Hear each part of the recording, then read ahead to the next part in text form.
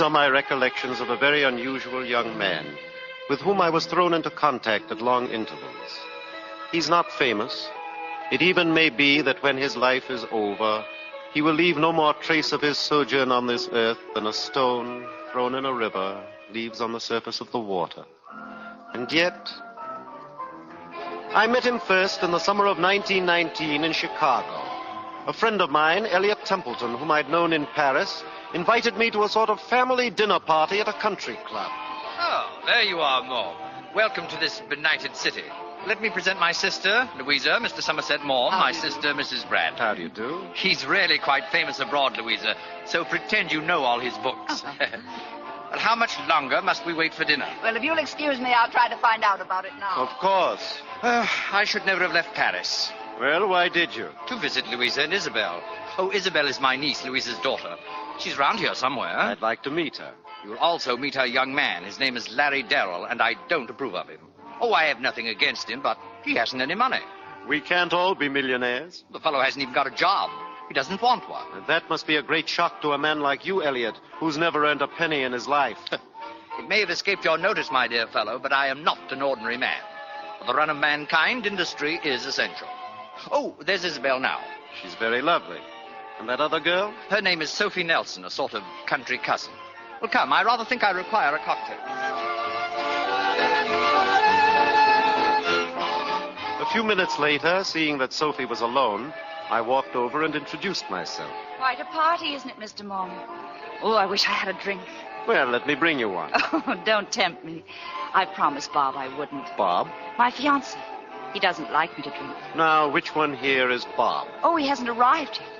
You see, he's putting himself through law school, and he doesn't finish till late. Mr. Maugham, you're a great friend of Mr. Templeton's, aren't you? Eliot has no friends, my dear, only acquaintances. Oh, he's an awful snob, isn't he? Awful. But he's kind and generous. In Paris, people laugh at him behind his back, but they never hesitate to drink his wine and eat his food. Oh, is that Mr. Darrell there with Isabel? Oh, no, that's Gray Maturin. His father's a millionaire stockbroker. He gives us class. I see. Gray's really wonderful. And he's so much in love with Isabel, he can't see straight. And she's in love with Larry Darrell. I suppose that could complicate matters. Oh, speaking of Larry, there he is now. Come, Mr. Maugham, I'll introduce you.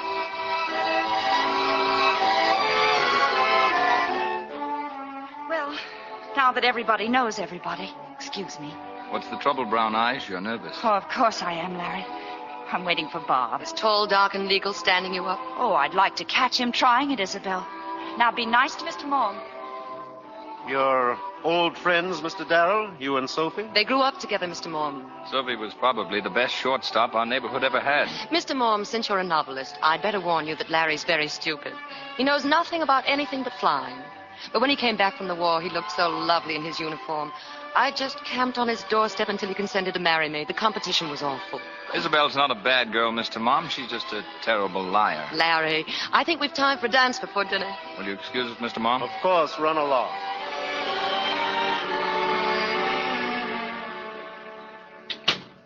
Oh, hello, Uncle Eliot. Isabel? Oh, I thought you were still cavorting at that horrible country club. What's the matter? And where's Larry? He dropped me off and fled. Hello, Mr. Maugham. Your uncle insisted on bringing me home for a brandy. He thinks... Just a moment. Isabel, about Larry, did you have a talk with him? Yes. Well, may I venture to inquire the result? Larry's decided to go to Paris for a while. Why? To loaf. Don't be ridiculous. Well, that's what he told me. Really, if you had any spirit, you'd have broken the engagement. What can I do? I love him. Mr. Maugham, I'm sorry to have inflicted this on you, but you know Uncle Eliot. Well, I'll say good night. Good night, Isabel. You think I'm upset, don't you, Maugham? You've made it fairly obvious. Well, I'm not upset at all. In Europe, Darrell will be out of the way. And I don't see why Isabel shouldn't marry Gray Maturin before the year is out. You've lived in France too long, Eliot. You've forgotten that in this country, a girl doesn't marry a man because her mother or even her rich and worldly uncle wants her to. You know, I don't mind admitting I have a sneaking sympathy for this Darrell fellow. I'll keep my eye on him in Paris. I'll look for an apartment at a really smart quarter. Oh, I'll do him proud. I'll lend him the rose and my chauffeur now and then. Yes, Maugham, I may even make Darrell my protégé.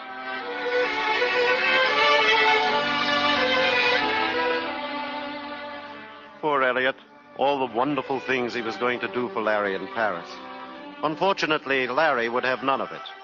And Eliot flicked him off like a speck of lint in his impeccable lapel. Larry spent his year in France. Then, quite suddenly, Isabel and her mother arrived. Now, don't look so unpleasant, Uncle Eliot. Of course I'll see Larry. Darling, don't be hurt. But I didn't come to Paris just to see you. He met you at the boat, I suppose. Oh, and it was wonderful to see him again. Mother, doesn't Larry look marvelous? I must admit, Isabel, he's thrived beautifully in your absence. Indeed. Well, I haven't a very good account of that young man. Oh? When he first arrived in Paris, I invited him to a luncheon. I planned to introduce him to the Princess Novamale. He told me that he doesn't eat lunch. Perhaps he doesn't. And then when I asked him to dinner, he said he had no evening clothes. Maybe he just didn't want to come. That's the most incredible reason for refusing my invitation I've ever heard. Well, Louisa, how long are you and Isabel remaining? Oh, I don't know. We'll stay about a month, Uncle Eliot. And I wouldn't be at all surprised if Larry's with us on the boat back home.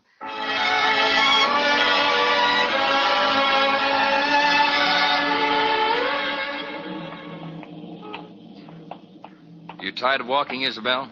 There's a taxi. Oh, if you'd no, like to- no, Larry. It's delightful. All these wonderful little shops and everything.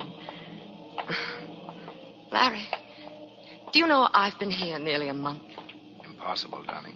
I've seen you every day, and I still don't know a thing about what you've done all year. Well, there's nothing to tell. Not really. I've traveled around the countryside, read a lot, gone to lectures. Well, that's about it. Have you found that peace of mind you were looking for? No. How much longer do you think all this is going to take you? I don't know, Isabel. And after that, what are you going to do with all the wisdom you will have acquired? Well, if I ever acquire wisdom, I suppose I'll be wise enough to know what to do with it. You know what Uncle Eliot says? Nothing to my credit, I'm sure. He says you have a cozy little hideout somewhere. Well, come and see for yourself. The cozy little hideout's only a step from here. In this neighborhood? But, darling... Oh, Isabel, it only looks dirty. Come on. I'd like you to see it.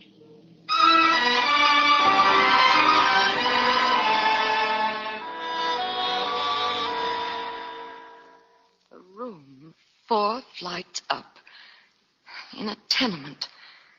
Oh, Larry, how can you bear to stay in this backwash when America is living through the most glorious adventure the world has ever known? You just can't go on loafing forever. How can you? Well, it's possible. But what's all this going to lead to? Oh, I don't know, Isabel. Maybe nothing at all. But it may be that when I'm through, I'll found something to give that people will be glad to take.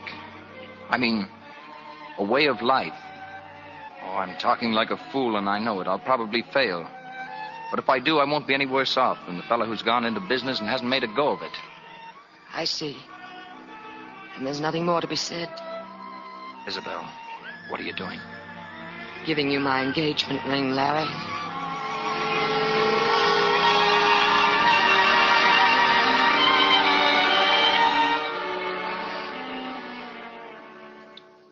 Oh, you're all dressed up, Isabel. Where are you going? Oh, where in particular, Uncle Eliot? Larry and I are going out on the town. Larry? But you gave him up. Yes, dear, I know, but we thought we'd like to spend my last night in Paris together. If he had any sense of decency, he'd never ask you. I'm profoundly shocked. But he didn't ask me. I asked him. No doubt there were moments that night when Isabel and Larry forgot their engagement was ended. But most of their evening was sad and strained and filled with a yearning that neither music nor champagne could quite overcome. When Larry brought her back to Eliot's home... 5 hours. You'll be on the boat train. How does one say goodbye, Isabel? Must we say goodbye now, Larry? Oh, stay for a moment. We could have one last drink together. I'd like to... Isabel, I've never seen you so beautiful. Oh, darling. Darling. Oh, what will I do without you? I love you so much I can't even... You better go. Larry, no, please, no. Don't kiss me again. Please, Larry, for heaven's sake, go. Goodbye, Isabel.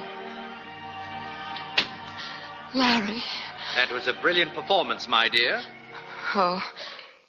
Hello, Uncle Eliot. I've been waiting in the next room. I left the door open just a little. Do you still want that drink? I expect you need it. Oh, you think you're very clever, don't you? Oh, come, child. I guessed you were up to something. Even your poor mother noticed the pains you went to make yourself particularly alluring tonight. You're hateful. Oh, but no fool, mon ange. Isabel, you're a beautiful woman. You had him trapped just now. You know you did. Yes, I know. When I looked at him, when I saw he hadn't the slightest idea, I just couldn't play such a dirty trick. I couldn't help myself. I suppose it was my better nature. Nonsense. It was your sound Midwestern horse sense. Isabel, in less than a year, you'll be Mrs. Gray Maturin with $20 million in the bank. I'll forget Larry within a year. I said less than a year. Trust your Uncle Eliot, my girl. He's a very wise old party. I wonder.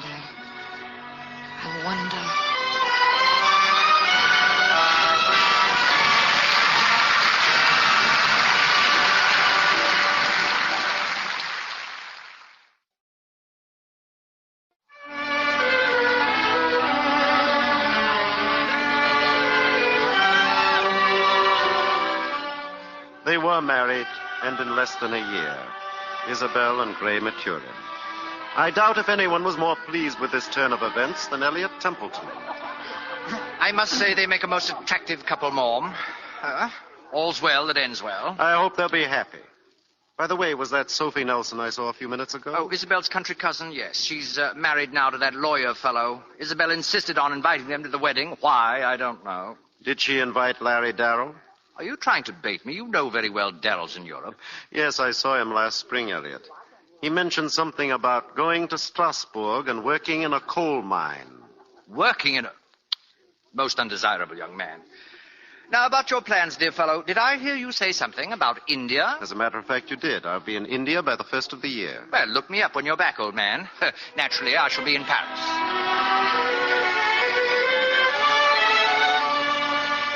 It was in Strasbourg, as I subsequently learned, that Larry Darrell came to a great decision.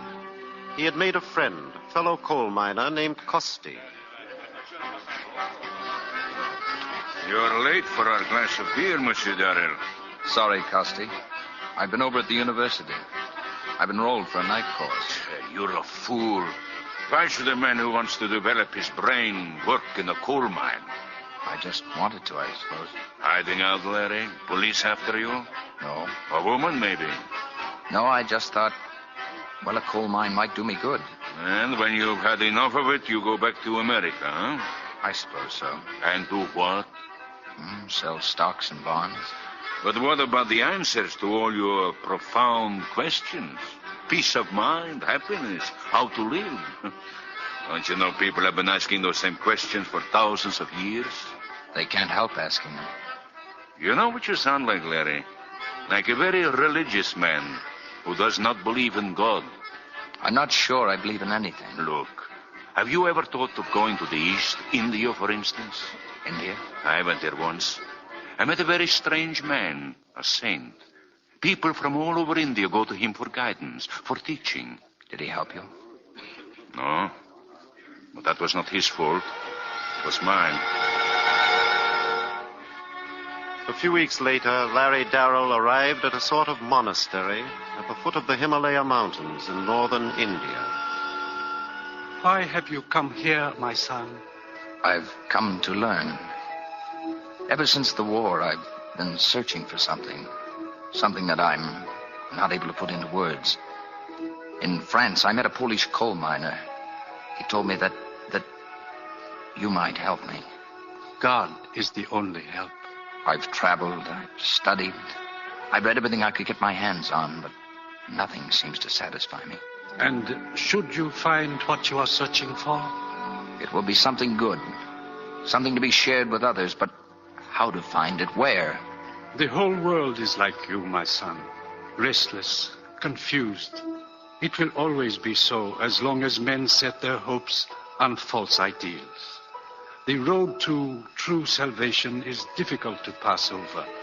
Difficult as the sharp edge of a razor. But this much we know. There is in every one of us a spark of the infinite goodness which created us.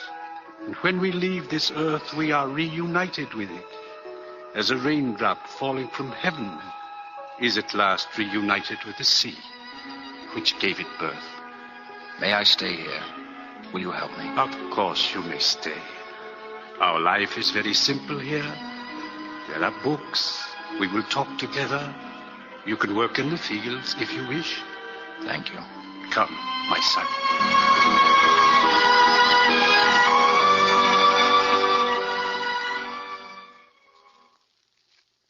I don't know if Larry Darrell ever thought of Isabel in the years that passed. For there in India, he was as one lost to the rest of the world. One day, he returned to the monastery from a solitary pilgrimage in the mountains. Eagerly, he sought out his venerable teacher. Well, my son? Do you remember what it was you told me the day I left here?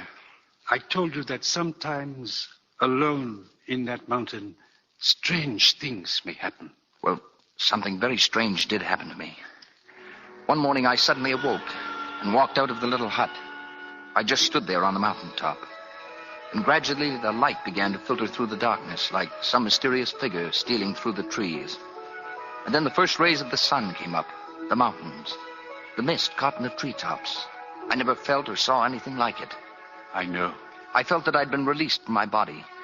And all the things that had been confused before suddenly became clear to me. I had a sense of knowledge more than human. I felt that I'd broken away and was free. I felt that if it lasted another moment, I'd die. And yet I was willing to die if I could just hold on to it. Because for that short time, I had the feeling that... That you and God were one. Yes. I'm going back there. I'm going back. No, my son. Your place now is with your own people. It's been given you to see the infinite beauty of the world, which is only the reflection of the beauty of God. That vision of beauty will remain with you, fresh and vivid, to the end of your days. Go now, my son. Go back to your world.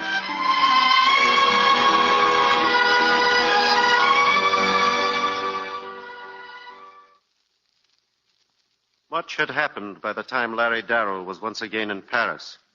Our meeting in a little Italian cafe was entirely accidental, but I had considerable to tell him. And what about Eliot Templeton, Mr. Mom? Have you seen him lately? Oh, yes. He's given up his Paris home. He's taken a villa on the Riviera. All the better people are on the Riviera now. I don't suppose you've had any news from home. That is, my home, Chicago? Some, Larry. For one thing, there's been a great stock market crash. Gray Maturin lost everything. But wise old Uncle Eliot sold short. He made a fortune. And what about Isabel? And Sophie and her beau? They were married, of course. Yes, they were married. They had a little girl. The husband and child were killed last year in an automobile accident. And Sophie? Eliot didn't know too much about it, other than that Sophie just about lost her mind. I understand she disappeared. No one knows where she is. Sophie. And now what about Isabel? It may surprise you to know that Isabel and Gray and their 2 children are living not 5 miles from here. Here? In Paris? Isabel? After the crash, Gray had a nervous breakdown. He hasn't been well enough to work. Eliot's been very generous. He insisted they take over his home here. Oh, poor Gray. I should look them up. Now suppose you let me ask some questions. What did you do in India, Larry? Well, I learned something about myself. I was very happy there. About Gray and Isabel, if you could give me their address, I might... Better yet, I'll meet you there this afternoon. Here's the address.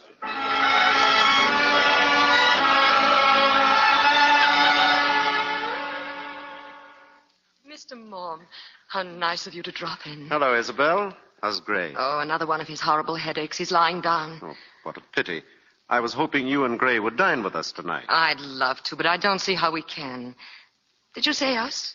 Yes. Larry Darrell is back in Paris. Larry? Larry Darrell? He lunched with me today. He'll be dropping in any minute. Larry. Where has he been? India. India? Do you realize I haven't seen him for years? Oh, yes, Marie. Excuse me, madame. Monsieur Darrell is calling. Isabel. Larry. Oh, Larry, I can't believe it. Hello, Isabel. Larry, let me look at you. You haven't changed. You haven't changed at all. Well, is Gray home? And where are the children? Oh, I'd so like to show them off. Their nurse has taken them to the park. Gray's here in the library. Gray. Gray, dear, look. It's Larry Darrell. Larry? Hello, Gray. Oh, I'm glad to see you, Larry. Sorry you caught me like this. Blinding headache. Gray, Mr. Moore wants to take us all out this evening. Do you feel up to it, Gray? Oh, I wish I could say yes, but go anyway, please. Wait a minute. Gray, would you let me see if I can help you? How? Your headache. I might be able to help you. I'd like to talk to you. Well, sure. I think Dr. Darrell would like to be alone with his patient. Do you mind, Isabel? It won't take long.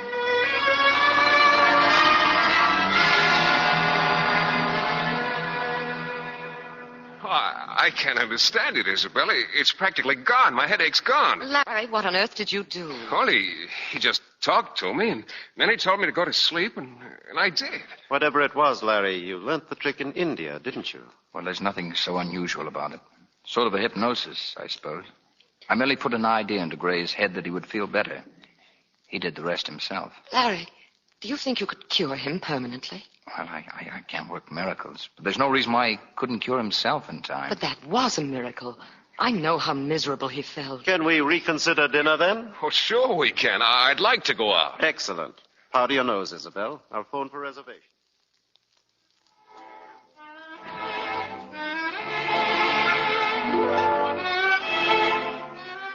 Where'd Larry go, Isabel? I asked him to get my wrap.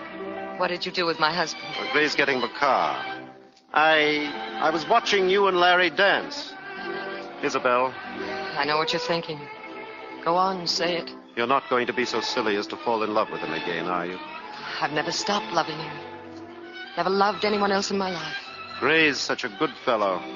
It would be a pity to hurt him. I'll never do anything to hurt him. I'm too fond of him for that. Well, it's your business, not mine. Well, where shall we go now? Oh, how about the Rue de Lac? Rue de Lac? What a neighborhood. But I've never been there. At least it'll be different, please. Well, if you really want to go, of course. But I think you'll be sorry. It's dirty and it can be dangerous. That's ridiculous. Here they come. Gray, guess where we're going? The Rue de Lac.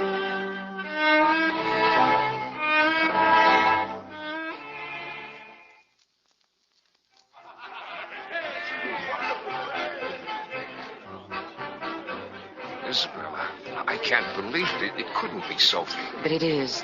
Look at her. Here in a dive in the Rue de Lac. She's seen us. Oh, it's not possible. Well, look who's here. Oh, Sophie. Well, who'd you think it was? Oh, don't get up, don't get up. Well, fancy meeting you all like this. Hi, Larry. Hi, Brown Eyes. How are you? I'm thirsty. Let's all have a drink. Patron. Vous connaissez, monsieur, cette fille, Sophie? Certainly I know them. They're my childhood friends. Donnez-nous une bouteille de champagne. Très bien. Well, I can't say you seem so terribly pleased to see me. I heard rumors you were in Paris, Sophie. Well, you might have called me. I'm in the telephone book. Well, Gray, you went bust, didn't you? Yeah. Tough. I guess it must be pretty grim in Chicago now. Lucky for me I got out when I did. Well, drink up. It's champagne. For you, Sophie. Thanks, Larry. When they were killed, Bob and my baby, I went to pieces. And then I put the pieces together again without them. My loving in-laws kicked me out. I think that gentleman's trying to get your attention, Sophie. Oh, that's my boyfriend. That's Coco. Oh, la paix! Tu ne vois donc pas que je suis avec mes amis? Coco's Anne. You living in Paris now, Larry? Yes. Yes, I am, Sophie. You remember the summer before the war? Sure. Oh, we saw a lot of each other then. Oh, when? When you and your mother were being social. We used to read poetry together. Remember, Larry? I remember. Well, maybe I better get back to my boyfriend. He'll raise the roof. Sophie, we'd really like... Oh, so long, folks. Come and see me again when you've got nothing better to do. I'm here every night. Well, I guess we better get out of here. Let's all go home.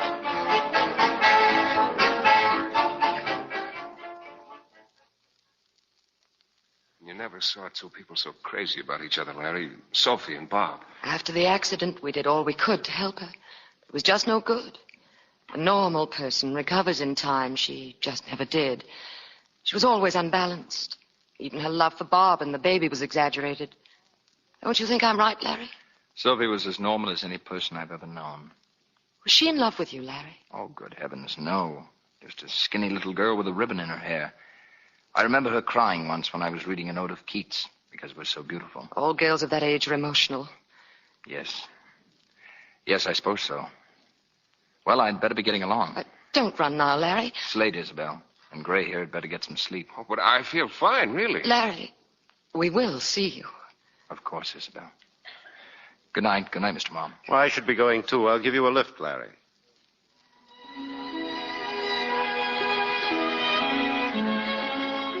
When I inquired of Larry where he was living, he asked me if I'd mind taking him instead to the Rue de Latte. I left him at the cafe with Sophie.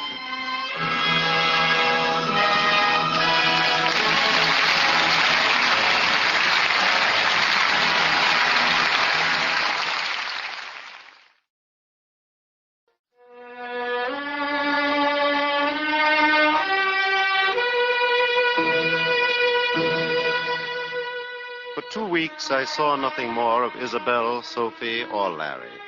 Then one day, in answer to a telephone call, I rushed to Isabel's home. The idiot. The stupid, blind idiot. If you'd calm down, Isabel, I might figure out what you're trying to tell me. He's going to marry her. Larry is going to marry Sophie. How do you know? He called me on the phone. I'm frantic. Well, it's his own affair, isn't it? He says she stopped drinking. The fool thinks he's cured her. Oh, that's possible. Have you forgotten what he did for Gray? Gray wanted to be helped. She doesn't. How do you know? Because I know women. She's no good. Do you think for 1 minute she'll stick to Larry? What's the matter with you? Do you think I've sacrificed myself only to let Larry fall into the hands of a woman like that? How did you sacrifice yourself, Isabel? By giving Larry up. And for one reason, because I didn't want to stand in his way. Come off it, Isabel. You gave him up for a square-cut diamond and a sable coat. Get out of here. Get out. I hate the sight of you. I'm sorry for that, Isabel, because the sight of you always gives me great pleasure. You're beautiful, you're fascinating, and smart enough, I've always thought, to make the best of a bad job. No. Larry's in the grip of the most powerful emotion that can beset the breast of man. Self-sacrifice. He's got to save the soul of the wretched woman whom he knew as an innocent child, and there's nothing you or I can do to prevent it. But he's going to be so miserable. Do you love him very much, Isabel? It's a nuisance, isn't it? I can't help it. Then why lose him altogether? Make friends with Sophie. Be nice to her. Yes, I could ask her to lunch tomorrow. Oh, but I can't. Not after the awful things I said about her to Larry on the phone. If I ask her to lunch, will you behave? Oh, like an angel of light. 1 o'clock tomorrow at the Crillon. Isabel, you're not hatching up anything, are you? Don't be hateful. Just terribly curious to see what she looks like, now that Larry's reformed her.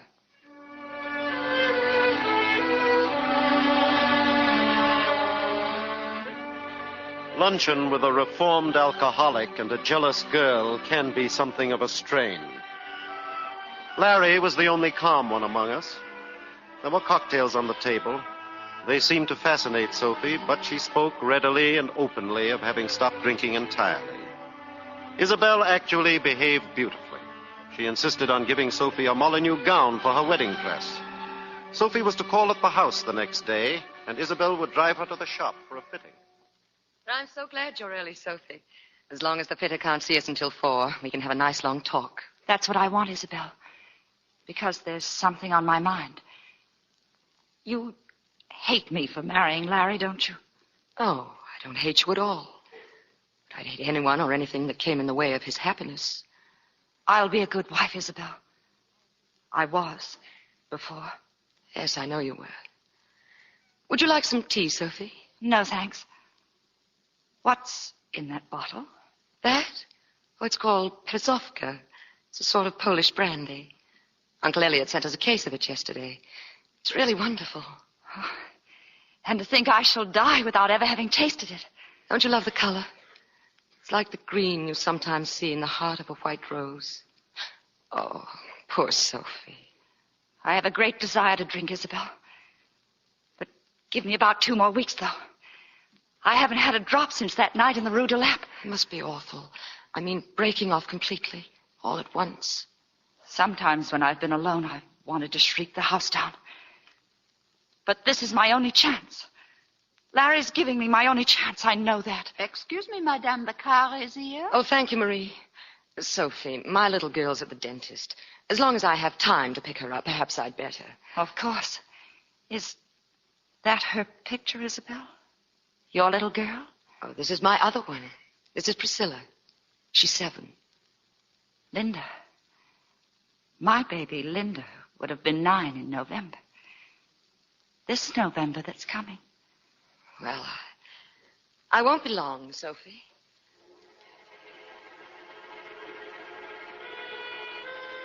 Linda. My baby. My baby.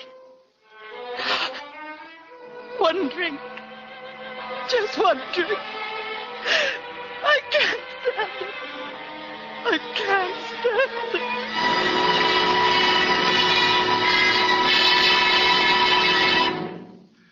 Isabel did not return till quite late. By then, Sophie was gone, and the bottle of Perzovka was empty. 4 days later, Larry finally found her. She was back in the Rue de Lappe, and worse than ever. There was a fight when Larry tried to take her out of the place. He was badly beaten. When he recovered consciousness, Sophie had disappeared. That was the last I saw or heard of her until almost a year later, when I received an urgent telegram from the police department of the city of Toulon. How good of you to come here, Monsieur Mont. Well, I will not beat around the bush. Here is a book, a novel. You recognize it? I ought to, Inspector. I wrote it. Did you also write the inscription here on the flyleaf? Yes, I did. I gave this book to Sophie Nelson several years ago in Chicago. Have you found her? We have found her. She has been murdered. What? We fished her body out of the harbor. The throat was cut from ear to ear. Monsieur, how does it happen that a person of your age and respectability should be acquainted with such a character? I knew her very slightly. Your book was found in her room. Monsieur, we wish merely to establish a few facts about her and arrange for a burial. Of course. Right on, Inspector. Monsieur Darrell has returned. Come in, monsieur. Hello, Mr. Mom. So they sent for you, too. Have they told you? Yes, it's dreadful. I've been at the morgue. I had to identify her. Well, messieurs, we think we know who perpetrated this crime. Finding him may be another matter. Meanwhile, if you care to arrange a funeral, I can give you the necessary authorization. We'd like to very much. So happens, I have a personal friend who is an undertaker. Very reasonable, messieurs. Here, his card. Thank you. May I see where she lived? Follow me. I shall be happy to take you there.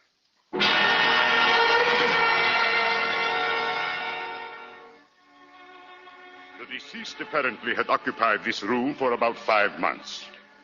Mr. Mom, look. Yes. Ah, yes, that photograph. A man and a child. You know who they are? Her husband and her baby. Oh? Where are they now? Dead. A long time ago. Could the picture be buried with her? If you wish, monsieur. Poetry. She still had this book of poetry. An ode of Keats. I read this to her when she was just a little girl. Fades the sight of beauty from my eyes. Fades the shape of beauty from my arms. Fades the voice, warmth, whiteness, paradise. Vanished unseasonably at shut of eve.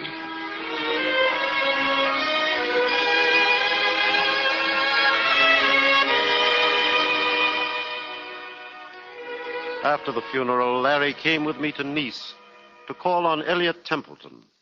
I had heard from Isabel that Eliot was very ill. Uncle Eliot, you have visitors. Look. Eliot. Oh, my dear fellow. How very nice to see you. And Larry. Well, this is a surprise. Mr. Mom said you were sick. Did he? Well, I am sick. But you don't look it. You look extremely well. Well, really now, that's the most sensible thing I've ever heard you say. I've got the Grand Duke lunching with me on Sunday, and I've told my doctor he must put me to rights by then at all costs. Too bad this should have happened just now. It's a particularly brilliant season. Are you going to Princess Novamali's party? Of course not. Has she asked you? She's asked everybody in Europe, Larry. She's giving a great do. Fancy dress. Fancy dress. She hasn't asked me. It's a deliberate insult. Come now, Eliot. Why should she want to insult you? It's just an oversight. I'm not a man that people overlook. Well, perhaps she doesn't know you're in the south of France. Don't be ridiculous. Everybody knows I'm in the south of France. It's going to be the best party of the season. If I were on my deathbed, I'd go to it. Never mind, old boy. It may rain the night of the party. That'll ruin it. You know, I never thought of that. I shall pray for rain as I have never prayed before. The old witch. She'd never have got anywhere if it hadn't been for me. Now she doesn't invite me to the greatest party of her career. Fireworks, my dear fellow. They're going to be fireworks. So unkind. I hate them. I hate them all. They've eaten my food and they've drunk my wine. I've run their errands for them, and I've made their parties for them. And what have I got out of it? Got nothing. Now that I'm old and sick, they have no use for me. They don't care whether I live or die. Not one of them. It's so cruel. I wish I'd never left America. Eliot. Go out. Go out, please. I was carried away.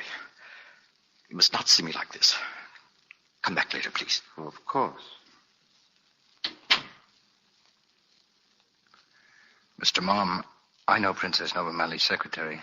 I think I can do something about that invitation. It would make him feel so much better. You're not leaving, Larry. I'll be back later, Isabel.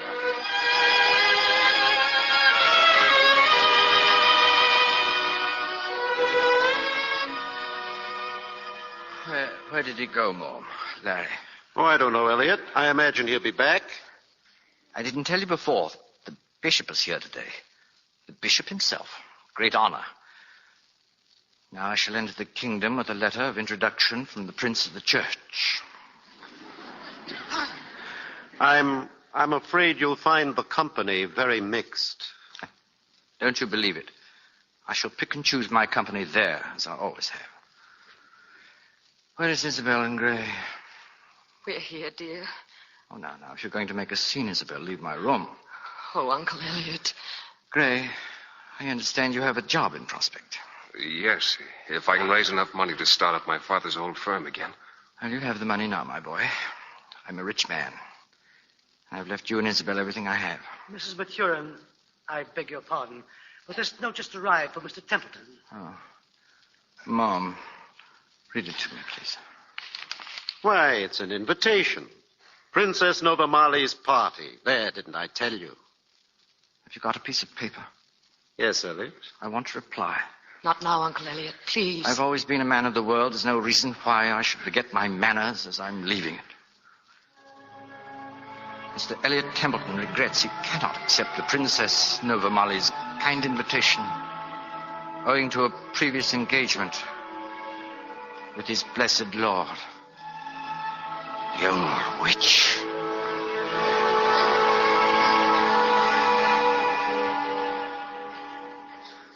That night, Larry Darrell told Isabel he was leaving at once for Cherbourg. There was a boat sailing for New York. What are you going to do when you get there, Larry? Oh, I thought I might take a job in a factory or a garage. I don't know. Might even buy a taxi. Taxi? Why not? It's a good life. You're always on the go. Meet a lot of different people. Oh, Larry, for heaven's sake. Just look what you've done with your life. And with mine.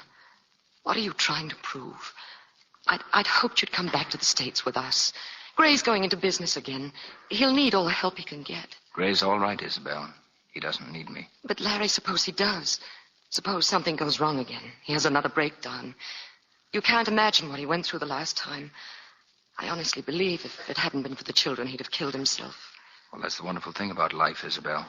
Most of us always get a second chance. I got a second chance right at the moment when I thought there was nothing in the world worth living for. Do you know what it means to see another man give up his life for you?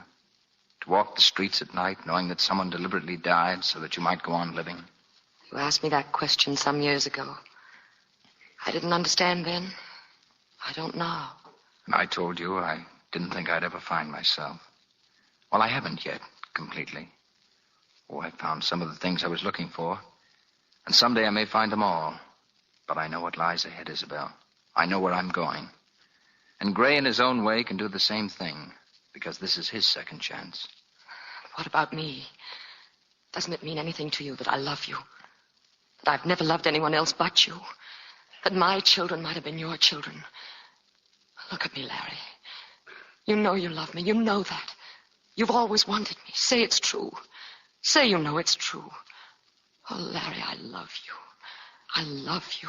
Please, promise you'll come back with us. Promise you will. Tell me about Sophie, Isabel. Sophie? That afternoon she came to your house. Did she have anything to drink? Yes. She helped herself. I had to leave to pick up my daughter at the dentist's. But when you found Sophie gone and the bottle empty, weren't you surprised? I just thought she got tired of waiting. When I noticed the bottle, I thought the butler had drunk it. I very nearly spoke to him about it. You never were a very good liar, Isabel. You don't believe me? Not for a moment. All right. If you want the truth, you can have it. I did it, and I'd do it again. I was determined to stop at nothing to prevent her marrying you. Nobody else would do a thing. They didn't care. Oh, Larry, you men are such fools. I knew that sooner or later she'd break down. It stuck out a mile. You saw how jittery she was. I knew she'd give her soul for a drink. I made up my mind that if I found Sophie had not touched the bottle, I'd make the best of things, try to be friends with her. Now, that's true, I swear it. Then when I came back and saw the bottle was empty, I knew I'd been right all along. That's pretty much what I thought. Sophie's dead, Isabel. Dead? In Toulon. She'd been murdered. Oh, how horrible. They know who did it. No. But I do. There's no need to be shocked about Sophie any longer, Isabel. I've had a feeling all day that Sophie is where she'd want to be most, with Bob and Linda. Oh, I know it's a very simple way to look at it, but it's comforting. Goodbye, Isabel. And take good care of Gray. He needs you now, more than ever.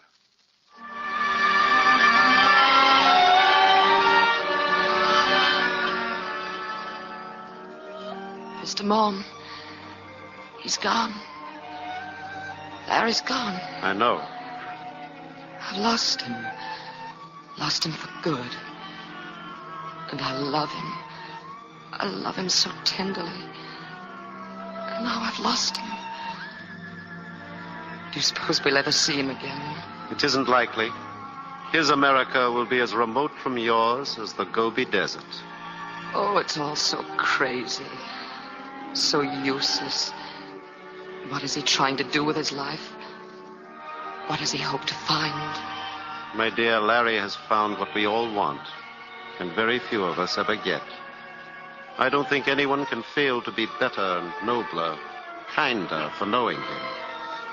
You see, my dear, goodness is, after all, the greatest force in the world, and he's got it.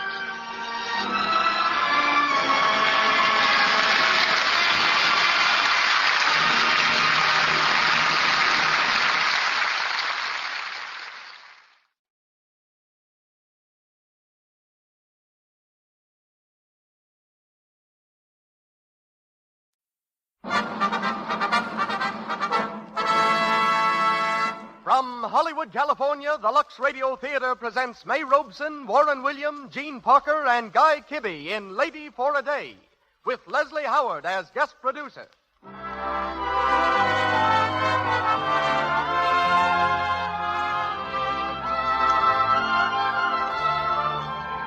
Lux presents Hollywood. Lady for a Day, a play rich in pathos and humor, telling the touching tale of a mother's sacrifice for her daughter's happiness. Starred, as they were in the film of the same title produced by Columbia Pictures Corporation, are May Robeson, Warren William, Gene Parker, and Guy Kibbe. And between the acts, we'll hear a real-life lady for a day, Miss Florence Farley. Louis Silvers conducts our music. This program comes to you with the good wishes of the makers of Lux Flakes, those thrifty flakes that go so far and do so much for you. Why, one large box of Lux Flakes will do your stockings nearly 100 times unless the water's hard. You know, that's nearly 3 months. Or it will do your underthings for 2 months. And in hard water, a little extra Lux softens the water and gives you an abundance of suds.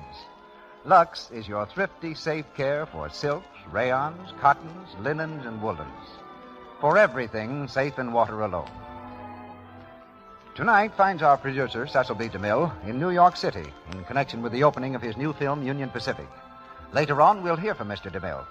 But taking his place is one of the screen's most versatile, popular, and distinguished personalities. Ladies and gentlemen, we are proud to welcome as guest producer, Mr. Leslie Howard.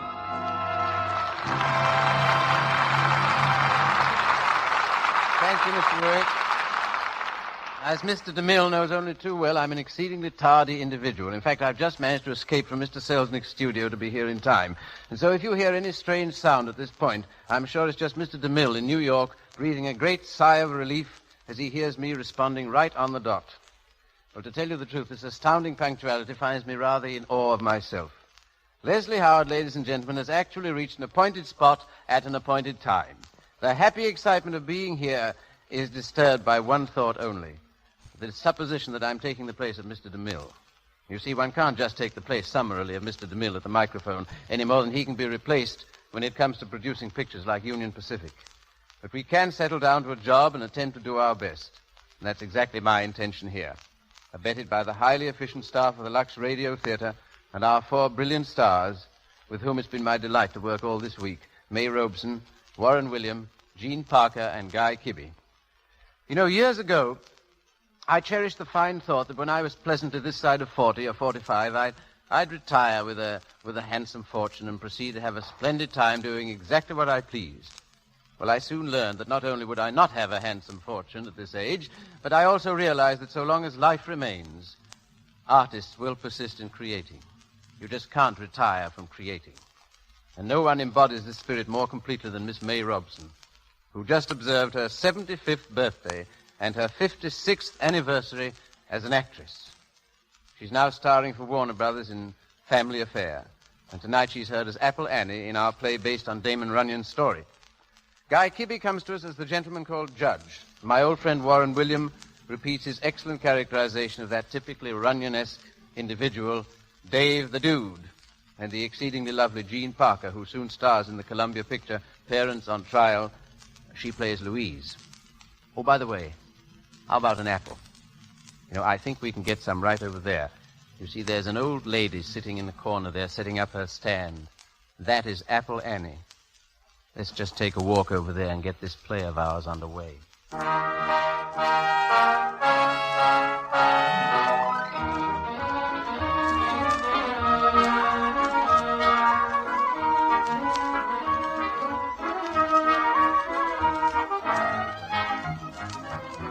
Broadway, the crossroad of the social world.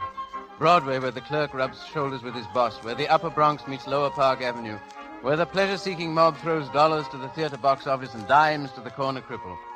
It's a rainy spring night just after curtain time. One of Broadway's well-known beggars holds her accustomed position at the corner of 47th Street, her old bedraggled dress hanging wet above her scuffled shoes. Slung about her shoulders is a basket of highly polished apples, which she holds up to the passers-by, her thin voice rising above the roar of the traffic. Want some apples? Nice red apple, lady?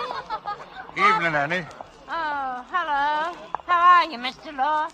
I suppose you want to see my license again, is that it? Oh, not tonight, Annie. I'm on traffic duty now. Oh, by the way, Annie, Dave the Dude is looking for you.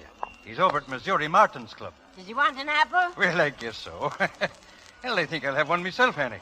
Oh, that big one there looks fine. Thanks. Yeah. Come around to the house sometime, officer. I got a lot of loose jewelry and silver hanging around loose. All right, night, Annie. Good night, you big turkey. Apples?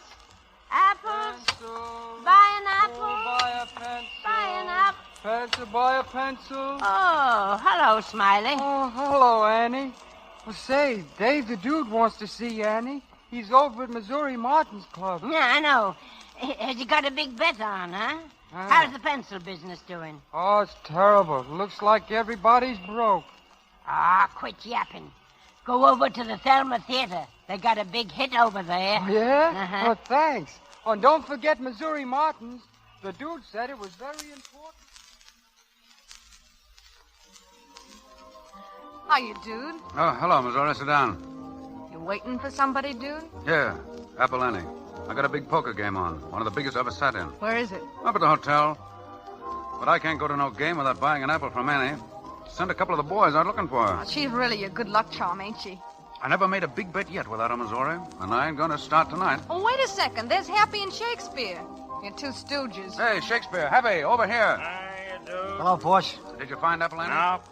I told you not to come back without her. Well, we can't go scouting all over the town. Yeah, we told everybody we seen. Shut up. What are you going to do, boss? We're going to wait here till she shows up.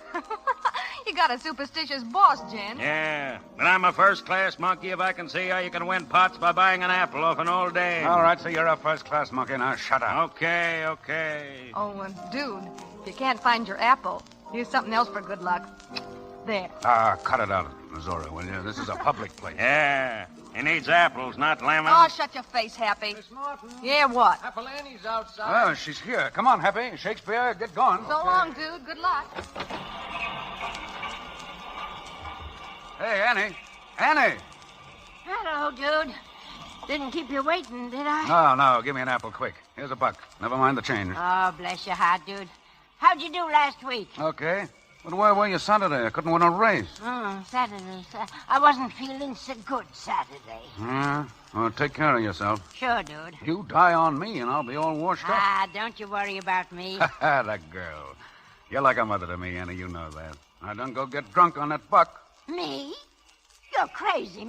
I never drink. Well, I do not. Hey, boss. Yeah, what do you want, Steve? I got the car here. You going to use it? No, not tonight. Here, take Annie wherever she wants to go.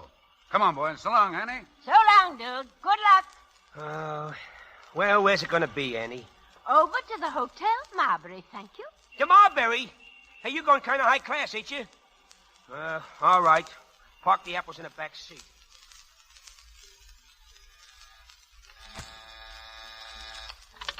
Hello, Hotel Marbury. Delivery entrance. Yes, ma'am. Yes, ma'am. I'll watch out for your package. Send it right up when it comes. You're welcome. Hey, Oscar. Who is it? It's me, Annie. Oh, come on in. All right. Well, Oscar, did you get the stationery? Sure, don't I always get it? Classiest stationery in the house. Look at that letterhead. Hotel Marbury. Thanks, Oscar. When are you expecting another letter from the kid?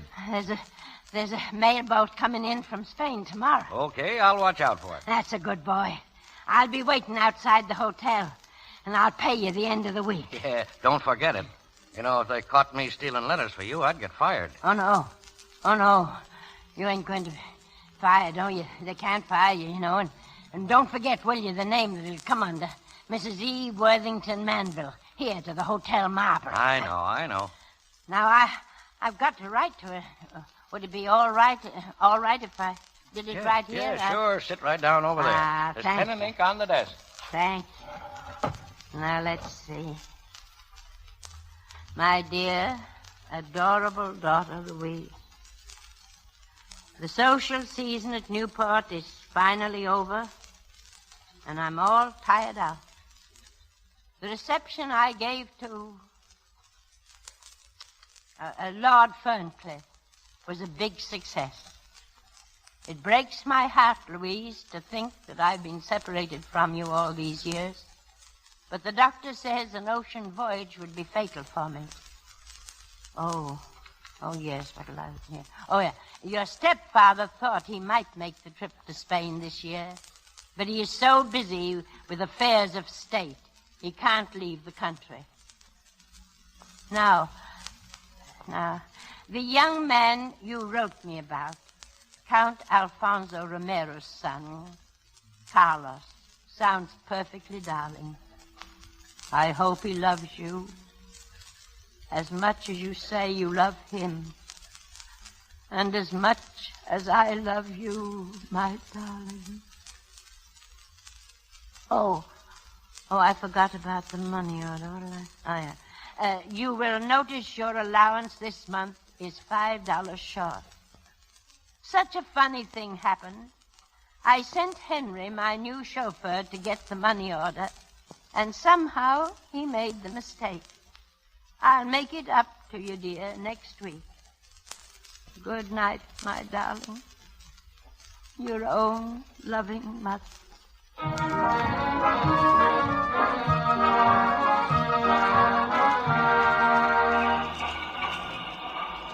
Apple, buy an apple, nice red apple. Hey, Oscar, I'm over here. Have you got it?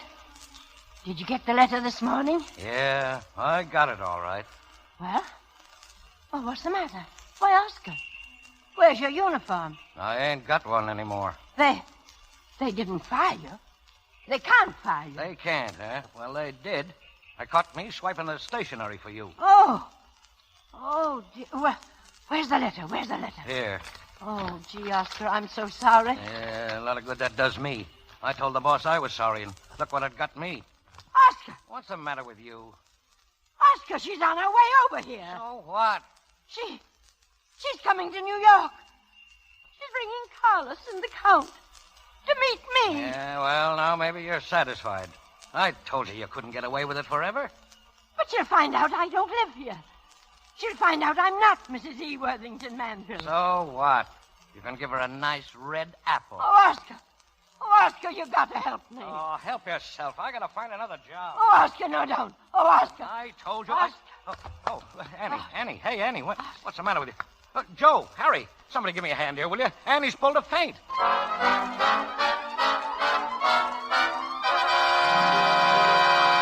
And now you can't find her again. Every time I got a big deal coming up, you guys can't find Annie. Yeah, but, boss, Shut what do you... up. What did you look? We looked all over the place. Shut up. I don't want talk. I want action. Hey, dude. Yeah? That crippled guy Smiley's here. What for? Hello, dude. Listen, Smiley, I'm busy. It's about Annie. Oh? Well, what about Annie? I've been looking all over town for her. She's in an awful jam. Yeah? What kind of a jam? Well, you see, for years she's been swiping stationery from the Marbury and writing her daughter that she's high up in society. Daughter? Yeah, she's got a daughter over in Spain in a convent since she was a baby. Well? Well, now she's gonna marry a count or something. Well, listen, what's this, a racket? Oh, no, dude, honest. Well, where's Annie? Where does she live? Well, she's got a basement room, First Avenue, 314. All right, come on. I'll go over there and see her myself.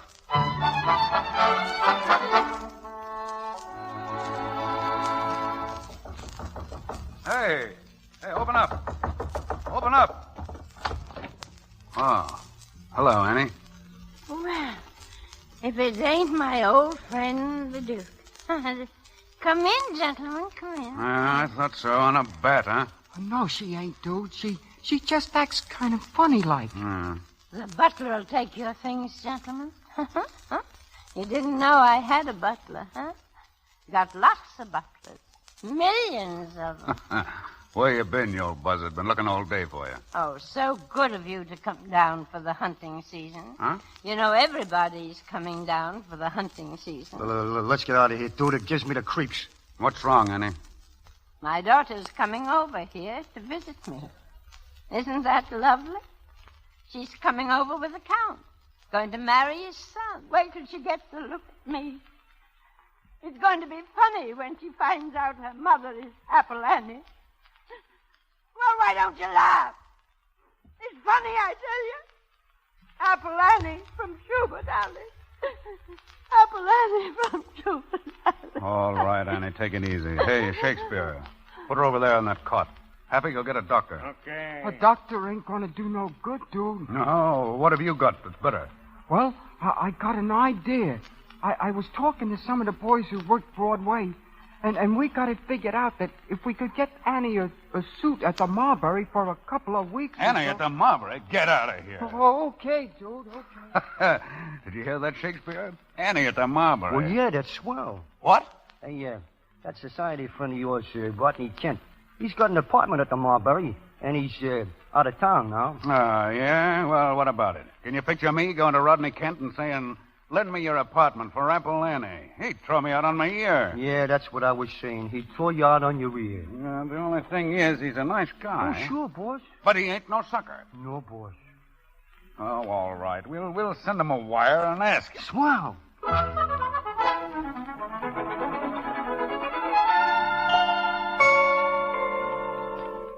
here's the layout, Annie. This is going to be your room. Count goes over there, your daughter in the room across the hall, and a boyfriend up front. Got it? Dude, I can't believe it. Me? Here in a suite at the Marbury? Oh, how can I thank you, dude? Yeah, you can shut up about it. Okay, dude. Hey, dude. In here, Happy. What goes, dude? What's the Shakespeare matter? says you wanted to see us, dude. Yeah, come in, Louie. Come in, Longchin. Oh, where's Harry? Yeah, boss. Did you get in touch with Missouri Martin? Yeah. She's bringing over some high-class clothes and a hairdresser and a masseuse. Good. Dude, a hairdresser and fine clothes and a masseuse? Is that for me? Well, a masseuse won't do me no good. Hey, dude, what is this? What are you wasting your time around here for? Yeah, keep your trap shut. For years, Annie's been lucky to me, hasn't she? Well, she's in a jam now. What kind of luck would I have if I passed her up at a time like this? So you're going to try to palm her off as a society dame, huh? Well, it's only for a week. The Count and his son are going back on the same boat. Well, what do you think? Personally, I think it smells. Ah, shut up. I don't want to hear any opinions. No, I don't think it'll work, dude. Me too. It's like libel or something. Sure, we're liable to land in the can. Yeah, I'm getting out of here. No, you're not. You're all going to stay. I'm turning the mob over to Mrs. E. Worthington Manville. Huh? And that goes for you, too. All of you. Mrs. E. Worthington Manville, she's Apple Annie. Yeah, she's a lady now. A lady? Yeah, and you're going to treat her like one. Now, see? look. No, Shut up! No, Shut up! no, dude. Annie, come here. Yes, dude. You're a lady, Annie. See? And if any of these mugs, any of them, if they don't treat you like a lady, you got my okay, my personal okay, to poke them in the snout.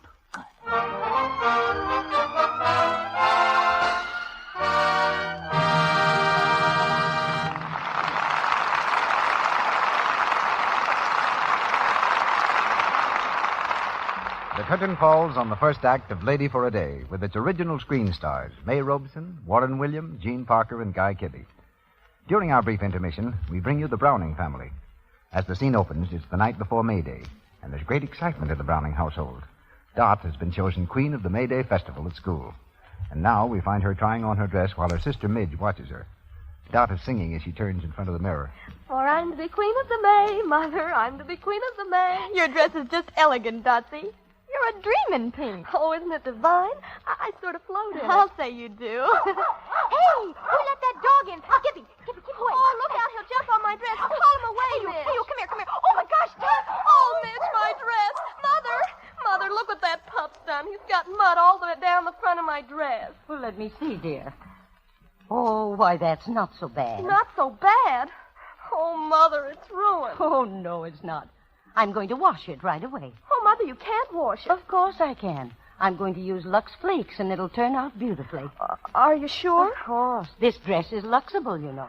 Well... Now, you just trust to Lux, Queenie. Everything's going to be fine. So Lux Flakes saved the day. Lux Flakes are the world's largest selling package soap for fine fabrics, and for a very good reason, too. Lux has no harmful alkali. Remember that. No harmful alkali in Lux to spoil colors or fabrics. Lux is the safe way to wash everything safe in water alone. So keep the generous large-size box in the home all the time, won't you? And now our guest producer, Leslie Howard, is ready to raise the curtain on the second act of our play. We continue with Lady for a Day, starring May Robeson, Warren William, Gene Parker, and Guy Kibbe.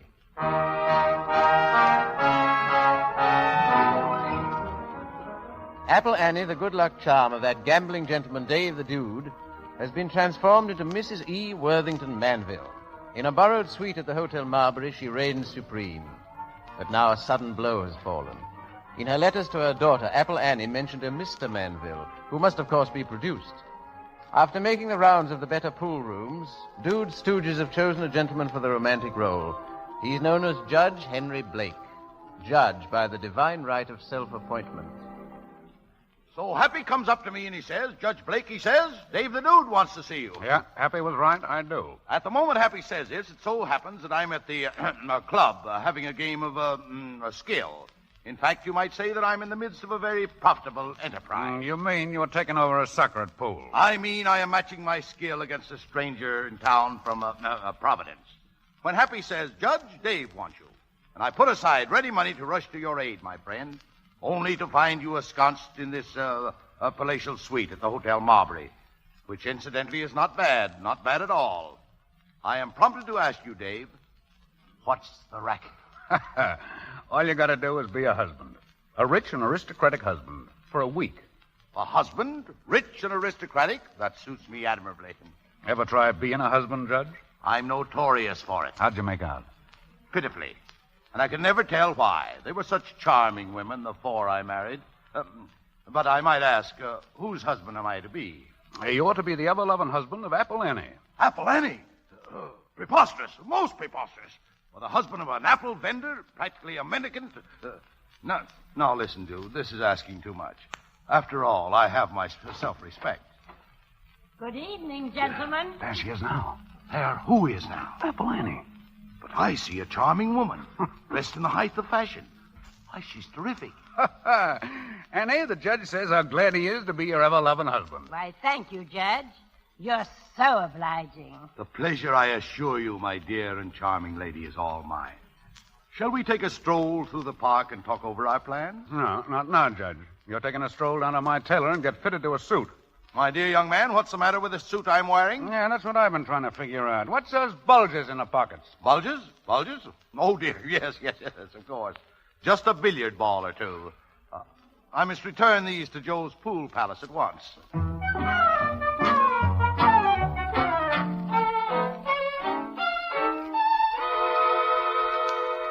Well, how do you think he looks, Happy? Okay, I guess. Dude, I'm afraid you're playing an abominable trick on that poor old woman. What? She's floating on air. It's a shame, dude. A miserable shame. When the plan fails, it's going to break her heart. Who says it's going to fail? My dear dude, her daughter's boat docks today. Do you realize the number of reporters who cover incoming ships? Reporters? They'll want to know all about the Count, why he came to America, who his friends are. That means me and Apple Annie.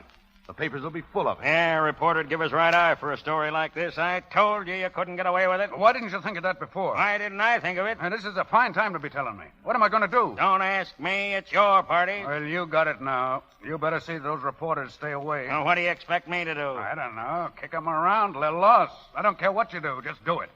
But get rid of those reporters. Okay. But you better call up the commissioner, dude.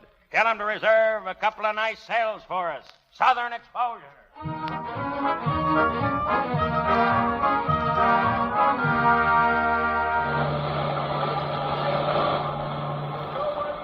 Do you see her yet? No. There's an awful bunch getting off. Oh, dude. Dude, I'm so frightened. Yeah, what about? Oh, I don't know. There isn't any chance of anything going wrong, is there, dude? No, of course not. I know I'm foolish, but how do I look? Okay, swell. I can hardly believe it. Just think in a little while I'll have my baby in my arms. Yeah, sure you will. And everything's going to be great. Look, dude, there she is. Where? There. She sees me. Oh. She recognizes me. Louise! Mother. Louise! Mother, darling, I'm up here. Louise! Mother. Oh, Mother sweet. Oh, my darling, my baby. My Louise. Let me look at you, dear. Oh, you're beautiful. You are too, Mother. I'd have known you anywhere. You're just as I pictured you. Oh, Louise, dear, this is your stepfather. Oh, how do you do? My dear child, my little daughter. Mother's written me so much about you. I know I'm going to love you. Oh, thank you, my child. Thank you. Oh, Carlos, come here. Mother, this is Carlos. How do you do? Carlos, yes. Oh, I like him, Louise. You are very kind. And this is Carlos' father, Count Alfonso Romero. Senora. The Count, how do you do? Very well, thank you. It's a pleasure, my dear Count. We've been looking forward to your visit for some time. Thank you. Well, I guess, Oh, dear, how stupid of me. Louise, dear, this is your Uncle David. My uncle? I never knew I had an uncle. Oh, why, of course, dear. He's Father's brother. My mother, I'm so glad. How are you? Mother, you never wrote me a word about him. Well, you see... Well, that's because Brother David's been the black sheep of the family, so to speak. Hey, David? Yeah, I guess so, sure. Well, shall we go? My car is waiting, Count.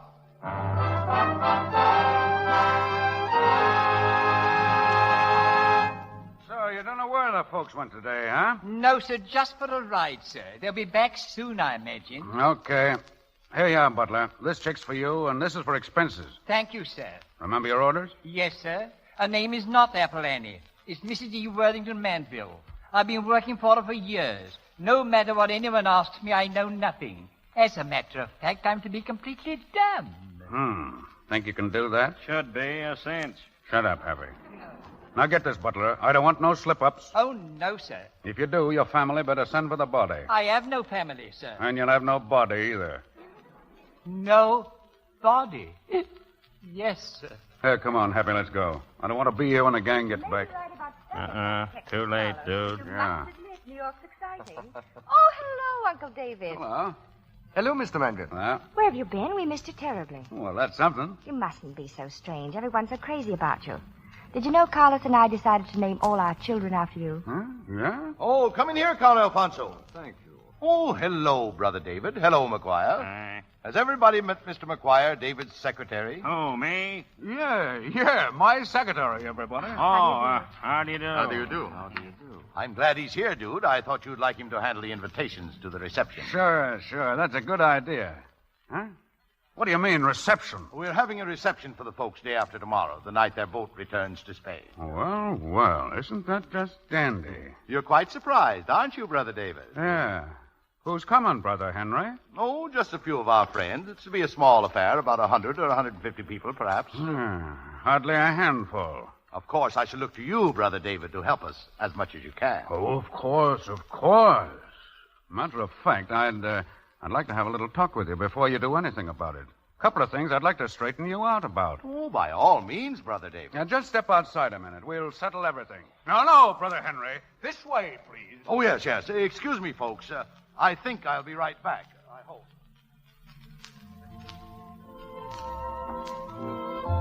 It's lovely out here, isn't it?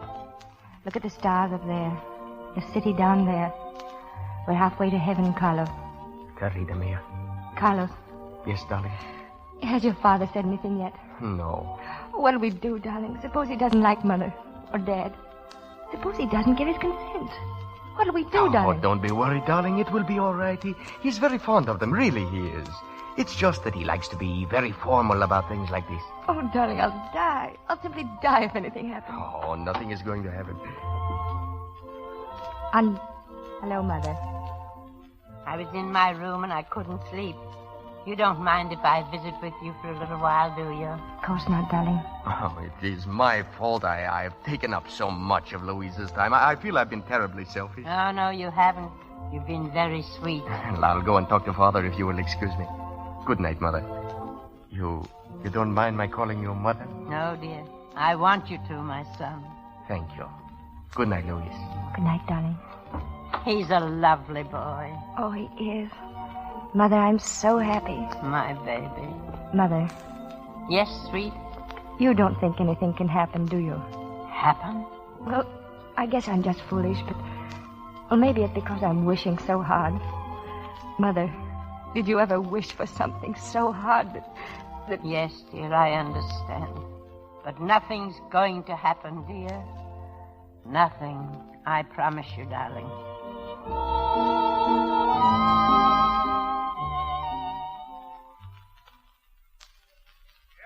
Stayed awake tonight figuring that one out.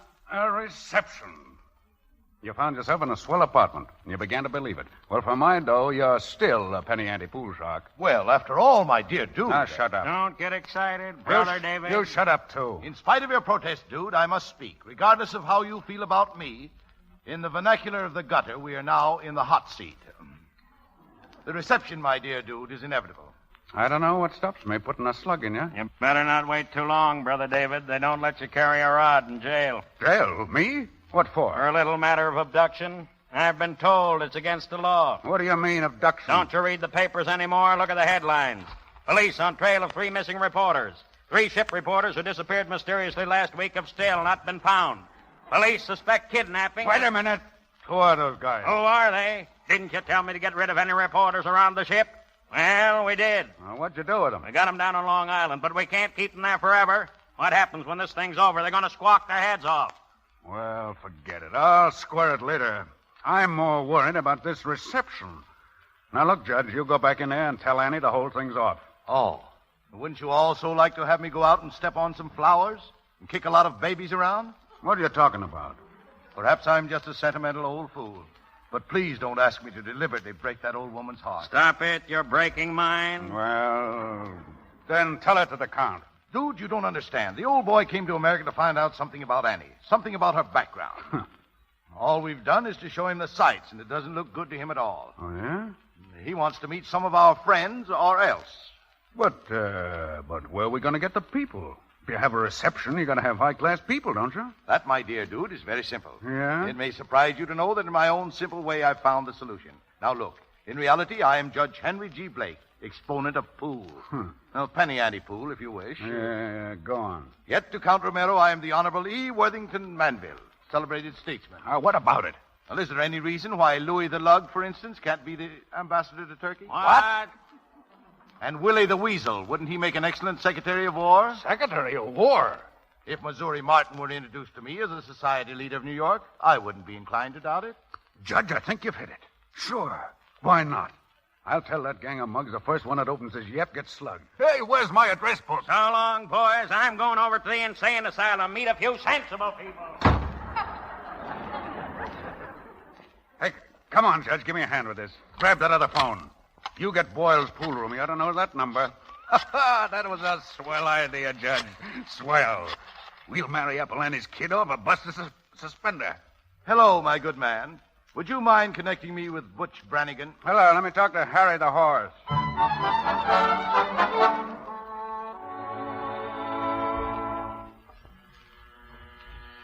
Yeah? Yeah, who is it? Oh, hello, Annie. Can I come in, dude? Sure. Sit down, Annie. Well, what's the matter? Dude, I'm scared. I'm terribly scared. Oh, come on. Everything's going to be all right. It's a cinch. It's got to be all right, dude. It's just got to. No, buck up, Annie. We're all rooting for you. Come on. Go back to the hotel and get some rest. You know, I've lived all my life for that kid. I'd have given up long ago if it wasn't the thought of her that's kept me going. I wanted her to have everything. All the nice, sweet things of life. The things that passed me up.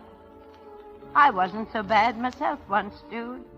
I knew what it meant to act like a lady and to be a lady. And live with decent people. Then the kid's father died. He wasn't much good, but I guess he meant well. We were over in Spain. I was penniless. I had to leave the kid. She was just a tiny baby. I always meant to send for her someday, but it didn't work out like that. And then it got so that I was ashamed to send for her. But she's here now, dude. She's seen me, and she thinks I'm swell. She told me yesterday that I was everything she ever dreamed of. Me, dude. And that's why it's so important. She's got to leave here thinking I'm like that. Because if she doesn't... Oh, Annie. I'll die, dude. I'll die. I'll die.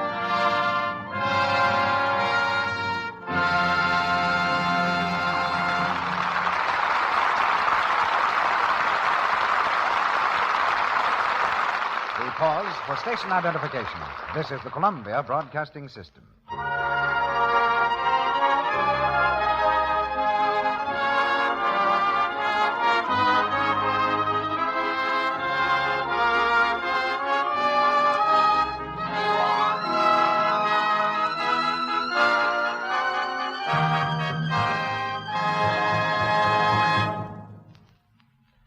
Well, we've just completed the second act of Lady for a Day. And now, adhering to an established custom of the Lux Radio Theater, I'll call for a short intermission, after which we'll go into Act 3. This appears to be an excellent time to do a little checking up on our regular producer, Mr. DeMille. He's in New York, where he says he has a particularly interesting young lady waiting to talk to us. So let's take a flyer to New York. Mr. DeMille, come in. Greetings from New York, ladies and gentlemen. After hearing Leslie Howard pinch hit for me, perhaps I should stay aboard the little 1869 train that's hauling us across the continent and continue to greet the hundreds of thousands of Lux listeners who poured from deserts and mountains to the railroad stations and crossings to welcome the group of Hollywood stars we took to the opening of Union Pacific at Omaha. And I wish you could have seen what Omaha did for us. It was the Omaha of 1869 that greeted us, with an old wooden stockade around the railroad station. False fronts on the houses and stores to make it look like the Omaha of our picture. The whole city in costume. Women in sunbonnets and calico. Men, thousands of whom had grown beards, wearing beaver hats and frock coats. Motorcycle police dressed as old-time Western sheriffs. Mounted police and National Guard dressed as infantry and cavalry of 1869. And of the 250,000 people on the streets, nearly half of them must have been dressed as pioneers. And all along the Union Pacific Trail, it was a thrill to look into the eyes of so many fine Americans and be met with the warmth and hospitality of old friends. This I know is largely due to the friendship we've built up through the Lux Radio Theater. Our guest tonight on our transcontinental stage was really a lady for a day which began early in March, when a newspaper photographer was sent to take a picture of a fashion show. It was not a Park Avenue fashion show, but one planned by girls in a poor tenement neighborhood, 10th Avenue girls, who designed, made, and modeled the clothes they wore. A newspaper man recognized in this lovely girl the opportunity for a living drama. And so, 16-year-old Florence Farley, through the generosity of the New York Journal-American, was given a chance to become a lady for a day. A chance to go to Hollywood, equipped as a great lady, with the understanding that she would come back to 10th Avenue and resume her life in her own workaday world. But that fashion show was the beginning of great things for Florence Farley. It certainly was, Mr. DeMille, but I never suspected it then. You see, when a photographer came, I was ironing a dress I made to model in a show. That photographer was sensitive to sweetness, Florence. Whatever it was, he surprised me. Because I'm just another girl. I live with my grandparents and brothers and go to high school and play with the kids in the block. But you wore Cinderella's slippers for a while. Mr. DeMille, I wore more slippers than I've ever owned before. I've never paid more than $2 for shoes, and suddenly I was choosing expensive sports shoes and street shoes worth 20 times what I could pay for them. And I had a gorgeous dancing slippers with brilliant colored stones in them, and expensive street clothes and knitted sportswear and... Oh, you're leaving a mere man way behind. But I know you had to go places and all that finery. And I suppose the first place you went was a nightclub? Yes, my first nightclub, where I met Dorothy L'Amour, and I danced with Franchetone. Oh, gee, it was wonderful. But now, when I dance with the boys in the block, they apologize for not being Franchetone or Errol Flynn or Fred Astaire. But really, they were awfully nice kids. The first night I was all dressed up, one boy played Sir Walter Raleigh and put his coat down on the sidewalk for me to walk on. But you can't tease a girl with red hair like mine too much. Now, I'll take that as a warning. While you were in Hollywood, didn't you make a screen test and appear in a Paramount picture? Yes, I did. And I found time to have a bicycle ride with Bob Hope, too. Well, while there's hope, there's life. And now, after being a lady for a day, that lasted from March, to the end of April, I'm back home. And that's just how it was planned. And although it was marvelous, I'm honestly glad to be back. You see, Grandma and the family sort of need me. I help with the dishes and I wash my own clothes. And because I've always loved the Lux Radio Theater, I'd like to tell people that at home we think Lux Flakes are simply swell for dishes and clothes and, quite a number of things like that. I know I won't use anything else in all my grand clothes because I want them to last just as long as they possibly can. You picked the right product, Florence, and the right program. But one more question before you go. What do your friends think of you now that the great adventure's over? Gee, Mr. DeMille, they're just as good pals as ever. Besides, for playing marbles and hopscotch, the sidewalks of 10th Avenue are the best I ever saw. I've enjoyed your visit very much, Mr. DeMille. We've enjoyed it, too. More happy days to you, young lady for a day.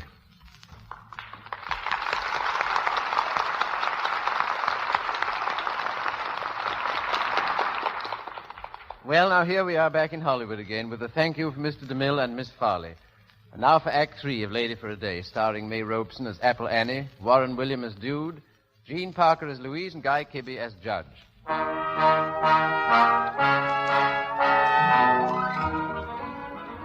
It's the evening of Apple Annie's reception. and the dude has lined up a noble array of celebrities. In Missouri Martin's Cafe, they are having a rehearsal in manners. Machine guns parked at the door and no loud swearing. But the police department is still hot on the trail of 3 kidnapped reporters. At headquarters, the inspector talks the captain over the coals. That's what you said yesterday. I tell you, we've got to find those 3 reporters, and we've got to find them quick. Look what the papers are doing to us.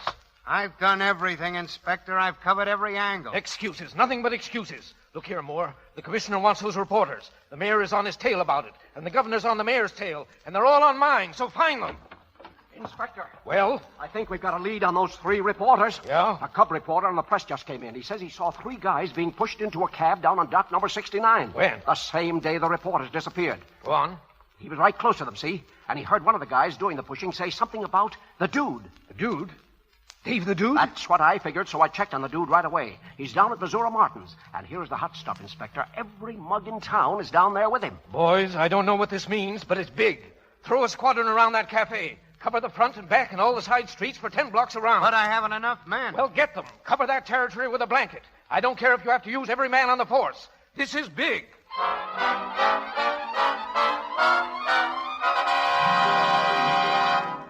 All right, everybody, now body your partners, just like the way you're going to do it tonight. Charm, Mrs. McSweeney. How are you, Count Alfonso? Delighted, Mrs. Turtlefoot. No. What's the matter, Chief? No, listen, you mugs. I ain't having this rehearsal because I like it. The reception takes place tonight. And if we don't practice right, we're liable to ball the whole thing up. Hiya, dude. Sorry I'm late. Oh, hello, Missouri. Got your girls ready? All set. What have you got doped out for me personally? Why, you're the social leader of New York City, Missouri. What are you trying to do, insult me? I'm part of the family, that's what I am. Gents, I want you to meet the ever-loving wife of Dave the Dude Manville. Huh? From now on known as Missouri Manville. Just rolled in from Newport on the fast freight. Look out, dude. Missouri's closing in on you. Give us a kiss, dude. Cut it out, man. All right, now, let's get going. We got a lot of rehearsing to do. Hey, Long Chin, what are you? Attorney General of the United States. Know your speech? Well, not exactly, but I'll make it. Okay, that's the first thing you all want to do, learn your speeches. All right, let's get going. I'm certainly glad to meet you, Count Alfonso. Well, what's the matter? Hey, you, cheesecake. Is this too much for you or something? No, I can do it all right, only gee. Only what? Well, I'm as good as Louis the Lug any day. If he's ambassador, I ought to be king.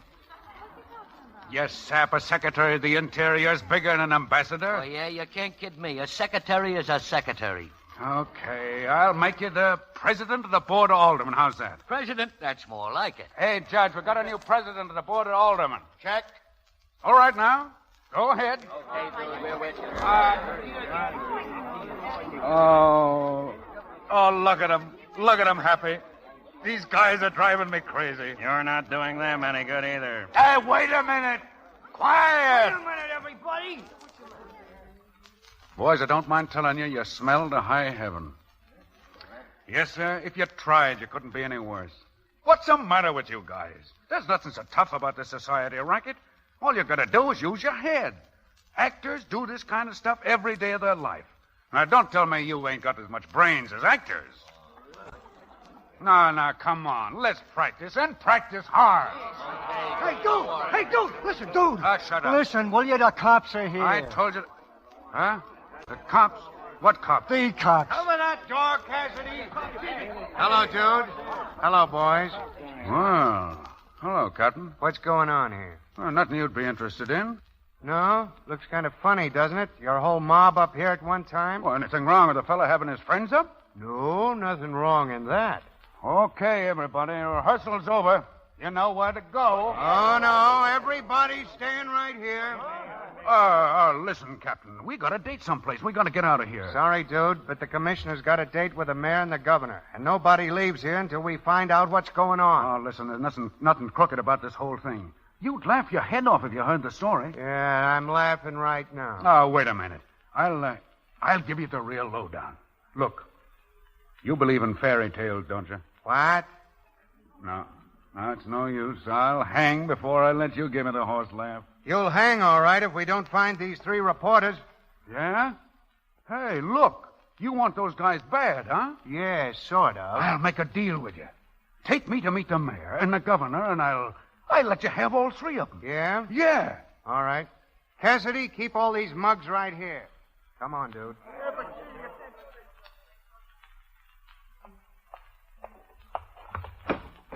Your Honor? Yes. Come in, Captain.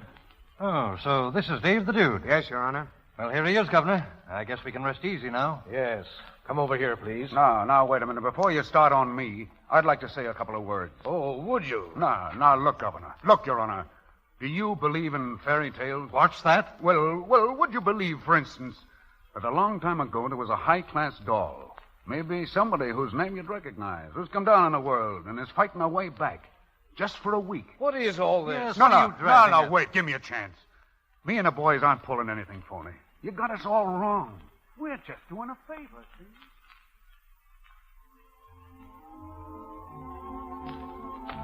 Oh, Judge, something's wrong.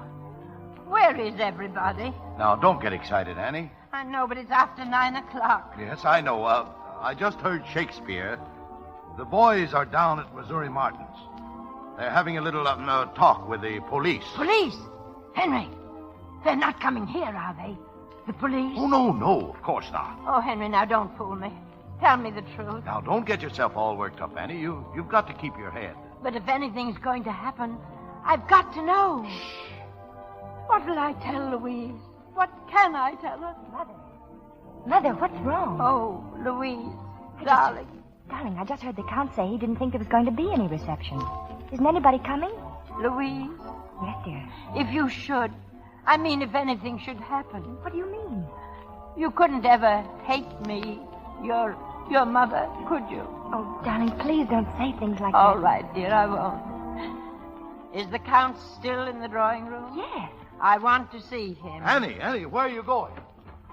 I'm sorry, Carlos, but you must see that this whole reception is what we would call... Count Romero, I'd like to talk to you for a moment, please. Oh. Please sit down. Thank you. Count Romero, you know there's nothing in the world I want more than for Louise to marry your son. He's a dear boy. Even in the short time you've been here, I've grown very fond of him. Well... Louise loves him deeply. And I'm sure he loves her, too. Ever since she was born, I've lived for only one thing, her happiness. When she wrote me she had found someone she loved, I think I was the happiest mother in the whole world. Mother, darling, what is it? Tell me. Count Romero, you came to America to find out something about her family. About me. Oh, but really... I don't blame you. You had that right.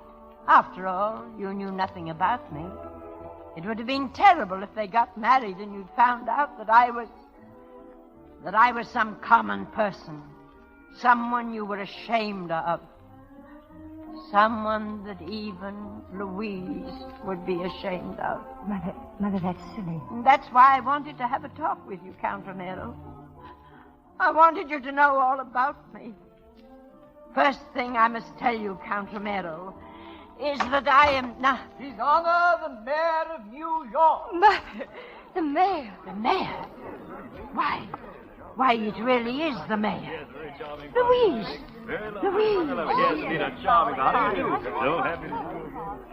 Which is Apollonie, Duke? The old lady, Your Honor, coming this way. But remember, it's Mrs. Manville. Go ahead, Mayor. Do your stuff. Just me, Dave. My dear Mrs. Manville, so good to see you again. Why, Your Honor. The last time I had the pleasure of seeing you was at your very lovely party at Briarcliff. I shall never forget it. It was brilliant. Oh, thank you. I presume this is your very charming daughter, Louise. Louise? Yes. How do you do? I feel so happy to see you again, Miss Manville. How are you? Awfully good. Dude, how did you do it? It is the Mayor. And these are real society people. You ain't seen nothing yet, Annie. His Listen. Excellency, the Governor. The Governor? The real McCoy. Oh. How do you do? Dude, come over here, will you? Will you and tell me? Nothing to it. You see, the mayor and the governor believe in fairy tales. You know, Annie, maybe there is a Santa Claus after all.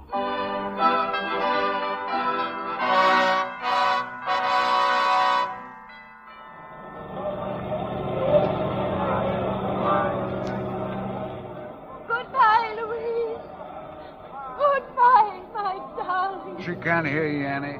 She can't even see us no more. Oh, the wedding was swell, Annie. Yes, it was, wasn't it? Well, I gotta beat it. Oh, thank you, dude. And God bless you. Ah, go on. Hey, Missouri, how about some dinner? Aw, dude. It's the first time you ever asked me. Okay, come on. Well, goodbye, Annie. I'm sorry our arrangement had to be temporary. Oh, thank you, Judge. You've been marvelous. I wonder if you'd do me just one more favor. Well, I'm sorry, Annie, no, but no. I'm just a little short just now. No, it isn't that. I want you to write a letter for me. In a few weeks after the children are home, write a letter to Louise. And just say her mother died suddenly. Say that her end was peaceful and that her last words were, God bless the children. I get it, Annie. I get it. Brilliant. Mrs. E. Worthington Manville is dead. Long live Apple Annie. Say, Annie, I'll be needing an apple tomorrow. I'm sitting in on a big game. That's all right, dude. You know where to find me, corner of 47th Street and Broadway. Any old time. And you'll hear me calling. Apple. Apple. Nice red apple.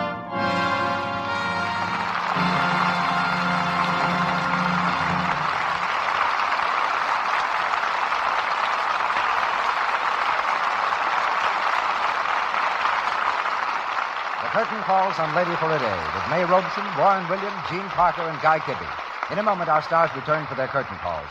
But first, let me tell you what a very great actress once said about hands. I mean Sarah Bernhardt, the immortal French actress. She said, hands are so important to a woman's charm. And that's true, isn't it? When you play bridge, when you shake hands, when you reach out in a gesture of sympathy or love, wherever you are, your hands express your charm. So keep them soft and lovely looking, won't you? You can, you know, even though you wash dishes every day. The soap you use has a lot to do with it. Lux Flakes are kind to your hands. Unlike many soaps, Lux has no harmful alkali. Absolutely nothing to dry the natural oils in your skin and make your hands rough and red.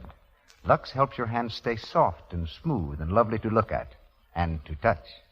So buy the generous large-size box of Lux Flakes tomorrow for your dishes. And remember, a little goes so far. Lux is thrifty. And now I see our guest producer, Leslie Howard, returning with our stars.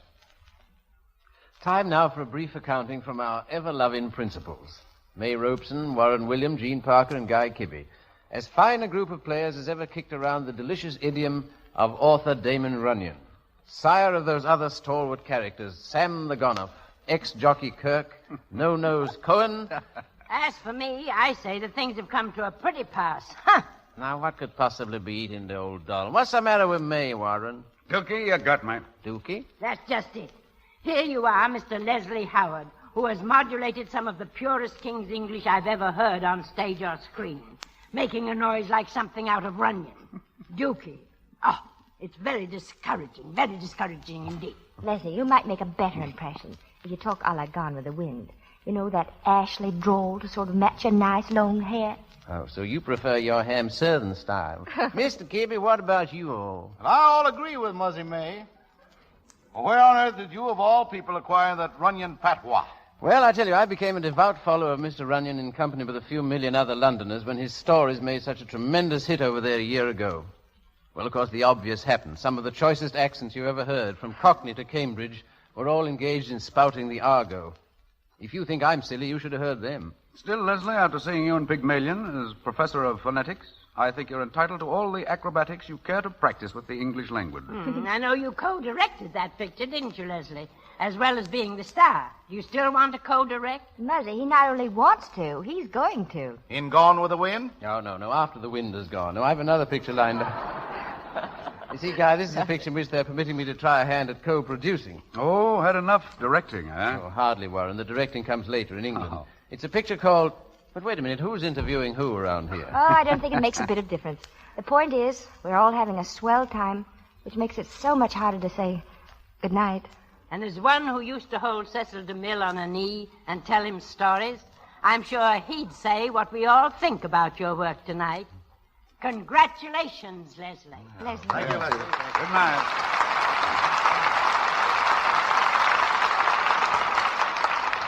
To Apple Annie and her associates, I thank you. A highlight in radio dramatics comes to this stage next Monday night. In just a moment, Leslie Howard will announce it. Featured in tonight's cast were Lou Merrill as Happy, Margaret Brayton as Missouri Martin, James Eagles as Smiley, Wally Mayer as Steve, Frank Nelson as Carlos, Chester Clute as Oscar, Ross Forrester as Shakespeare, John Gibson as Police Captain, David Kerman as Harry the Horse, John Fee as the Mayor, Walter White as Count Alfonso Romero, Joe Franz as Murphy, Earl Gunn as Inspector, and Edgar Norton as a butler. Leslie Howard appeared through courtesy of David O. Selznick, Miss Robeson through Warner Brothers, and Guy Kibbe through Metro-Goldwyn-Mayer, where he's just completed It's a Wonderful World, starring Claudette Colbert and James Stewart. Warren William is seen shortly in the Edward Small production Man with the Iron Mask, and Louis Silvers is from 20th Century Fox Studio, where he directed music for Rose of Washington Square. Be sure to listen to the new Lux daytime radio program, The Life and Love of Dr. Susan. The makers of Lux Flakes bring you this enthralling story about the love and problems of a young, attractive woman doctor every afternoon, Monday through Friday. Look in your newspapers for the time and station. The Life and Love of Dr. Susan comes to you in addition to the Lux Radio Theater. Here's our guest producer, Leslie Howard. During the coming week, we're going to be pretty busy around here with the hope that what we have to offer will bring all of you back with us next Monday night. The play is our adaptation of that highly successful picture, The Life of Émile Zola, the story of an author's fight for humanity. And we're very glad that the same magnificent actor who created the title role will play it again for us, Mr. Paul Muni. And with Mr. Muni, you'll hear that splendid artist, Miss Josephine Hutchinson.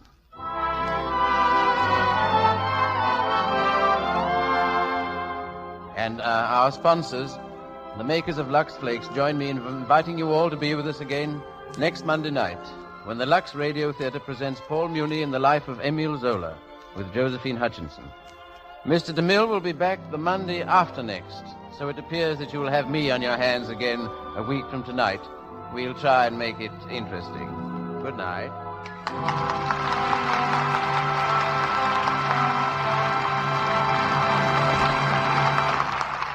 Soft lights and sweet music heard on tonight's program is from Face the Music.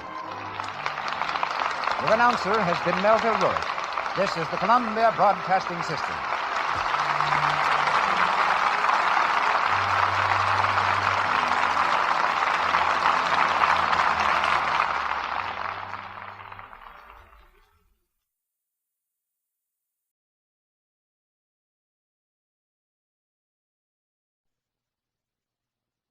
From Hollywood, the Hollywood Radio Theater.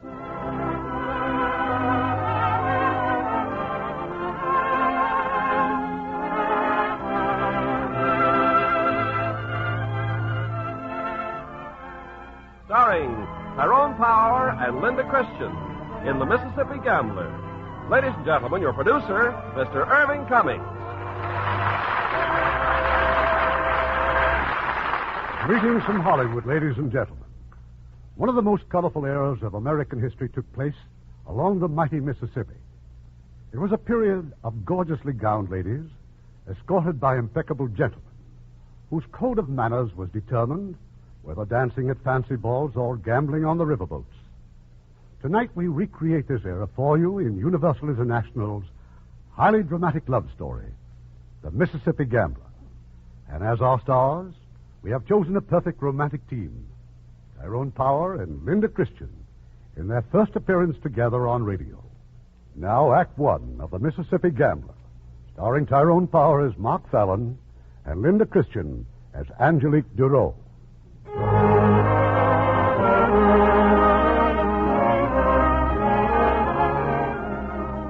I first met Mark Fallon in the spring of 1853. I was on the dock in St. Louis waiting just for the likes of him, a green young stranger begging to have his bankroll lightened. I wandered over to the freight shed, took out a deck of cards, and started laying them down in a barrel. You're sure having a time with those cards, mister. I've been watching you. You have? I hope you don't mind. Ooh, don't mind at all, son. All I'm doing is making a fool out of myself. You see these 3 cards? Well, sir, there was this traveling man last night. He just laid these 3 cards down on the table and bet me $20 I couldn't tell him which one was the queen. You sure he was a traveling man? Oh, no doubt about that, son. He even had his sample cases with him. Well, sir, I swore I knew where the queen was every time. By jingo, when I bet my $20... You lost. Well, anyway, give me the cards to practice with them. You know, you might end up a gambler. Going to try it on the folks back home till I get my money back. Maybe get my money back right now. Me? These 3 cards. Now, was you a betting man, son? I got $20 here. Says you can't find that queen. Done. All right. Which one's the queen? You sure you want me to tell you? Why, son, you just bet me $20. In that case, the queen's in your left hand, just where you palmed it. Looks like I made a terrible mistake. Professional, huh? No, but I'm going to be. Congratulations. I never saw anyone switch cards that perfectly. You're the first one who hasn't complained about it.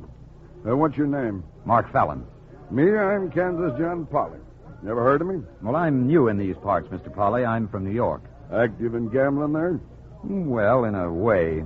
There was always a game going on in my father's fencing academy ever since I can remember. I finally got tall enough to sit in between fencing lessons. You're a decent-looking young fella, son. Now, why would you want to get mixed up in a crooked life like this? I got different ideas about gambling, Mr. Polly. I'm going to deal honest cards. Well, that sure will be a novelty on the river. I hope you're good, son. You'll be up against some mighty dirty competition. How much of a stake do you have? $600. Well, you can lose that in half an hour on these riverboats. But I don't intend to lose. Now, if you don't mind, I think I'll get aboard. He walked down to the gangplank. Just as he reached it, a carriage came flying down the dock. In it, a young man and a girl. For a moment, it looked like those horses were running away. Oh, now, boy. Easy now. Oh, up there. Oh. Get away from those horses. Well, I was afraid you'd tip over, miss. High-strung horses need a firm hand. I've handled high-strung horses for quite a few years. And when the time comes that I need help, I'll... Easy now. Easy. Oh, boy. Oh, there now. Thank you, sir. That whistle frightened them. Oh, whistles will do that to horses. To beautiful women, too, sometimes. You're an expert on both, I suppose. Well, I'm interested in both. Just a moment. My sister doesn't care to discuss your interests. So it seems. Better go aboard, Angelique. I'll find a boy to drive these horses back to Fletcher. Quality folks, son. Real quality. Oh, my. You know them? If I did, I'd take that little pepper pot over my knee and whale her. $20 to 10. She looks back at me, Polly. Well, here's where I get my money back.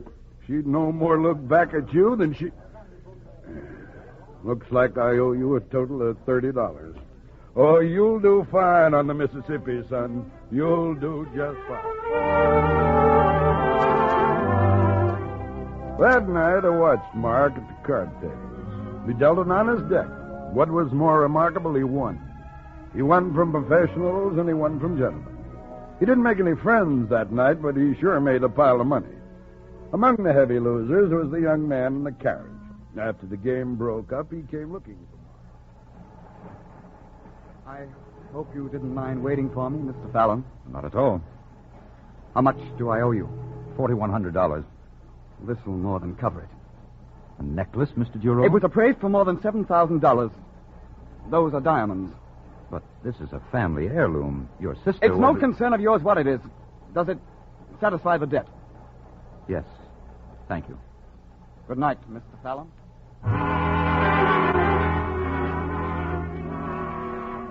We'd both been winners that night.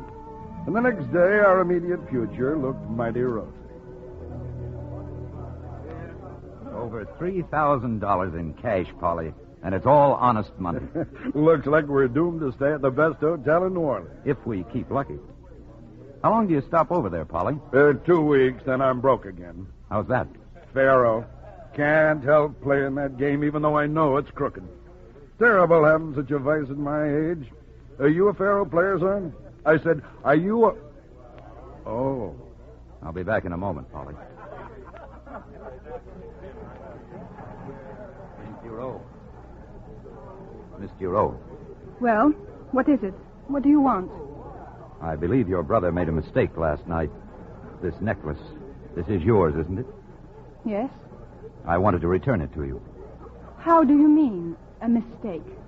Well, I won from him at cards. He'd been drinking a bit, or I don't think he'd have chosen this. My brother doesn't take my property without my permission. I'm sure of that. It's very beautiful. You must value it highly. I've just one thing to say to you. I don't speak to strangers, nor do I accept charity from gamblers. Good afternoon. Good morning, my sweet sister. Laurent, how could you dare steal my necklace? Your necklace? You gave it to that gambler. He showed it to me. Oh. I'm sorry, Leah, but I had to. Why? Because I'm a fool. Sitting down with those card shops, they took all my cash and 4,000 besides. And you take the one thing I love more than anything I have. The necklace was Mother's, grandmother's. It will break Father's heart. How could you? I'm sorry. Oh, please, Leah. Please forgive me. Poor Laurent. Nothing is important enough to ever come between us. Least of all, a quarrel over a gambler. I'll make it up to you, Leah. I promise. Meanwhile, I'll think of something to tell Father. We'll tell him the truth. Yes. Yes, I suppose we'll have to. To Mark, there was no city in the world like New Orleans. He wanted to see every foot of it, especially the street they called Exchange Alley. I won't be long, Polly. An hour or two, I'll meet you here in the hotel. What's all this excitement about Exchange Alley? I've dreamed about seeing it ever since I was knee-high. My father told me all about the schools there, the finest outside of Paris. He called it the Street of the Fencing Masters. Playing with swords, huh? Well, just remember this. New Orleans is filled with the same breed of cat as that Duro fellow with the necklace. Uppity young Creoles. They want a duel every time you sneeze near them. My best behavior, Polly. No gambling, I promise. Be back here at 8 o'clock. Dinner at Antoine's, and I'll show you the town. Mark showed those young Creoles with their fancy French names that he was a match for any of them when it came to fencing. Among those he especially impressed was an elderly gentleman who kept staring at him. Forgive my lack of manners, young man, but before you leave, I was hoping I might have a word with you. Oh, yes, sir? First, may I say it's been many years since I've seen such an exhibition of skill. May I ask whom you studied under? My father, Charles Fallon. Fallon, of course. I knew your face reminded me of someone. Why, Charles Fallon once taught in Paris. Yes, sir. Years ago. I told my friends I remembered that low inside line attack you employ. Why, I was at your father's academy many times. He's well, I hope. He died 3 months ago in New York. Oh, I'm sorry. My apologies. Please take my card, Mr. Fallon. I'd enjoy having you call at my house. Emile Duro. Is Laurent Duro your son? Yes, you know him. I met him and your daughter on the boat. Splendid. They'll be quite delighted as I am. I don't think they would want me to call, sir. Why not? I'm a river gambler. Oh, ridiculous. No one with your skill at foils could have spent much time at a gaming table. How long have you been on the river? Less than a week. Shall we say tomorrow afternoon at 4? If you wish, sir. Thank you.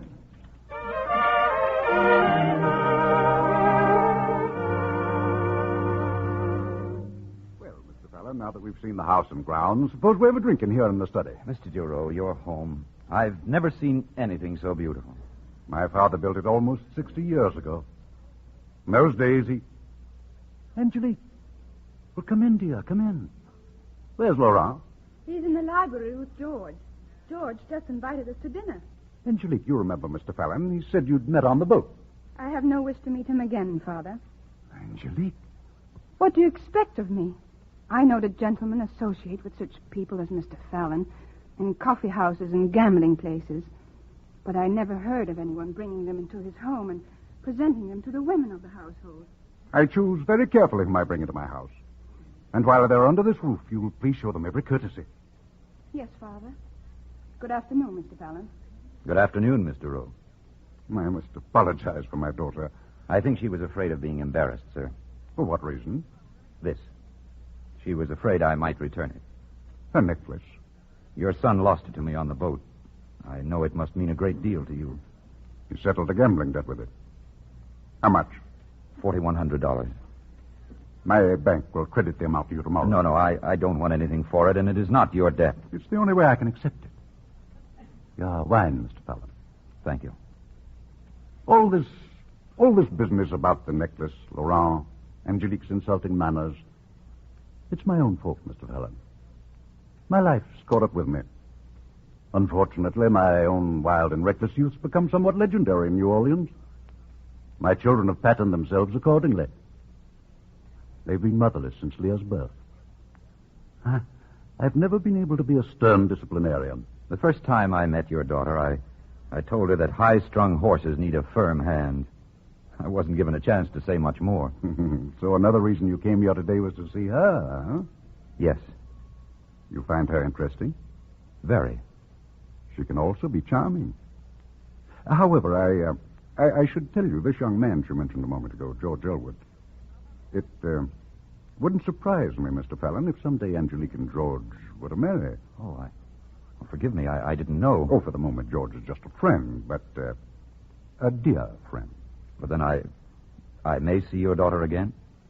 That, as you should know by now, will be entirely up to Angelique. However, there'll be a governor's ball in a couple of weeks. I think I can arrange an invitation. A river gambler at the governor's ball? I regard you as a welcome guest and a friend until you prove yourself something less. I think you can trust me, Mr. Duro. Thank you.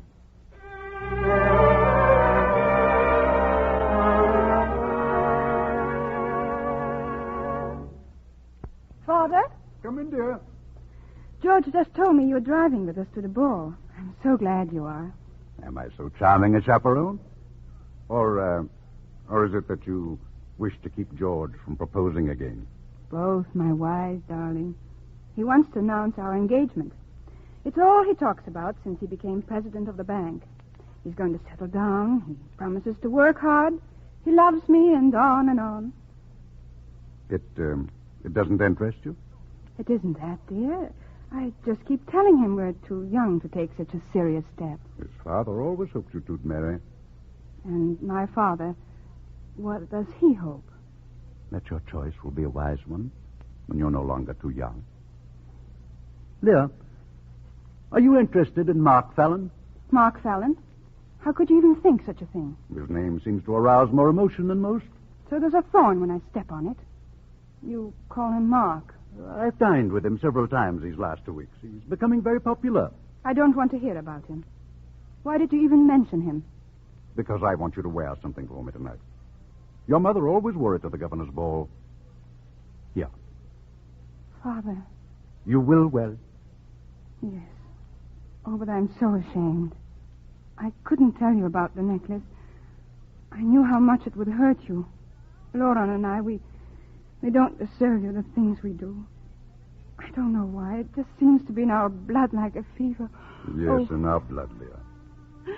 But you and Laurent pale little pomegranates compared to what I was once. Now, dear, brush those tears away and make yourself ready.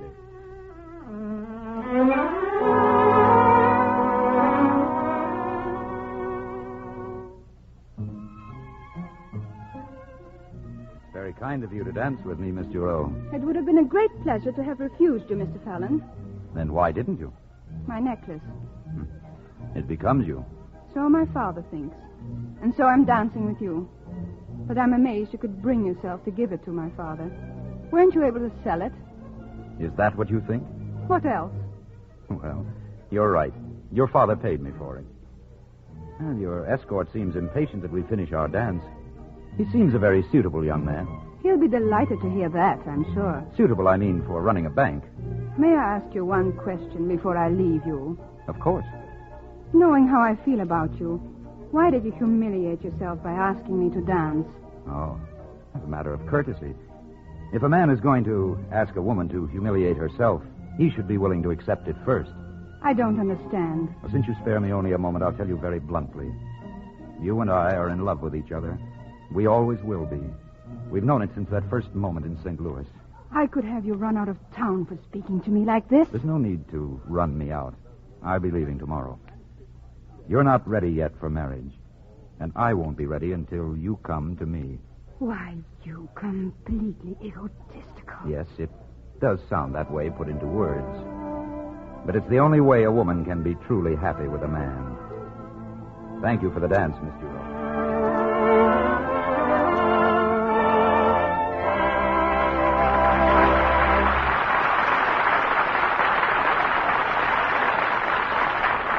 Act 2 of the Mississippi Gambler in a moment. With our American servicemen in many countries around the world, they have a wonderful opportunity to observe new customs and traditions. What might have seemed strange before is becoming pretty familiar to them. For instance, take this business of superstitions or omens. In Holland and Germany, if you meet a left-handed person on a Tuesday morning, that's a bad omen. In Sweden, if you turn around when starting out on a business trip, it's liable to turn out badly. German girls place their shoes at right angles with the side of their beds to bring a visit from their sweethearts.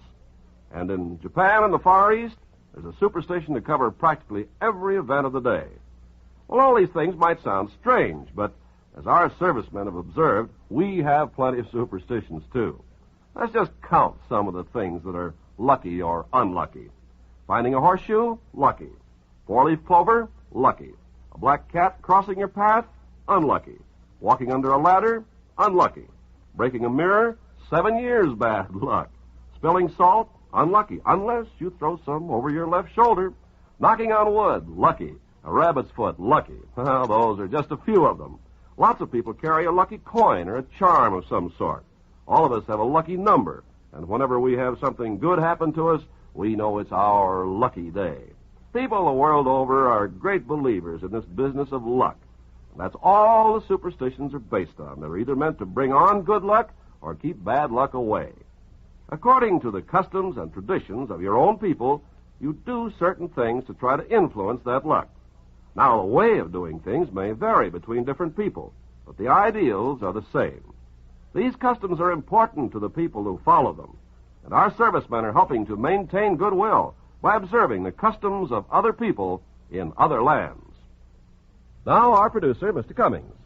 Act 2 of The Mississippi Gambler, starring Tyrone Power as Mark and Linda Christian as Angelique, with Gavin Gordon as Monsieur Duro.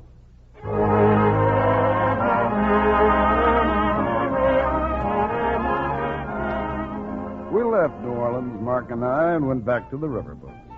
It was a fine, easy life, gambling all night, sleeping and lazing all day, and watching the sights along the riverbank. The weeks went by, and our bankroll grew fatter and fatter. What are you thinking about, Polly? Counting all that cotton money we won last night? Well, I'm thinking about that cash you made me put in Elwood's bank in New Orleans. Hundreds of miles away, and other fellas feeling it and fingering it. I'm not used to that. You know what we're going to do when we get enough, Polly? We're going to build a combination restaurant and gambling place. Better than any other in New Orleans. Rich, exclusive, with crystal and silver. Everything to lure the ladies and keep them happy while they gamble. Ladies gamble? Where'd you get that crazy idea? Well, where else can they go when their husbands gamble? Tea parties, sewing circles, sit home alone? They're bored, Polly. They want the same excitement their husbands enjoy, and we'll supply it for them. Not me. You try any crackpot ideas you want, but you're not going to get me off this river. You'll come running the minute I get those faro tables in. I like them better when they're on boats. How long have you been on this river, Polly? Almost 30 years. Did you ever feel it was a lonely life? Yes, when I was young, I'd find myself wishing all the pretty girls would take their boat traveling instead of hiding in those houses ashore. Many a night I'd stand on the deck and look at them lighted windows over on the shore, and I sure thought a lot about it. just like you're doing right now. Yeah. It's no good. Come on, let's go down and start a game. Care to play a little poker, Mr. Fallon? 5 honest cards. Yes, Mark, you got me weaned. But you know, sometimes I do get a terrible itch to take some of those suckers. Didn't you tell me that you've made more playing honest than you ever did by cheating? No, only cheating a little, it's more fun. We're not doing this for fun, Polly. We're going to build that place in New Orleans.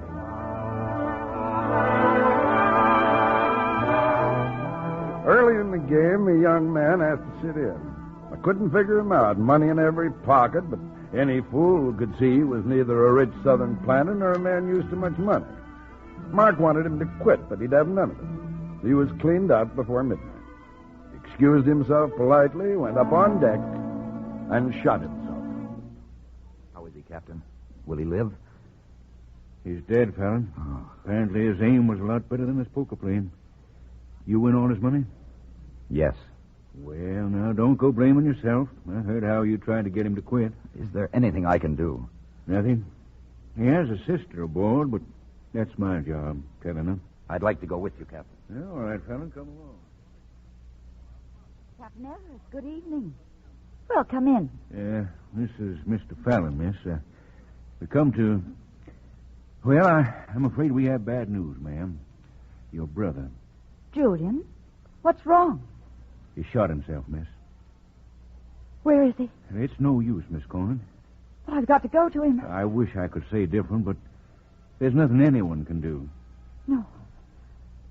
Oh, no, he wouldn't. He'd never do that. There's no reason. Could you tell us your parents or someone we could reach for you? We have no family, no one. I can't believe it. Julian would never... He was carrying money for his firm. Someone else did it to rob him. Miss Conant, I'm afraid your brother Your brother wasn't robbed, Miss Conant. Very wisely, he left his company's money with Captain Evers for safekeeping. Isn't that so, Captain? Yes, of course.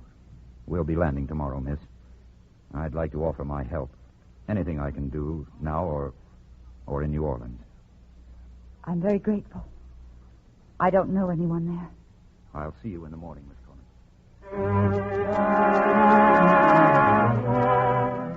And Conant never knew that Mark returned her brother's losses. But getting the money back to his firm in Ohio involved a visit to the bank in New Orleans, George Elwood's bank. George Elwood, who was in love with Angelique Drouot. When Mark brought Anne Conant to the bank, Elwood had a visitor, Angelique's brother, Laurent. Down, Laurent. I'll be with you in a moment. Who's the girl with Fallon, George? Miss Conant. Anne Conant. She's beautiful. Yes, she is. Well, present me to her. Well, this isn't a very good time, Laurent. She just lost her brother. Oh, I'm sorry to hear that. But the fact remains, I've never seen anyone so beautiful. Please, George, I've got to meet her. All right, Laurent. But you'll have to wait. She's got to sign some papers first. You've been very kind, Mr. Elwood. Thank you for your help. Well, that's quite all right, Miss Conant. And now, may I present my friend, Laurent Drouot. How do you do? Miss Conant. Good morning, Mr. Fallon. Mr. Drouot. You'll forgive Miss Conant. She should get back to the hotel. I understand, of course. My deepest sympathy. If there is anything I can do, please let me help. Mr. Elwood knows where I may be reached. Thank you. My regards to your father, Mr. Drouot, and to Angelique. Thank you. They'll be delighted, I'm sure, to learn you're back in New Orleans.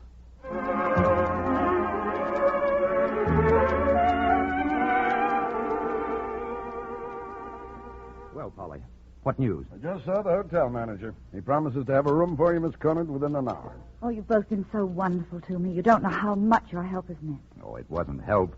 We just like you. And Polly and I are taking the boat north in a couple of days, and, well, if you'd care to go back home at the same time... Well, I haven't any reason to go back to Springfield now. We only live there because of Julian's work. I'd rather live here. It's a beautiful city.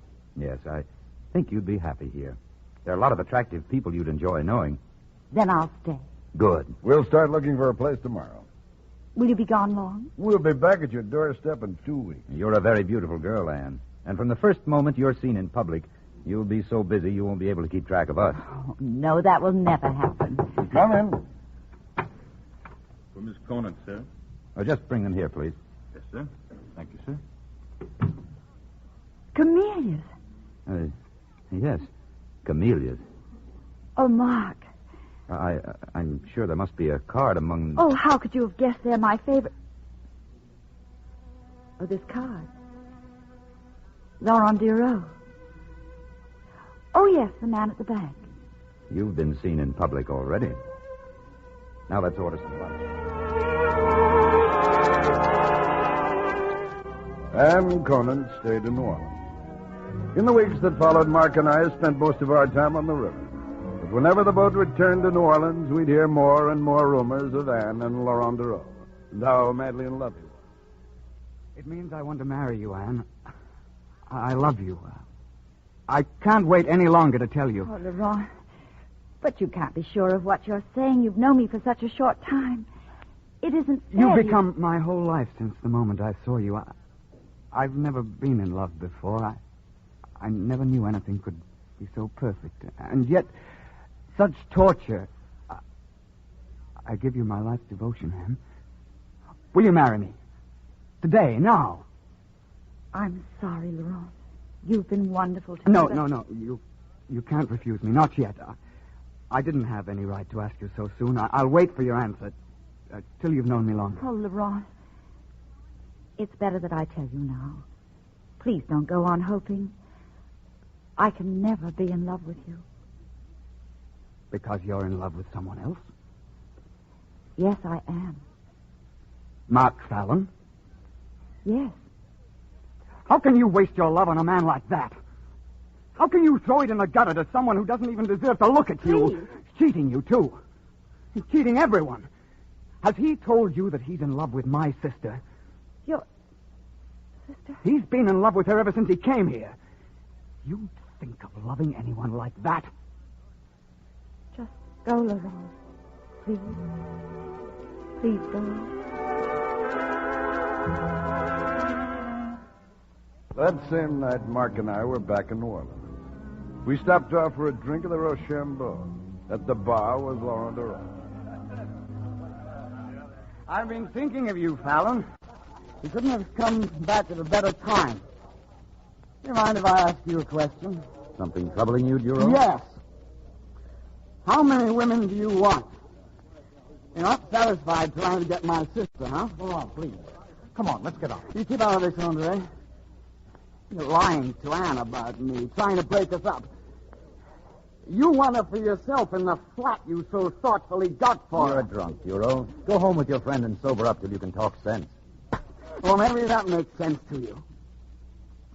I'll meet you at the Dueling Oaks, if you can leave your women long enough.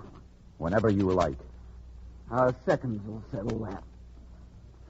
All right, Andre, I'm ready to go home.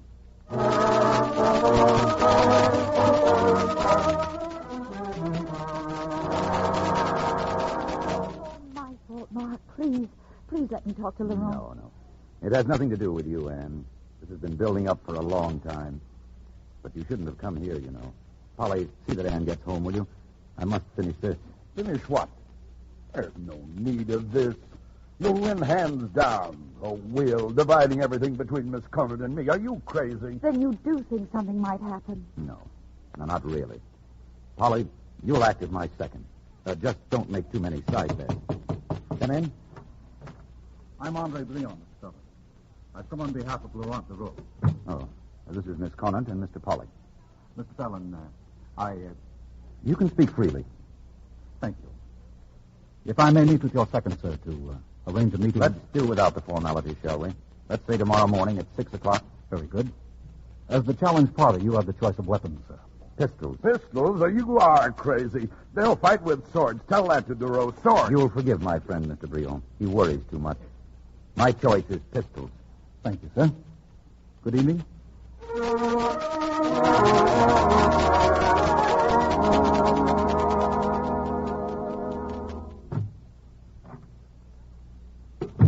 Polly, you get Anne home all right? Now, come here. I want you to sign some... Angelique. I had to see you.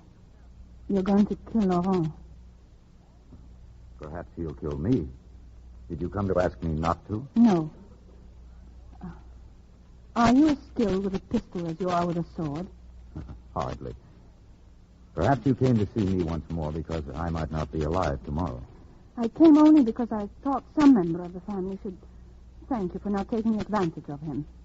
You do me too much credit, Angelique. I take advantage only of women. Surely you could spare me that kiss for being so noble. I despise you. Now listen to me. You didn't know there was less advantage in pistols, now did you? Not until I just told you. You came to see me, and I thank you most humbly. But when are you going to admit to yourself that you use your brother as a shield?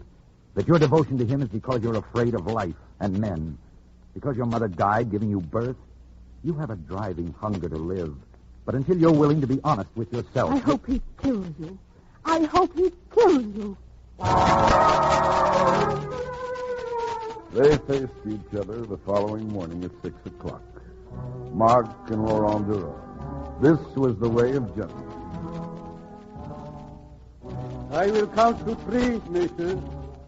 On the word 3, you will turn and fire. Are you ready? 1, 2. Mr. Duras. Duras had fired on the count of 2. Fired and missed. I regard your conduct as disgraceful as it was deliberate. You may fire, Mr. Fallon.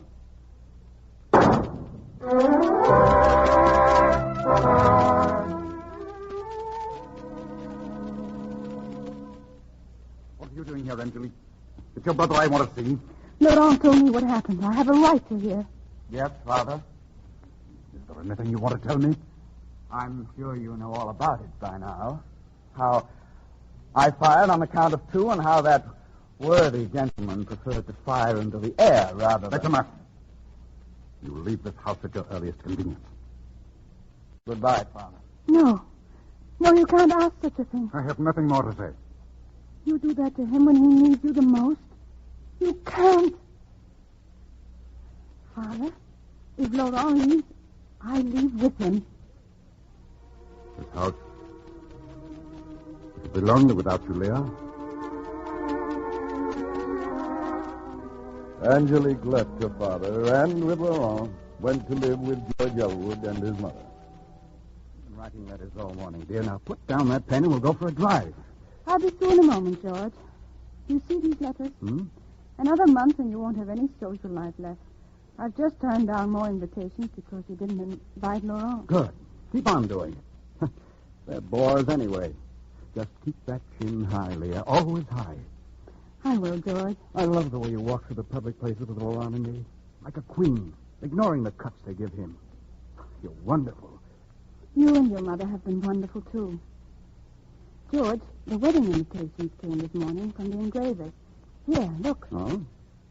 His Excellency, Governor Paul Monet, requests your presence at the marriage of Mademoiselle Angelique Thoreau. I must send an acceptance. You sure she isn't marrying that Elwood fellow because she's getting used to him, living in his home? Because he's been devoted to her all his life. The dearest and the sweetest person she's ever known. And is there love hiding around somewhere, too? You'll find it, George.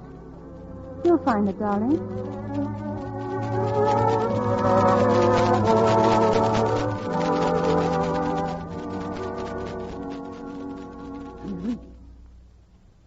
Angelique, you've come home. I couldn't stay away, Father, and have a servant bring you my wedding invitation. Thank you, darling. Here, you and George, are you quite sure, dear? George and I grew up from childhood expecting to be married. Why, everyone in New Orleans has always said it's a perfect match. Yes, I know. That's all very true, but do you love him? Yes. That's all I wanted to know.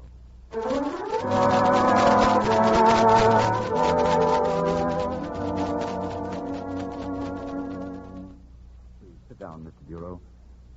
Yes, I received a wedding invitation this morning. Mark, you and I, we can talk bluntly. You love her, don't you? Yes. Yes, I love her.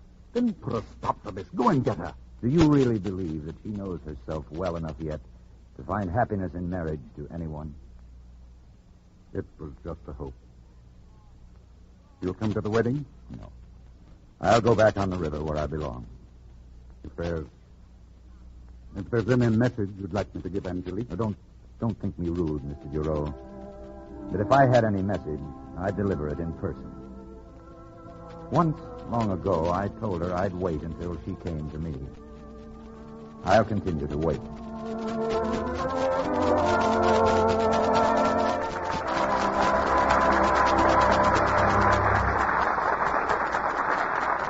The letters GYA signified German Youth Activities. And wherever such an organization exists in Germany, you know that there the way of democracy is being taught and encouraged.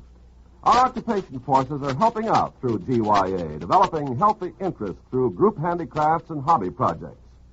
A girl by the name of Helga is one example. She was pretty confused when she joined a GYA group. Her father had been very much anti-American, and she reflected his ideas. Luckily, she won a trip to Switzerland in a handicraft contest.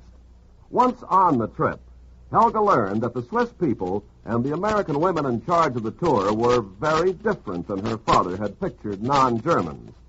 Well, she won't change overnight, but she wants to learn more about the workings of democracy, and her education is continuing through GYA. Such acts by you and your friends today are shaping our world of tomorrow.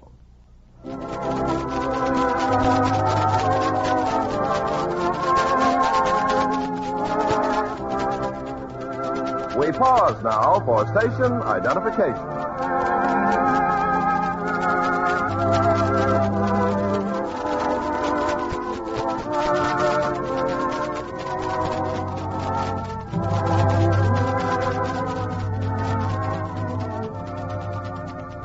The curtain rises on Act 3 of The Mississippi Gambler, starring Tyrone Power as Mark and Linda Christian as Angelique, with Gavin Gordon as Monsieur Dureau.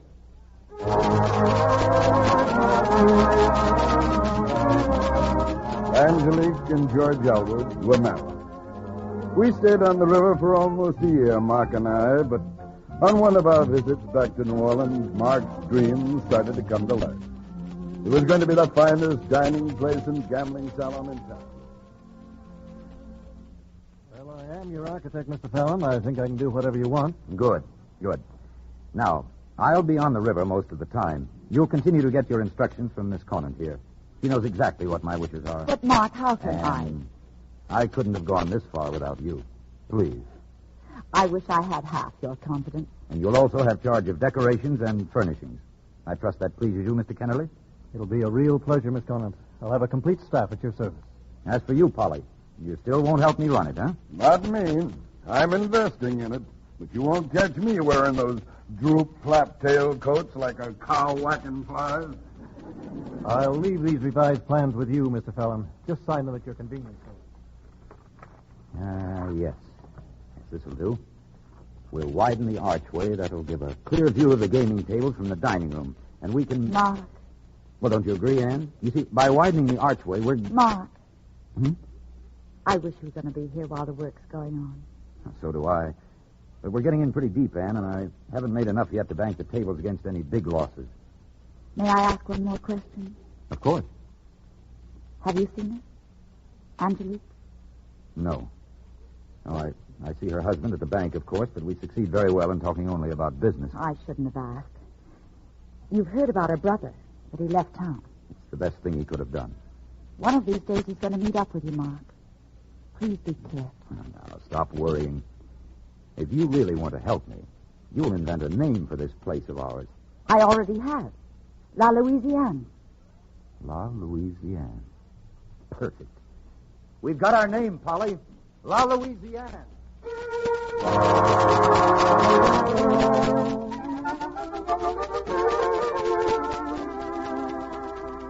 Leah, you'd better hurry, dear. Our friends are downstairs waiting for us.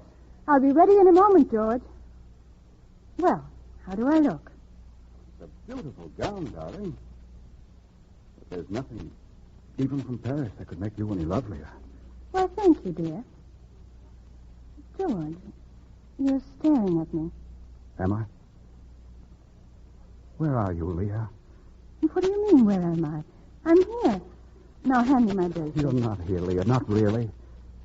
Every time I hold you in my arms, you seem 1,000 miles away. It's like holding a shadow that's drifting somewhere. No substance, no warmth. Come here. Put your arms around me. Now, am I here? We're never here. We're never alone. Ever since our honeymoon, always going. Crowds and people. I love you, Leah, but I can't reach you. What's wrong, dear? I don't know what you mean, George. I don't. When Laurent disappeared, I was frightened, but I'm not anymore. I do love you, and I've tried to make you happy and proud of me. Please tell me I haven't failed this much. I don't know why I say it. I don't know what it is. I want too much of you, darling. I can't stay away from you. I can't even... Yes, dear? Nothing. Nothing at all. Come along, darling. I want to show you off in your new gown.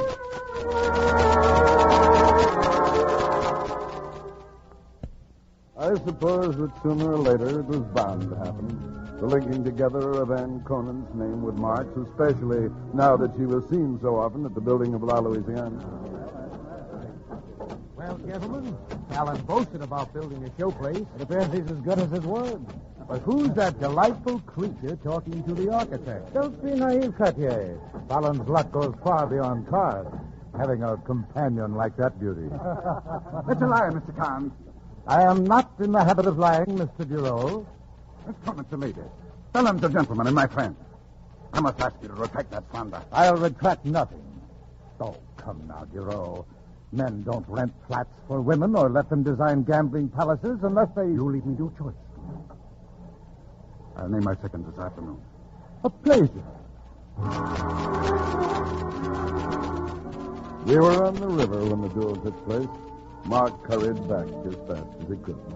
He had something to tell Mr. Duro, and his heart was never heavier. It's Mark Fallon, Father. You'll want to see him alone. No. Oh, stay, Angelique. Stay. Mr. Duro, I'm grateful to you for defending Miss Conant, but you should have waited for me. I never ignored an insult to a lady, Mark. You must hurry and get well. You gave me your word you'd be at the opening of La Louisiane. No, I won't be there. No regrets. I've lived a long life. My era, it belonged to the sword. Fading with me. Perhaps for the best. There's something I must tell you, Mr. Bureau. You and Angelique. Well? I've never faced a more bitter duty than to tell you. Laurent. It's Laurent. Yes. He came aboard at Memphis with a knife. I didn't recognize him at first. He was bearded. It all happened so quickly. I was unarmed. I tried to hold him off.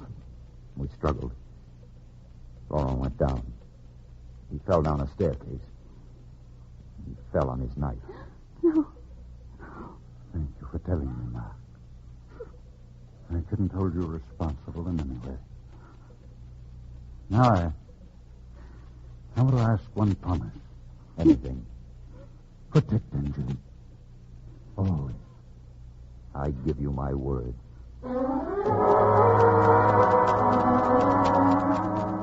Mr. Duro died a few hours later.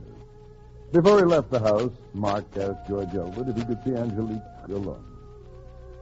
There's very little you can say, and even less I want to hear.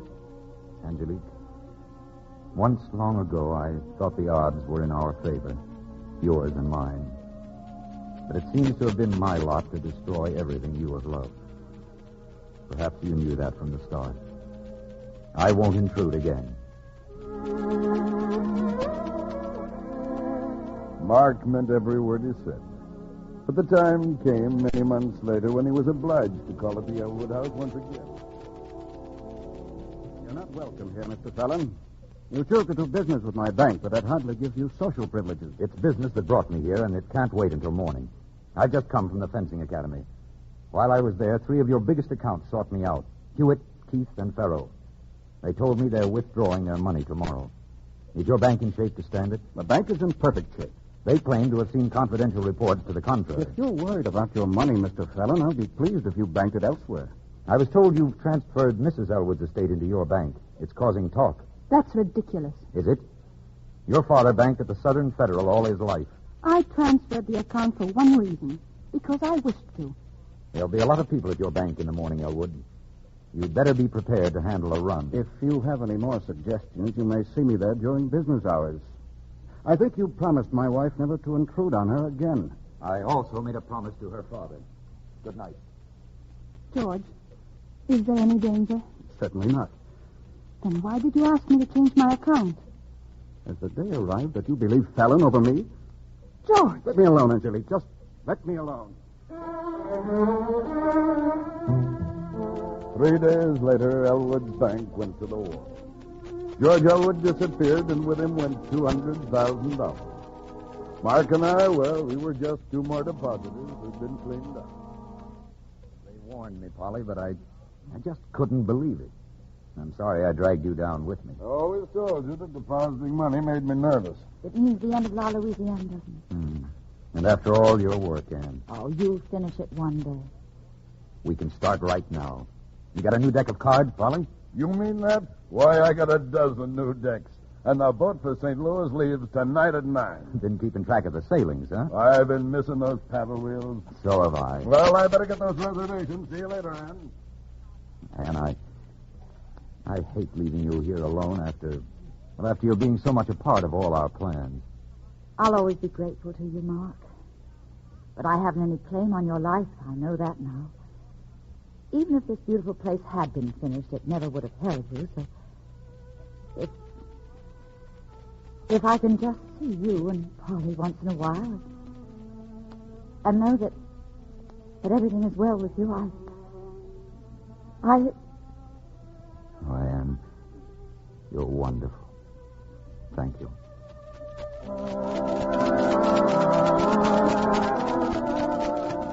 In the months that went by, Mark never lost track of Angelique. He knew there had been no word from her husband. He also knew when Angelique finally decided to sell her home. You'll sign the bill of sale here, Angelique. The Larouches are in no hurry to take over.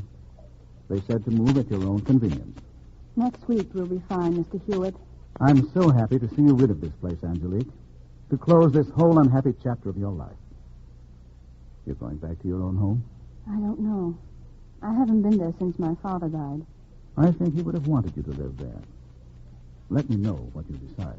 I will, Mr. Hewitt. Thank you.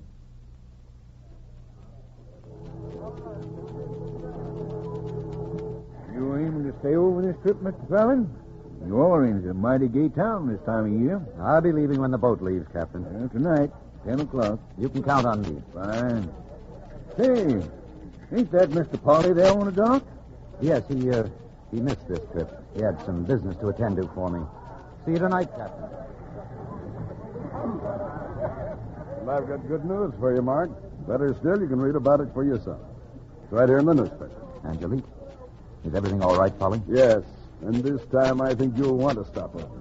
The court's handed down the decision. She's free. You know, you promised your father you'd always look out for her. Go to her, Mark. Try to see her. No, it wouldn't work out, Polly. It's better this way. Going back to her old home, she'll be there by now. No, I just told the captain I'll be leaving again on tonight's boat. I guess you know your own mind, Mark. After all, I never saw a man win all his bets. Now let's get into town. I've got some winnings to split with you. I left Mark at the hotel, and I drove out alone to the old Duro mansion. I wanted to talk to Angelique, but I couldn't bring myself to go in. The house was dark, deserted. But I knew she was there. Her carriage was standing in front, and I saw a candle and the light moving from room to room, and I wondered how she could stand the loneliness and the memory.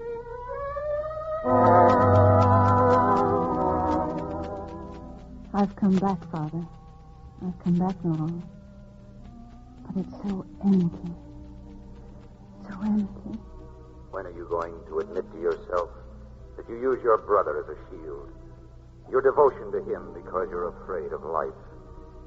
Because your mother died giving you birth. You and I are in love with each other. We always will be. You're not ready for marriage yet. And I won't be until you come to me. until you come.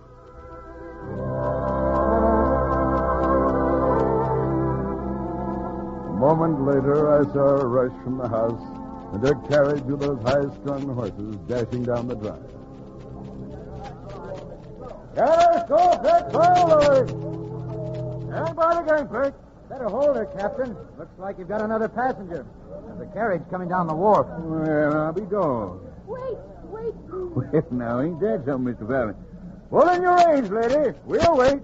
I've waited a long time to see a sight like this. Hey, where are you going?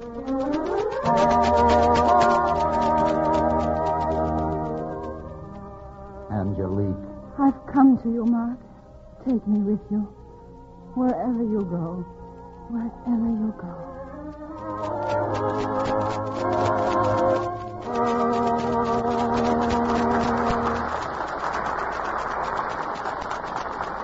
And now, here's Mr. Cummings with our stars. Mr. and Mrs. Tyrone Power, won't you please step forward and accept your curtain call?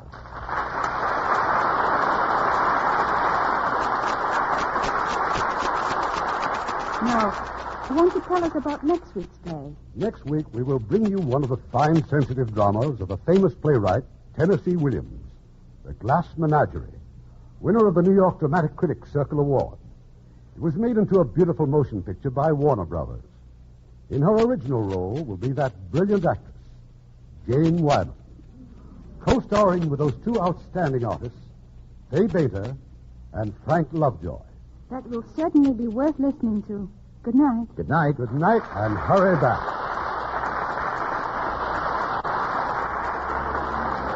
Heard in our cast tonight were Ted DeCorsia as Polly, Alistair Duncan as Laurent, Francis Robinson as Anne, John Stevenson as George, William Johnstone as the boat captain, Fred Mackay as Andre, and Bob Bruce, Bob Griffin, Herb Butterfield, Barney Phillips, Gain Whitman, and Eddie Marr.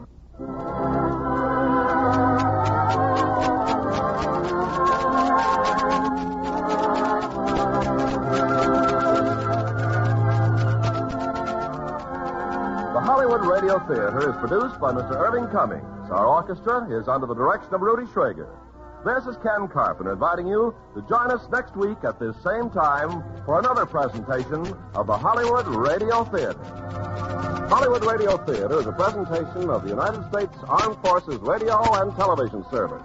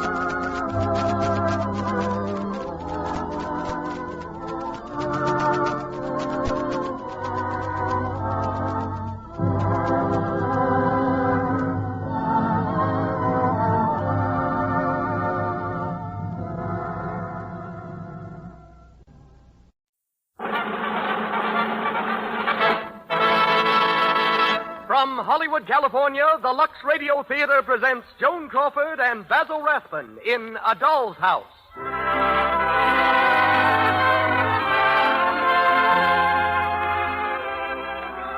Lux presents Hollywood. It's your purchases of our products, Lux Toilet Soap and Lux Flakes, ladies and gentlemen, that make this program possible. For the splendid loyalty you show us, our sincere gratitude. Last week, we announced an offer of a beautiful compact. So many of the ladies in our audience have taken advantage of this offer that we are making it again tonight at the end of our program. So please listen carefully and have your pencils ready. Starred tonight are Joan Crawford, Basil Rathbun, Sam Jaffe, Netta Harrigan, and Vernon Steele in A Doll's House.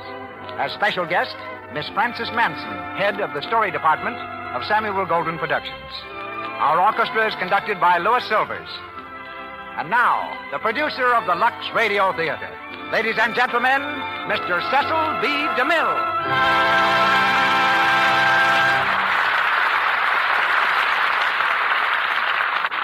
Greetings from Hollywood, ladies and gentlemen. Tonight's play is the work of one of the loneliest figures in literature, Henrik Ibsen. Poverty-stricken as a boy, Ibsen exiled himself for many years from his native Norway because of the lukewarm reception that country gave his plays. First produced many years ago, A Doll's House provoked a storm of angry criticism because the playwright dared express the belief that a happy marriage must have a foundation of truth, freedom, and intellectual companionship. Like all masterpieces, A Doll's House has a deathless quality and has brought fame to a score of world-renowned actresses, to which list we add tonight the name of Joan Crawford. And no one is less conscious of her success than Joan herself. She tackles each new job with the same I've-got-to-make-good attitude that she had when she first arrived here, fresh from a Schubert chorus. A Metro-Goldwyn-Mayer star, Joan is seen next in The Shining Hour and is heard tonight as Nora Helmer. Co-starred as Torvald Helmer, a part more sympathetic than his usual roles, is that master of glistening villainy, Basil Rathbone. One of Hollywood's more gentle and considerate citizens off the screen. This splendid actor is currently flaunting his darksome deviltry in The Adventures of Robin Hood and is with us this week straight from the set of Paramount's If I Were King. Sam Jaffe, who gave such a remarkable performance of the ancient llama in Lost Horizon, plays Krogstad, the same role which brought him unstinted praise when A Doll's House played on Broadway this season. Netta Harrigan plays Mrs. Linden, and Vernon Steele is Dr. Ronk. And now, the Lux Radio Theater presents Joan Crawford and Basil Rathbone in A Doll's House.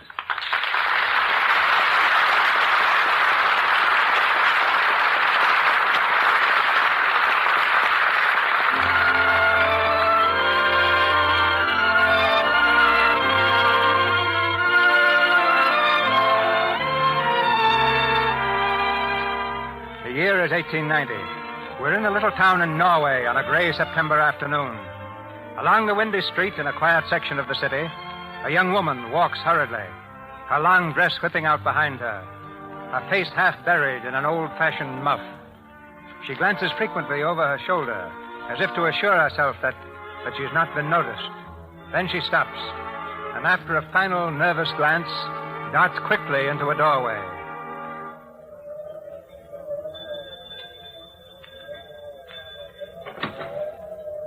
Well? It's I, Mrs. Helmer. Oh. Come in, please. Sit down, Mrs. Helmer. Thank you. Wasn't it a little indiscreet of you? To come here, I mean. Oh, I was very careful, Mr. Krogstad. I'm quite sure no one saw me. I hope not. Did you think it over, Mr. Krogstad? The matter we spoke of yesterday? Yes. The lending of money, Mrs. Helmer, is a serious business. Oh, I know it is.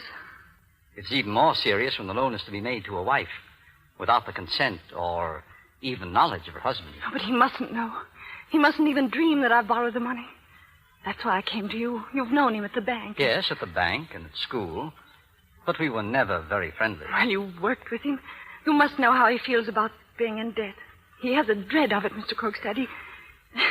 He thinks debts are immoral, almost criminal. He'd never allow me to owe the butcher or the baker a single krona. And now you wish to borrow a great many kronas. Because he needs it. Oh, you know how ill he's been. And now the doctors say that he must go away to rest. A long rest in Italy. And if he doesn't go, he'll never be well again. I want to save my husband's life, Mr. Krogstad. Mrs. Helmer, I wish I could help you. Does that mean you won't? Oh, but I'll pay it back. I promise I will. I'll save and I could make money other ways. I'm very clever at copying. Mrs. Helmer, is there anyone you could get to sponsor the loan? Sponsor it? To sign the note with you and act as surety. I mean a man, of course. Well, I don't know. There's no one I'd like to ask for fear Torvald would find out. Well, you have a father living. My father? Oh, would he do? If he'd sign the note with you, yeah. Oh, then he will. I'm sure he will. Very well. Oh, thank you. Now, here is the note. Yes? when you come back to me with the note signed by you here and your father's signature down here, I'll let you have the money. Oh, how wonderful. It really isn't difficult at all, is it? Oh, I almost wish Torvald could know. Then perhaps he'd see how clever I really am. Oh, but he mustn't. All he must know is that we have money from somewhere and that we're going away to Italy.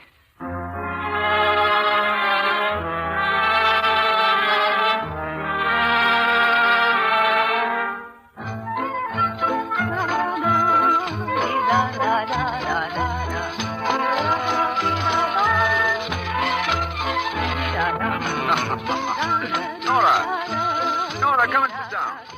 Don't tire yourself out dancing like that.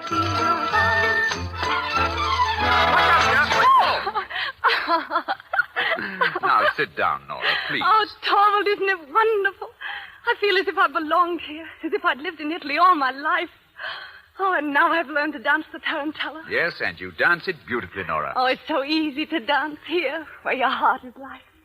Aren't you glad I teased you until you brought me?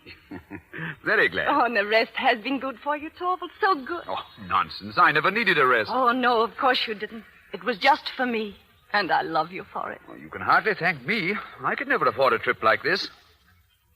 It was strange, your father leaving you that money. Strange, Torvald? I always thought he was rather improvident. I was sure that he'd die quite penniless. Well, he must have had some put away. Yes. Nevertheless, it's almost gone, my dear. We'll have to be leaving for home soon. Oh, I know. But I'm so anxious to see the children again.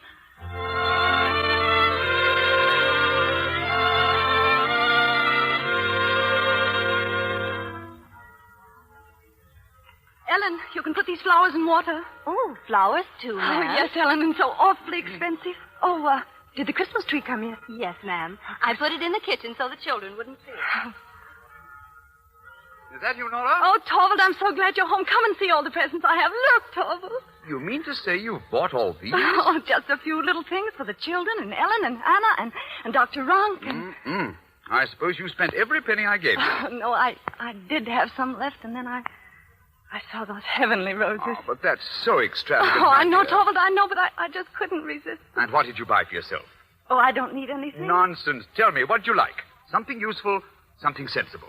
Well, if you really do want to give me something, you could give me money. Now, Nora. Oh, and then I could buy myself something, just what I needed. But there's no Christmas spirit about cold, hard money. Oh, yes, there is. But you're so extravagant, Nora. On that trip to Italy last winter, we simply can't afford to go on throwing money about, you know. Oh, but you'll be making lots of money now, and we could always get a little credit. Credit? Nora, have you ever known me to borrow money? No, but it ought to be easy enough now. I want no creditors in my life, thank you. We've held out all these years without ever owing anyone a penny, and we're certainly not going to begin now at the last minute. Yes, darling. Of course you know best. At the same time, we're not exactly paupers. Look, what do you think I've got here? Oh, Torvald, money? Oh, 10, 20, 30, 40, 50. Here, give that back. Oh, Torvald, darling, thank you. This will go a long way. I should hope so. No one would believe how much it costs a man to keep a little thing like you. A lady to see you, Mrs. Helmer. A lady? Well, ask her to come in, Ellen. Yes, ma'am. Well, I must get back to the bank for a while. Goodbye, darling. Come home early tonight. I'll try. This way, please. Who is it, Ellen? Oh, Nora. How are you? You don't remember me, do you?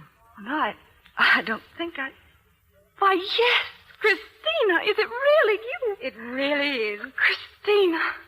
And to think I didn't even know you, but you're so changed. Yes, I guess I am in 9 or 10 years. Oh, good heavens, has it been as long as that? But what are you doing in town? I arrived on the morning boat. Oh, yes, to spend Christmas. How wonderful. Oh, what a thoughtless wretch I am. Oh, darling, how can you forgive me? Forgive you? Oh, Christina, I forgot that your husband... Yes, my husband died 3 years ago. Yes, I saw it in the papers, but, well, you know how it is. Did he leave you anything? Nothing. Not even any children? No. Nothing? Not anything? Not even a regret. Oh, darling, you must tell me the whole story. I never would have dreamed it. It must have been awful. And to be absolutely alone afterwards. Oh, you know, I have two of the sweetest children. Just wait till you see them. They're out with their nurse now, so there's nothing to disturb us, and you can tell me all about it. No, dear. You tell me. No, really, darling, I won't be selfish today. But I must tell you one thing. Have you heard of our wonderful luck? No, what is it? My husband has been appointed manager of the savings bank. He has? Oh, how splendid. It is. Oh, Christina, can you imagine how it makes you feel to have lots of money? Not only what you need, but just heaps of money. Oh, Nora. Nora, you haven't changed a bit. You're still the same old spendthrift. Oh, don't be ridiculous. I've had to work. You work? Oh, but why? Well, Torvald was ill, you know, and of course you mustn't tell Christina. Tell what? Well, we needed money, and of course we didn't have any, so I went... So Torvald thinks we inherited the money from my father. Nora, wasn't it a little rash of you? But it saved his life. But won't you tell him? Oh, after a great many years, perhaps, when I'm not so young.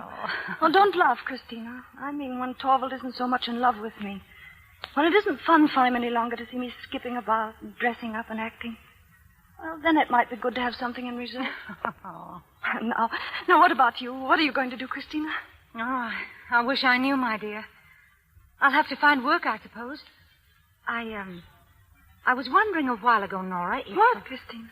Well, with your husband a bank official... You mean he might be able to do something for you? Well, I was hoping... Oh, darling, that's a wonderful idea. Nora, do you really suppose... Oh, just you leave it all to me. I'll give you a note to him, and you go to the bank and see him. Oh, I know he'll give you the position if I ask. Nora, you don't know how much this means to me. Poor Christina. I'll write the note at once.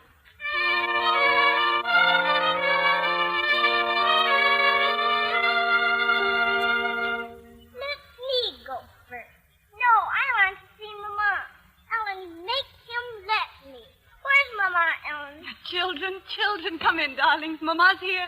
Mama, he threw a snowball and hit me. I did not. I hit him back. Oh, my baby.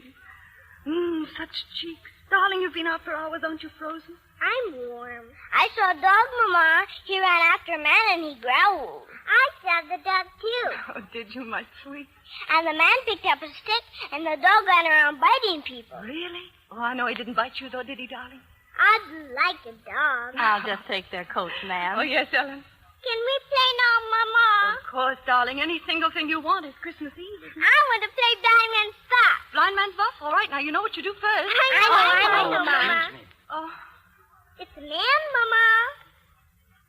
What do you want, Mr. Crookstead? You see, the door was open, and I thought... My husband's not at home, Mr. Crookstead. Yes, I know. Children, go to Ellen. Come on, Emmy. Wait for me. What did you come here for? It isn't the first of the month, Mr. Crookstead. It isn't that. I wanted to ask you something. An hour ago at the bank, a lady asked to see Mr. Helmer. She said she had a note from you. Well? Would you mind telling me if that lady was a Mrs. Linden? Yes. Do you know her? I haven't seen her for a great many years. Naturally, I was surprised when I heard her inquire for your husband. It isn't surprising. She's going to be given a position at the bank. She is? Why, yes. But how? Well, you see, sometimes a little influence with the right people, Mr. Crookstead. You mean you had something to do with it? Well, naturally, I did what I could for my friend. Why? Come now, Mrs. Helmer. You know very well whose job it is your friend is getting. What are you talking about? So I'm just to be thrown out, am I? What? Oh, you needn't pretend you didn't know. How dare you talk like that to me? I didn't know. My husband doesn't tell me his business. Mrs. Helmer, I must ask you to use your influence for me. But I have no influence whatever. But you just said you had, Mrs. That's Helmer. quite different. If someone is to be hired, and if Mrs. Linden is capable, being an old friend of mine might help with my husband. But this is different. Do you expect me to be able to tell my husband what to do? I'm truly sorry for you. No, I don't want your pity. I want your help. You really can't refuse me. You're trying to frighten me, but I'm not afraid of you anymore. In a little while, I'll have paid off the note, and I'll be through with the whole business. Please listen to me, Mrs. Helmer. Try to understand that it's vital for me to keep my job at the bank. I'm sorry, but really, I'm quite helpless. I tell you, I've got to keep it, that's all. I've got children, and they're growing up. They need to have a father who's able to hold up his head in a respectable position. I tell you, my job at the bank is the only chance I've got to get anywhere. I'm sorry, but I just can't listen. You've got to listen. Mr. Krogstad, you're threatening me. I don't care what you call it. Would you tell my husband I owe you money? I don't know. Why, you ought to be ashamed of yourself. When it's all my own secret, and I'm so proud of it. Why, if he heard about it that way, there's no telling how unpleasant it would be. Unpleasant? Mrs. Helmer, I'm afraid there are some things you don't understand very well. Let me make them clearer for you. You needn't bother. When your husband was ill, you came to me to borrow a sum of money. I promised to find you the money in exchange for a written agreement which I drew up. Your father was to sign this agreement. Was to? He did sign it. Did he, Mrs. Helmer? Well, you know he did. Anyway, haven't I made my payments on time? Mrs. Helmer, your father was very ill, wasn't he? Yes, he was on his deathbed. Tell me, Mrs. Helmer, do you happen to remember the day he died? The day of the month, I mean. It was the 29th of September. Ah, that's correct.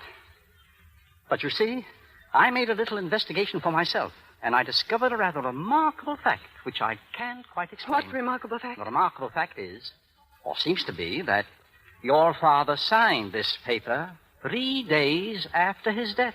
I don't understand. Well, neither do I, Mrs. Helmer. Here your father dies on the 29th of September, and here he signs his name on October the 2nd. There's the date, don't you see?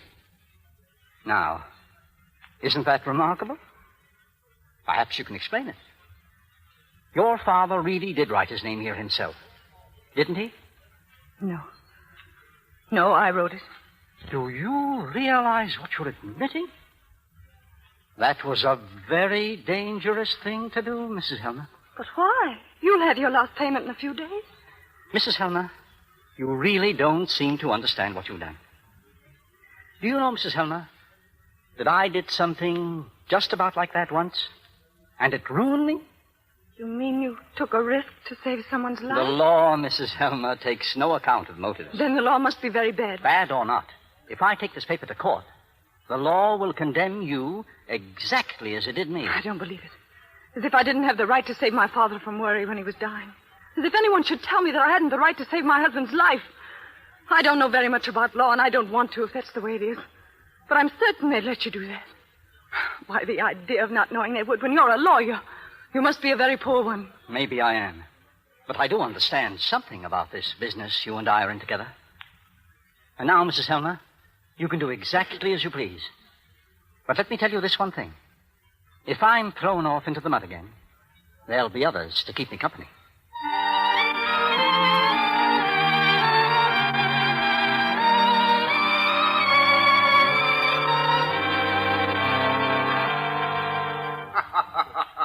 I must go, Torvald.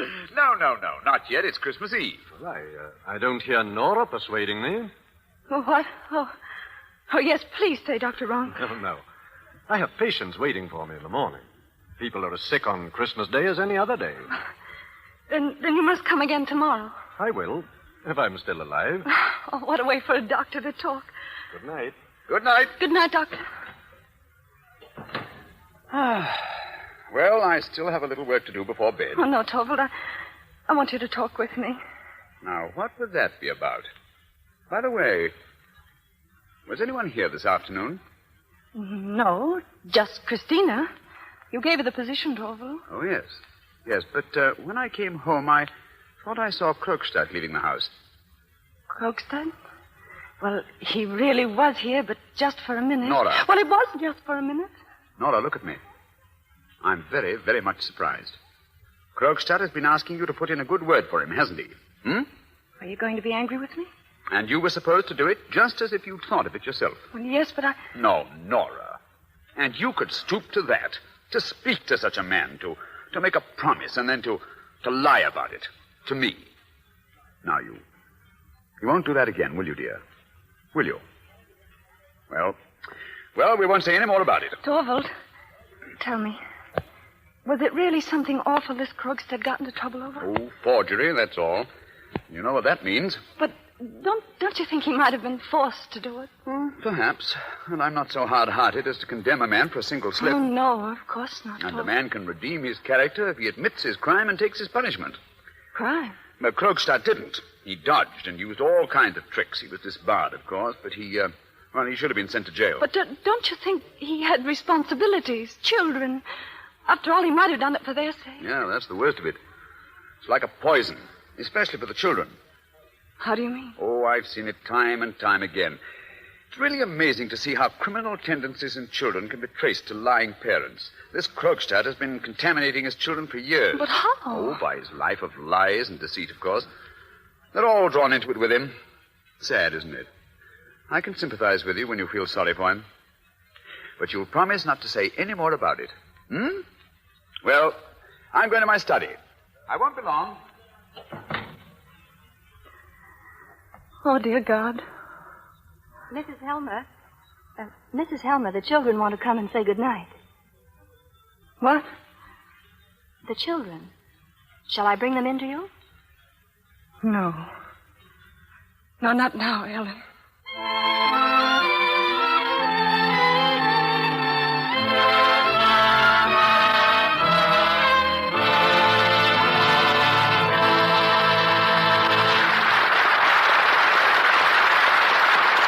So ends the first act of A Doll's House, starring Joan Crawford and Basil Rathbone. Before they return in the second act, we want to present to you in verse our own version of a few historical love affairs. We must admit we've improved on history a little, which is just another way of saying that you'll find our verse historically inaccurate. Anyway, we think you'll find it amusing. Our first subject is the devastating Helen of Troy. Greek Helen of Troy had a way with a boy that caused the upheaval of nations. To buy her a cloak, Menelaus went broke, and an army went short on its rations. But her jewels counted not, her robes were but aught we've learned from historical data. We'll give you the dope. She used Lux toilet soap, and her face was what launched the regatta. We jump now to colonial times and to the comely maiden, Priscilla. Priscilla was fair and had smoothly brushed hair when John came to woo her for Standish. But she wanted John with no pro or con, why the idea of Miles was outlandish. She got her own way, and her confidence lay not in clothes so demure and colonial. It's easy, why shucks. It's because she used Lux. It's a passport to things matrimonial. And now we come to Miss 1938, in whom we're all most interested. The girl of today wears a suit and beret. She ponders on color selection. But though fashions vary, they are still secondary compared with a lovely complexion. And she knows it still pays, as it did in past days, to keep her skin clear and attractive. And, of course, if she's clever, she'll do it forever with Lux, for its lather is active. The famous beauties of history understood the relation between lovely skin and romance. The famous beauties of our own day, the lovely stars of Hollywood, understand it, too. 9 out of 10 of them used Lux toilet soap to protect their beauty. Its active lather removes dust, dirt, and stale cosmetics thoroughly. Guards against choked pores that cause cosmetic skin, dullness, tiny blemishes, enlarged pores. Protect the loveliness of your skin the easy Hollywood way. Use Lux toilet soap before you renew makeup, always before you go to bed. May I remind you that an important announcement comes at the end of our performance tonight. I suggest that the ladies have pencil and paper ready. Now, our producer. Joan Crawford and Basil Rathbone continue in A Doll's House with Sam Jaffe and Netta Harrigan.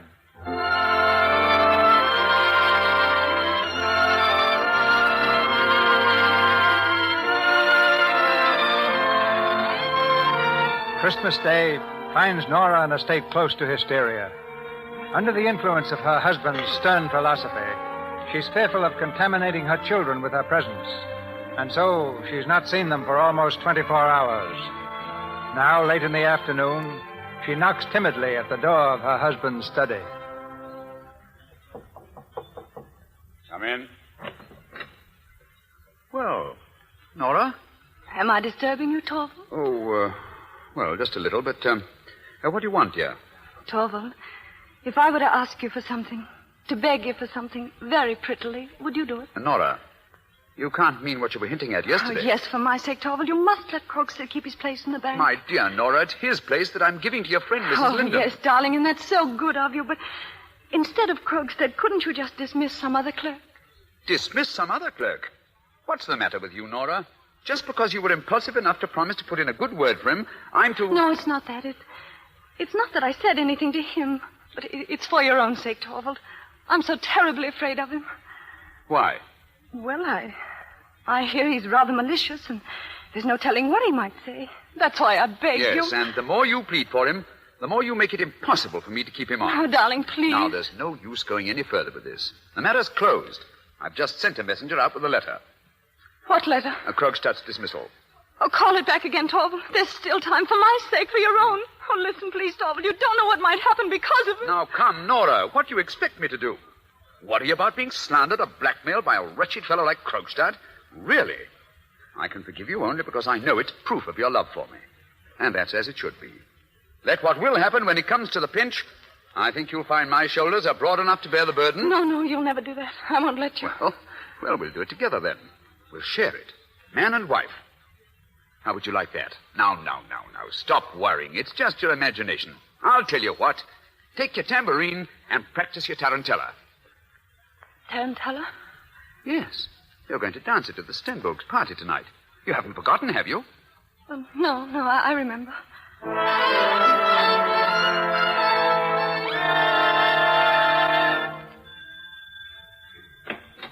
Oh, Mrs. Helmer. Is Dr. Rankin? Why, yes, come in. Come in, Nora. Thank you.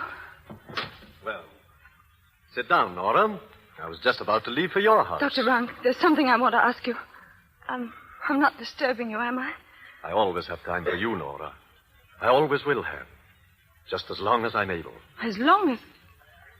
What does that mean? Does that frighten you? Well, I think it's an odd expression, isn't it?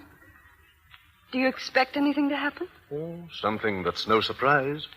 Is there something you've really discovered? I've been auditing my life account, Nora. Oh, you've discovered something about yourself. Yes, and it looks as if I'm bankrupt. Before very long, my poor carcass will be rotting in the churchyard. Oh, what a dreadful way to talk. Dreadful? Well, it's a dreadful business. There's one final test to be made, and then we'll know exactly when disintegration sets in. Oh, Dr. Rank. As soon as I'm certain of the worst, I'll send you my visiting card, and then you'll know that really serious things have begun. I won't listen. You know you're exaggerating. You just like to talk this way. You mustn't think of dying and leaving Torvald and me. You're our oldest friend. Oh, you'll get over it. The absent are soon forgotten. Do you think so? People make fresh ties. Although I do hate to leave it all. Oh, nonsense. You shan't leave us. And without leaving behind as much as a little token of gratitude. Nothing but some space. The first person that comes along can fill that. And just suppose if I were to ask you for... For what? For a great proof of your friendship. For a very, very great service. Would you, for once, make me so happy? Oh, but you don't know what it is. Then tell me. Don't you trust me? Oh, I do, Dr. Rank. It's something you must help me prevent. You know how really deeply Torvald loves me. He wouldn't hesitate a moment to give his very life for me. Nora, do you think he's the only one? What do you mean? Who'd gladly give his life for you? Oh. I wanted to say it to you once, before I go away. I'll never find a better moment. Well, I've told you. Now you know you can trust me as you can trust no one else. Dr. Rank. Well? How could you be so... Why did you say that? It was all so nice before. Nora, please. I please. can't tell you anything now. You mustn't punish me, not that way. Let me help you, Nora. you can't do anything for me now. Besides, it's not... Oh, I really don't want any help. I have to leave now. Goodbye, Dr. Rank.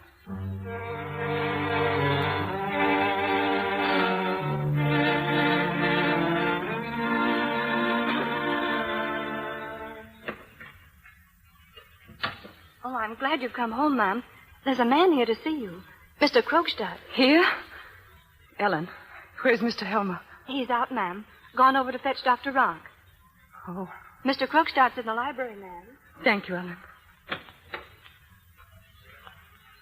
What do you want here? I want some information, Mrs. Helmer. Be quick, then. What is it? You know I've been dismissed. I couldn't prevent it, Mr. Krogstad. I fought and I stood up for you, but it wasn't any use.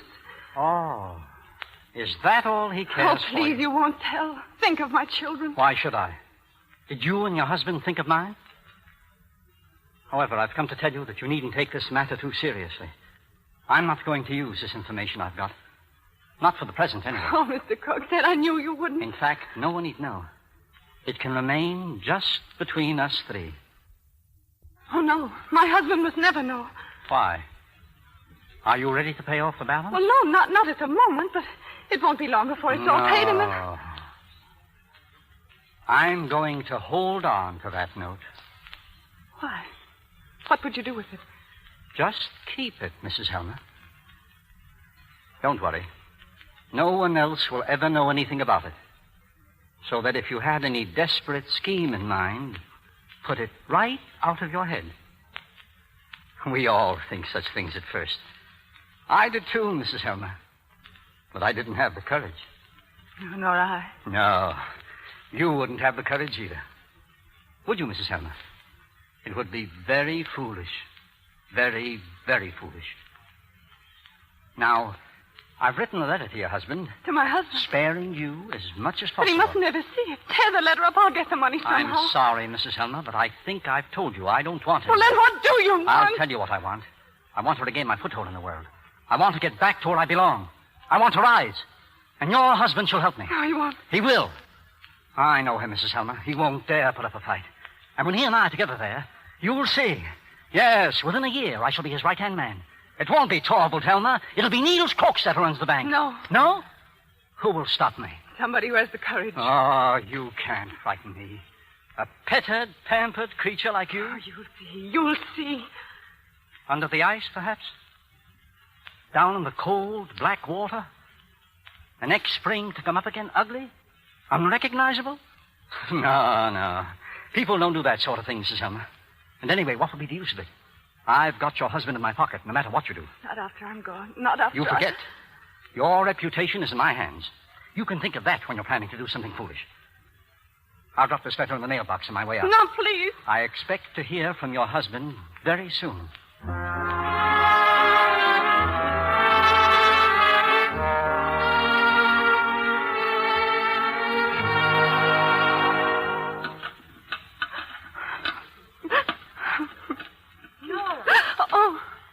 Oh, Christina. What are you doing, my dear? I'm trying to get the mailbox open. But where's the key? I haven't one. Christina, look. There's a letter in there, and it's from Krogstad. Krogstad? Yes, and now Torvald will know everything. Oh, believe me, dear. It will really be best for both of you. But you don't understand. I forged a name. I forged Papa's name. Nora. Listen, Christina. You must witness.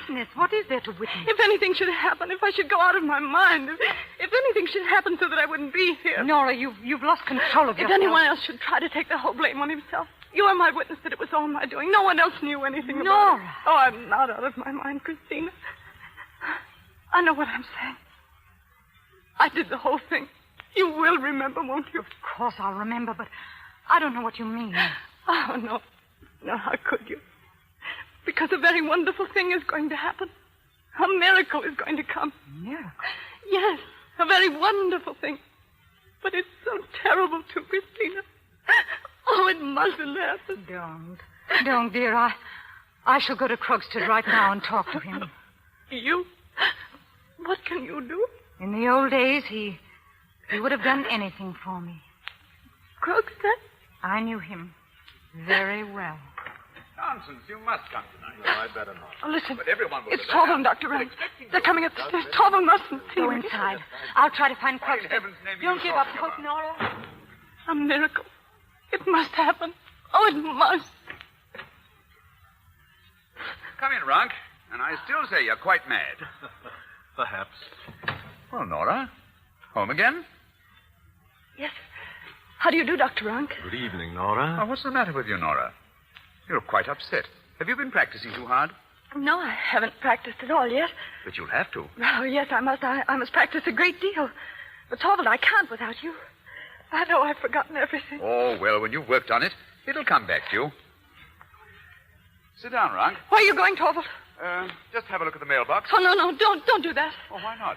Torvald, I'm sure there are no letters there. Well, just let me look Oh, at no, it. if you don't rehearse with me, I won't be able to dance tonight. What?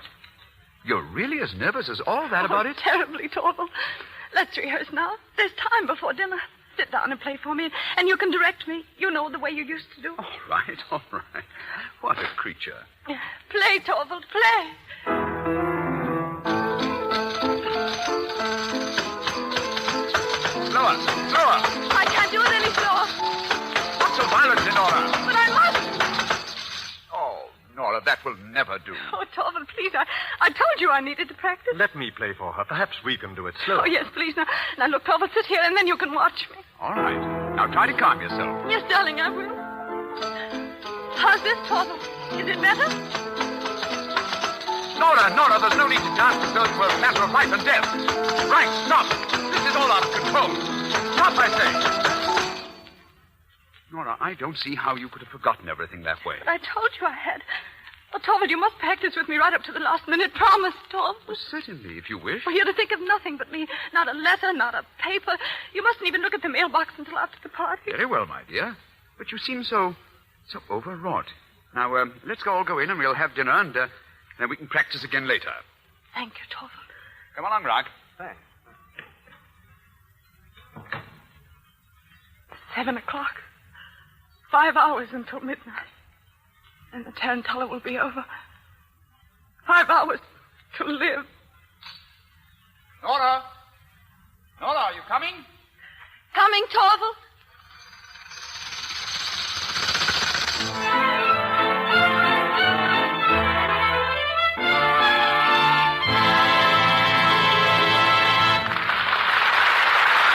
We pause for station identification. This is the Columbia Broadcasting System.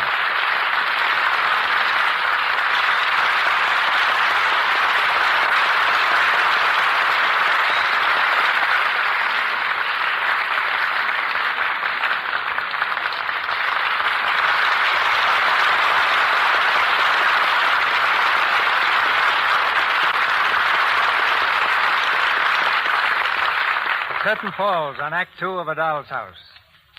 Before we hear Joan Crawford and Basil Rathbun in Act 3, we spend this brief intermission with another personality from backstage Hollywood, Frances Manson, chief story editor of Samuel Goldwyn Productions. Miss Manson came here from Columbia University, where she taught short story writing and advertising. Today, she's one of that highly important group who, seeking for good motion picture stories, wade through the vast mass of material turned out by the world's authors. And now, Miss Manson, what's your story? A complaint, Mr. DeMille. We've had a very definite lack of story material. If good stories were only half as plentiful around Hollywood as Lux soap, I'd be a lot happier. There's a cake of Lux in practically every dressing room in Hollywood, but there are only about 10 good motion picture ideas in every 1,100 stories. In spite of the fact that about half the letters that come to producers are from people claiming they have great ideas for film stories, we're still screaming for new material. Many of these unsolicited stories may be great, but every unknown writer who sends us one is certain of receiving it back promptly and unopened. We can't give them a chance because we can't take a chance. That's it. A lot of people think we're just waiting for the opportunity to steal their ideas.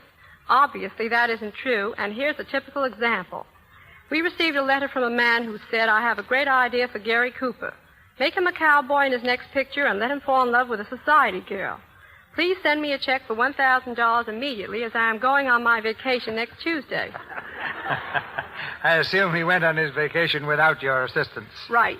You know as well as I do, Mr. DeMille, that such a vague suggestion doesn't mean very much.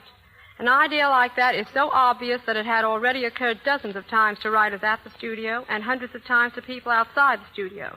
As a matter of fact, in reference to this particular case, Mr. Goldwyn had already started work on a picture called The Lady and the Cowboy with Gary Cooper and Meryl Oberon. Imagine how embarrassing it would be if we read every manuscript we received.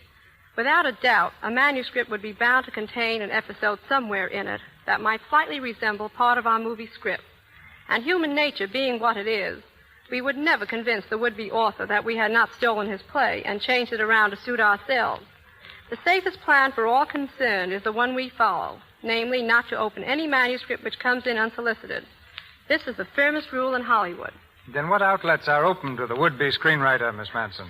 My advice is this. Prove your ability first, write for the magazines, for the book publishers, or the play producers, and we'll grab you without further delay. In other words, if you want to write for Hollywood, don't write for Hollywood until we ask you. Well, what do you think of the ones we've already asked? As a rule, the important screenwriters are quite as temperamental as actors. But at times you can't blame them because the producers they work for are temperamental too. Heresy, Miss Manson. That requires explanation. I can recall one producer who summoned in his writers and said he wanted the scope of the story to be much bigger. This isn't big enough, he said. I want it to be great. I want it to be infinitesimal. And the producer was not Mr. Goldwyn. Then there's the producer who reluctantly agreed to read a certain writer's story. All right, he said, I'll read it with an open mind, but I may as well warn you, I think it's terrible. But writers, in turn, are often something of a problem to producers. For instance, Robert Riskin has to write every line of a screenplay in longhand. S.K. Lauren has to go away and do his creating in a shack. Joe Swirling will spend weeks at wood carving and not write a single line, then suddenly appear, call for a dictaphone, and give forth a complete shooting script without having put a word down on paper. Still, in my opinion, the screenwriter is entitled to every bit of individuality he cares to assert. The fact remains that he delivers the goods and contributes what, to me, is the most important phase of pictures, the story. Thank you. Thank you, Miss Manson.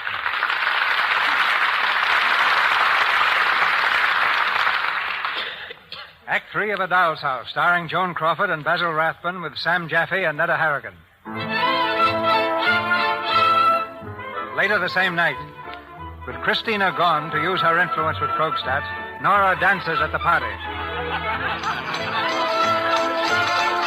Faster and faster she whirls about the room, her cheeks 2 spots of crimson, her eyes burning, and then the tarantella ends.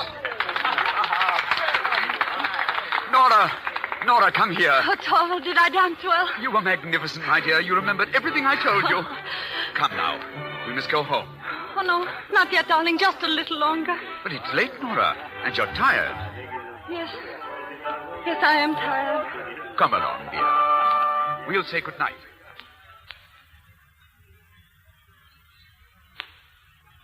So slowly, Nora. Let me help you. I'm even more tired than I thought. There we are. You see, I was perfectly right not to let you stay any longer. Yes, darling. Everything you do is right. Torval, what are you doing? I want to clear out the mailbox. So late, Torval. Won't tomorrow do? Look at all the letters that have collected. Why? What's this? What? Dr. Rank's visiting card. It was right on top. He must have just put it in tonight. I wonder what this means. What is it? This black cross over his name. What a ghastly idea. You'd think he was announcing his own death. He is. What? How do you know? Has he told you something? That card is his farewell. He's going to shut himself up alone and die. Oh, poor old Rank. Of course, I knew we couldn't hope to keep him long, but so soon. And to go off alone, like a wounded animal. When one goes, it's best to go silently, don't you think? I just can't realize that he's gone. He'd grown into our lives so. Ah, well, perhaps it's for the best, at least for him. And for us, too, because now we have to depend entirely on each other. Go in, dear. Oh, it's a relief to be home again. Come here, Nora, you enchanting creature. Torval, don't, please. Why not? Oh, I know what it is. You have the tarantella still in your blood, and it makes you all the more tempting. Read your letters, Torval. Oh, but a moment ago, you asked me to wait. Oh, my darling, I can't hold you close enough.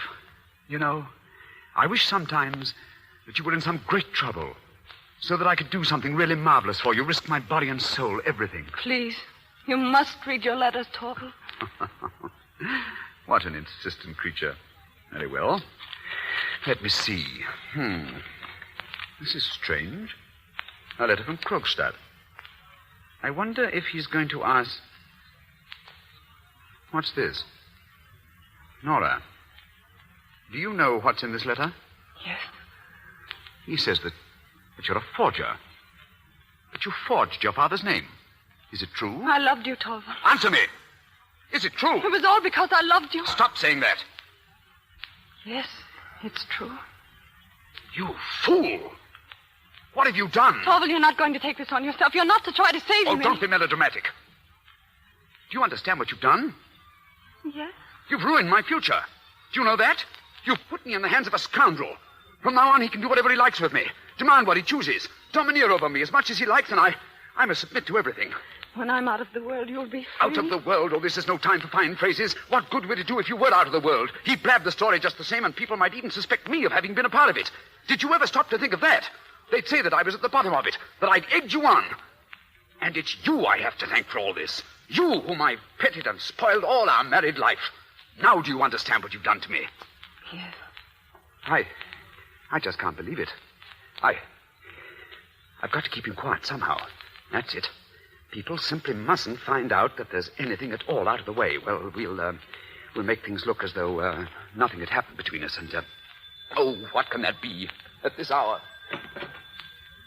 What is it? A letter for you, sir. Mr. Krogstad asked me to deliver it. Krogstad, give it here. Oh, what more can he do to me now? Torvald, Be quiet. Why? What? Look. It's a promissory note. It's your note. He's returned it. I don't understand. What does he say? Returning your wife's note. I regret my actions in this matter. Mrs. Linden has convinced me that... Oh, Nora! Nora, thank God! I'm saved. And I? You too, yes, of course, darling. We're saved, Nora. It's all over. It's finished. I'll tear it up. I won't even look at it. The whole thing shall just disappear like a dream. Oh, Nora, these must have been terrible days for you.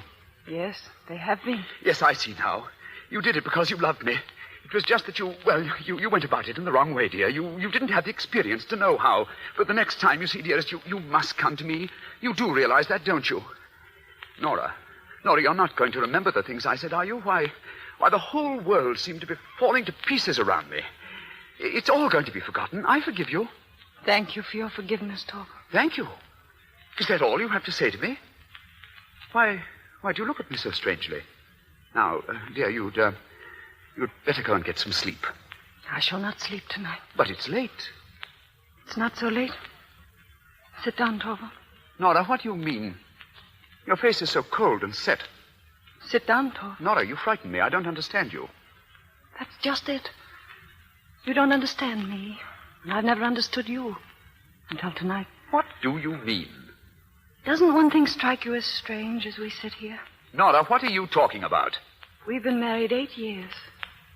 Doesn't it occur to you that this is the first time we two have talked together seriously? Oh, my dear child. What have you to do with serious things? I've had a great injustice done me, Torvald. First by my father, and then by you. Your father and me? Yes. When I was at home, Father used to tell me all his opinions, and I always agreed with them. He used to call me his doll child and play with me, just the way I played with my dolls. And then I came to live in your house. Oh, what a way to talk about our marriage. Well, I mean, I changed hands. From his to yours. And I heard your opinions and agreed with them. Or pretended to. Nora. I've been living here like a beggar by performing tricks for you. That's the way you would have it. You and my father are responsible. It's your fault my life has come to nothing. Nora, haven't you been happy here? No. Only merry. You've always been kind to me, but our house has been nothing but a nursery. I've been your doll wife, just as I used to be Father's doll child. And in the same way, my children have been my dolls. That's what our marriage has been, Torvald. Well, perhaps there is some truth in what you say. But, Nora, from now on, it will be different. Yes. Very different. I'm leaving you, Torvald. What are you saying? I can't stay with you. You've lost your mind. I won't allow it. I'll spend the night with Christina, and tomorrow I'm going home. You mean that you propose to leave your home, your husband, and your children? And have you considered what people will say? I don't care what they say. From now on, I must think things out for myself. Oh, you talk like a child. Desert your home, you can't. These things are your duty, your sacred duty. I have other duties equally sacred. Name them. My duties toward myself. Before all else, I'm a human being, just as much as you are. And if I'm not, then I must try to become one. Nora, you're ill. I almost think that you're out of your senses. I've never felt so clear or so certain. Clear and certain enough to forsake your husband and children? Yes. Oh, then there's only one possible explanation. You don't love me anymore. Yes, that's just it. Nora. I'm sorry, but I can't help it. I don't love you anymore. You're clear and certain of that, too? Yes. And can you explain to me at what moment you ceased to love me? Yes, I can. It was this evening when the miracle that I expected to happen didn't happen. It was then I saw that you were not the man I'd imagined. I don't understand you. For 8 years now, I've been waiting for a certain wonderful thing to happen between you and me. And I've been waiting patiently because I know that really wonderful things can't happen every day. And when I saw that this catastrophe was hanging over me, I said to myself, it's coming. The miracle is coming. When was this? Torvald, when Krogstad's letter was lying in the box, It never occurred to me that you'd think for a minute of submitting to that man's conditions. I was certain that you'd say to him, all right, tell everybody, publish it to the whole world. And I was certain that after that... After that, what? When I'd covered my wife's name with shame and disgrace? Oh, then I was sure you'd come forward and take the whole thing on yourself. You'd say, I'm the guilty one. I? But Nora... Oh, I'd never have accepted such a sacrifice. Of course not. But what would my word have been against yours? That was the miracle I hoped for and dreaded. And to prevent that, I wanted to die. Nora, I would gladly work day and night for you. I'd bear any sorrows and want. But no man sacrifices his honor even for the woman he loves. Millions of women have done it. Oh, you talk like a child. You think like a child. When you got over being frightened, not for me, but for yourself, and you knew there was nothing more to fear, then it was as if nothing had happened. I was your doll again, and you would take twice as much care of it in the future because I was so weak and fragile. Torvald, it burst on me in that moment that I'd been married for 8 years to a man I hardly knew. But you're still my wife, now and always. Torvald, when a wife leaves her husband's house, as I'm doing, I've heard that in the eyes of the law he's free from all duties to her. At all events, I release you from all duties to me. Here's your ring. Give me mine. Here are the keys. Tomorrow when I've left town, Christina will come and pack up the things I've brought from home. I'll have them sent after me. Is everything over? Nora, will you never think of me again? Torvald, I shall often think of you and the children and this house.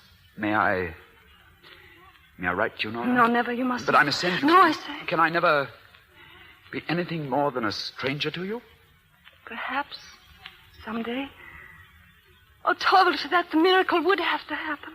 What's that? Both of us would have to change so that... Oh, that I no longer believe in miracles. Perhaps I do. Tell me, Nora. So changed that our marriage would be real, with a real love to hold us together. Goodbye. Nora, wait! Goodbye, Torvald. Nora! A miracle. Perhaps someday. Yes, that miracle will happen. It's got to happen.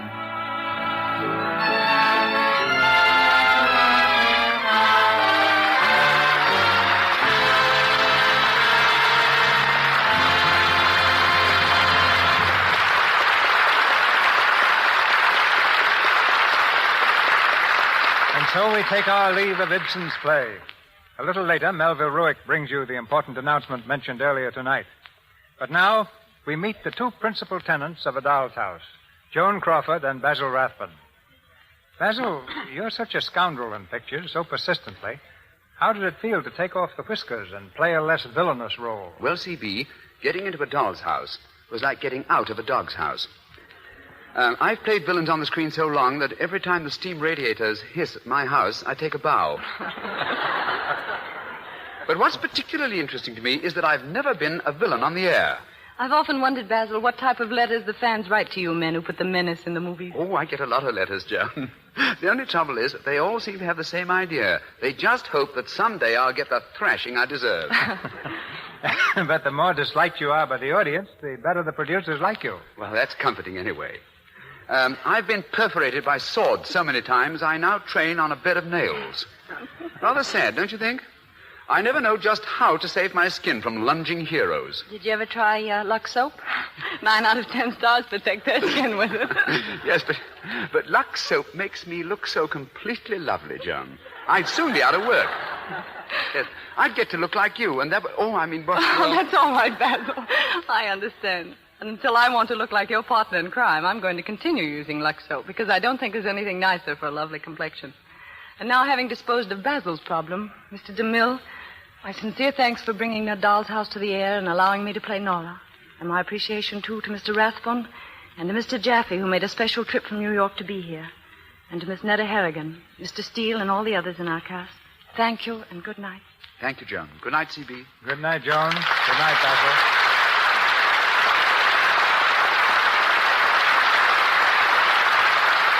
There's another real treat in store for you next Monday night. In a moment, our producer, Mr. DeMille, will be back to tell you all about it. But while we are waiting, I want to tell you about our offer of a compact for the ladies. The response to this offer last week has been overwhelming, and it is repeated tonight so that no one need lose out. If you have not already sent for your genuine Van-style double compact, by all means do so tomorrow. Or if you have obtained one and want one or two more for a gift or for a bridge prize, you may have it now. It's difficult for a man to describe this compact and do it justice. All I can say is that it's swell. Perhaps I could help you describe it. Oh, would you please? Just tell the ladies in our audience how this compact appeals to you. Well, this is really the sort of compact every woman wants. Thin and lightweight, a delicate horseshoe shape of graceful design, curved in the front and square at the back. And, of course, there's no advertising on it. The top is finished in gold effect and set in gleaming black enamel. The bottom richly tooled in a harmonizing pattern. It will remind you of a piece of fine old antique jewelry, and it's just as smart as it can be. The black and gold color combination makes it harmonize with any costume. It's a double compact with 2 compartments, one for loose powder and the other already filled with a cake of fine neutral shade rouge. And it's so easy to get rouge refills to match your own complexion. The clear, gleaming mirror is the full size of the cover. In many stores, this type of compact usually sells for $1. Well, thank you very much, but this compact does not cost our listeners $1. For the time being, our Lux Toilet Soap friends can get it for 3 Lux Toilet Soap wrappers and only 25 cents in coin. Send for yours at once. Now, let me repeat that. You need only 3 Lux Toilet Soap wrappers and 25 cents in coin. Fold the coin into the wrappers and enclose in an envelope with a slip of paper on which your name and address is printed clearly. Don't send stamps. Address, Lux Toilet Soap, Box number 1, New York City. Your compact will be mailed to you promptly. This offer is good only in the United States.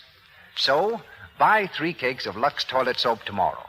Send 3 wrappers and only 25 cents in coin folded into them, together with a slip of paper with your name and address printed clearly, to Lux Toilet Soap, Box number 1, New York City. This offer is good only in the United States. Mr. DeMille. From the stern drama of A Doll's House, we turn next Monday night to the gay romance of Columbia's highly successful comedy, Theodora Goes Wild. Starring in the title role will be the same delightful comedienne whom you saw in the picture, Irene Dunn. And co-starred with Miss Dunn, the seasoned sensational comedy find, one of the most versatile stars in Hollywood, Cary Grant.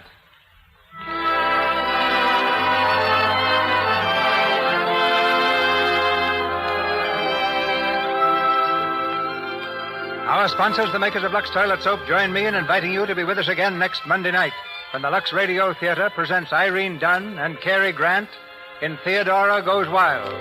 This is Cecil B. DeMille saying good night to you from Hollywood.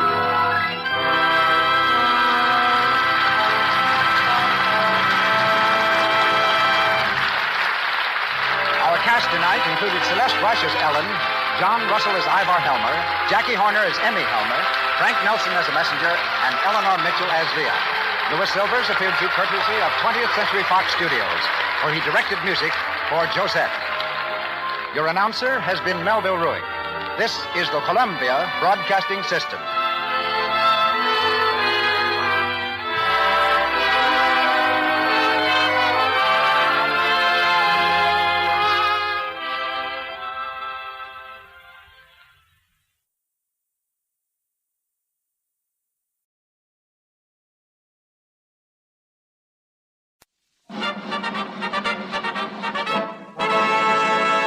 From Hollywood, California, the Lux Radio Theater presents Miriam Hopkins, Claude Rains, Richard Green, and Anne Shirley in Confession.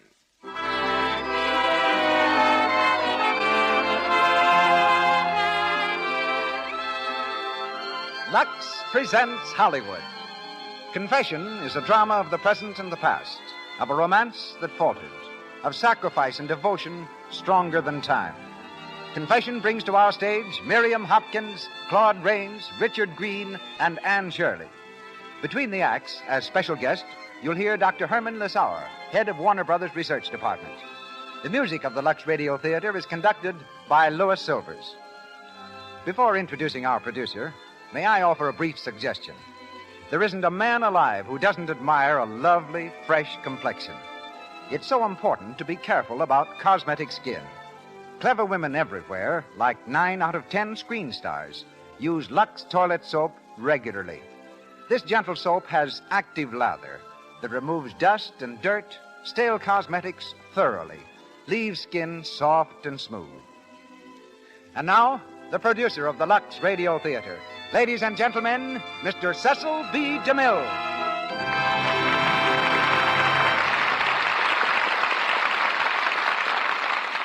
Greetings from Hollywood, ladies and gentlemen.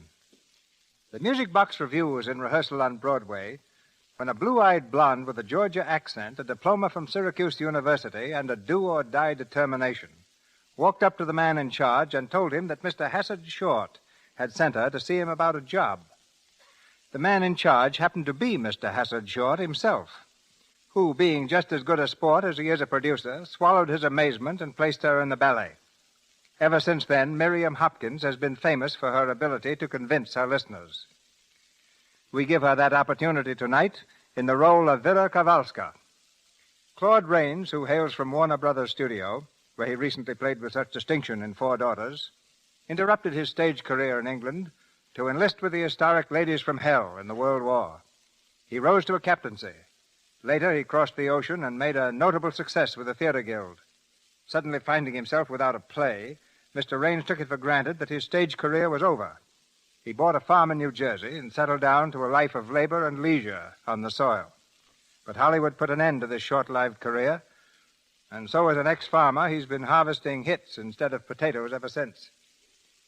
Seen next in They Made Me a Criminal, Mr. Rains appears tonight as Mikhail Mikhailoff.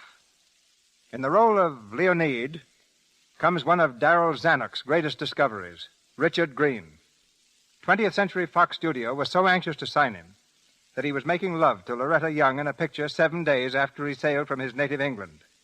Today, less than a year later, his fan mail runs to 3,000 letters a week. He's just completed Submarine Patrol and resumes his attentions to Miss Young in their new film, Kentucky. The youngest of our stars, Anne Shirley, is the screen veteran of tonight's cast. An actress since babyhood, Miss Shirley appears through the courtesy of RKO Studio, is currently seen in A Man to Remember, and plays Lisa in tonight's drama. And now for the play. It's curtain time and start time as the Lux Radio Theater presents Miriam Hopkins and Claude Rains in Confession with Richard Greene and Anne Shirley.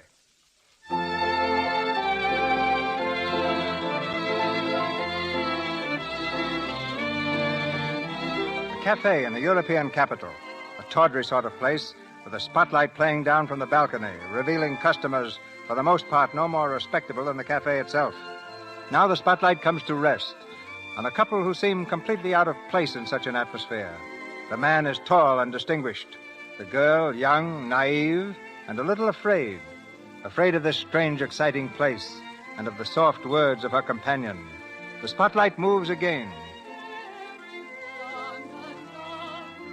Now focused in its beam is a solitary figure, a woman gowned in black. Slowly with her song, she moves toward the couple at the table.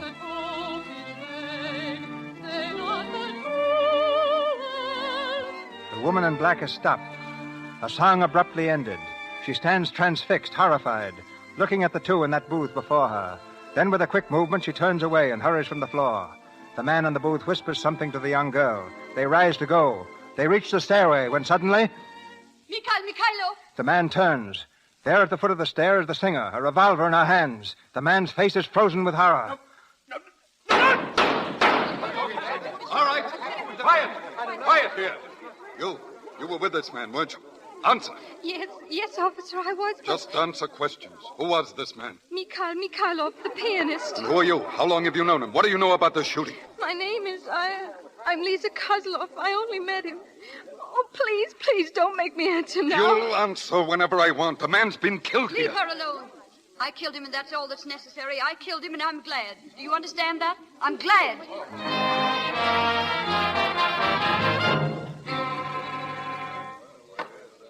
The court will be in order. Order. The prosecutor will swear the witness. Let her be sworn. You swear that the testimony you are to give shall be the whole truth and nothing but the truth? I do. Your name? Lisa Kozlov. And now, Miss Kozlov... just a moment, Mr. Prosecutor. How old are you, Miss Kozlov? 17. 17. Then you're certainly old enough to realize the importance of your testimony. Now remember, young woman, not alone are you under oath, but the life of the defendant, Vera Kowalska, may depend upon your telling the truth. I know. Proceed, Mr. Prosecutor. And now, Miss Lisa Kozlov, why did the defendant kill Mikhail Mikhailov? I don't know. Wasn't it through jealousy of you? No, it couldn't have been. No? Well, then why were you in such a hurry to leave the cafe that night, the moment that the defendant saw you? But I wasn't. It was Mikhail who wanted to leave. Mikhail? Oh, then the murdered man was Mikhail to you, Miss Kozlov. How long had you known him? Why, only 3 days. 3 days, and he's an intimate friend. Interesting. Oh, but you... Your Honor, why should this girl be questioned like this? I'm the one on trial. She isn't. Silence. It is not for the defendant to question the tactics of the prosecutor. Continue, Mr. Prosecutor. Thank you, Your Honor.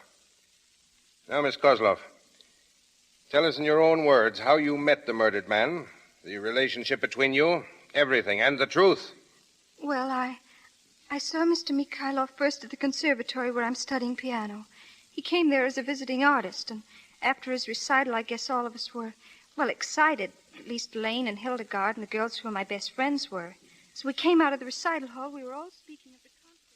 Oh, but he's wonderful. Yes, he is, and his own compositions, too. Oh, silly. I don't mean his playing. I mean his looks, his manners. Didn't you watch his eyes? I did.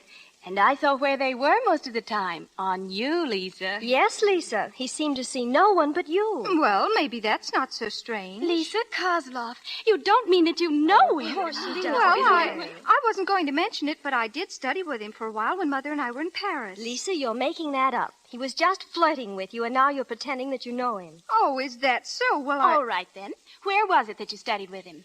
Why, it was... It was at the Conservatoire Eliot in Paris 3 years ago. Oh, Mr. Mikhailov. Oh, Mr. Mikhailov, I didn't know you were... Am I not right, Lisa? Paris, 3 years ago? Why, yes. I remember you were a very fine pupil, but you had trouble with your octaves. Do they still bother you? No, not so much. Aren't you going to introduce me to your friend? Oh, of course. Hildegard Fisher. How do you do? Elaine Martin. How do you do? Thelma Petrova. Mr. Mikhail Mikhailov. Oh, how do you do, Mr. Charming. An honor to meet the friends of little Lisa. And now, if you will excuse us. Of course. Happy to have met you. Goodbye, Lisa.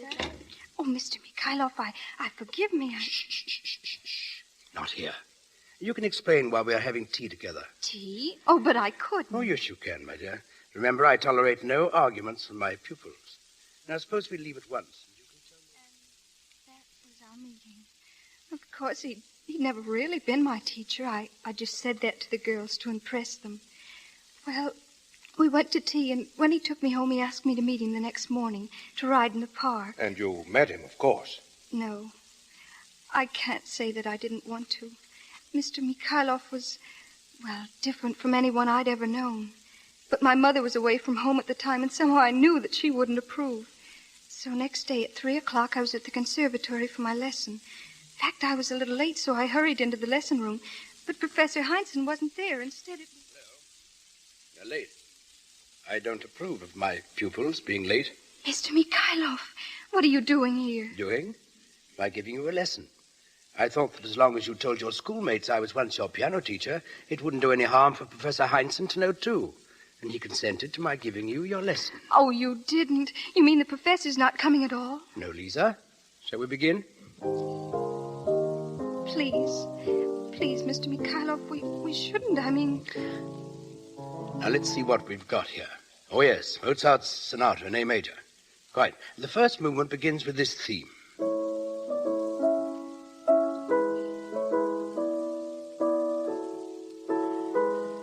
The basic theme undergoes various changes, while the harmonic sequence is kept intact. Lisa, are you listening? Yes. Well, while the principal progressions are unaltered, they are emphasized by... Lisa, why wouldn't you meet me this morning? I couldn't. You were afraid. I don't know. You mustn't be. I told you yesterday. Lisa, It's true. You're not just another girl to me. You're all my yesterdays. You're Lisa. No, please, you mustn't kiss me. Oh, you shouldn't. Don't you see how horrible this is? What? Lying to people, kissing in corners. I'm not like that. I hate it. My mother gets back tomorrow, and I can't lie about things to her. We'll say goodbye now, and we mustn't see each other again. You don't mean that. I do.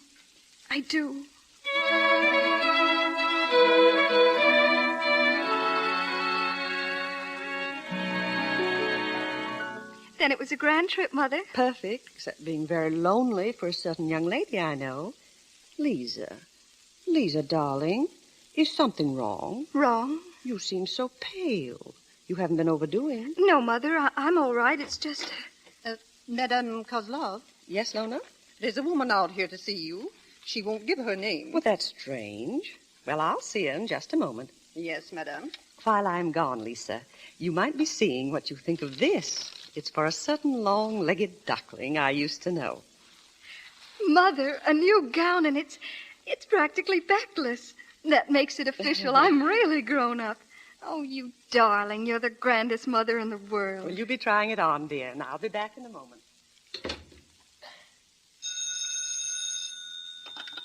Hello. Oh, Mikhail, you shouldn't phone me. I told you that. No, it's impossible. I can't. No, believe me. But it doesn't matter whether I want to or not. Going away. Why, yes, but couldn't.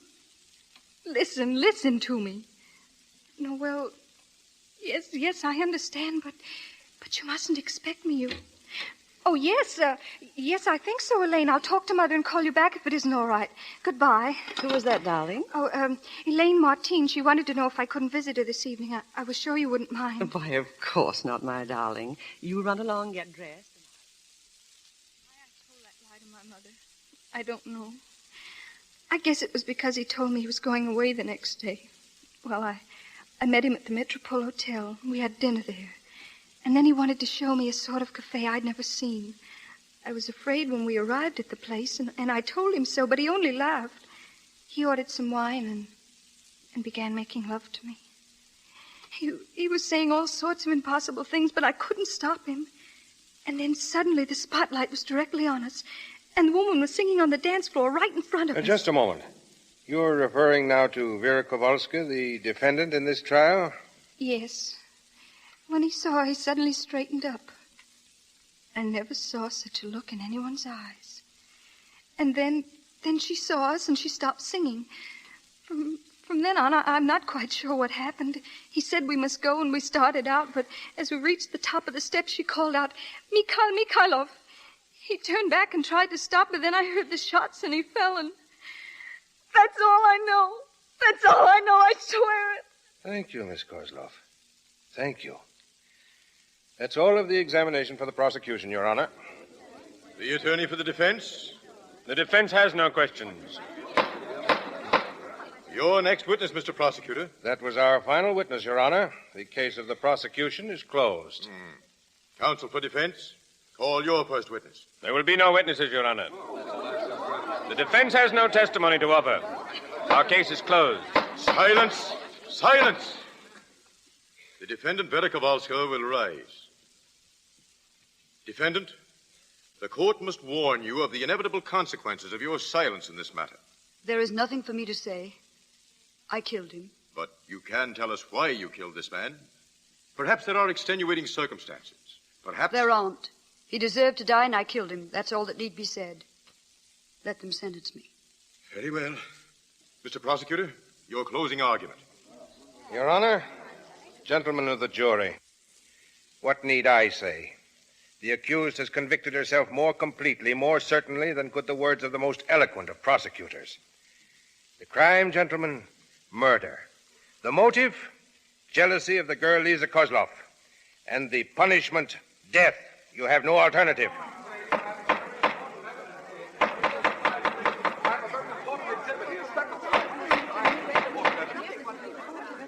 Your pardon, Your Honor, your pardon. This suitcase has just been sent to the court by the police. It was just found in the baggage room of the Union Station.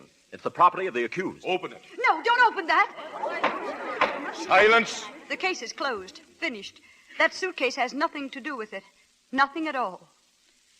Vera Kowalska, this court is not content that this trial be closed without a knowledge of the relation between yourself and the murdered man. It is possible that this suitcase will reveal that relationship. Therefore, it is my order that the suitcase be opened and... No, don't open it. I'll tell you. Leave that suitcase closed and clear the courtroom of everyone but the jury. And I'll tell you. I swear I'll tell you. But you've got to clear the court. Very well. The court will be cleared.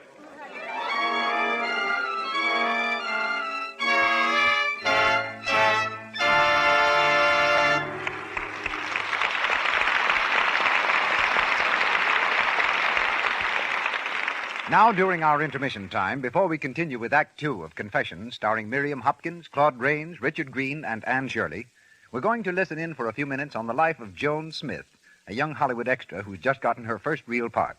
Tonight, she's been celebrating with her best beau.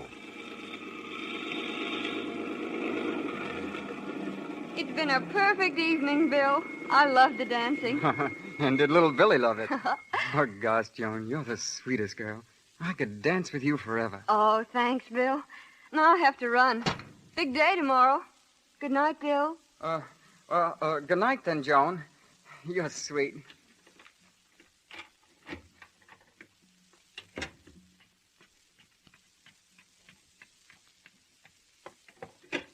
Here she is now, all starry-eyed. What things Bill must have said. Oh, don't drag me, girls. It's too late. No, but honestly, he must have been saying nice things. Tell us, please. Yes, please. Don't be silly, as if I would. I'm going straight to bed. I've got work to do early. Good night, all. Good night. Just as if I'd tell them the nice things Bill said. I could dance with you forever. Joan, you're sweet. Gosh, am I glad I hurried home from work for my Lux soap bath before my date. That soap sure leaves you clean. And it has such a nice fragrance. Joan is a clever girl. She's learned the importance to a girl of making sure her skin is fresh and sweet. She uses Lux toilet soap as a beauty bath because its active lather carries away thoroughly perspiration, every trace of dust and dirt, leaves skin smooth and delicately perfumed. Screen stars use this beauty bath. You'll love it, too. Our producer, Mr. DeMille. Miriam Hopkins as Vera, Claude Rains as Mikhail, Richard Green as Leonid, and Anne Shirley as Lisa continue in Confession.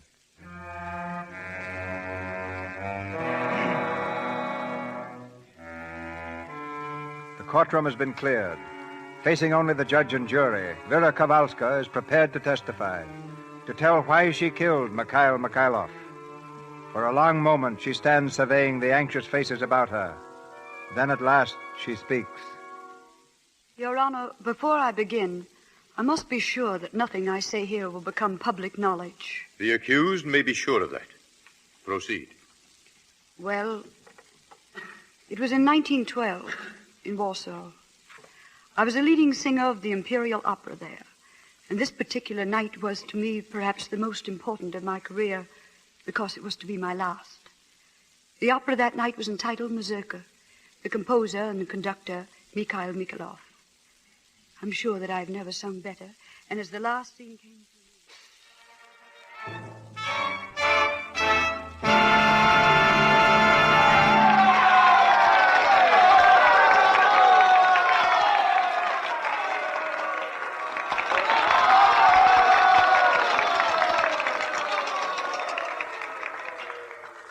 Oh, they were glorious, such an audience,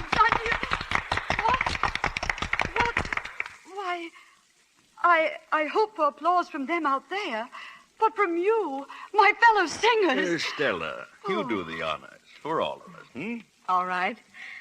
Vera, for all of us, this is goodbye and good luck. We refuse to believe that any man is worthy of you or has a right to take you and your voice away from us, but it's evidently too late to make you see the light now. And so, in your marriage tomorrow to Captain Kirov, we want you to know, Vera, that you take with you the love and the good wishes of us all. Thank you, Stella. And all of you.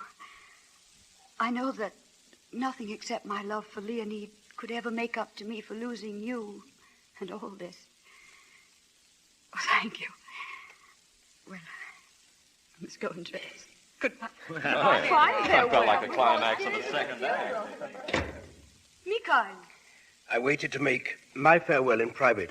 I have no taste for public demonstrations. Mikhail Mikhailov, your gallantry is only exceeded by your vanity. Goodbye, and get out of my dressing room. You sang superbly tonight, Vera. Oh, the real credit belongs to your opera. My opera is but scribbled notes on manuscript. It was your singing that made it great music. Oh. Vera, you can't do it. What can't I do? Come on, give it up. Marriage isn't for you. At least not this kind of marriage. An army captain. No, really. Music is your world, my dear. Now and forever. Wait, this is all terribly serious to me, Mikhail, and I'd rather not joke about it. Joking? But I'm not joking. Now, if you were to talk of marrying someone else, Mikhail Mikhailov, for instance... I don't suppose it matters that Mikhail Mikhailov already has a wife. Wanda? Oh, ancient history, my dear. Vera, darling. Oh, Mikhailov. Congratulations. Your opera was wonderful. Well, thank you. You come in good time. I was just trying to persuade your fiancée to jilt you at the altar and marry me instead. Oh, were you? Well, I take it all back about your opera. It was terrible. My opinion exactly. Glad you agree with me. Well, I'll run along. The very worst of luck to you both. An intriguing sense of humor some people have. Vera, what did that fellow want in here? Oh, nothing of importance. But I'm glad to see that you're jealous. Would that mean you love the lady, Captain Kirov? It would mean that I adore the lady. Do you, my darling? Are you sure? Very sure.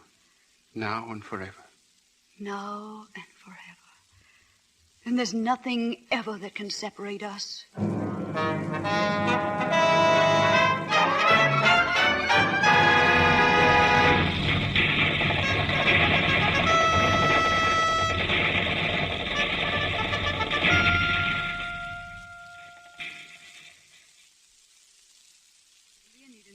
Married less than 2 years when war was declared, and as an officer he was sent to the front at once. But those 2 years we did have were so filled with happiness that I almost believe they make up for all that's happened since. I'm sorry. Perhaps the defendant desires a recess. No, I want you to know all of it. As I've said, my husband was at the front. He was even away when our child was born. And I was continually obsessed by a single fear that something might happen to her while he was gone. I suppose I was almost frantic in my care of her. And although I had the best of nurses for her, I went nowhere. My old friends were nearly forgotten. And then one day, Stella Malov came to see me. She was delighted. What an adorable baby, Vera. I'm rather proud of her. And that husband of yours? He's well and as handsome as ever, I suppose. Well, I hardly know. It's been so long since I've seen him. He's really in the thick of things, Stella.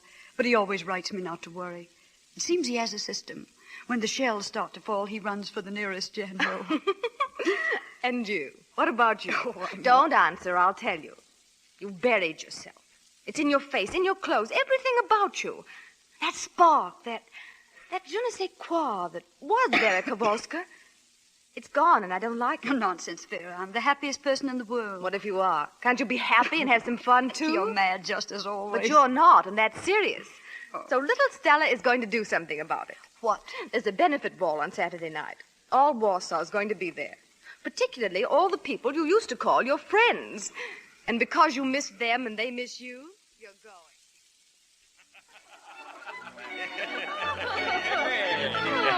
It's Vera Kowalska. You don't know how good it is to see you again, Vera. Stella says you have a baby. Yes. Does she sing yet? And how is your husband? Oh, I warn you not to ask her about her husband. She's rabid on the subject. The man is winning the war single-handed. Oh, how I've missed you all.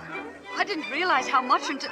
Listen, a mazurka. Exactly. And you're going to dance it with me. Mikhail. The same. Infinitely older and only infinitesimally wiser.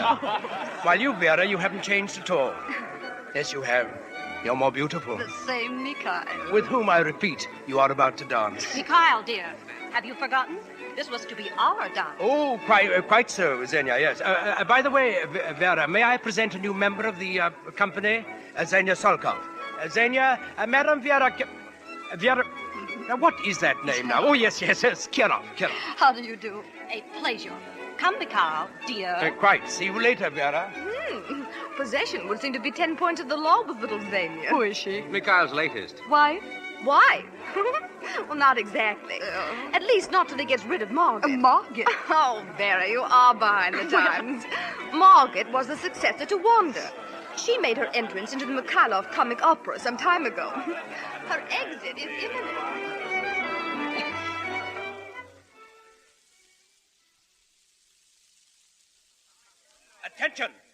Attention, all of you. There may be those among you who are under the delusion that this ball is ended simply because the other guests have all gone home. Not at all. We, my friends, may remain sans orchestra, it is true, but still we may remain until dawn, if it pleases us. It has been arranged by a scoundrel named Mikhailov. Oh, but it's late, Mikhail. We should go home, all of us. Impossible, Vera. My friends, there is, I confess, a purpose to my keeping you all here. After all, we are good friends. And there is a tribute to an old friend returned that we surely have not forgotten. Fedina. A tumbler of vodka. And each of us chanting till she downs it at one gulp. That is our tribute to Vera. And if she is still one of us, she cannot refuse. Mikhail, no, not vodka. I can't. Oh, yes, you can. Here, Xenia. Xenia, you hold the glass while I... Well, that was too good an exit. Must have been rehearsed. You will pardon Xenia's manners, Vera. I suppose it's just that she's young. Another glass. Now, a tray. And the filled glass upon it, and... Mikhail, please. I appreciate you. Better not. Don't do it, Vera. Not that much vodka. Stella, I've got to. I can't insult them.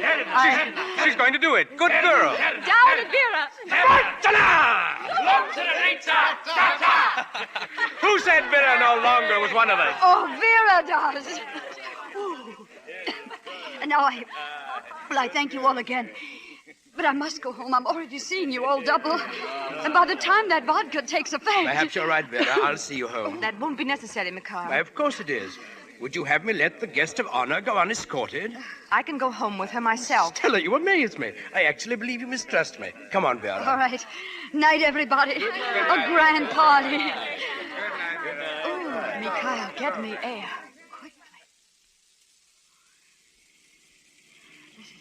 This is good of you, Mikhail. Wouldn't do. Try to go home alone. Wouldn't do. I'm glad you came tonight, Vera. I'd hoped Stella would bring you.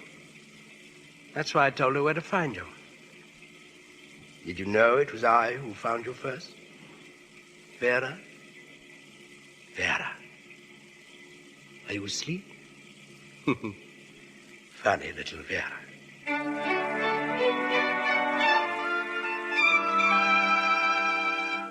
You say she didn't come home all night and she didn't call? No, ma'am. Madame Kirov didn't call all night. I've been so worried, ma'am. What with the baby and all, There she is now. Wait here, please. Vera. Stella. Oh, Stella. Don't cry. Oh, my poor child. The baby. She's all right. Yes, the nurse is with her. Oh, Vera, when I came here and found you hadn't come home, I was nearly crazy. Oh, Vera. It didn't happen. Not to me. It couldn't. It's not possible. It's not... Oh, Stella, why? Why to me? Why?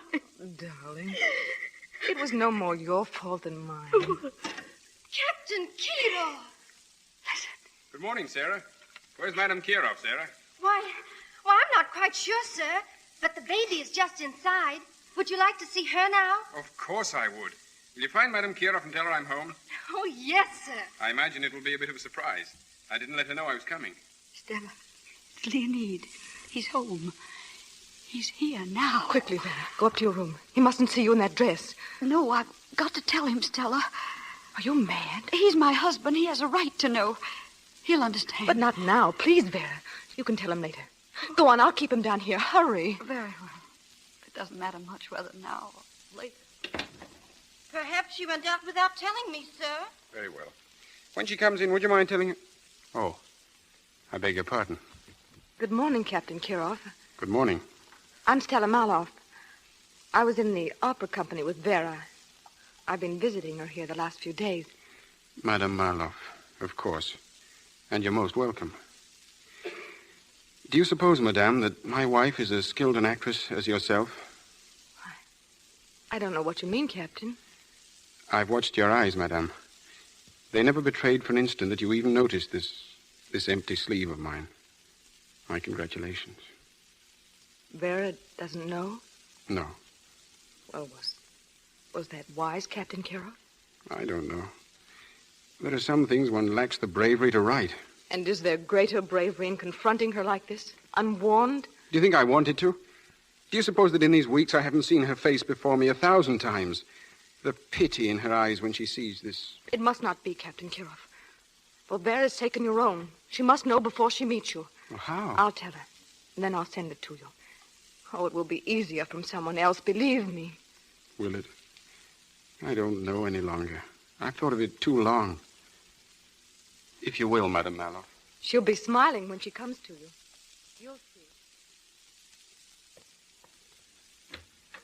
Vera. Well? Listen to me. Listen and say nothing until I've finished. You believe in your heart that last night is the most important thing in the lives of you and your husband in this moment. Well, it's not. You said a moment ago that because you love him, you must tell him. Yes. If you do love him, you can't. Wait. He needs you, Vera. He's hurt. No. He's lost an arm, Vera.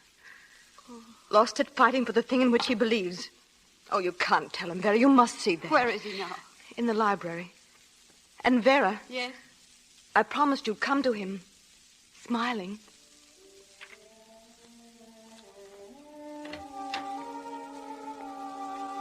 Leonid. Vera. Oh, my darling. My own darling. Let me look at you. Oh. She was right. You are smiling. Then it makes no difference to you, my dear. We're together again, Leonid. That's all that matters. We're together. You and I and our baby. And it was true. What had happened to my husband only made my love for him stronger. And I think there were times when I even blessed that empty sleeve because it meant he wouldn't have to leave us again.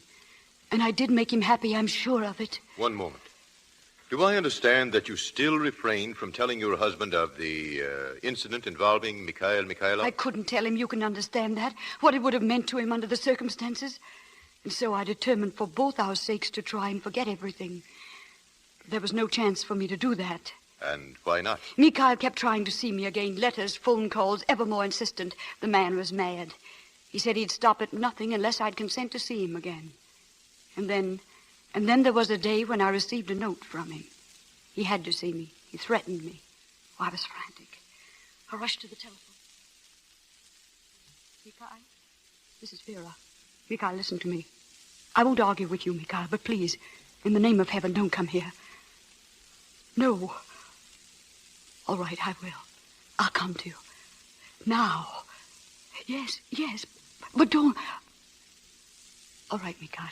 Yes, in 10 minutes. Goodbye. Going out, Vera? Leonid. Oh, I didn't know that. Whom were you talking to? Well, it's a friend of Stella's. She's very ill, and I'm going to her. And Stella? She's gone to get my purse, the taxi. Here's money. You'd better not delay. But You're right. Thank you. Goodbye, darling.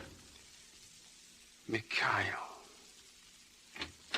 Oh, Vera, you'd better... Oh, Leonid. Is she very sick, Stella? Sick? Your friend. Or possibly you didn't know that you had a friend. So ill that my wife, but not you, must go to them at once. Oh, why? Why, of course, it's... Don't lie. Where has she gone? Who is Mikhail? Answer me. No, never mind. Mikhail. I know. I remember.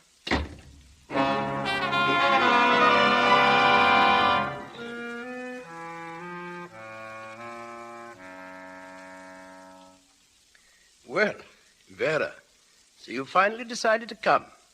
Sit down, my dear. Have a drink. Let's understand each other from the beginning, Mikhail. I didn't come here for a rendezvous with you. No? No. I came only to make you understand that I never want to see you again. Now, Vera. Keep away from me, Mikhail. You're not going to blackmail me, do you hear? I love my husband and my baby, and there's nothing I wouldn't do to keep them. Do you understand that, Mikhail? There's nothing I wouldn't do. You know, I actually believe you. You surprised me, Vera. I hadn't credited you with the gift of intensity. Well, I'm sorry. It would have been very pleasant. May I show you to the door? You won't write again. A phone. Swear it. Very well. This, my dear Vera, is a most regrettable but final parting. You have my word. Goodbye, Vera, my darling. Goodbye.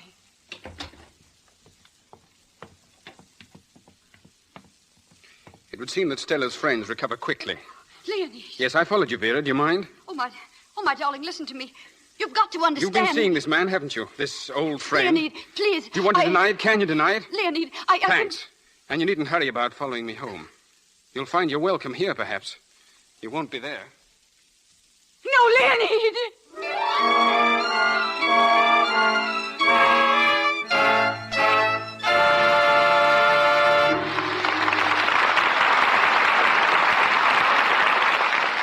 We pause for station identification. This is the Columbia Broadcasting System.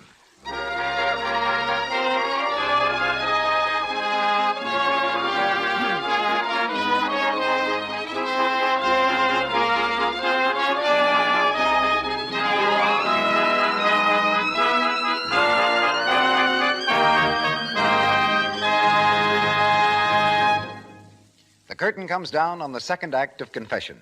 And in a few moments, we'll open Act 3 with our stars, Miriam Hopkins, Claude Rains, Richard Green, and Anne Shirley. This is intermission time, and here's Mr. DeMille with a preface to the evening's special guest. Every Hollywood producer receives many bobbed letters, politely or impolitely pointing out that in his latest epic, he used a Strauss waltz 20 years before the composer was born. Or that he made a famous general right-handed when everybody knows that he was a southpaw. Or that the picture shows a firehouse on a corner of a famous city where actually there's an opera house. To keep such blunders out of pictures, we place our hopes and our reputations in the hands of research experts. With the patience of Job and the ideals of a Diogenes, they get their facts just as the Northwest Mounted Policeman gets his man. Northwest Mounted Policeman? Their correct name, sir, is the Royal Canadian Mounted Police. It was changed to that in 1920. Now, you see what I mean? Well, let me finish introducing you, Doctor, and then I'll give you a free rein. After 16 years in the ministry, Dr. Herman Lasauer is now head of Warner Brothers Research Department, where he worked on the picture Confession. And incidentally, he's director of the Los Angeles Modern Forum. And now, if you knock at our door, Doctor, I'll be very glad to welcome you in. Good evening. I hope you noticed I gave the proper number of knocks. 6. 6? Why not 5 or 7? I learnt door-knocking etiquette while we were making the Great Garrick. By their knocks you shall know them. Who, your critics? No, your callers. Here's how the old London resident knew who was waiting to come in. A messenger rang the bell twice and knocked once. The postman always knocked, not rang, twice. A nobleman gave 8 or 10 vigorous raps, and a gentleman half a dozen dignified knocks. I hope to be classed with the latter. Well, come in, Doctor, and close the door and tell all about Confession. Well, our research problems were primarily concerned with the small items usually considered so unimportant that a record is rarely made of them. We had to reproduce the courtroom faithfully, the relationship of the judge's desk to the witness box, the jury bench, and to the defending and prosecuting attorneys. Now, the art director for Confession was Anton Grote. He was born in Poland and insisted on okaying the Polish street signs. When letters began to come in advising us of errors, Mr. Grote was very much chagrined, until it later developed that they were not really errors. It seems that since Grote left Poland, the language had undergone radical changes, and even his own name was so different he didn't recognize it. And now, Mr. DeMille, what have you come across researching for Union Pacific? Well, for one thing, the origin of the word highball. It comes from an old railroad signal, consisting of a pole and a ball. If the engineer saw the ball at the top of the pole, it meant he had the right-of-way. Later on, when the railroad men met off-duty, the term highball came to be associated with their friendly meeting. Such meetings not infrequently involved having a drink together. And so the word highball came to be identified with a drink. But Union Pacific happens to be at exactly the same period as your new picture, Dodge City. So perhaps you have a few discoveries I might steal? Well, telling you about bathtubs is like carrying the well-known coals. But as civilization went westward, so went the bathtub. Located in barber shops, they were patronized by the cowboys who waited their turns in long lines after a cattle drive. I don't know what kind of soap they used, but it doesn't require a research expert, Mr. DeMille, to know what kind of soap is used these days in Hollywood. Anyone who's visited the studios knows that Lux soap is used by about every star and studio worker in the business. Now, centuries ago, if you'd had a cake of Lux soap, you could have used it instead of money. In Robin Hood's time, a pound of soap bought a bonnet and a cape. But tell us some more about Dodge City. Well, they lived fast and died fast. I took a look at Boot Hill Cemetery there, the resting place of those whose draw was slow or whose aim was bad and were buried with their boots on. One of the epitaphs reads, "Shoot 'em up, Jake. Run for sheriff, 1872. Run from sheriff, 1876. Buried, 1876. But Boot Hill is not reserved exclusively for gentlemen. 5 ladies languish there, also with their boots on. There's an epitaph for Dora Hand, and it says, "Grand opera singer, dance hall queen, killed by a pistol ball intended for her lover."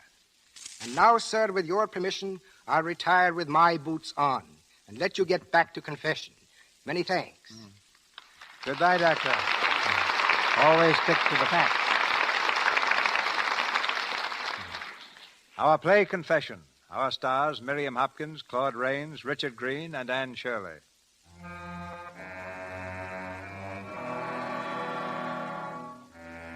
Behind closed doors, in a courtroom cleared of witnesses and spectators, Vera Kowalska continues her testimony.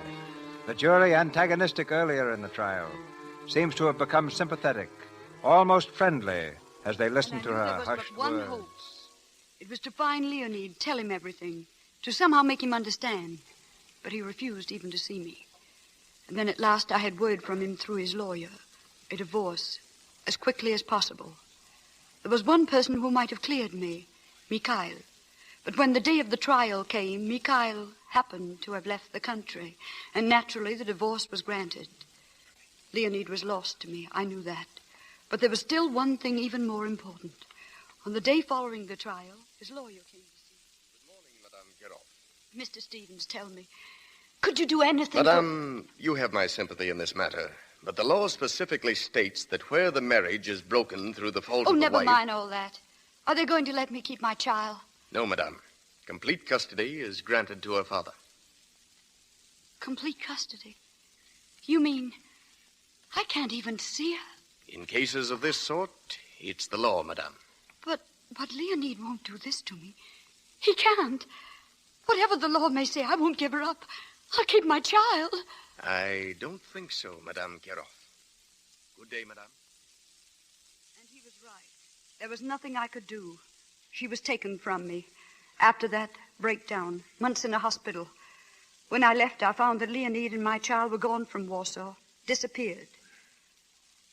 From then on... Your Honor, I fail to see the necessity of the accused prolonging this tragic tale of hers any longer. What she's been trying to say is that the man Mikhailov came between her and her husband. Well, what difference does it make? The man is dead. Whether she killed him from jealousy or revenge... It wasn't for revenge. There was a time when I believe I would have killed him for that. But that wasn't the reason that I did. Then, as I said before, jealousy. The girl, Lisa Kozlov... And it wasn't for jealousy of Lisa Kozlov. Your Honor, may I go on, please? The accused may continue. Then, Your Honor, I protest against the exclusion of witnesses and spectators. There's nothing in the testimony of the accused that couldn't be heard in open court. Please, Your Honor, don't admit the witnesses. Just let me finish. I can make you understand why. And the suitcase, Madame Kowalska? You will explain that as well? Yes, everything. The accused may continue. Thank you. I don't remember where I was. Read the last testimony given. When I left the hospital, I found that Leonid and my child had left Warsaw, disappeared. Oh, yes. Well, from then on... Yes, Leonid had left some money in my name, but I spent nearly all of it trying to trace them. It was no use. Then I had to think of some way to live. I knew I could never sing in the opera again. But I did have voice enough left for one thing: cabarets, small theaters, amusement parks. 15 years of them all over Europe. And all during those 15 years, there was one thought that kept me going, the dream that I might see my baby again. My first thought in every strange place was, perhaps Leonid lives here with my child. But I had just about given up hope when a letter came from Stella. She had word of Leonid. It seemed that he had changed his name from Kirov to Kozlov when he left Warsaw. But she hadn't been able to learn where he had gone. Even so, the news gave me hope. Then I came to this city a few weeks ago to sing at that cafe. I found an old city directory. I looked through it, and there was the name, Leonid Kozlov. After all these years, I'd found him, found my baby. I copied down the address, and I went as quickly as I could. Yes? I'd like to see Mr. Kozlov. Who? Mr. Leonid Kozlov. Why, if you'll please wait a moment, I'll call Madame Kozlov. Madame? Who shall I say is calling, please? That doesn't matter. Just say I wish to see her. Very well. No, Mother, I'm all right. It's just... Madame Kozlov. Yes, Lona? There's a woman out here to see you. She won't give her name. Well, that's strange. Well, I'll see her in just a moment. Yes, Madame. While I'm gone, Lisa, you might be seeing what you think of this. It's for a certain long-legged duckling I used to know. Mother, a new gown and practically backless. Oh, that makes it official. I'm really grown up. Oh, you darling, you're the grandest mother in the world. Will you be trying it on, and I'll be right back. How do you do? My maid tells me. She's beautiful. What? Oh, you mean my daughter? Yes, your daughter. She's 17, isn't she? Why, yes. Lisa's just 17. But how did you know? I'm an old friend of her father's. Do you suppose I might see him?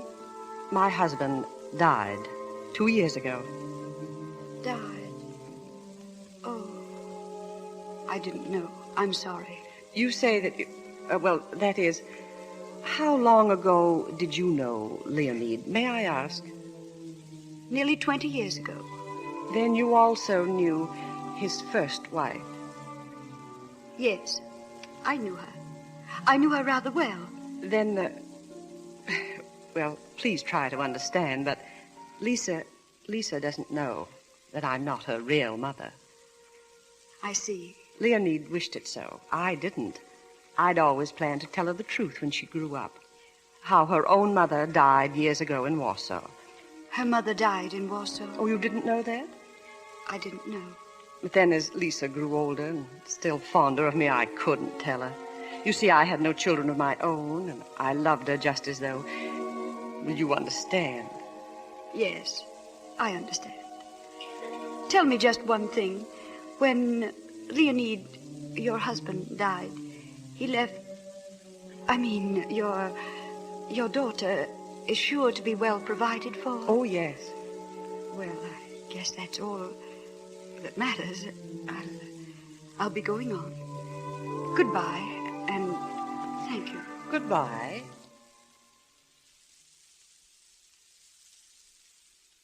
I'd seen my daughter. That was all that mattered. Seen her well and happy and beautiful. Seen her in the kind of home that she deserved, the kind I could never hope to give her. I can't pretend it was easy, but I made up my mind to be content. It was the nearest thing to happiness I'd known for 15 years.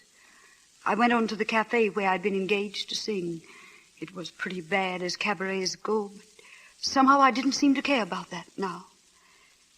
And then, that same night, I was in the middle of my number. The spotlight followed me about the room. There before me in a booth was Lisa with Mikhail. He was leaning close to her, a wine glass in his hand that she was drinking from. That man was my daughter. Yes, I killed him, and I'd do it again. I swear to heaven I'd do it again. Oh, that's all, Your Honor. That's the whole story. And the suitcase? Oh, it contains papers that will verify all that I have told you.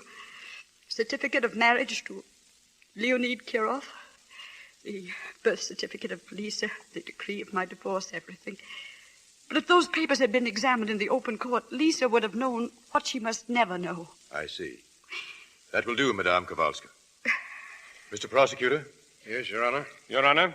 Gentlemen, by statute, your final arguments to the jury in this case must be given in open court with all witnesses and the public present.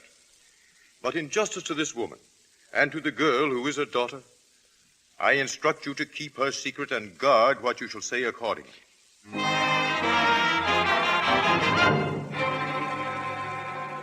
But why should they be so long, Mother? Oh, I don't know, dear. You can never tell about juries. Sometimes they'll reach a verdict They've got to acquit that poor woman, Mother. They've got to. If only what her lawyer said was true, that her secret testimony proves she was justified in killing him. Yes. Do you realize, Mother, it's really only because of me that this happened. If it weren't for me, he mightn't have been in that cafe that night. Yes, I know, dear. Oh, Lisa, darling, you mustn't... Oh, the jury, they're back. This court will be in order. Gentlemen of the jury, you have agreed upon a verdict? We have, Your Honor. Clerk, the verdict. The accused will rise. The accused, Vera Kowalska, has been found guilty of murder in the second degree. Your sentence, 3 years in prison. Due to the mitigating circumstances of this case, the court will endorse a plea for pardon whenever the accused shall enter such plea. It may well be questioned why the court is so lenient. It is true that the accused killed a human being. But during that testimony given behind closed doors, it became clear to all of us that the real actuating motive behind her crime was to save a young girl from the advances of a man of the lowest possible moral character. This case is closed. Court is adjourned. Oh, Mother, did you hear it? She's going free. She's going free. Yes, come, dear. Oh, no, wait, please. I've got to speak to her. Well, all right, dear. Excuse me. May I get through? Excuse me. Madame Kowalska. Yes? Oh, what is it, please? I wanted to tell you that I wish you the best of everything. Goodbye. Thank you, Miss Lisa. Goodbye.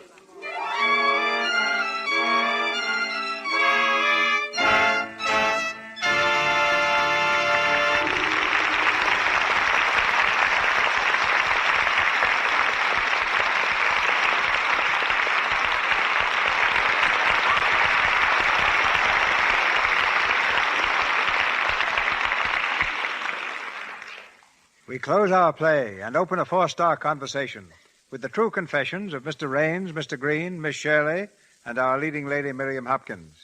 Miss Hopkins has just returned from New York to star in Warner Brothers' film, We Are Not Alone.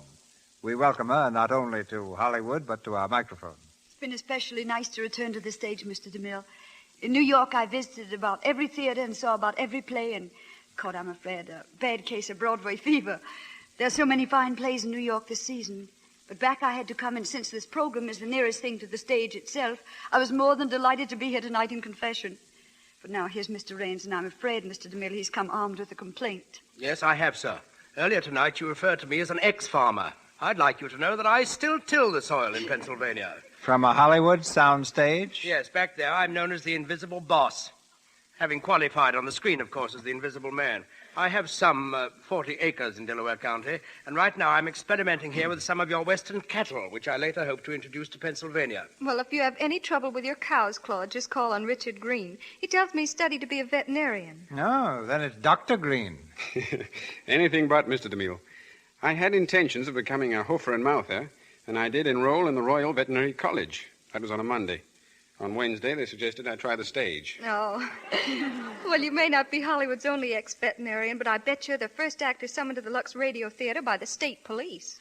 I've been meaning to ask you, Mr. Green, what's all this I've read in the papers about your being lost in the wilds of Arizona last week? Well, Miss Hopkins, after hoping for weeks that Mr. DeMille would invite me over here sometime, I took a few days off to go hunting. Of course, that would be the time when Mr. DeMille would try to get me. So while I was hunting deer, the state troopers were hunting green. They were the first to tell me that you were looking for me, Mr. DeMille. And that's the first time I ever sent a posse out after an actor. Yes, and it's the first time the troopers ever went 20th century fox hunting. They probably brought you down with a well-directed tally-ho. Anyway, next time I go hunting, I'm taking a compass along. You know, you can never appreciate what a big country you have here until you get lost in it. I was all ready to settle down, forget the movies, and turn trapper. Well, you made up for your trials, Mr. Green. If you've enjoyed being here tonight half as much as I did. But before I leave, Mr. DeMille, I'd like to say thank you to Lux Soap, too. I use it all the time because I found there's nothing better for a nice, smooth complexion. And I know I wouldn't be without it either, Mr. DeMille. Good night. There's good judgment for you. Good night, ladies. Mr. Raines, Mr. Green. I hope we'll meet here soon again. Good night, sir.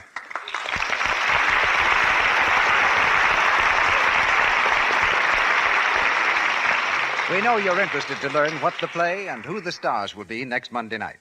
Well, in just a moment, Mr. DeMille brings you the news. In tonight's cast, you heard Cy Kendall as prosecutor, Margaret Brayton as Stella Meloff, Ted Osborne as counsel, Arthur Van Slyke as judge, Myra Marsh as Mrs. Kozloff, Ethel Sykes as Xenia Salkoff, Edwin Max as an officer, David Kerman as a clerk, Ilya Braca as Elaine Martin, Jerry Gale as Hildegard, Justina Wayne as a maid, Teresa Carmo as a nurse, and James Eagles as a court reporter. Dr. Herman Lissauer, who was our guest tonight, appeared through the courtesy of Warner Brothers, where he has been working on their latest picture, just released, Angels with Dirty Faces, starring James Cagney and Pat O'Brien. Louis Silvers appeared through courtesy of 20th Century Fox Studio, where he was in charge of music for the new film Submarine Patrol. Mr. DeMille. Not all the cruelties of war occur on the battlefield. Often they enter the home, as they do in our play next Monday night. It's the story of an army officer who, after being reported killed at the front, returns to find that his wife is married again. Another girl, learning that he's alive, begins to blackmail the wife. Around this situation, the celebrated drama Interference is woven. A great success in England, on Broadway, and twice on the screen. Interference brings to our stage 4 splendid stars: Herbert Marshall, Leslie Howard, Mary Astor, and Gail Patrick.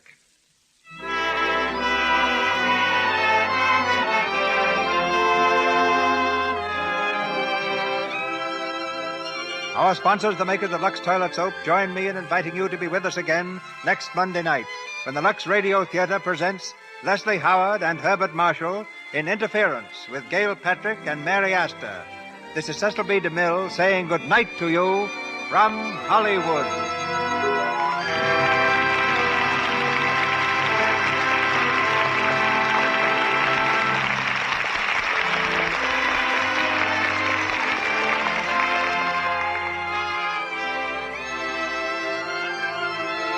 Join us again next week in the Lux Radio Theater.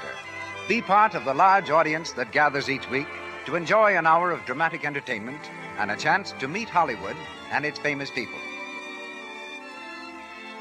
This is your announcer, Melville Ruick, bidding you good night on behalf of our guests, our cast, and the staff of the Lux Radio Theater. This is the Columbia Broadcasting System.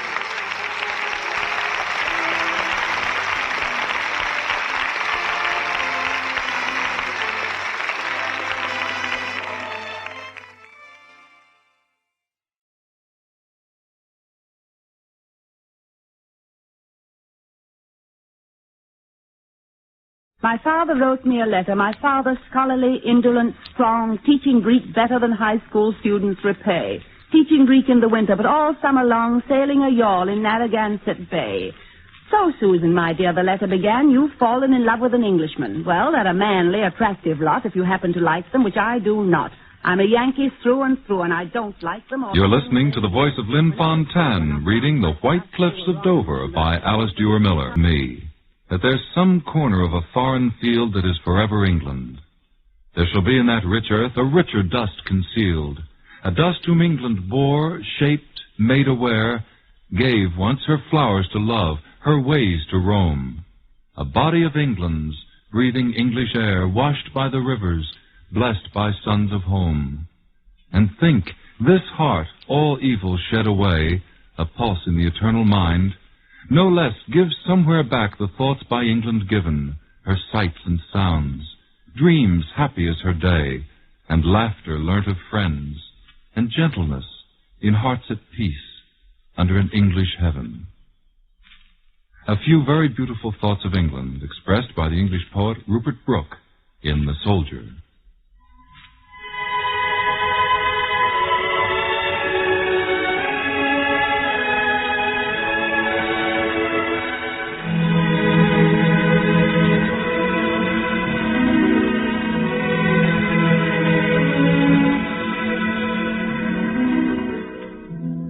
Our featured work on this afternoon's edition of Anthology also concerns England. Thoughts of England, a story of England, written by the American poetess Alice Dewar Miller.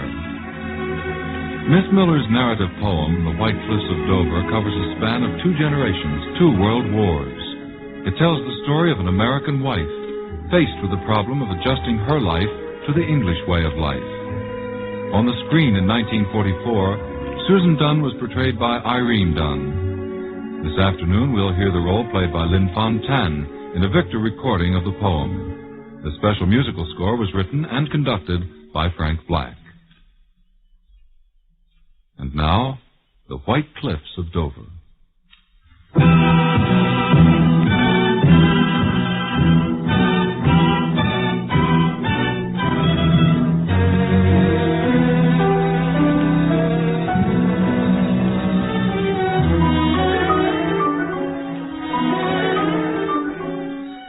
I have loved England dearly and deeply since that first morning, shining and pure, the white cliffs of Dover I saw rising steeply out of the sea that once made her secure. I had no thought then of husband or lover. I was a traveler, the guest of a week. Yet when they pointed the white cliffs of Dover, startled I found there were tears on my cheeks. I have loved England and still as a stranger. Here is my home, but I still am alone. Now in her hour of trial and danger, only the English are really her own.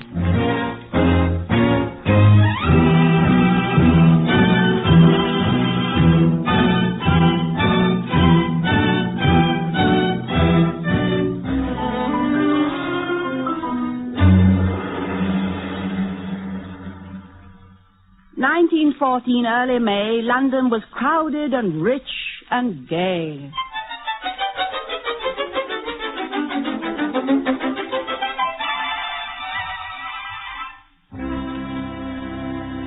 A light blue carpet on the stair and tall young footmen everywhere, tall young men with English faces standing rigidly in their places. I went up the stairs between them all, strange and frightened and shy and small, and as I entered the ballroom door, saw something I never had seen before except in portraits. A stout old guest with a broad blue ribbon across his breast. That blue as deep as the southern sea, bluer than skies can ever be. The Countess of Salisbury, Edward III, no damn merit, the Duke. I heard my own voice saying, upon my word, the Garter, and clapped my hands like a child. Someone beside me turned and smiled, and looking down at me said, I fancy you're Bertie's Australian cousin Nancy. He told me to tell you that he'd be late at the Foreign Office and not to wait supper for him, but to go with me and try and behave as if I were he. I should have told him on the spot that I had no cousin, that I was not Australian Nancy, that my name was Susan Dunn, and that I came from a small white town on a deep-cut bay in the smallest state in the USA. I meant to tell him, but changed my mind. I needed a friend, and he seemed kind. So I put my gloved hand into his glove, and we danced together and fell in love.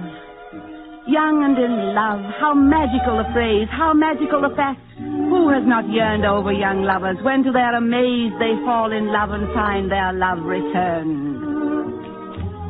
We went to the Tower, we went to the Zoo, we saw every flower in the gardens at Kew. We saw King Charles a-prancing on his long-tailed horse and thought him more entrancing than better kings, of course. At a strange early hour in St. James's Palace yard, we watched in a shower the changing of the guard. And I said, what a pity to have just a week to spend when London is a city whose beauties never end.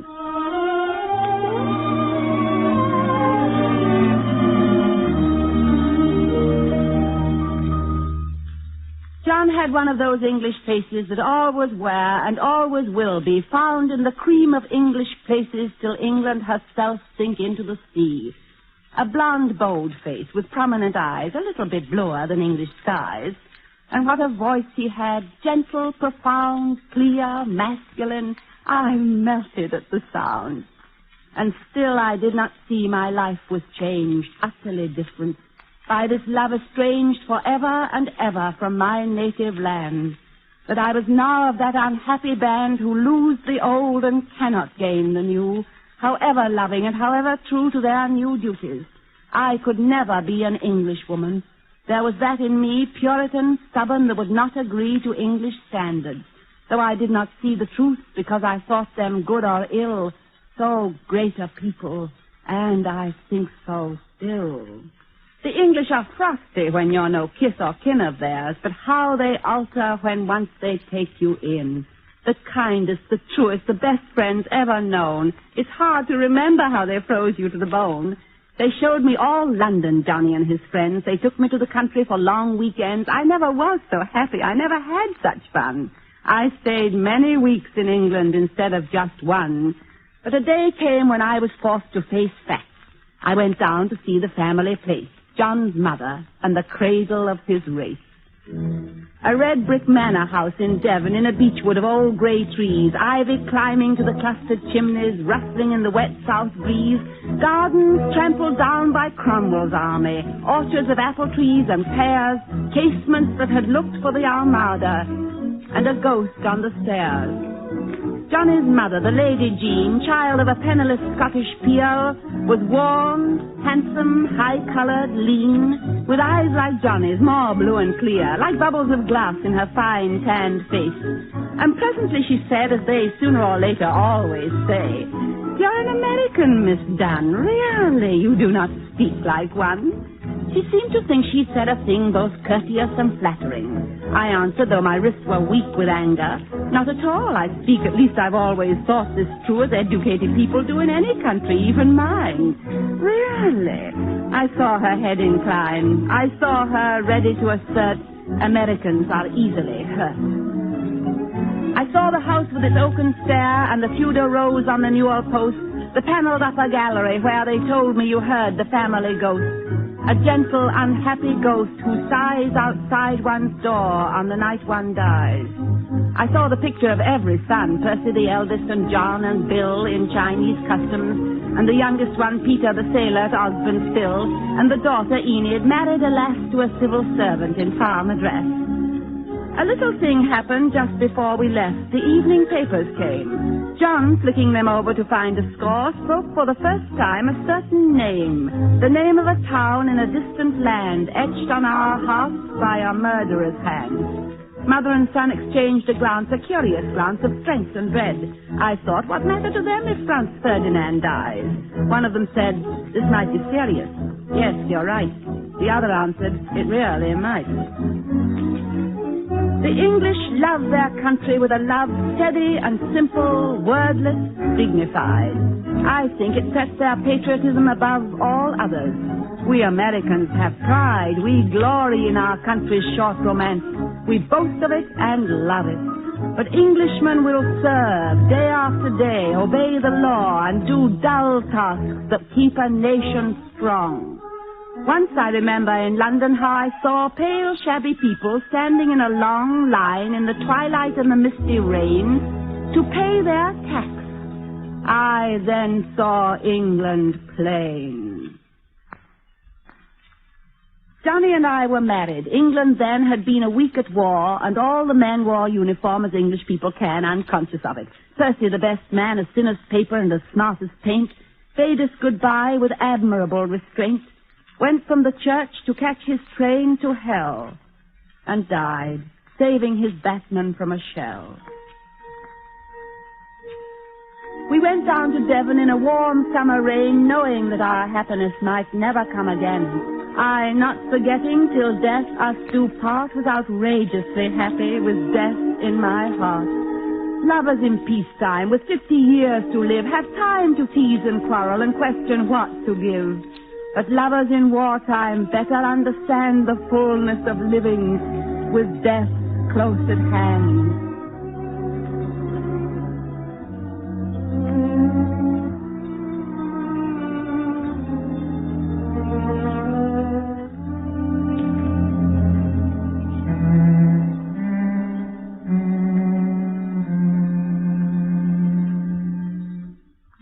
My father wrote me a letter. My father, scholarly, indolent, strong, teaching Greek better than high school students repay. Teaching Greek in the winter, but all summer long sailing a yawl in Narragansett Bay. So, Susan, my dear, the letter began, you've fallen in love with an Englishman. Well, they're a manly, attractive lot, if you happen to like them, which I do not. I'm a Yankee through and through, and I don't like them or the things they do. Whenever it's come to a knockdown fight with us, they were wrong and we right. If you don't believe me, cast your mind back over history, and what do you find? They certainly had no justification for that maddening plan to impose taxation without any form of representation. Your man may be all that a man should be, only don't bring him back to me saying he can't get decent tea. He could have got his tea all right in Boston Harbor a certain night when your great-great-grandmother, also a Sioux, shook enough tea from her husband's shoe to supply her house for a week or two. The War of 1812 seems to me about as just as a war could be. How could we help but come to grips with a nation that stopped and searched our ships and took off our seamen for no other reason except that they needed crews that season? I can get angry still at the tale of their letting the Alabama sail and Palmerston being insolent to Lincoln and Seward over the Trent. Oh, very long ago, you'll say, but whenever I go up Boston way, I drive through Concord, that neck of the wood where once the embattled farmers stood.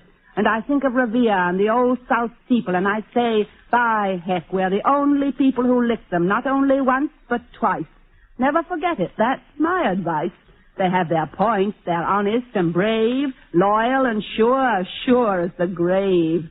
They make other nations seem pale and flighty, but they do think England is God Almighty. And you must remind them now and then that other countries breed other men. From all of which you will think me rather unjust. I am your devoted father. I read and saw my home with a sudden yearning, the small white wooden house, the grass-green door, my father's study with the fire burning and books piled on the floor. I saw the dear Curie, 2 black kittens, stalking relentlessly an empty spool. I saw a little girl in scarlet mittens trudging through snow to school.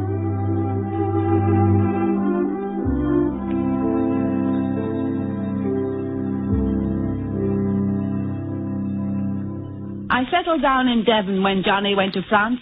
Such a tame ending to a great romance. 2 lonely women with nothing much to do but to get to know each other. She did, and I did too. Mornings at the rectory learning how to roll bandages and always saving light and coal. Oh, that house was bitter as winter closed in. In spite of heavy stockings and woolen next to skin, I was cold and wretched, and never unaware of John more cold and wretched in a trench out there. All that long winter I wanted so much to complain, but my mother-in-law, as far as I could see, felt no such impulse, though she was always in pain, and as the winter fogs grew thick, took to walking with a stick heavily. And not for the blinking of an eye did she ever stop thinking of the suffering of Englishmen and her 2 sons in the trenches. Now and then I could forget for an instant in a book or a letter, but she never forgot either one, Percy or John, though I knew she loved one better, Percy the wastrel, the gambler, the eldest son. I think I shall always remember until I die her face that day in December, when in a hospital ward together she and I were writing letters for wounded men and dying, writing and crying over their words, so silly and simple and loving. Suddenly looking up, I saw the old vicar moving like fate down the hospital ward until he stood still beside her where she sat at a bed. Dear friend, come home. I have tragic news, he said.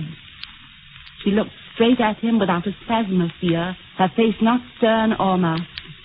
Is it Percy or John? She asked. Percy.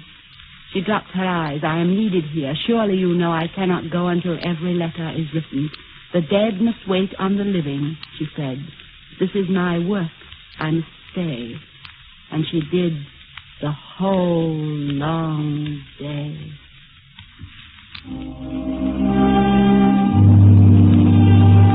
Out of the dark and dearth of happiness on earth, out of a world inured to death and pain, on a fair spring morn to me a son was born, and hope was born, the future lived again. To me a son was born, the lonely, hard, forlorn travail was, as the Bible tells, forgot. How old, how commonplace to look upon the face of your firstborn and glory in your lot. To look upon his face and understand your place among the unknown dead in churchyards lying. To see the reason why you lived and why you die. Even to find a certain grace in dying. To know the reason why buds blow and blossoms die. Why beauty fades and genius is undone. And how unjustified is any human pride in all creation save this common one. And John came home on leave, and all was joy and thankfulness to me, because my boy was not a baby only, but the heir to the Devon acres, and a name as old as England. Somehow I became almost an Englishwoman, almost at one with all they ever did, all they had done. I want him called John after you, or if not that, I'd rather... But the eldest is always called Percy, dear. I don't ask to call him Hiram after my father, but the eldest is always called Percy, dear. But I hate the name Percy. I like Richard or Ronald or Peter, like your brother, or Ian or Noel or Donald. But the eldest is always called Percy, dear. So the vicar christened him Percy, and Lady Jean gave to the child and me the empty place in her heart. Poor lady. It was as if she had seen the world destroyed, the extinction of her race, her country, her class, her name, and now she saw them live again. And I would hear her say, "No, I admire Americans. My daughter-in-law was an American." Thus she would well repay the debt, and I was grateful.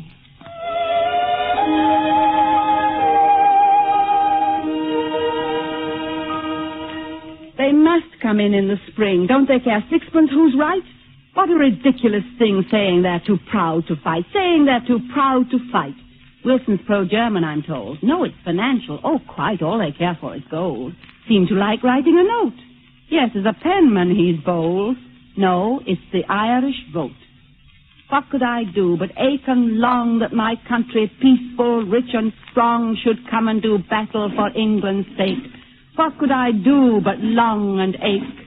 And at last, like the dawn of a calm, fair day after a night of terror and storm, they came, my young, light-hearted countrymen, tall and gay, looking the world over in search of fun and fame, marching through London to the beat of a boastful air, seeing for the first time Piccadilly and Leicester Square, all the bands playing, over there, send the word to beware. And as the American flag went fluttering by, Englishmen uncovered, and I began to cry.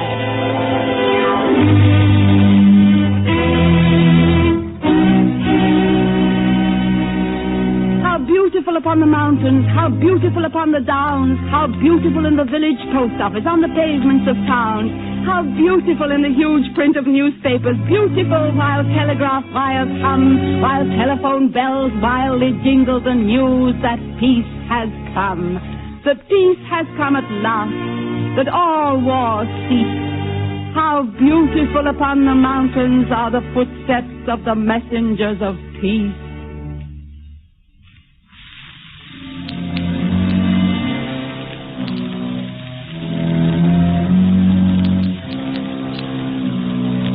In the depth of the night, when the old house was sleeping, I lying alone in a desolate bed, heard soft on the staircase a slow footstep creeping, the ear of the living, the step of the dead.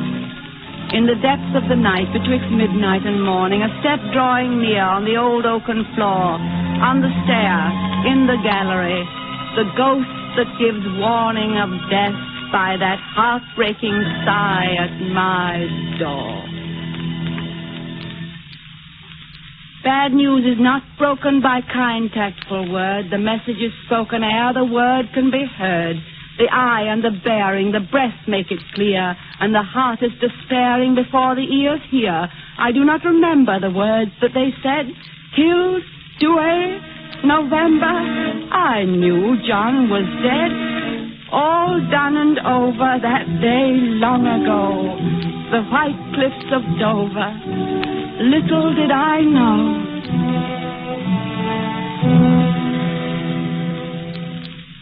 Nanny brought up my son as his father before him, austere on questions of manners, habits, and food, generously yielding a mother's right to adore him, thinking that mothers never did sons much good.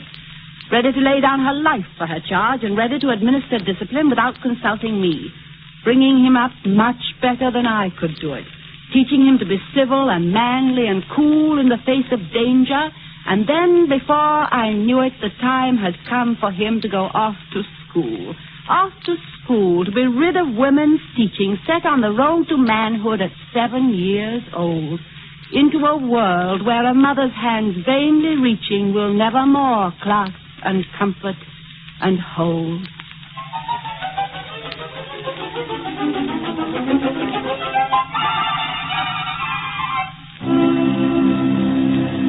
Rabbits in the park scuttling as we passed, little white tails against the green grass.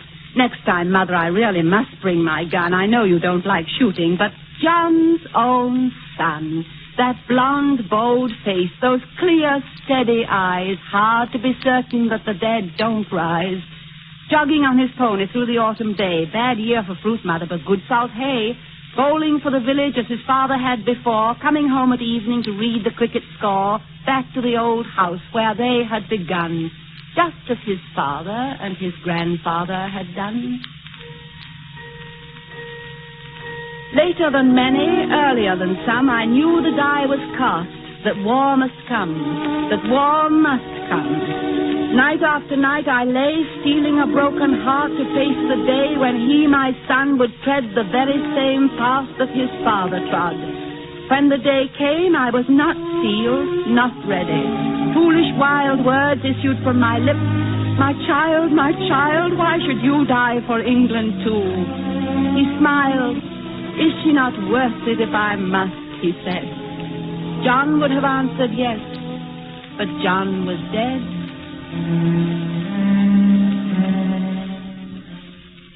Is she worth dying for?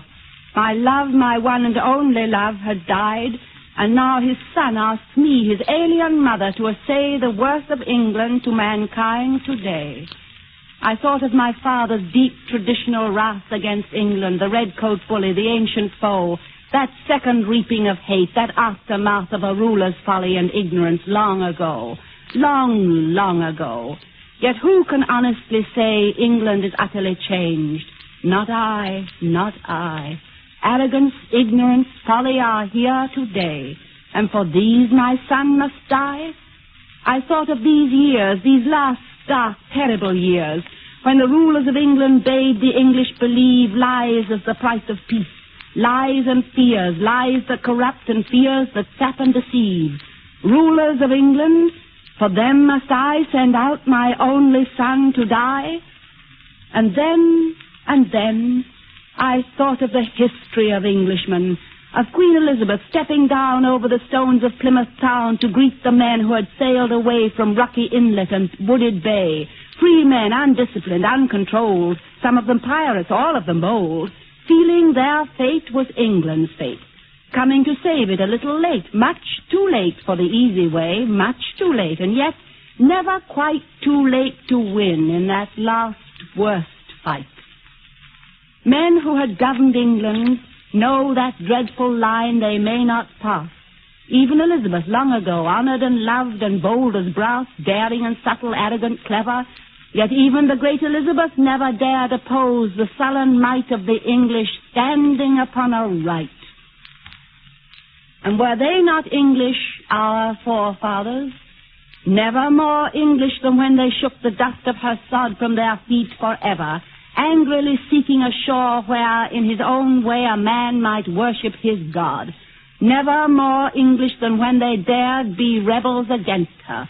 That stern, intractable sense of that which no man can stomach and still be free, writing, when in the course of human events, writing it out so all the world could see whence come the powers of all just governments. The tree of liberty grew and changed and spread, but the seed was English. I some American bred. I have seen much to hate here, much to forgive. But in a world where England is finished and dead, I do not wish to live.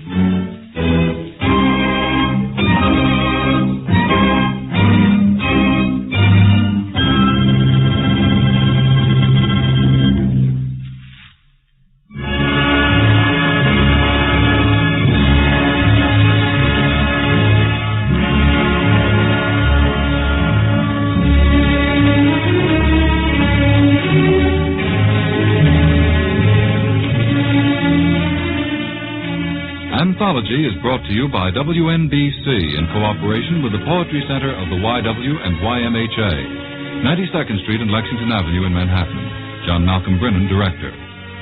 Anthology is produced by Steve White, written and directed for WNBC by Draper Lewis. Until next Sunday at 3, this is Fleetwood wishing you good luck and good reading.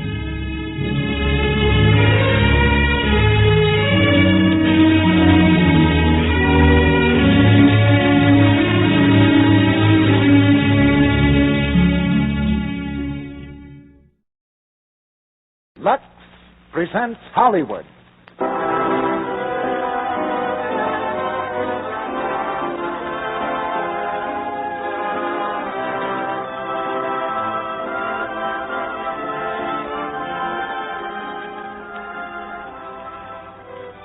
The Lux Radio Theater brings you Wallace Beery, Mickey Rooney, Fay Ray, and Noah Beery in Stablemates. Ladies and gentlemen, your producer, Mr. Cecil B. DeMille.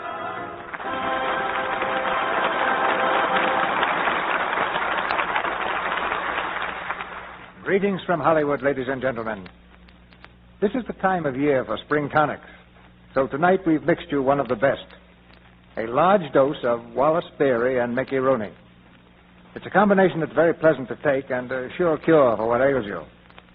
In fact, after a week of rehearsing Wally and Mickey in the Lux Radio Theater, we're all in the spirit of spring. We bring these two lads to you tonight in a story called Stablemates, adapted from the Metro-Goldwyn-Mayer picture in which they scored such a great hit. And with them, we present Fay Ray, who adds a decided touch of glamour to the whole occasion. We borrowed both of our leading men from MGM, where Wally has just finished The Bad Man, and Mickey has been working in Men of Boys Town with Spencer Tracy. As you might surmise from the title, Stablemates has a horse racing background. And against that background is a drama of deep emotion. The story of a man who has lost his self-respect and a boy who helps him find it again. This is the kind of story that makes horse racing human instead of merely sport. They call it the sport of kings, but the people who get the biggest thrill out of it don't live in palaces. You'll find them at the rail at 5 a.m., when the thud of hoofs is beating a rhythm with the love in their hearts, and breakfast is less important than the time on the stopwatch. We have a great cast and play tonight, but spring always promises great things in the world, outdoors and right here in the Lux Radio Theater, too. But there's one thing that remains unchanged the year round. Whether nature wears the flowers of summer, the gold and scarlet of autumn, the white of winter, or the green of spring, the women of America keep right on attending to their own beauty with Lux toilet soap. And we haven't been able to discover any season when this audience falters in its friendliness. Because in summer, winter, spring, and fall, so many of your letters begin so cheerfully alike. For instance, we listen to your plays. We look forward to hearing your stars on Monday nights. And every day, in every way, we like Lux toilet soap better and better. And now here's the first act of our play. The curtain rises on Stablemates, starring Wallace Beery as Doc Terry, Mickey Rooney as Jimmy Donnelly, Fay Ray as Mrs. Shepard, and Noah Beery as Donovan.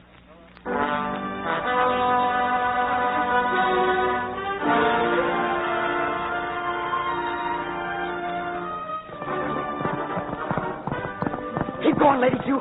Keep going, baby. Don't stop this time. Show 'em what you've got. Give, baby, give. In the cold light of early morning, a thoroughbred flies down the backstretch of a California racetrack. This is workout time, and aboard the galloping Lady Q is Jimmy Donnelly, an exercise boy. At the rail in front of the empty grandstand, Lady Q's owner is holding a stopwatch on the workout.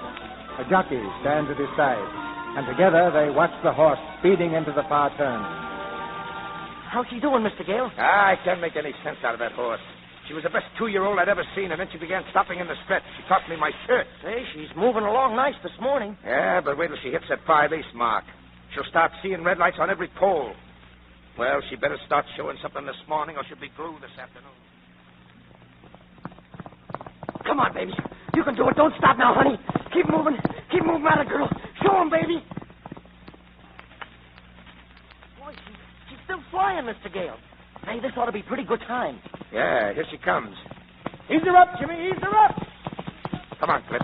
I want to speak to that kid.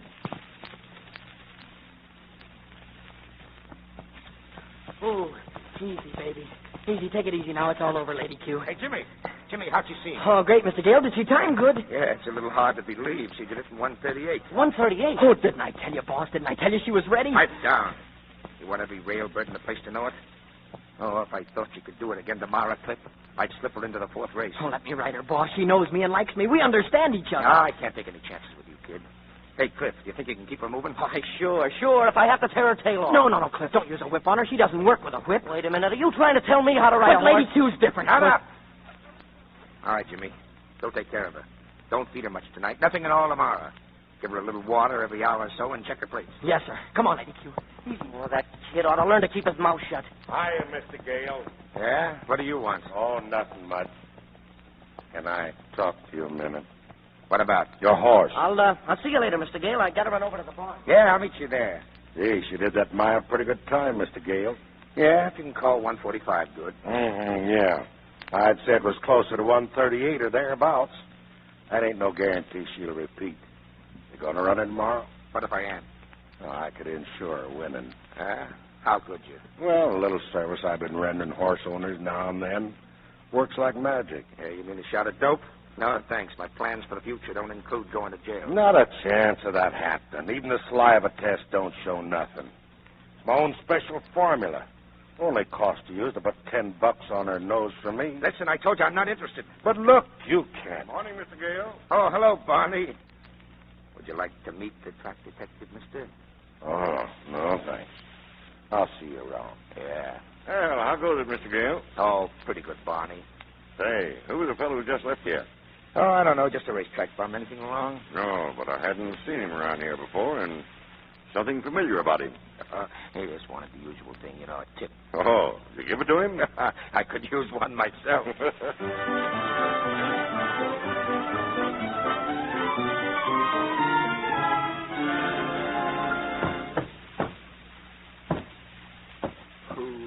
Okay, lady.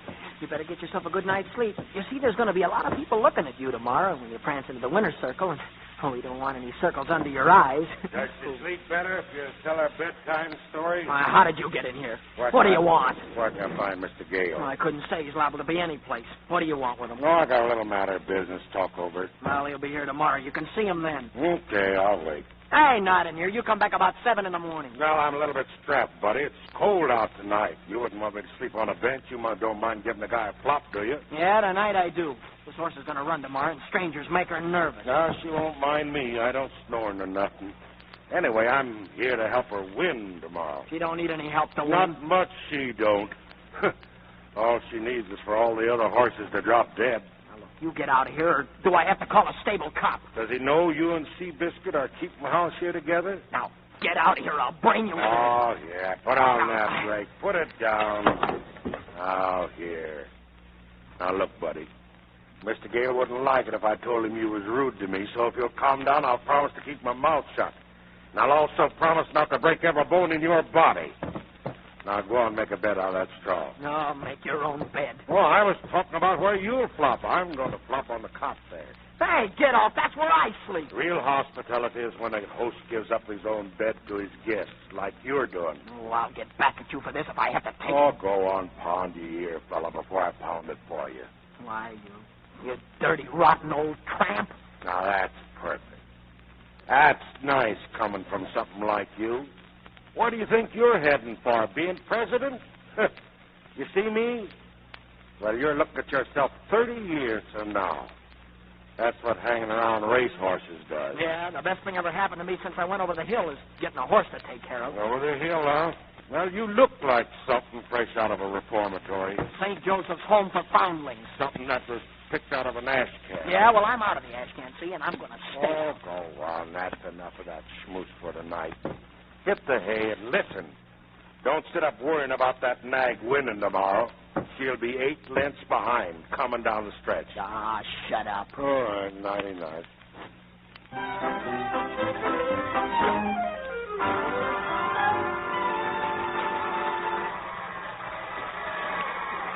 And there they go. It's Lady Q in front, Eddie Paddock second, Liberty Bell in third, Lumberjack in fourth, and the third. Come on, Lady Q. Keep going, baby. Come on, Lady Q. Lady Q in front. For a while, anyway. Yeah, for good. Just watch me and see how long a long guy can be. Lady Q's been around from alone. That's right. Alone. After all the other horses. I can call this race with my eyes shut. Yeah, sure. Come on, Lady Q. Watch, kid. I'll shut my eyes. Oh, shut your mouth, too. Go to it, honey. Go to it, baby. Well, she's stopping. What? She's stopping. Lady Q's still leading, but, well, I figure about 2 lengths. I should say that Lumberjack is making his move. Liberty Bell is out of it. Why, you rotten. I'm right, ain't I? Not even looking. Lumberjack should be overtaking Lady Q. They're running into the stretch now, and your sweetheart is starting to wobble. You're a dirty jinx, that's what you are. She'll still take it. Captain of the stretch, it's Lady Q and Lumberjack going in a drive. It's Lumberjack going ahead. See? Lumberjack should be leading by about a length now. Reckon it's Pitty Pat behind him, huh? Lumberjack and Pitty Pat hand in hand. Turn on the heat, baby. Turn on the heat, lady. Please keep going. You can still win. You can still win. They're coming down the line of finish now with the Lumberjack in front. Pitty Pat is second. Liberty Bell is third. And Arndale caught the front of Sheridan. Yeah. Well, she quit all right. She wasn't even sick. Oh, say, why don't you shut up? Trouble with that horse is she's sick. Get on, kid.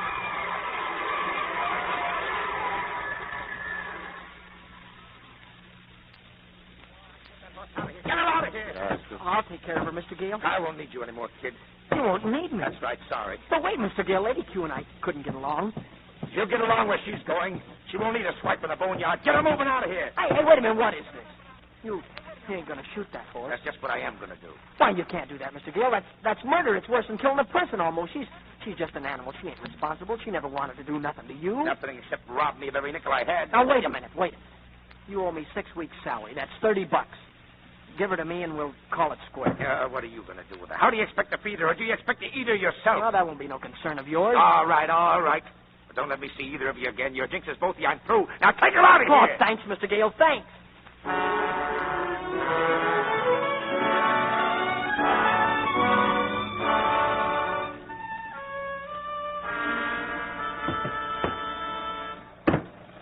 Ooh, don't you worry, lady. I ain't cutting you up for glue, not while I'm around. Ooh. Hi, kid. Look, how you like my new buggy? Yeah? Where'd you steal it? It cost me heavy sugar, kid. $5 down. She's only got 82,000 miles on her. Practically brand new. Where'd you ever pick up $5? I won a bet, see? Lumberjack 20-1. Yeah. Oh, hey, that reminds me. Did you heist a buck out of my pocket this morning? Huh? A buck, you know. You took it when you cleared out.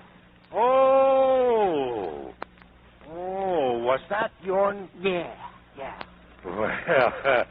Well, just as I was leaving, I sees it right there on the doorstep, that buck. Uh-huh. From its position, I couldn't tell whether it was your dough starting to blow out or somebody else's dough starting to blow in. So being undecided in my mind... Yeah. Come on. Give $1. All right. Here you are. I wouldn't gyp you. Say, I bet Mr. Gale's sorry now he didn't listen to me. He'd be in the money like me if he had. Well, if it comes around asking you where I am, you tell him I got a lot of other plans now. Well, he won't be around. Lady ain't his horse anymore. Who's stuck with her now? She's mine. No, that's too bad, son. Oh, never mind the cracks. Why, she's shanty material if I know anything about horses. Why, look at that rangy neck and that short back and the straight, clean legs. And See the way her shoulders slope and that space between her eyes? Yeah, she sounds like money in the bank, but she's sick. You keep harping on that. How do you mean sick? Here, come here. I'll show you. Hey, get away from her. She don't like strangers. She'll kick you. No, I'll take a chance. Come on, baby. Give me your hoof. Atta girl. Give it here. Hey, you seem to know how to hammer. What are you looking at her hoof for? Yeah. Mm-hmm. That's what I thought. Put it down, baby. Well? You heard of Thunderbolt, ain't you? Who ain't heard of him? Holds the all-time record for a mile and a quarter, huh? Yeah, that's right. Well, the way I figure it, she's got the same thing he had. What same thing? When Thunderbolt was a 2-year-old, why, he had a tumor just as big as a marble right under the left front hoof. Every time he put his leg down, it hurt him like I think it hurts her. Then how'd he win all those stakes? Well, there was a vet around there about that time. Young fella, smart as a whip. Best vet in the country. They got mixed up with some gamblers and got into a beef. Yeah, so what? Well, so this vet, he operated on Thunderbolt. It's a pretty tough operation, too. Tough? How? How do you mean? Well, first he removed the hoof. And then right there was that growth. Now, the trick was slicing it off without injuring the nerve. If he cut 1/1000th of an inch too much, a $100,000 horse would have had to be sent to the glue factory. Well, did he do it? He did it. He nursed the animal through the fever that always follows an operation like that, and next year, Thunderbolt won more money than the owner could count. Well, do you think it hurts Lady Q just to walk? No, how does it feel when you got a pebble in your shoe? Look, tell me, where's that vet now? Oh, that vet? Yeah. Oh, he's dead. Well, I'll be moving along. Oh, wait a minute. Where are you going? Oh, I'm going to get a beer or something. Oh, I think I'll trail along, too, huh? No, nothing doing. They don't sell them to minors. Well, I can drink sarsaparilla. Oh, guys. Just the sound of that makes me sick at my stomach.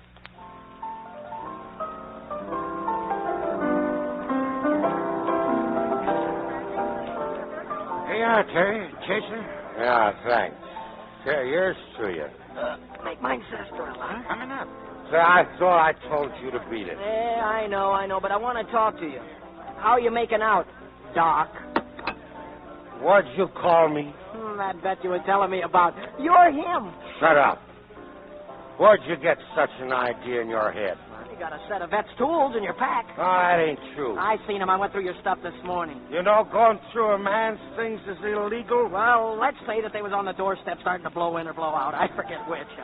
No, I won them from a fella in a crap game. I'm saving them to hawk sometimes when things is real bad. That's baloney. They're yours. You know too much about horses to be just an ordinary guy. Well, I've been around horses. I've been following the races all my life. And you knew what was wrong with Lady Q the first time you seen her yesterday morning. Oh, no, I was kidding. You knew she had a tumor under her hoof just like Thunderbolt. Well, I was lying about Thunderbolt. He never had... he had no... why don't you fake? Oh, he had... Keep away from me, kid. Go on, jump in that sarsaparilla and drown. Yeah, well, thinking it over, I guess I ought to apologize to you for calling you a vet and saying those tools were yours. Okay. Yes, the reason I thought that was because I got a lot of respect for vets. Yeah, they'll be pleased to hear that. You know why? Because they love animals, and a guy that loves animals must be a right guy. That's the way you feel? Why, sure, animals are swell. They need you. They never hurt you. And, gosh, they love you to death. Yeah. And they never ask who you are or what you are, do they? You bet. And another reason why I respect vets is, well, being able to tell just what's wrong with an animal is hard. Well, when a man goes to a doctor, he sticks out his tongue and he says, ah! And then he says, I got a pain here, a pain there. It makes it a cinch to cure him. But an animal can't tell where it hurts. Positively, vets is as great as doctors. You bet your pants they are. And that's what I'm going to be someday. A great vet. Does it take a lot of studying? Yes, it takes... Oh, how should I know? Okay, Doc.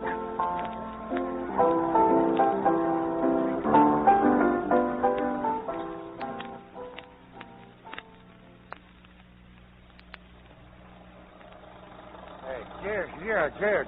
Dry that thing careful. Oh, sit tight. I'm doing okay. Yeah, you're a good kid, but you're dumb. Look, how did you cure Thunderbolt's fever after the operation? How I cured him? Uh-huh. Oh, I sat up with him for 2 nights, and I put ice and cold mud on him. That's how. drive me someplace where I can get another drink. Well, that's what I'm doing. Here we are. Yeah, here we are. Where? Hey, this is the stables.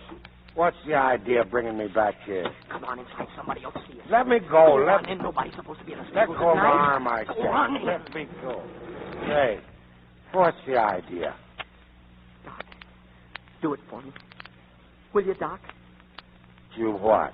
Will you operate on Lady Q? Oh, get out of my way. Get it. I'll pay you. How much do you want to do it? Oh, about $2,000. All right, I'll get it. I'll steal it. I mean it, Doc. Well, while you're at it, you better steal a lot more. My price has gone up $5,000.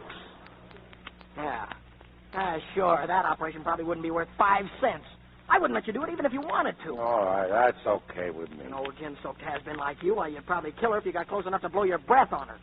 The best bet in the country. Smart as a whip. Oh, that's supposed to be you? Boy, that's a laugh. I got a good mind to bust you in the nose. You ain't got a good mind. Look who thinks he can do an operation.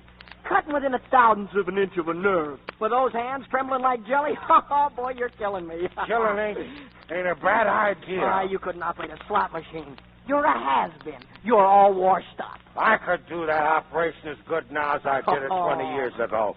I'll show you if I'm a has-been. I'll operate on that old cripple. Oh, yeah. Yeah, you're pretty cute. That's the idea. Think you can get me mad enough to fix up that old horse. It almost worked. Oh, gee, Doc. Why won't you help us? Why should I? That horse ain't nothing to me, and you're even less. But, Doc, you got a chance to do something great. She was good once. You can make her good again. Doc, it's like somebody's a big shot. See, he's riding on top of the world, and then he gets a bad break, and he goes down. Then along comes a good guy like you, Doc, and gives this fella a helping hand and puts him on his feet again. Gee, if you've ever had a tough break in your life, you ought to understand something about the break she's having. That growth must be killing her with pain, like you said, but she'll run her heart out for me if I ask her. I guess that's what you call it, thoroughbred. Only thoroughbreds got great hearts like that. And if we don't help her, see, Doc, we ain't got any at all. Shut up, you. Run over that drugstore on the boulevard and get me some chloroform and knock her out with a great big can, a lot of bandages. Oh, yes, sir. I'll cure your horse. I ain't forgotten the disrespectful way you talk to me, though. After I'm through, I'm going to give you the worst licking you ever had. I'm going to beat up on you so you'll remember it the rest of your life. Get going. Oh, yes, sir.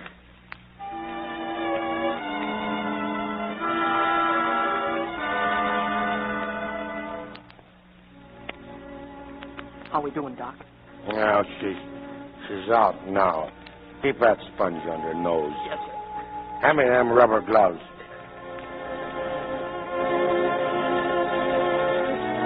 There you are. There it is. There's the hoof.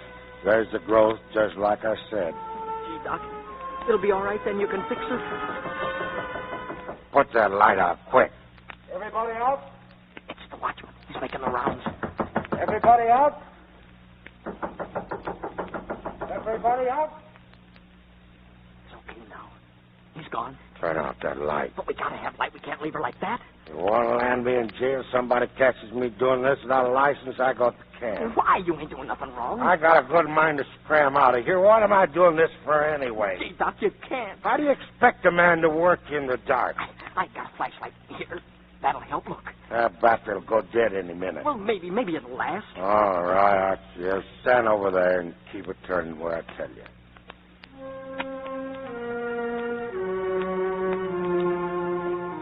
Go ahead, Doc.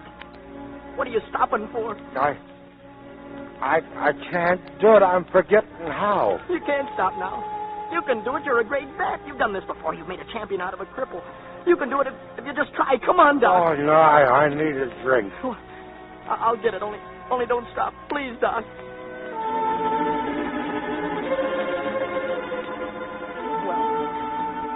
Well, Doc? I done it. I never touched the nerve at all. Oh, gee, Doc.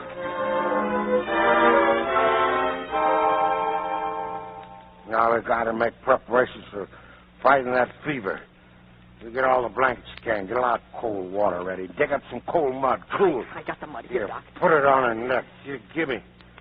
Here. Oh. Doc, Doc, what's the matter? Get up, Doc. Listen, you can't pass out on me this way. I don't know what to do. She'll die. Wake up. Wake up. Quiet, lady, quiet. I'll take care of you.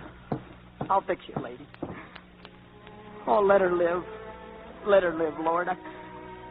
I don't know the words, but I'm asking you to let her live. She's so brave and beautiful. She's all I got. So if it's okay with you, please, let her live.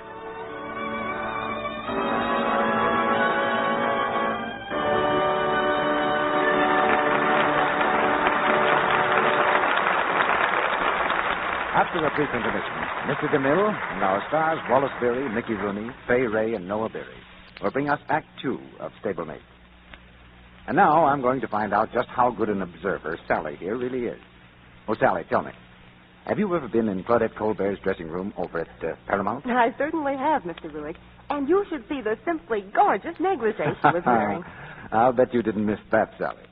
But did you notice what soap she keeps there? Oh, why, yes. Lux toilet soap, of course. And you know, Mr. Ruick, Claudette Colbert says she just never neglects her daily Lux Soap Active Lather facials. Thank you, Sally. And now, for the benefit of those women who haven't yet tried them, will you explain exactly how to take an active lather facial? My goodness, Mr. Ruick, I'll be glad to do that. Because active lather facials with gentle Lux toilet soap are such a wonderful beauty aid, I think every woman should know about them. They're easy and so quick, too. You just pat Lux toilet soap's creamy lather lightly into your skin, rinse with warm water, a dash of cool, and pat gently to dry. Then you'll notice that your skin feels softer and smoother, looks so fresh and nice. Well, it's really very simple, and yet every woman who uses this care regularly finds it a wonderful beauty aid, a real help in keeping skin smooth and lovely all the time. Yes, Claudette Colbert, like other famous screen stars, uses this daily Lux toilet soap care. Active lather facials give her priceless complexion the protection it needs. Active lather is thorough, removes stale cosmetics, every trace of dust and dirt, yet it's gentle as can be. Now, if you'll try Lux Soap Active Lather Facials for 30 days, I know you'll find they really work. Give your skin this care as a quick beauty pickup during the day, always at bedtime. Then see if you don't feel like joining the famous stars and the millions of lovely women everywhere who say, Active lather facials are a wonderful beauty aid. A wonderful aid in keeping skin soft and smooth, the way it ought to be. We pause now for station identification. This is the Columbia Broadcasting System.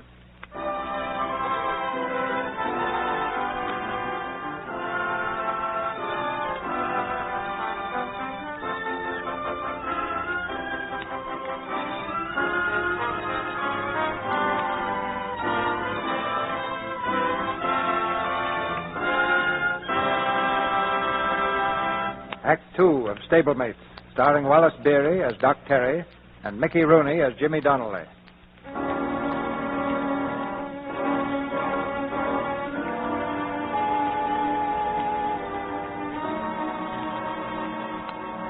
Jimmy's prayer was answered.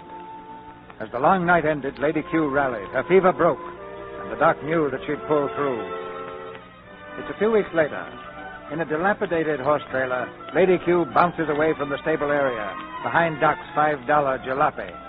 Doc is at the wheel, and beside him, Jimmy is in high spirits. Are you sure, Doc, the seawater treatment you're going to give her, is that what you gave Thunderbolt too? Yeah, that's it. And you're going to run her along the beach in the water, huh? That's going to make her all well again, huh? Will you quit asking me the same thing over and over again? She grew a new hoof like I said she would, didn't she? Well, sure she did, Doc. That makes an old has-been out of me, don't it, huh? With hands shaking like jelly.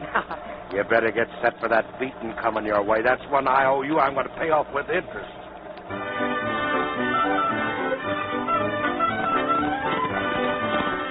Yahoo! Doc, look at her go! Oh, you lady, run it, baby, run it! We're a couple of flying fish! Woo!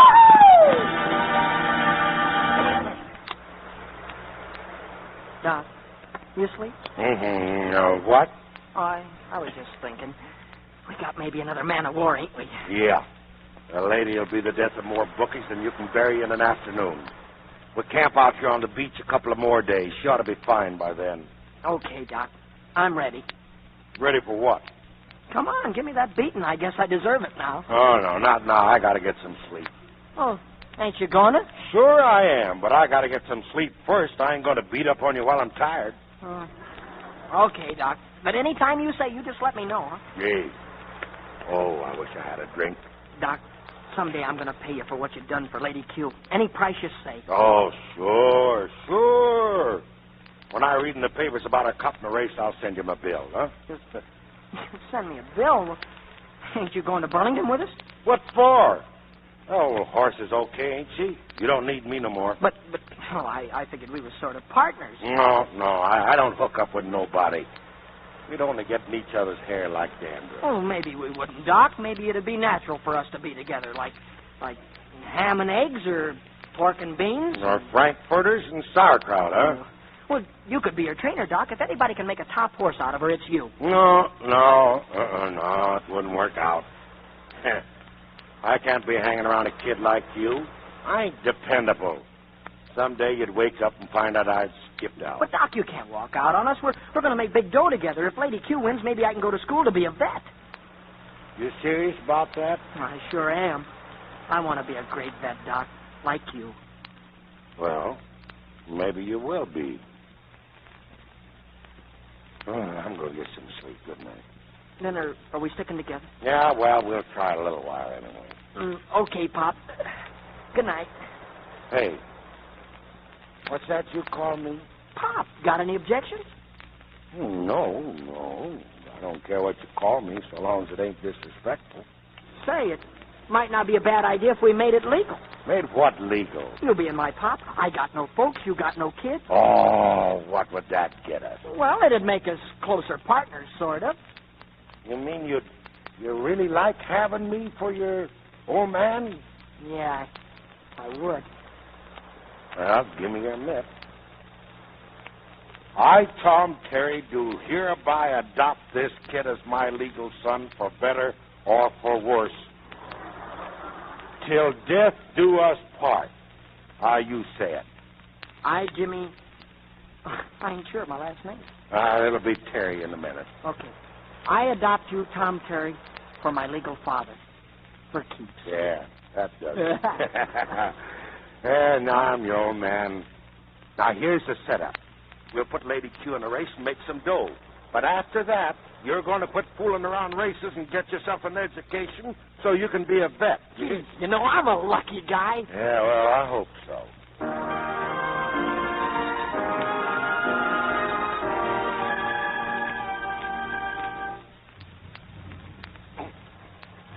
Say, you think we ought to try and make the racetrack pop?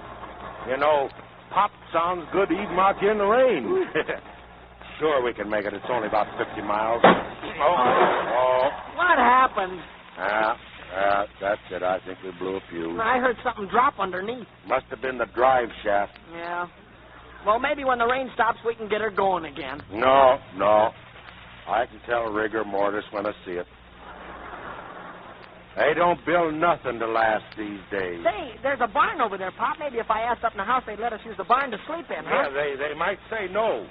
We better just use it without asking nobody. Come on, get Lady Q. Come on, Lady.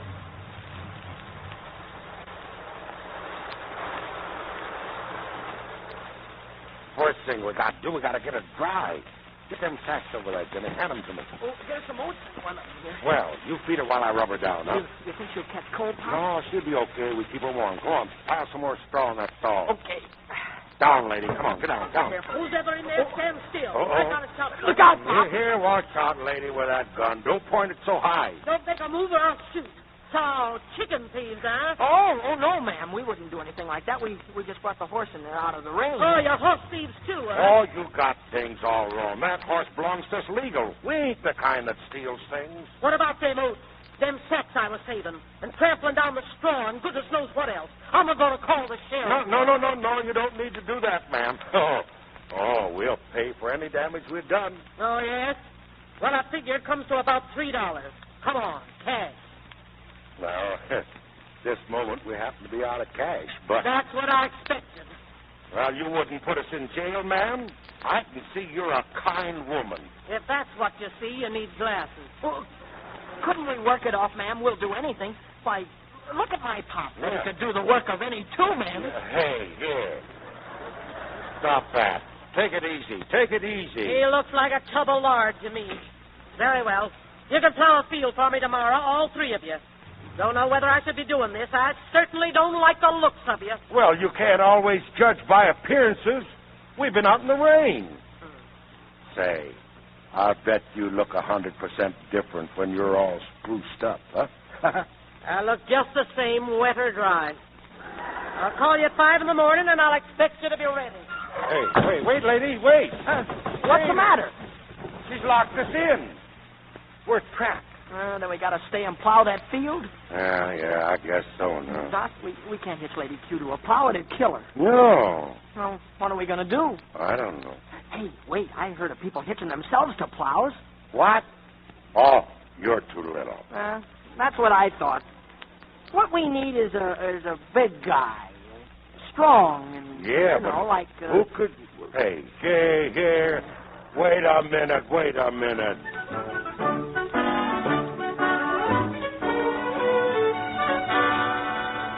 Pull, Doc! Pull! Oh, you're doing great, Doc! Keep pulling! Wait a minute, I got to rest. Okay, take it easy a while. How you feeling? Well, I'm still breathing. Boy, with difficulty. Yeah, it's this country air. It gives me pep. Air ain't bad. Hey, maybe there's something to this early rising and working out of doors. I'll say there is. Oh, look, Pop, look at Lady Q over there. Kick him up, lady. Kick him up. Oh, she's having a great time, ain't Hey, she? that's swell for her. Hey, here's what I think we should do. Instead of entering her just in any race, we'll put her straight off into a stakes event. You know that Brewster handicap that they're running on the opening day? What? You think she's good enough, Pop? Yeah, I think she is. But we need an entry fee for that. Yeah, $75. What do? Do we stick up a bank? No. Oh, no, I got away with women. Now, I think I could talk that Mrs. Picklepuss into letting us work here. You know, this farm could certainly use a good Simonizing job. Pop, I think you had a thought.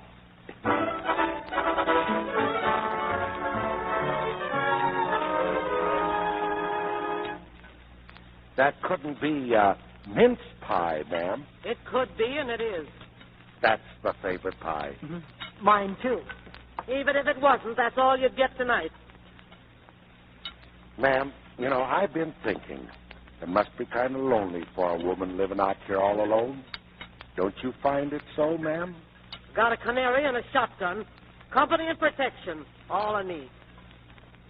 Well, don't you ever feel the need of human companionship? You know, man was not made to live alone, and that goes for women, too. I don't call having had 5 husbands living alone exactly. Five husbands? That's right. One at a time. They all passed on. Mr. Flanders right in the middle of spring planting. No. Yeah. Well, it ain't hard to understand your success with men, Mrs. Flanders. A handsome little filly like you. I bet you was a pretty little thing. Never was, ain't now, and never will be. Now, suppose you quit buttering me and start on the bread. And if what you're getting around to is that you'd like to stay and do some work for me, well, I'll pay you for it. Oh, gee, thanks.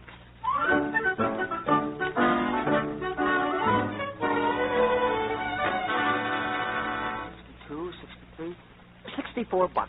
Say, Pop, that ain't bad for a month's work. Yeah, what you better do is to hitchhike up to Burlington and get an entry blank. I'll raise the rest of the dough somehow. Go on, beat it. Starting this minute. Gee, it'll be a great day, won't it, Pop? Yeah, when she prances into that winner's circle and gets the wreath. Oh, that'll be fine, too. But I was thinking of the day when they hand out those vet diplomas and you're sitting there. And... Right in the front row. The guy with that square hunk of cardboard on his bean says, Dr. James Terry, come up here and get yours. And if you try real hard, maybe you'll be half the vet your old man is. Oh, go on. Get out of here. Go on.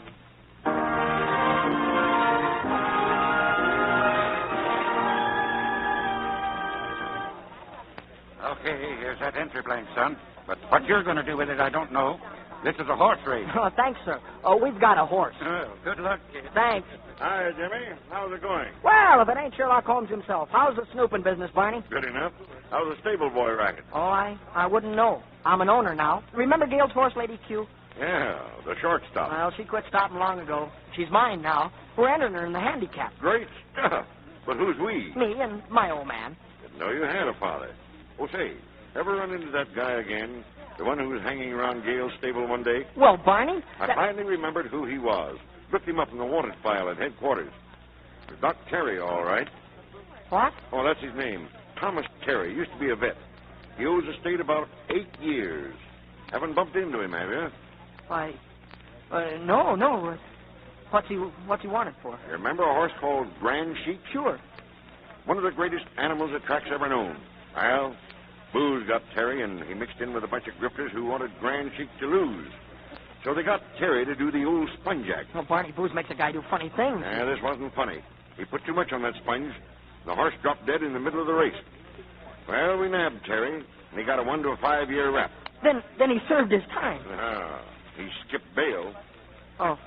Well, I've got to shove on now. See you the opening day. Maybe not, Barney. Thinking it over, maybe her hoof ain't right yet. Maybe it's too soon after operation. Operation on her hoof? Who did it? Well, a vet, a guy I found, young fella. Terry did a marvelous operation on a horse once. Oh, this wasn't anything like Thunderbolt's I didn't mention the horse's name. How did you know about it? I read it someplace. I thought you told me you had no folks. Where did you find your father? I met him accidentally, like. Hadn't seen him in years, had you? Not since I was a baby. Then how did you recognize each other? That strawberry mark on your left shoulder? Take your hands off of me. Why are you lying to me, Jimmy? I ain't lying. I don't know a thing. Go do your own gumshoe work. But lay off me, see? Lay off!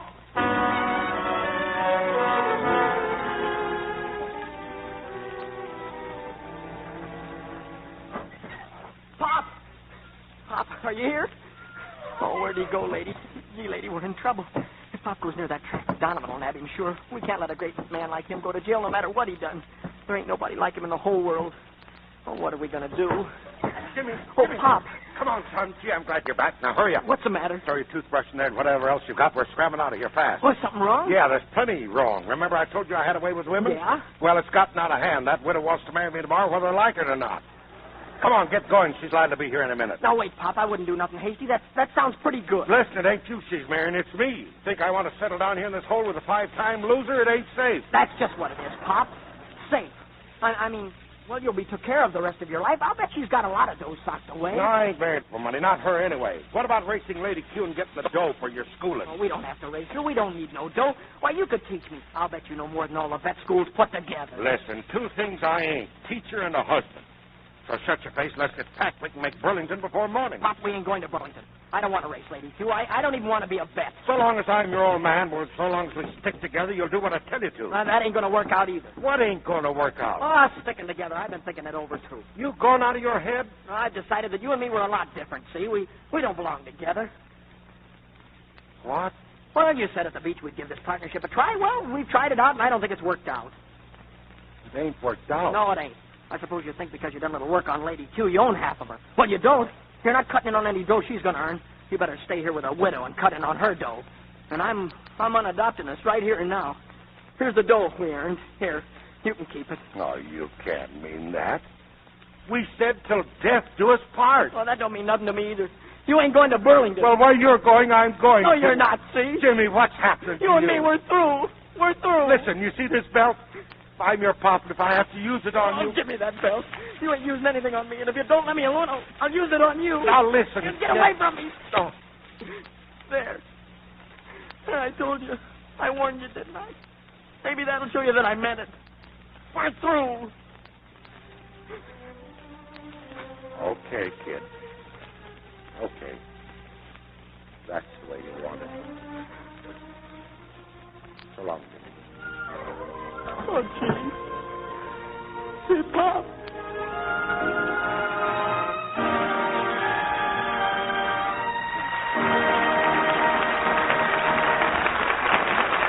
In just a few moments, Mr. DeMille and our stars Wallace Berry, Mickey Rooney, Fay Ray, and Noah Berry will return in Act 3 of Stablemate. And now, while we're waiting, here's young Betty Barton, who's going to be a bride in June. Betty, just look at all those things. That's real lace, too. Nothing but the best, Sue. After all, it's the only trousseau I'll ever have, I hope. Silly. But, Betty, what's that simply divine sachet? It smells wonderful. Sachet? Oh, Look there, Sue, underneath that white satin slip. Why, for goodness sake, that's a cake of Lux toilet soap. Of course. Don't tell me you haven't found out about that little trick, Sue. You just put a few cakes of Lux soap in among your hankies and lingerie and things, and it makes the most wonderful sachet. Such a nice, delicate perfume. Isn't it good? It certainly is. I'm going to get some extra cakes of Lux soap right away, Betty, and put them in the house. Something tells me Betty Barton's sure to make a lovely bride and a clever wife. You see, Betty's what we call a Lux girl. She buys this fine white soap several cakes at a time and uses it regularly every day. Yes, Betty's a Lux girl. She depends on Lux toilet soap for help in keeping that smooth, young complexion of hers always at its loveliest.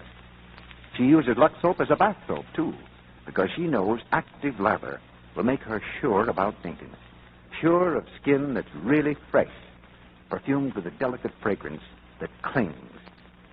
Betty's so fond of that perfume, as you've seen, she's delighted with the way she can use Lux toilet soap as a sachet, too. Yes, Betty's a Lux girl, a clever girl, a girl who makes men say, "Gosh, Betty, I love to be near you. Your skin is so sweet." And now Mr. DeMille returns to the microphone. Curtain rises on the third act of Stablemates, starring Wallace Beery as Doc Terry, Mickey Rooney as Jimmy, and Fay Ray as Mrs. Shepherd.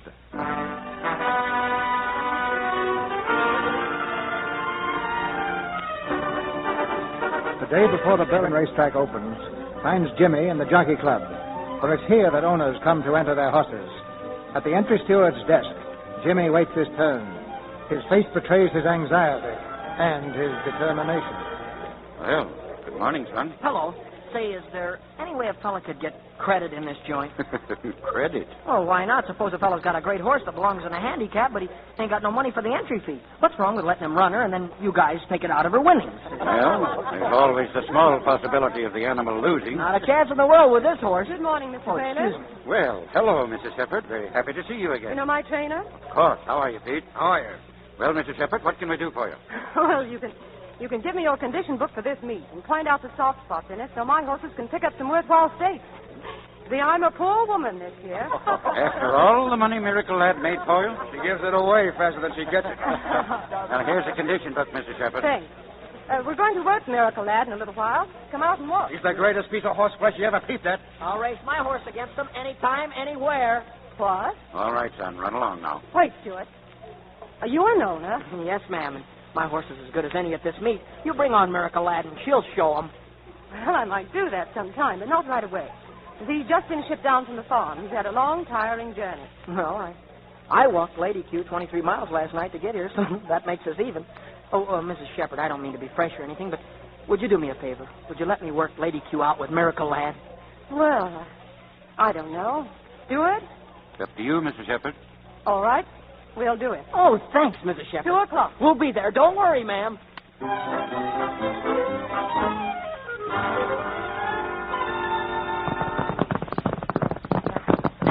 Hey, what's the idea there? Keep back. Go on, let that hot house work it out. Now get back, you mug. Get back. This is Miracle Lad. This is Lady Q.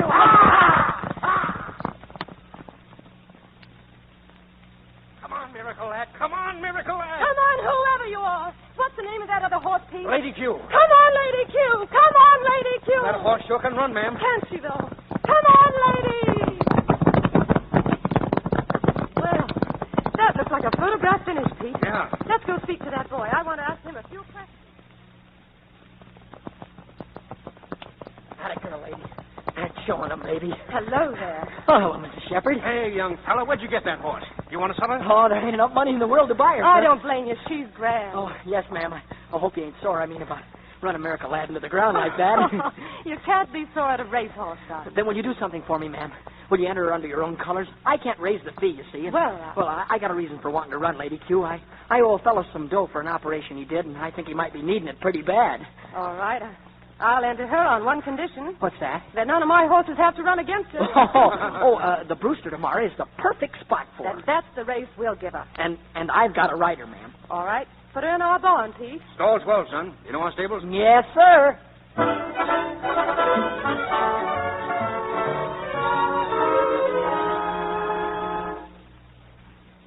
Well, son, how do you like your riding silks? Gee, they're awful pretty, Mrs. Shepherd. I ain't never seen him with so many colors. I look like a rainbow with pants on.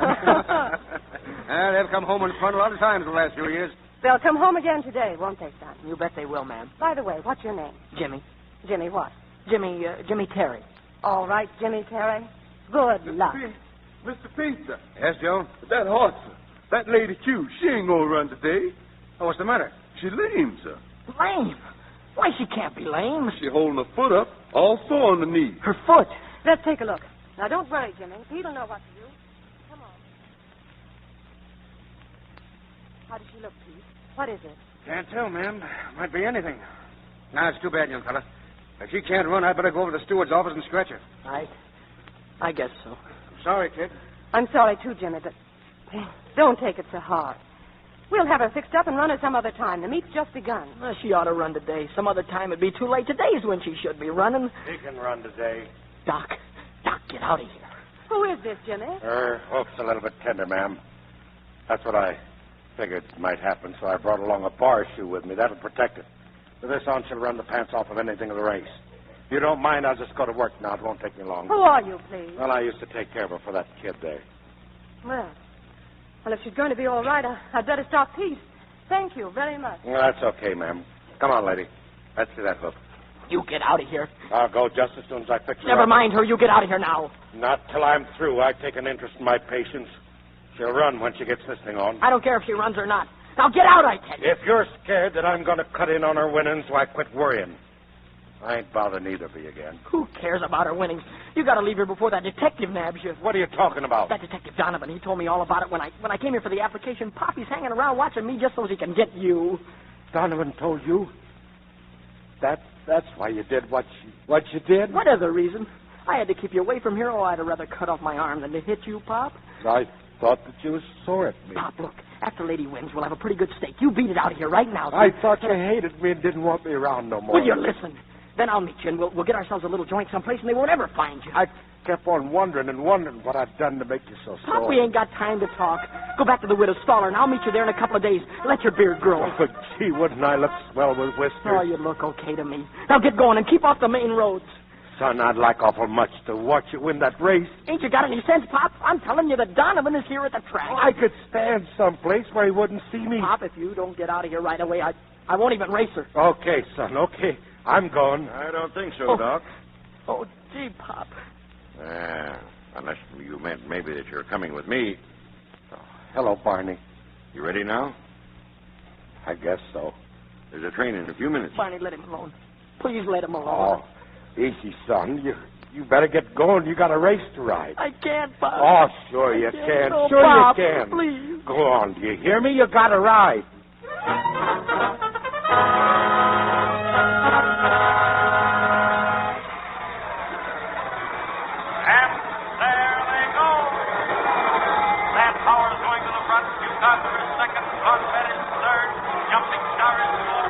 Come on, Doc. Keep going. We've got a train to catch. Wait a minute, Barney. You mind if we watch the race? That's my kid riding. Your kid? Don't make me laugh, It's Doc. my kid, I tell you. It's the way I feel about him anyway. What do you say, Barney? Let me watch him win, will you? Okay. Get over there to the rail. Now around the far turn. In front, better front by one length. Matt Power between horses is second by a neck. New Conqueror is third by a neck. Jumping Stars fourth by 2 lengths. Mr. Bundy is fifth. And here comes Lady Q. Lady Q on the outside is now fourth. Turning for home. Come on, Jimmy. Come on, ride it, Jimmy. Come on, Lady Q. Run for Jimmy. It's Jimmy, lady. For the kid. Run for the kid, please. Matt Power in front by 2 lengths. Jumping Star is second by 1 length. And Lady Q is third. Lady Q is going into a drive. It's Matt Power in front by 2 lengths. Lady Q is second by a head. Jumping Star is third. It's Matt Power and Lady Q. Matt Power and Lady Q. Matt Power by neck and Lady Q. They're neck and neck. They're head and head. It's a driving finish. They're coming down now with Lady Q in front by a nose. Lady Q wins it.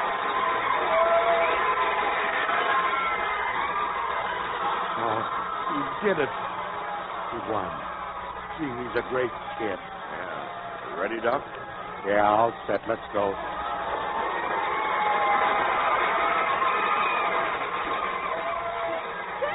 Wait! I can't, Mrs. Chesterton. I got to get out of here, please. Jimmy, what's wrong? Something's happened to my father. Your father? That was him that brought the bar shoe for Lady Q. He's in trouble, Mrs. Shepard. What sort of trouble? There was a detective after him. He was taking him to the train. Detective? Hey, young fella, there's a $2,500 purse waiting for you. Come on, I'll let it wait. Help me, ma'am. Will you, please? Of course, Jimmy. Come on, I've got my car outside.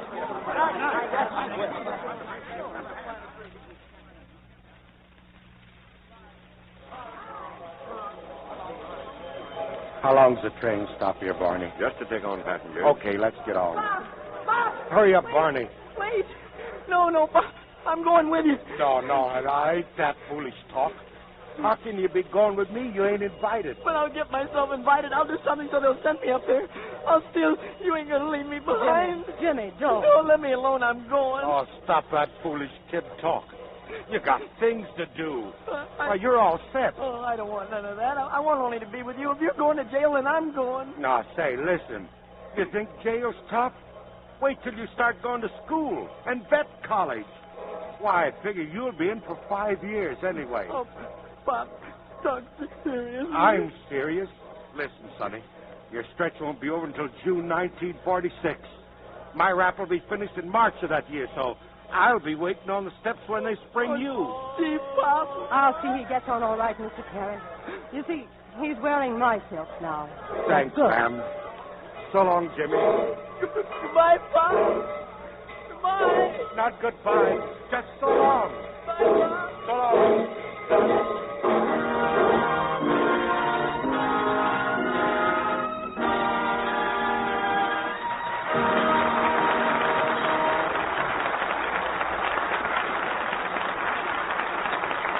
Jimmy and the Doc seem to have the future fixed up pretty well, as the curtain falls on stablemate.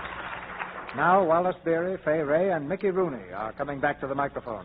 Thank you, CB. You know, we all had a great time here this week, didn't we, Mickey? You bet, Mr. Berry. You're too big to argue with anyway. How do you like that, Fay? I bring this kid up from a pup, and now I can't even get a little argument with him. Oh, go ahead, Mickey. Make him happy. Argue with him. Not me. How can I argue with a fellow that's been in pictures 25 years? He must be right. Why, Mr. Berry has been an electrician, a cameraman, and a director besides being an actor, and I want to learn a lot about directing myself. Take my advice and stick to acting, Mickey. You'll have fewer headaches. Speaking of director's headaches, Mr. DeMille, when are you going to decide on a cast for Reap the Wild Wind? I decided on a leading man this afternoon, Fay, and it's Ray Milland. He joins John Wayne, Bob Preston, and Lynn Overman in the cast. Now all I need is 2 leading ladies and about 400 other people, and we'll be all set. Oh, look, Mr. DeMille, if you'd rather be an actor yourself, I'll give you a part in the first picture they let me direct. That's a bargain. I don't want a part. Just give me a seat on the sidelines. Don't let him kill the deal, Mickey. I'll take direction without a word. Besides, Wally's no man to talk about that. I had to tie him down once. Oh, listen, CB. Why must you bring that up? Well, now, I'd like to hear about that. Well, something over 20 years ago, I had Wally in a picture. And in one close-up, I couldn't keep him in range of the camera, so we just tied his feet to the floor. Worked fine. I was a little nervous, that's all. I think it scared me. You were scared, Mr. Berry? Well, I guess I can go home now. I've seen everything. It's been swell working with you again, Mr. Berry, and I hope we can do it again real soon. Now, just a minute, Mickey. Before we go home, there's something I'd like to say about the product behind this theater. Lux Soap. It may not be news, Mr. DeMille, because, well, I think I've told you before that Lux Soap has been my regular complexion care for a long time. I haven't changed a bit, except that I think I like it better than ever. Just keep right on liking it, Fay. And that shouldn't be hard where Lux Soap is concerned. What play are you going to have here next week, CB? A story about Hollywood, Wally. Oh. The play is called Stand-In, and our stars are Warner Baxter and Joan Bennett. Walter Wanger made the motion picture from a story by Clarence Buddington Kelland. And next Monday night, you'll hear Warner Baxter as the banker who tries his hand at producing motion pictures, and Joan Bennett as the stand-in who stands out and becomes more important than the star. It's a play right out of our own front yard with plenty of thrills and excitement. Well, I think you must have picked that one out for me, Mr. DeMille. I think it'll be a great, great show. Good night. Good night. Good night, Mr. DeMille. Good night. Good night. If wishes were actors, producers would all have casts like you. Ladies and gentlemen, the President of the United States has proclaimed the month of April Cancer Control Month. Hundreds of lives are saved annually by knowledge of the facts about cancer. You may enlist in this battle, a vital part of the national health defense, by writing to the American Society for the Control of Cancer, 350 Madison Avenue, New York City. Free information is available there, or from a unit of this society in your local community.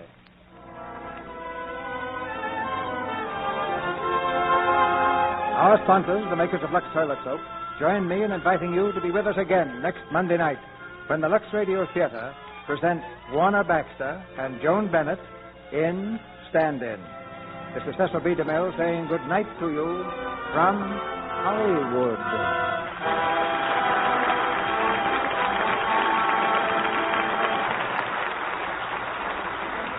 Fay Ray is appearing in the Columbia picture Adam Had Four Sons. Heard in tonight's play were Verna Felton as Beulah, Griff Barnett as Steward, Lou Merrill as announcer, Sidney Miller as Cliff, Wally Mayer as Gale, Warren Ash as Pete, and Jack Carr as Groom. Our music is directed by Louis Silvers, and your announcer has been Melville Ruick. This is the Columbia Broadcasting System.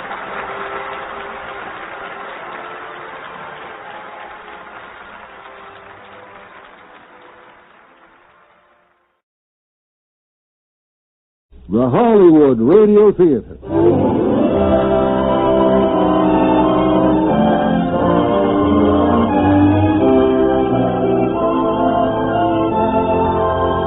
The Hollywood Radio Theater.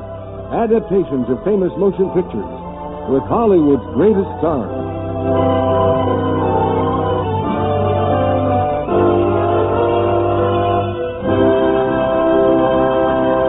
Here is your host, Frank Brzee. Greetings again, ladies and gentlemen. When the average man starts out in the morning for his average job, he may sometimes hope for an escape from the routine he knows to what he thinks might be a glamorous adventure. Our play, Pitfall, is the story of such a man who, through the accident of a single mistake, stepped across a narrow boundary separating his world from the world of danger, violence, and death. We have the same stars who were in the popular screen success, with Dick Powell as our average citizen, Elizabeth Scott as the girl who completely disrupts his way of life, and Jane Wyatt as his wife. And now, the first act of Pitfall, starring Dick Powell as Johnny, Elizabeth Scott as Mona, and Jane Wyatt as Sue, with Raymond Burr as MacDonald.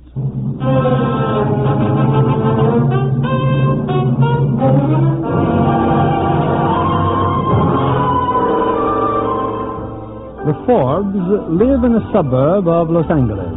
Typical family, husband, wife, and 9-year-old son.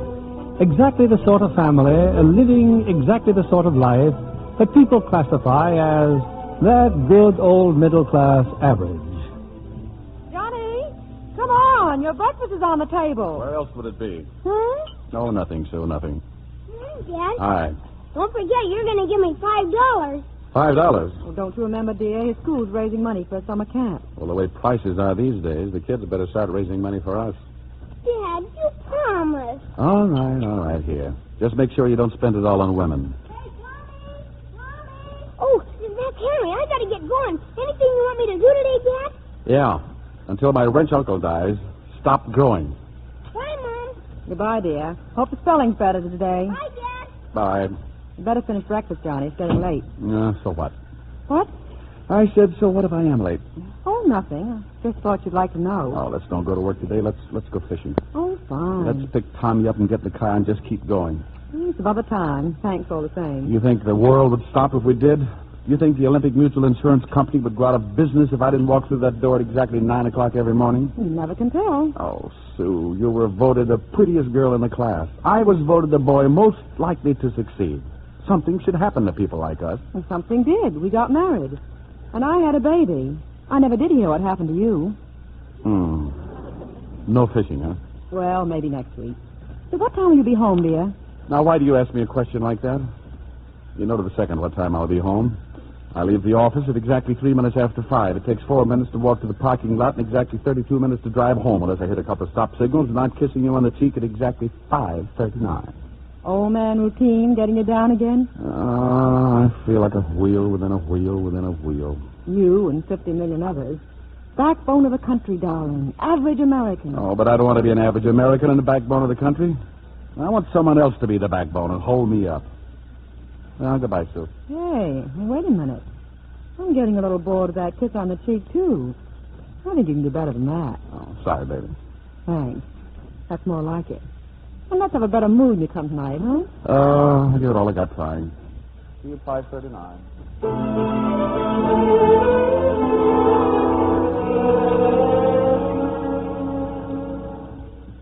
And Johnson started meeting to iron out the details next Friday. I'd better get back to my desk. Yeah, thanks, Ed. Oh, don't forget, you and Sue are having dinner with us tonight. Oh, is that tonight? Oh, of course it's tonight. Ed, what did we do a week ago tonight? Oh, we ate dinner, played bridge. 2 weeks ago tonight. 2 years ago tonight. You mean we're in a rut? 6 feet deep. Ed, let's revolt. When the girls bring out the cards tonight, let's stand on our constitutional rights. If you want to, sure. Maggie. Yes, Mr. Ford? Bring in the file on the Continental Finance Company, will you? Oh, and tell McDonald I can see you now.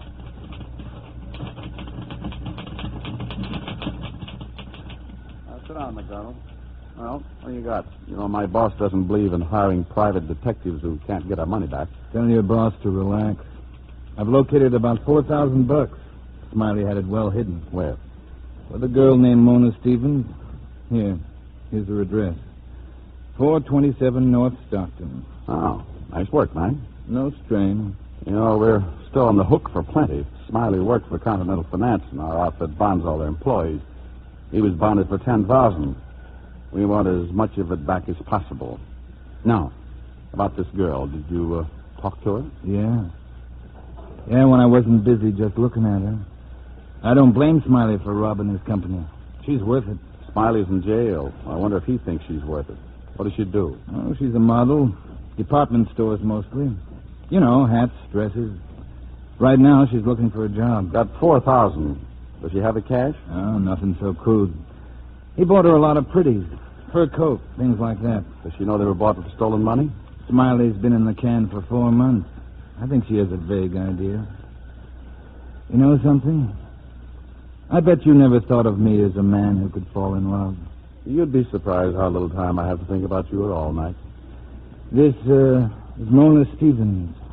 She's quite a girl. Well, I'll have another talk with her today. Your part of the job's finished. I'll handle it from here. What's the matter with me handling it? You'd string it along just to see the girl again. What business is that of yours? If you want any more work from us, just stick to your detective agency. You don't mind if I see her on my own time, do you? Not at all. Johnny, when you see her, put in a good word for me, huh? Sure, Mac. I'll see her this afternoon. I'll set up the whole thing for you.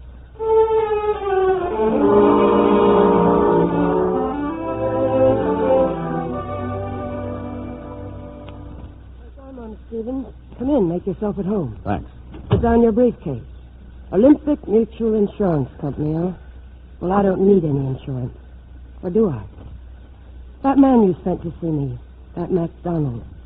I've met some weird ones in my life, but that one nearly scared me to death. Oh, MacDonald isn't with the company. He's a private detective we sometimes use. I don't care who he is. I'm sorry if he annoyed you. He shouldn't be let loose without a keeper.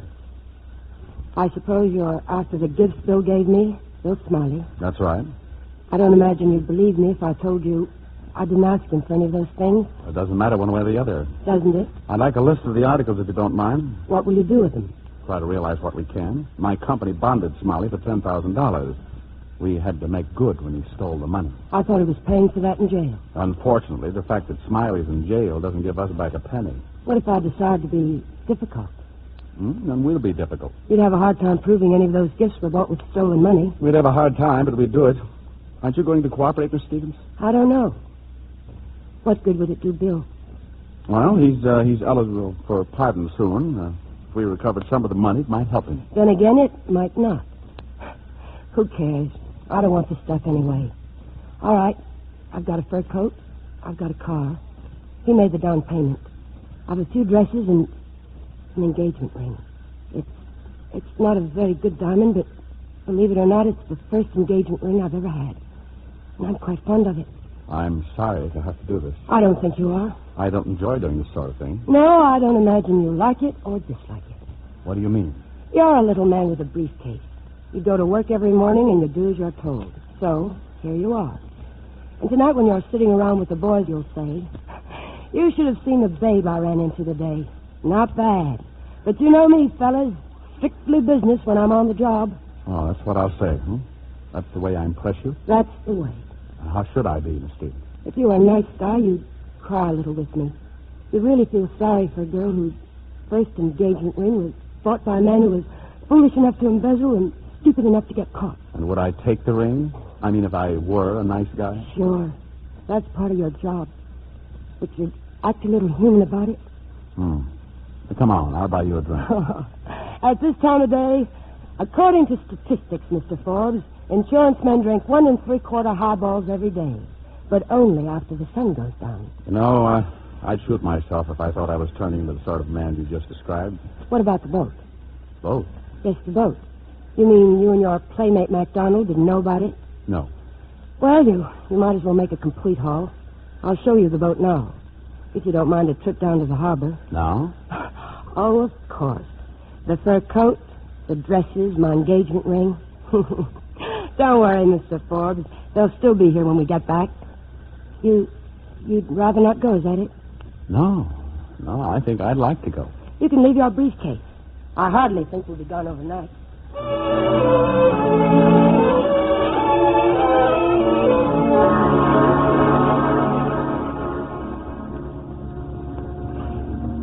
Well, there she is, Mr. Forbes. Like her? Hey, somebody's been kidding me. Crime does pay. What a boat. Oh, no, it's not that one. It's this one over here. Oh. What did you expect for Queen Mary? You should have seen her before I painted her. You painted it? Oh, you'd be surprised what a little elbow grease will do when you're short of money. Of course, you wouldn't know about that. No, I work for an insurance company. Let's take her out in the bay. You mean you want to take a ride? Why not? It's the company's time. You're a guest.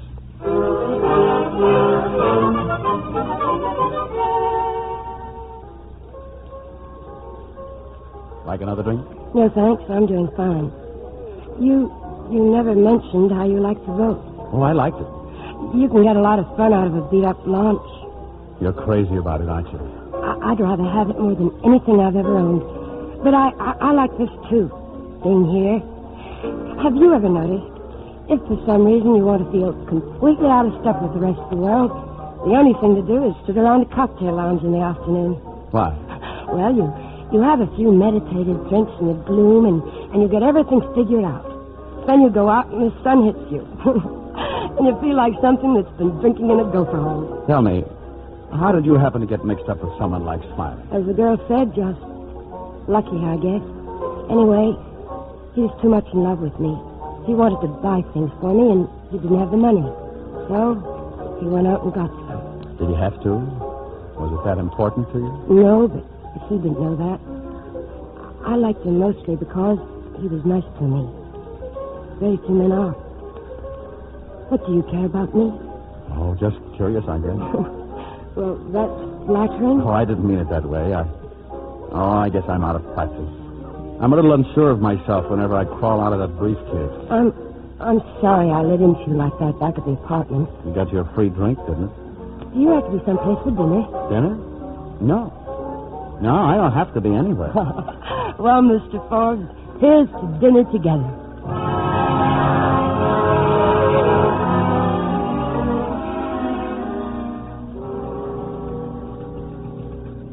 Greetings, friend.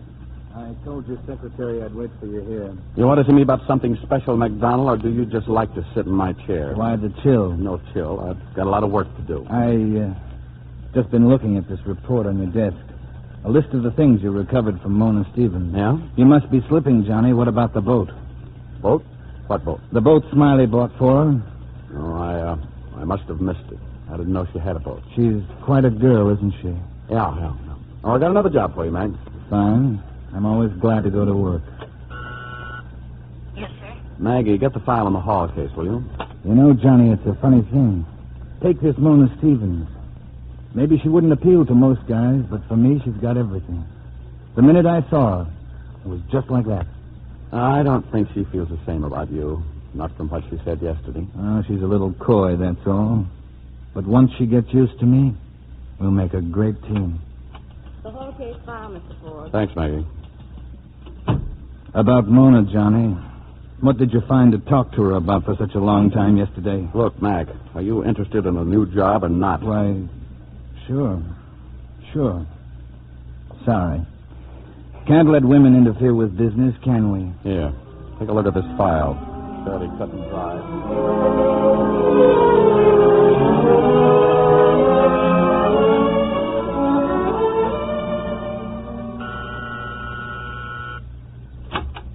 Oh, hello. Hello. Come on in. Just passing by, or did you go out of your way to make this call? I went out of my way. That's nice. How's the insurance business? And what's happened in the outside world that I should know about? Oh, a couple of things. We just took possession of your boat. Oh? MacDonald found out that I let you keep it. He could have caused trouble at the office. The man who walks like a mountain. He was pounding on my door last night till all hours. It's funny, isn't it? What? Well, I meet someone who's kind. He tries to do something nice for me, and almost immediately he's in trouble. You mean I'm nice? Yes, you've tried. You came over and told me personally. You could have phoned about the boat or just waited until I found it was gone. Well, don't worry about it. Why is it that you get attached to things that really don't make any difference? I don't know, but I know how it is. I had a car once that was repossessed. I've had 10 cars since then, but I've never liked any of them as well as that one. It was probably your first car. It was. This was my first boat. Oh, I wish I could do something to help. Don't try, Johnny. You'll end up where Bill Smiley is. But thanks anyway for wanting to. You're funny. How? You're not at all like the man who walked in here about 24 hours ago. Well, from the way you described that man, I'd say anything would be an improvement. Maybe that's what I mean. Oh, yes, Johnny. A big improvement.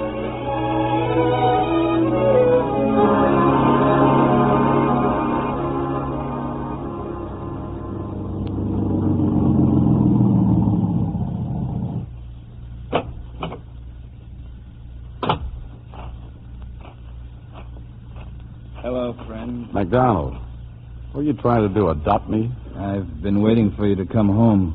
Look at the time, 1 o'clock.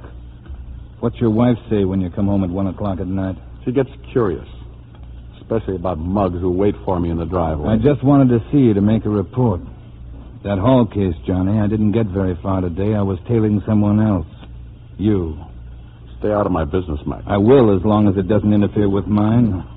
Johnny, I told you I like that girl. I don't care what you like or what you don't like. Quit meddling in my life. All right, Johnny. And don't ever let me catch you prowling around my home again. You won't.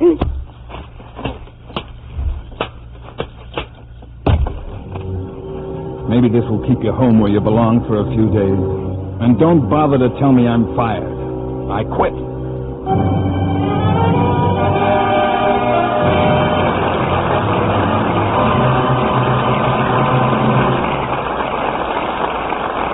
Our stars will return for Act 2 of Pitfall in a moment. Hey, you remember that sinking feeling when the teacher was about to hand you your report card? How would your grades be today? Let me tell you how you can get all A's. Take part in the school advisory committee of your God's school. It makes recommendations and suggestions, evaluates the curriculum, and even keeps the community informed about what's new at school. Dodge is a quality school system, and you can help keep it that way through your school advisory committee. Attend its meetings regularly and speak up. That way the system hears what you have to say and at the same time lets you know more about the program. It's that kind of dialogue that keeps Dodge one of the finest school systems in the world. So participate in your school advisory committee meetings, and if you're elected to the committee, serve proudly.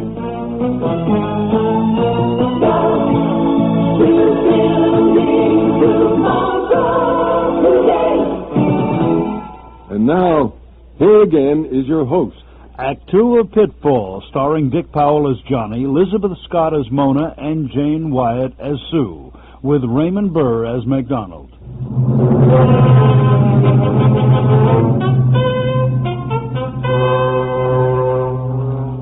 Several hours have passed since John Forbes, bruised and bleeding from the beating MacDonald administered, staggered into his house. To Sue, his wife, he told a story of being held up and robbed. And he's repeated the story to Dr. Adams, who's just finished taping his ribs. Well, that ought to hold you, Johnny. You'll be uncomfortable for a while. How long will I be laid up, Doc? Oh, a week or so. Those hold-up men, how much did they get? Well, I was only carrying about $20. There were two of them, Dr. Adams. If there was only one, Dad would have knocked his block off, huh, Dad? No, sure. Dad was a boxer in college. Well, I think he was wise to go into the insurance business. I still don't know why he won't let me call the police. Oh, we've been all over that, Sue. They won't be back.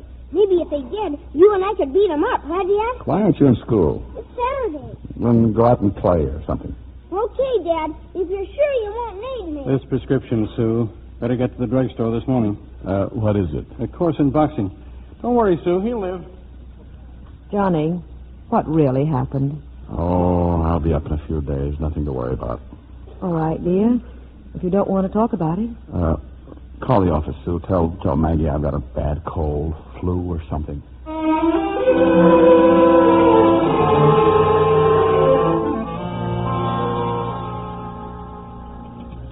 Well, I'm certainly glad you're back, Mr. Ford. Sure you feel all right? Yes, Maggie. Oh, a little weak, maybe. You know what the flu can do. How are things here? Oh, like always, Mr. Ford. Here's all your mail. Phone calls? The list on your desk. That Miss Stevens called several times, but she said it was nothing important. Miss Stevens? The Smiley embezzlement case. Oh, yeah. Well, I better start waiting through the mail.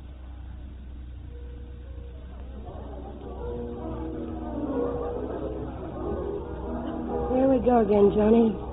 Cocktails in the middle of the afternoon. I had to see you, Mona. It wasn't easy getting away. I have a job now. Oh, where? Franklin's, 3rd floor, modeling dresses. How do you feel? Oh, I had a sort of a cold. Laid up for a few days. Yes, MacDonald told me about it. Oh. You don't think he'd overlook a chance to play hero in front of me, do you?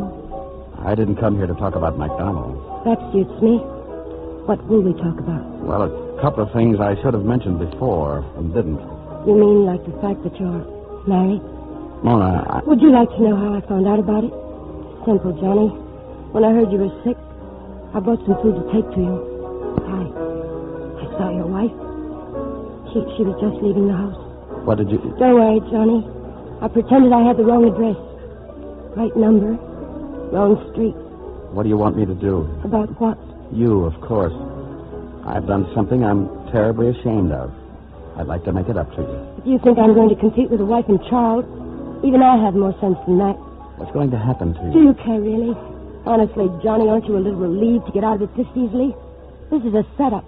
The kind of girl you've always dreamed about. I'm going to let you off without an angle. Why? I don't know. But I'm not going to be nasty. Tell me, Johnny, what happens to men like you? If I had a nice home, I wouldn't take a chance with it for anything in the world. I'll do anything I can. Will you really? Then go home. Stay there. Okay. That's the way you want it. If that's the way I want it. Have you any other ideas? Mona, wait a minute. No, I'm leaving. Oh, I almost forgot. Your briefcase. You left it the other night. I'm sure you'd be lost without it. Goodbye, Johnny. I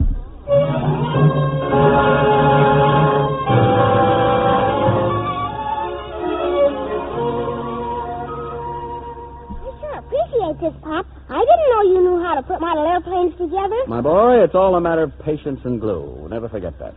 Gee, you know all about everything, don't you? Just about. Hey, Dad, what did you do during the war? Anything I was told. Where were you? Well, most of the time I was stationed in Denver, Colorado. Oh, Colorado. Well, what's the matter with that? The Japs never got into Denver as long as your father was there. Thanks, dear. Henry's father was decorated. Well, your father got a good conduct medal with 4 oak leaf clusters. Oh, really? Wait till I tell Henry. His father only got the Silver Star. Son, I don't think I'd mention that if I were you. It might sound like boasting. Yeah. We going on a trip this summer, Pop? I don't know why. I'm tired of this town all the time. Well, what's the matter with this town? People all over the world would like to live here. That's the trouble with your generation. You don't appreciate the things you have. You've got one of the nicest homes in the block. Security. Not a thing in the world to worry about. Well, if you want the strangest husband I ever married, what's come over you? Contentment. And that's the secret of happiness, and don't you forget it. All right, I won't. Come on, I'll take you to a picture show. Mommy? Oh, boy. Hey, Ma, get ready before he changes his mind. Now, here. Give me a minute, will you? I happen to want to kiss your ma.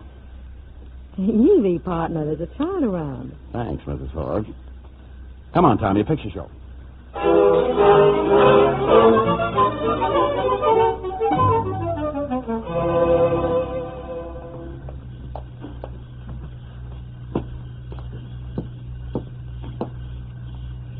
Hello, Mona.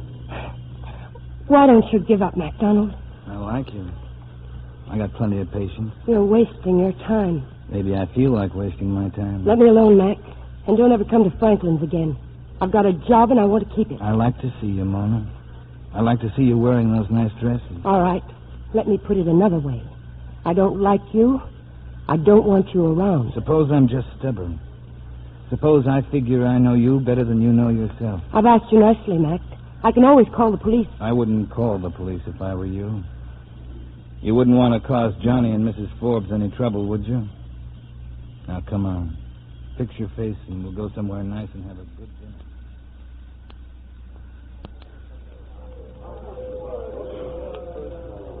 Can I help you, sir? I'm looking for Miss Stevens. She's a model here. Oh, yes. The salon's over there to the right, sir. Thanks.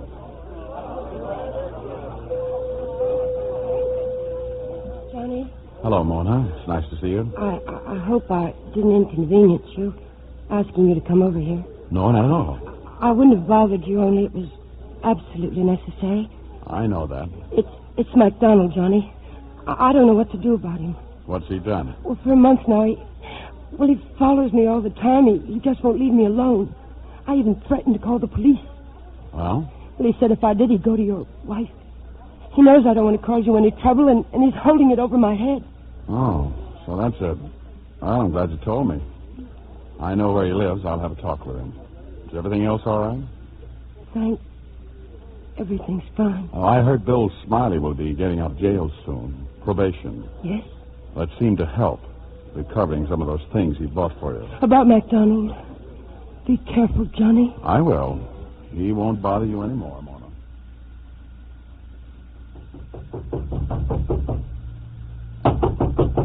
Yeah, I'm coming. Oh, it's you, Johnny. Greetings.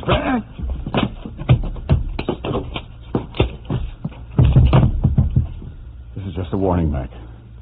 If you're smart, you'll take it seriously. Leave the girl alone.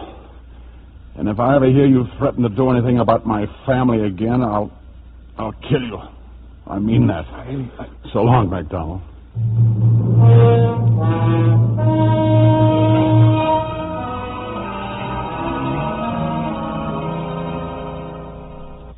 Since I was in the neighborhood of the county jail, Mr. Smiley, I thought I'd drop in and see you. Who are you? What do I mean to you? The name's McDonald. I was the insurance investigator when you took off with that 10 grand. You don't mean a thing to me, Smiley. Only I don't like to see a guy get a bad deal. Who's getting a bad deal? I'm getting out on Friday. I just thought you should know that I met your girl, and I know all about Forbes. Forbes? What are you talking about? Forbes is the insurance man. Your girl kind of took a fancy to him while you've been in jail. How do you know so much? Anyway, so what if it's true? What am I supposed to do, bust out of here? I didn't mean to get you so upset, pal. I guess I better go. Yeah, I guess you better. And leave me alone. How do I know you're not lying? You don't. So long, pal.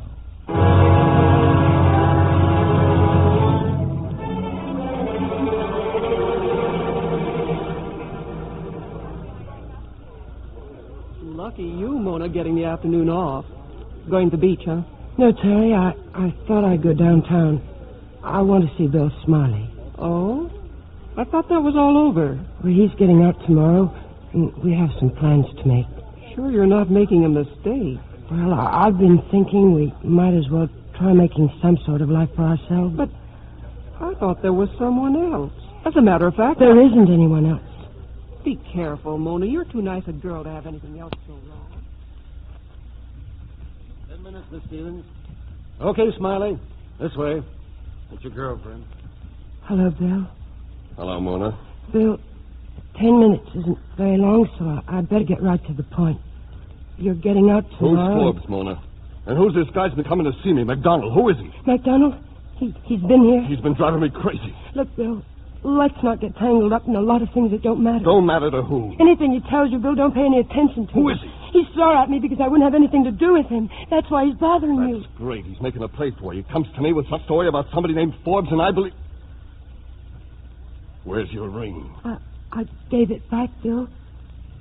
That's why you're getting out so soon. I gave all the things back. Thanks. Thanks a lot. I sit there sweating it out to give your son things, and you take them back. Maybe that McDonald guy is right. He could be wrong, too. Yeah, maybe. But I'll know the answers tomorrow, won't I? I said I'll know the answers tomorrow.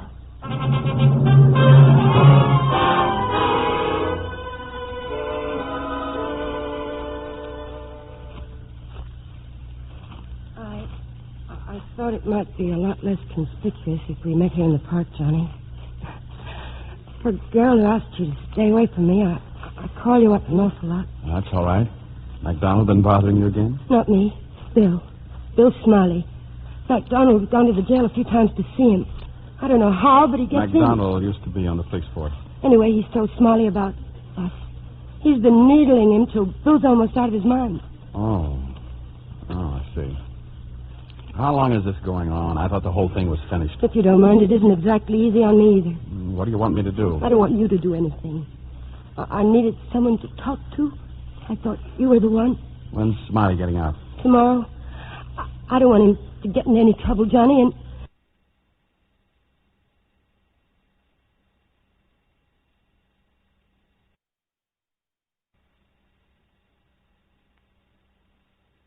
Well, used to be on the police force. Anyway, he's told Smiley about us. He's been needling him till Bill's almost out of his mind. Oh, I see. How long is this going on? I thought the whole thing was finished. If you don't mind, it isn't exactly easy on me either. What do you want me to do? I don't want you to do anything. I needed someone to talk to. I thought you were the one. When's Smiley getting out? Tomorrow. I don't want him to get in any trouble, Johnny, and I don't want him to ruin anything for you. He won't ruin anything for me. I'm sorry I bothered you. I just thought you ought to know. Oh, thanks. Thanks, Mona. Well, let's get back to the car, and I'll drive you home. No, I'll walk, Johnny. Good night. And that's the whole pretty story, Ed. Tonight when I met her in the park, she said she had to have someone to talk to. Well, so do I.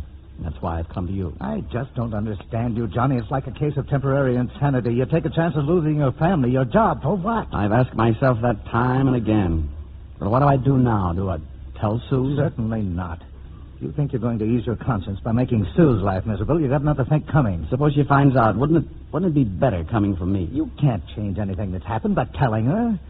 I assume you're still interested in keeping your marriage together. Well, you know I am. I'd do anything. Johnny, you ought to have your head beaten in. I already have. I don't know what to say. You want to go to the police? No, I'm not interested in telling this to anybody else. Well, what about taking Tommy and Sue and getting out of town for a while? What good would that do? I'd still have to face it sometime. No, I don't know why I bothered to tell you. I don't either. No, you know I don't mean that. I'll do everything I can, Johnny, but give me some time to think about it, huh? You'd better get on home now. Yeah, thanks. How does it feel, Ed, to be a decent, respectable married man?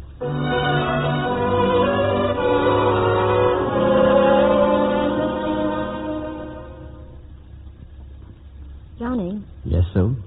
You want to talk about it? Talk about what? Whatever's on your mind. You've been reading the same page in that newspaper for an hour. Johnny, listen. If you have any troubles, they're half mine. Maybe you wouldn't want half of them. Well, whether I want them or not, I have a right to them. Besides, nothing's too tough for us. We won the war together. We brought Tommy through pneumonia. What is it, Johnny? So, I don't know how to tell you. Tommy! Tommy, what is it? It's all right, Tommy. We're coming. Tommy, it's all right, darling. You were just dreaming. Dreaming? Something was coming after me, coming in the window. But, Tommy, I looked everywhere. There's nothing out there at all. You just had a bad dream. Is this what you were reading before you went to sleep, those comic books? Where did you get the stuff?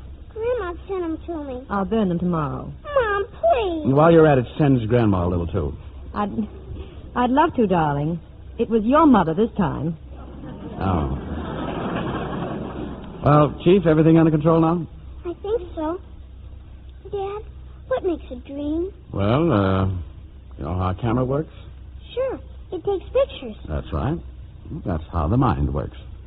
Evidently, from the day we're born, the mind takes pictures and stores them away. Now and then, one of those pictures comes loose in our sleep, and that's what makes a dream.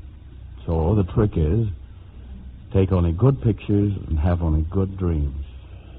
I should try, Dad. Night. Good night, Tommy. Night, Mom. I'm sorry I scared you. Johnny, where are you going? Just down to the kitchen. You want me to fix you something? No, thanks. I'm not hungry. I'll just have a glass of milk. You know, sometimes I'm awfully proud of myself. Why? For giving Tommy such a wonderful father. He thinks you're the greatest guy on earth. He could be wrong. My son's never wrong. Johnny, before Tommy called us, you were going to tell me something. You know, I believe I could eat something at that. Some eggs, maybe. So you won't talk? Hmm? Oh, it isn't important, Sue. It'll work out. Just something at the office. Okay, Johnny.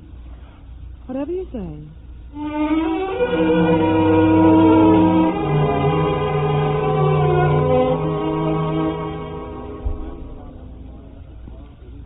Yeah, that's right. William Smiley.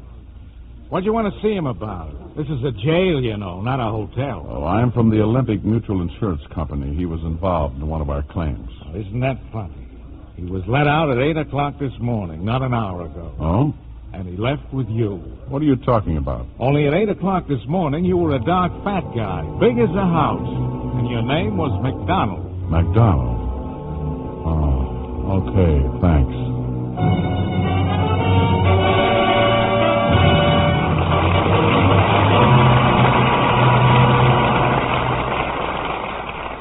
During the next 30 seconds, the average person will blink about a dozen times.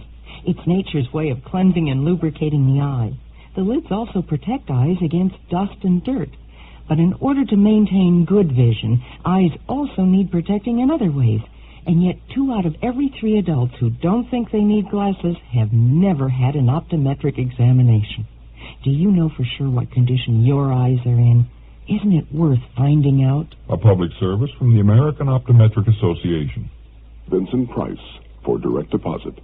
You all know me. I'm a peaceful man. I wouldn't even hurt a fly. But now I'm going to get out of line. I'm going to sign up for direct deposit, so I'll never have to stand in line with my government check again. I hate lines, don't you? I always want to cut ahead. With direct deposit, I don't have to. My money is deposited in my account every time, automatically. It's there, waiting for me, helpless. Direct deposit frees up my time for my other interests, like my experiments. Get direct deposit wherever you have your checking or savings account. Come on, get out of line. A public service of the Ad Council and the Department of the Treasury's Financial Management Service. Come on, get direct deposit for your federal government check. Your host, Frank Brzee, returns to the microphone. Following our play, Miss Scott will join us for a curtain call. Now it's time for Act 3 of Pitfall, starring Elizabeth Scott as Mona, Dick Powell as Johnny, Jane Wyatt as Sue, with Raymond Burr as MacDonald.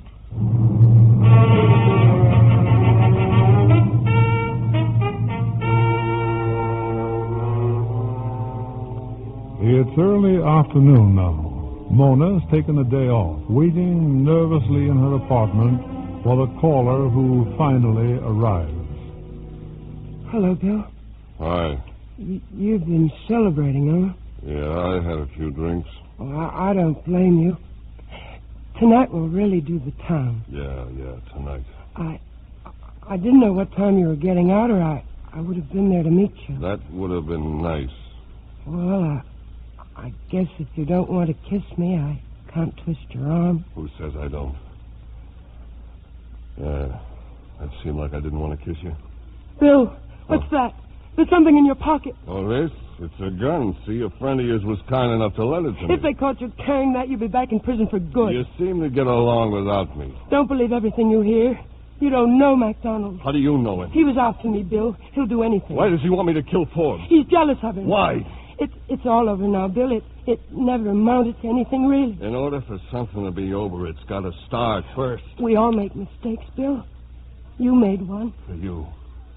Don't tell me you did this for me. All right. I was wrong. Didn't you ever hear of forgiving anyone? You I can forgive. The Forbes guy, no. He takes back the things I'm sweating out of jail rap to get for you, and then he takes you. No, it wasn't that way at all. We'll see, Mona. Bill, please, please. Forget it. Come on, let's get out of here.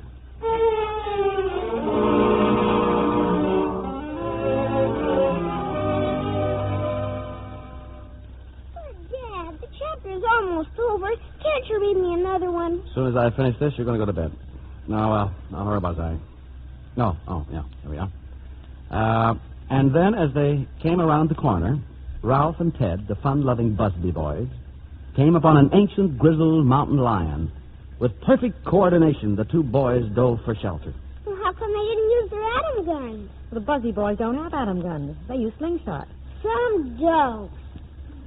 What's the matter with kids these days? The only kind of stories they like are trash about men from Mars, women getting tortured, and... No, I'll get it. Oh, really, Tommy, if Dad's good enough to read to you, the least you can do is to speak to it.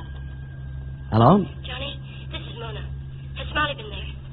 Yeah, no. Well, he got out today. Well, I know that. MacDonald gave him a gun. He's been threatening to go over to see you. Well, where is he now? I don't know. We were in a little bar. He's been drinking. When I went to call a cab, he'd left. I came right back to the apartment, but he isn't here. All right, I'll watch out for him. I don't want him hurt, Johnny. And I don't want him thrown back in jail. I'll take care of it. I'll come right over. You stay right where you are. But, Johnny, I know how to handle him. Now, you know you can't come over here. I'll call you later after I've talked to him. Who was it, dear? Nobody.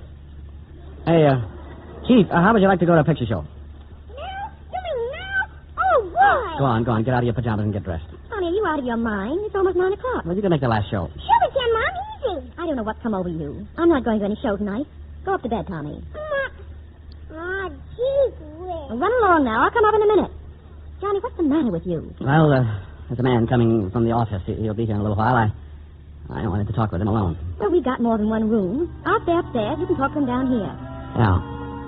I'll talk to him here.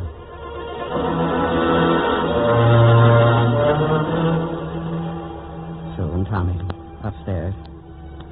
Windows and doors all locked. Lights out. Okay. Let him come.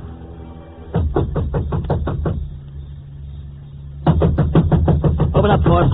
Come on, open up. Don't move, Smiley. I got a gun sticking right in your back. Are you Forbes? I'll talk to you tomorrow. Why not now? You're drunk. How do you know? Oh, come on, give us both a break. Get going. Did Mona tell you I was coming? I'm not kidding. Get moving. And stay away from here.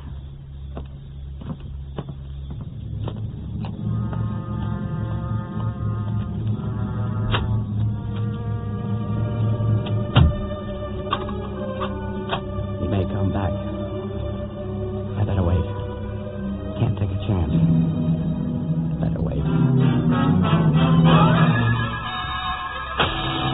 Smiley. Can't get away from me, Forbes! Johnny! Get right back in your room and stay there. Johnny, Anthony, are you all right? Sue, you better call the police. I just killed a man.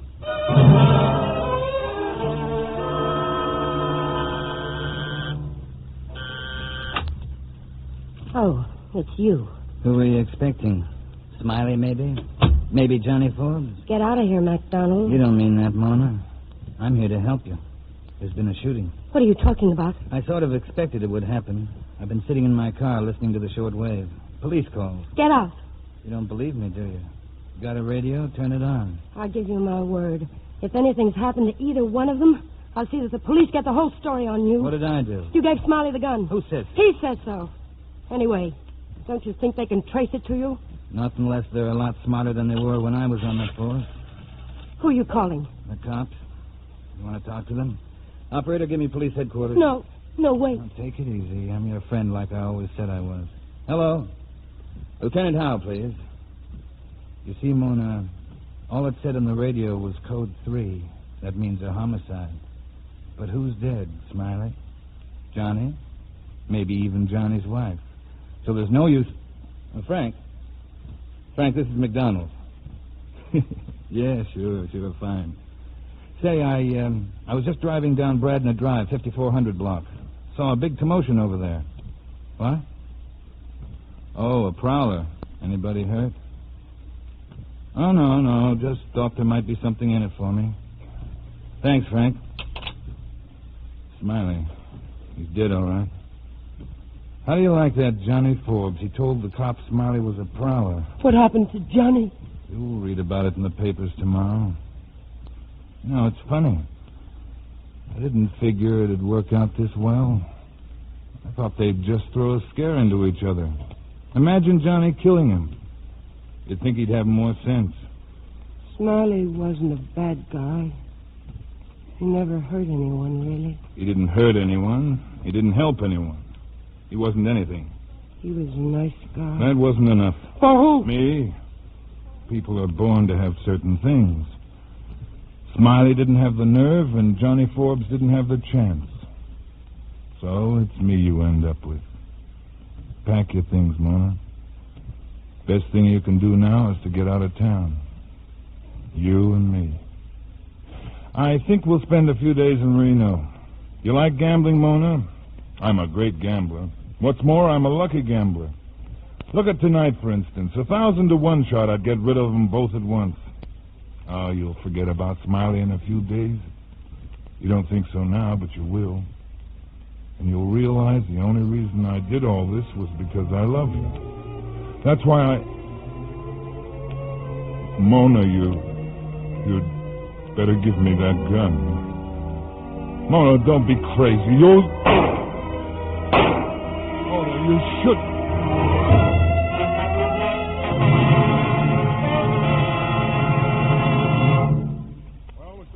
I think we have all the information we'll need for the moment. Yes, Lieutenant. There'll be a few routine questions, so keep yourself available for the coroner's inquest. All right. Thanks a lot. You've been very cooperative. Well, we're leaving now, Mrs. Ford. Better have somebody board up that window. Johnny, I know how terribly you must feel about this. But the important...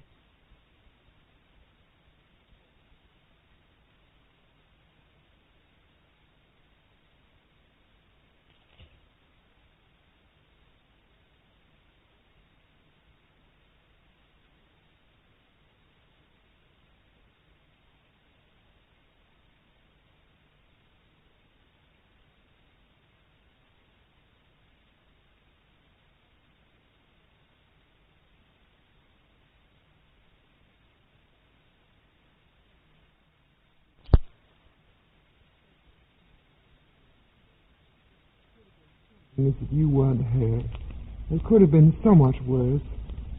Try to forget about it, dear. Please try. I'll fix you a cup of coffee. Sue, I want to talk to you. I got to get this off my mind or I'll go crazy. The man I killed tonight, he wasn't a prowler. I knew he was coming. Johnny. That's why I wanted you and Tommy out of the house. He had good reasons for wanting to kill me, Sue. Better reasons than I had for killing him. Well, why should anyone want to kill you? Because of his girl. I met her on a case a couple of months ago. She was the one who phoned. She told me he was coming here. What about this girl? The man, he got out of jail today. Somebody told him a lot of things about her and me. Were they true? Yes. I don't know what I can possibly say. I can't give you any explanation. I've wanted to tell you. I've tried. Sue, say something. Please say something. I can't go on with this on my conscience. Conscience? You make it sound like a dirty word. You're all worrying about your filthy little conscience. But I've got my son to think about. I've thought about that, too, and ended up by covering one lie with another lie. I wanted you to know before I went to the police with the truth. The police? No, Johnny, no. You're not going to the police. You lied once. It came easy enough for you then. You've got to lie now. I mean it, Johnny. If you drag this family through the dirt, I'll never forgive you.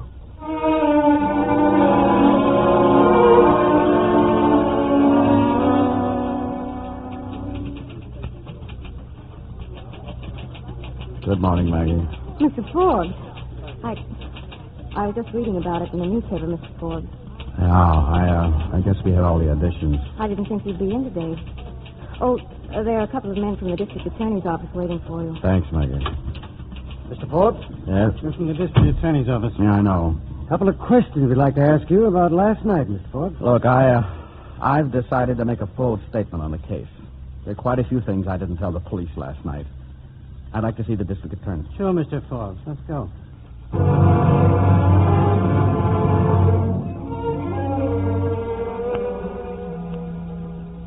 You told me that when Smiley came to your home for the first time, you chased him off. But when he came back, when he broke the window, I saw he had a gun. I had to kill him. Not if you'd called the police in the first place. I've explained why I felt I couldn't do that. Explain. Makes a lot of sense now, doesn't it, Forbes? Well, your story all checks. Your statement, the report of our investigators, the statement Miss Stevens gave us. Miss Stevens? She's been here? She's here now, upstairs, under arrest. For what? That depends on McDonald. She shot him. If McDonald dies, it's one thing. If he doesn't, it's another. Oh. Can I talk to her? Nobody can talk to her. Personally, I think we've got the wrong person in the cell upstairs. But there's nothing I can do about it. It so happens the homicide you committed was justifiable. Smiley was coming to kill you. But just one little phone call to the police, and you could have avoided all this mess. But no, you kill a man. And that's not a pleasant thing to live with for the rest of your life. Or don't things like that bother you? Get out, Paul. Go out. Get out.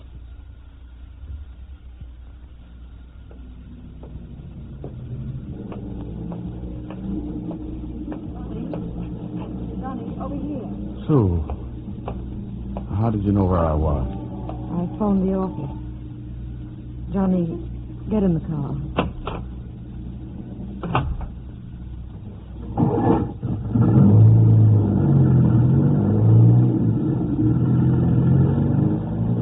Johnny, I'm taking Tommy out of school. I suppose that's best. How much does he know about everything? You can't expect to keep too much from a child of his age.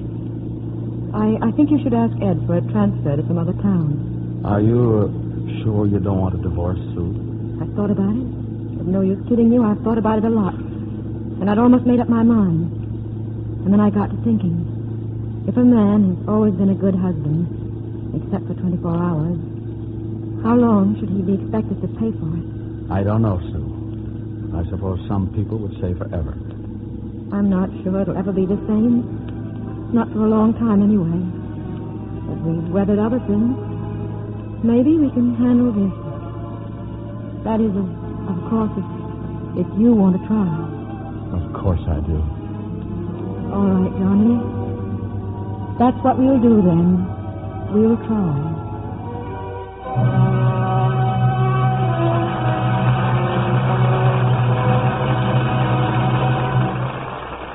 And now here is Frank Brzee and our star.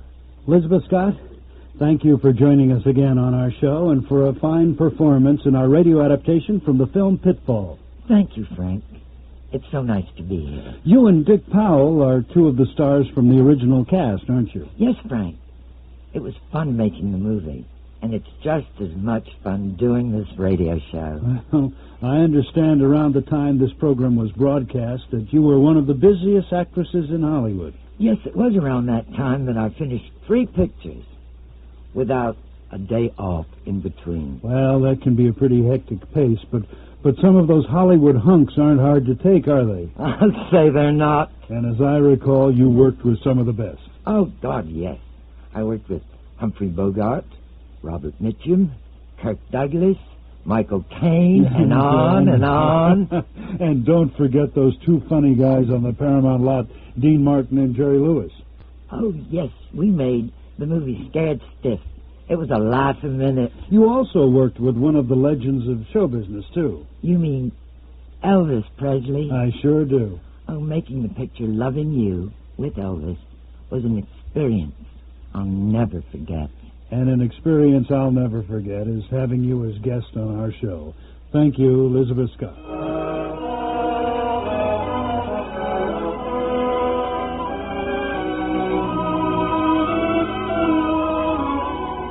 Thank you for joining me for another production of the Radio Theater.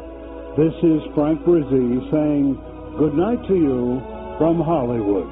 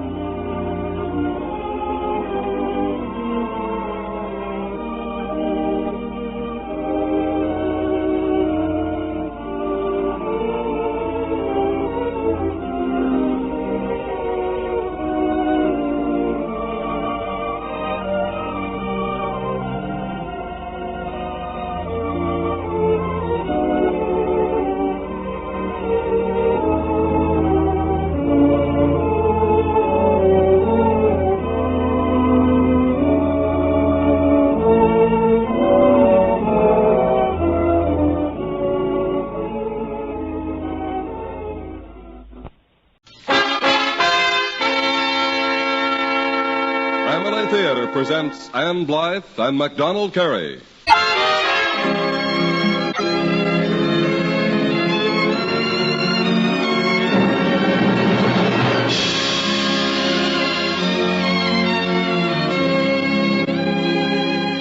From Hollywood, the Mutual Network, in cooperation with Family Theater, presents transcribed Mother of All, a special Mother's Day program starring Anne Blythe and MacDonald Carey.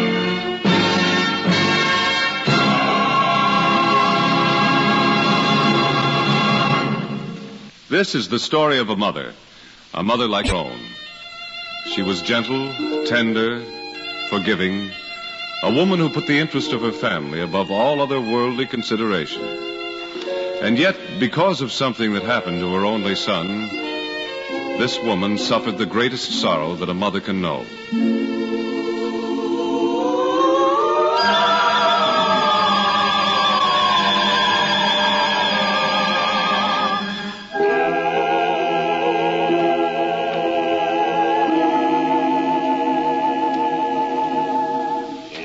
Our story begins long, long ago in a small, conquered country on the shores of the Mediterranean.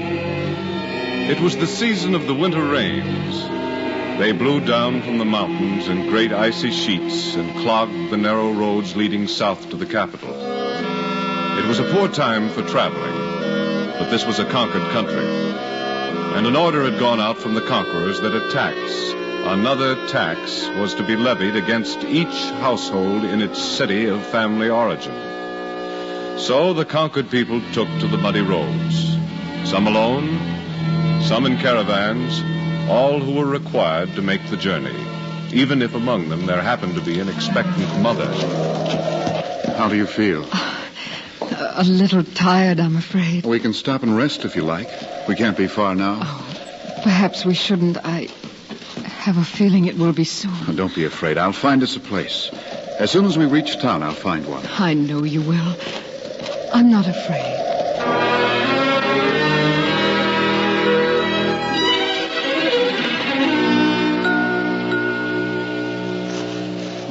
Isn't much, I know, but... well, at least it's dry and out of the wind. Oh, it's just fine. You mustn't worry. Tomorrow, before the registration begins, I'll go back into town and find a better place. You needn't do that. Oh, but it seems so wrong for you to be here. Especially now. You mustn't blame yourself for that. If he is to be born here, it is God's will. But not like this. Without so much as a place to lay his head. Oh, we will find something. What? Isn't that a feeding trough there by the entrance? Part of one. Half the slats are broken. I suppose I could patch it up to serve temporarily. Oh, of course you can. And the straw. That could be a pillow for him. Hurry, Joseph. Yes, of course. This rickety thing is all warped to pieces. Will you be able to fix it? Yes, but you'd think the carpenter who built this would know you can't use green wood to make a manger.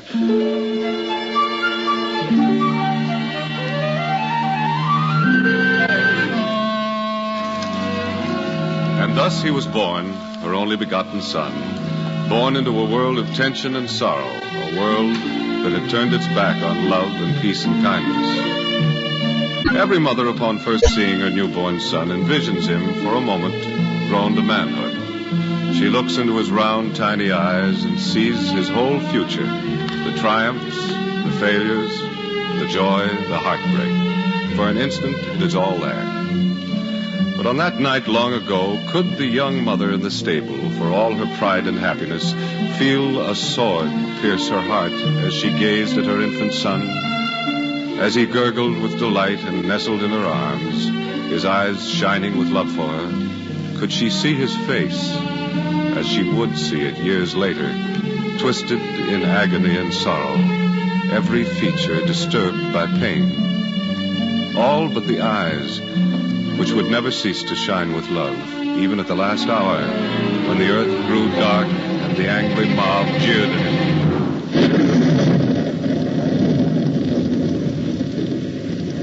Why don't they kill him and get it over with? He can't last much longer. He's been hanging there for 3 hours. Look how dark it's getting. Yes. 10 minutes ago, there wasn't a sign of rain. I don't think this means rain. What do you mean? Say, you aren't beginning to believe all those stories about him. I don't know what to believe. Woman, be sensible. He's a blasphemer. Everything he's done is blasphemy. Is it? He healed the sick. He fed the poor.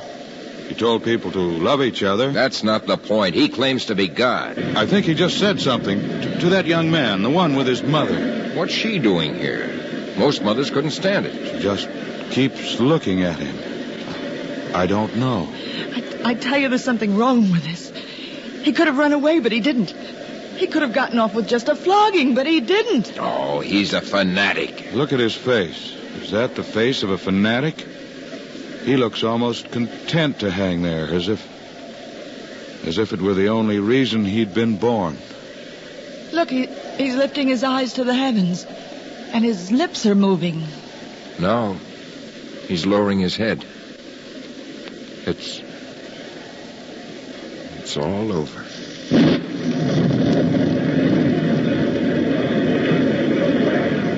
I've never seen the sky so dark. Look at the faces in the mob. Look at them. They're frightened. Every one of them frightened but her. All but her. Who? Who do you mean? His mother. Can you see her? She's stopped crying. He's dead and she's finally stopped crying. That's strange. It's usually after death that the crying starts. Maybe that's the reason his mother stopped crying after he died. What do you mean? Maybe she knows that from now on, he'll live forever.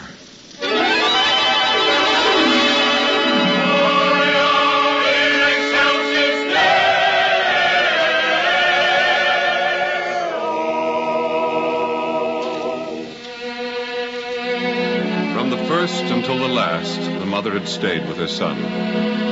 All through the happy years of his childhood, during which he grew strong and full of wisdom, the grace of God within him. And later in manhood, when he went forth to be about his father's business, in spirit, if not always at his side, his devoted mother was with him. And now, at the third hour, as they take him down from the cross and lay him in her arms, she looks again, as years before she had, at his closed eyes, and sees, this time, neither suffering nor sorrow, but only his eternal glory in heaven. And pain stabs her heart no longer, for she remembers his words from the cross. Mother, behold thy son. Son, behold thy mother.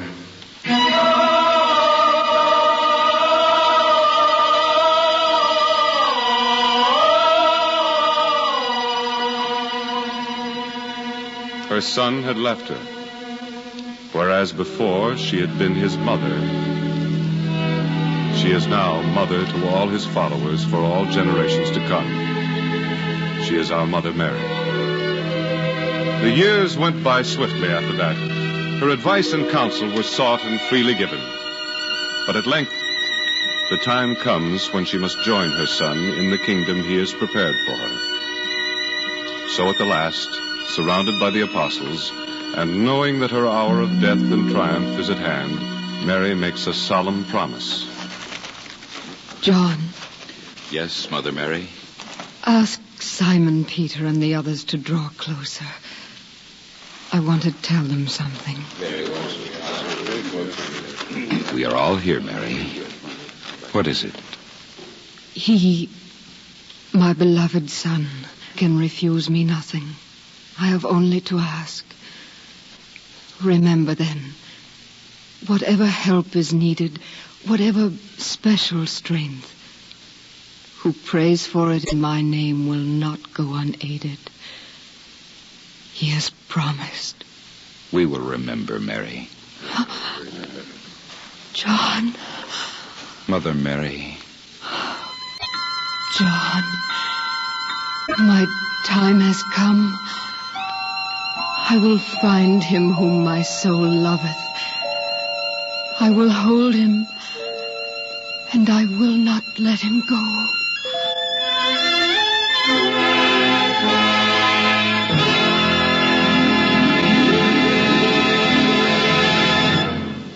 In the words of the angel Gabriel, all the world salutes the mother of all.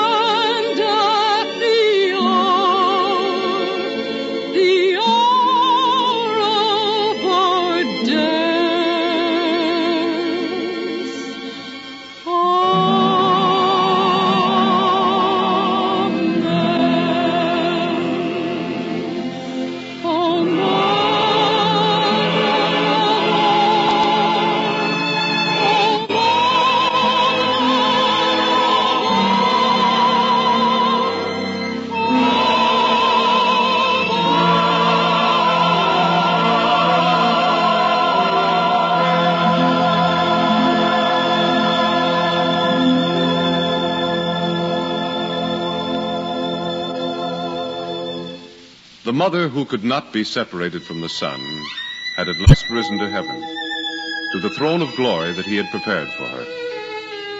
But what of Mary's promise? For she is our mother as well. Has our mother been true to her word? Has she forgotten her children here on earth?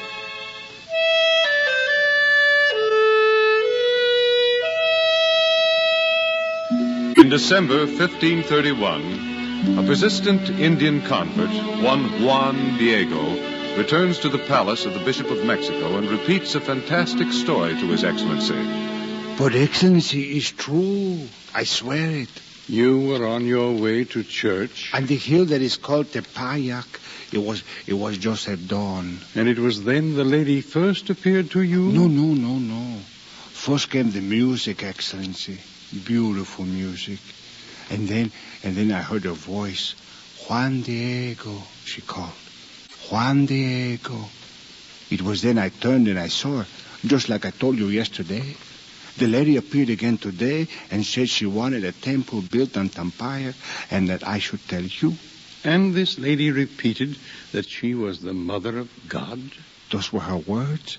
And then I told her that you did not believe me and wanted some proof, some sign. And she gave you proof? But she did, Excellency. She said I should go to the top of Tepayac and gather the roses growing there. Roses? Growing in December? But they were there, Excellency. And when I had picked them and returned to the lady, she arranged them neatly in my tilma. This sack here. Look for yourself. In heaven's name. Are they not beautiful? It cannot be. Juan, what is that picture painted on the inside of your tilma? Picture? But I have no... It is an image of the lady herself, exactly as I saw her.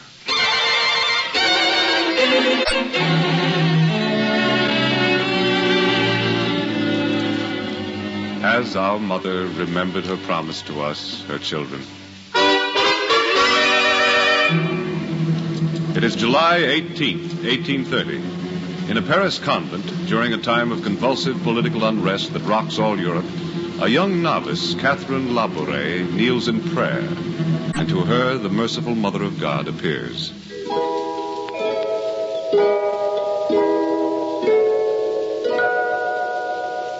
My child, it is through you that I will bestow graces on those who will have them. Strife will soon occur. The world will be drenched with sorrow. But I will be with you. Have courage. Special graces will be given to all who ask. But people must pray.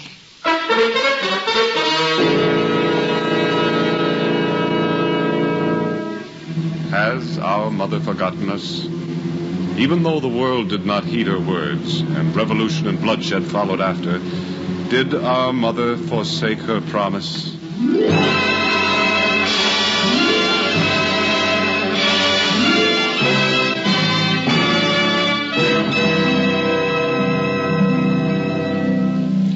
February 11th, 1858.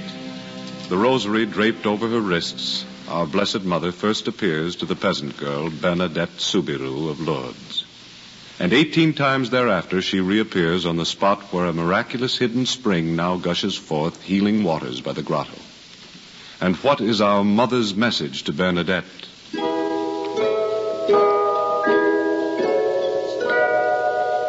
Pray.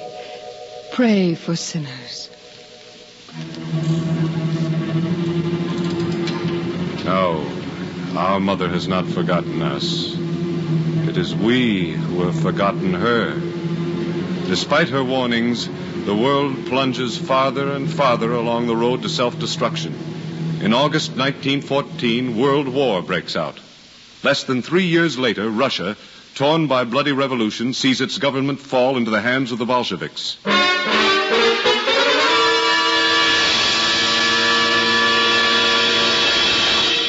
But does our mother forsake us?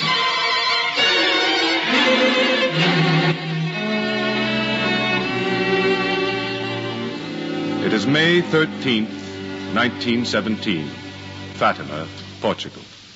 And once more, this time to 3 innocent children, the Blessed Virgin manifests herself.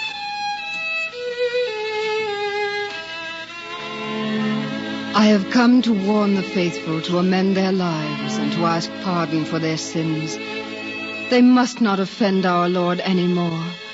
He is already too grievously offended. They must say the rosary daily. This war will end, but another, a worse one, will begin if people do not stop offending. To prevent this, I ask the consecration of the world to my Immaculate Heart. If my requests are heard, Russia will be converted and there will be peace. If not, great error will spread throughout the world, giving rise to war and persecution.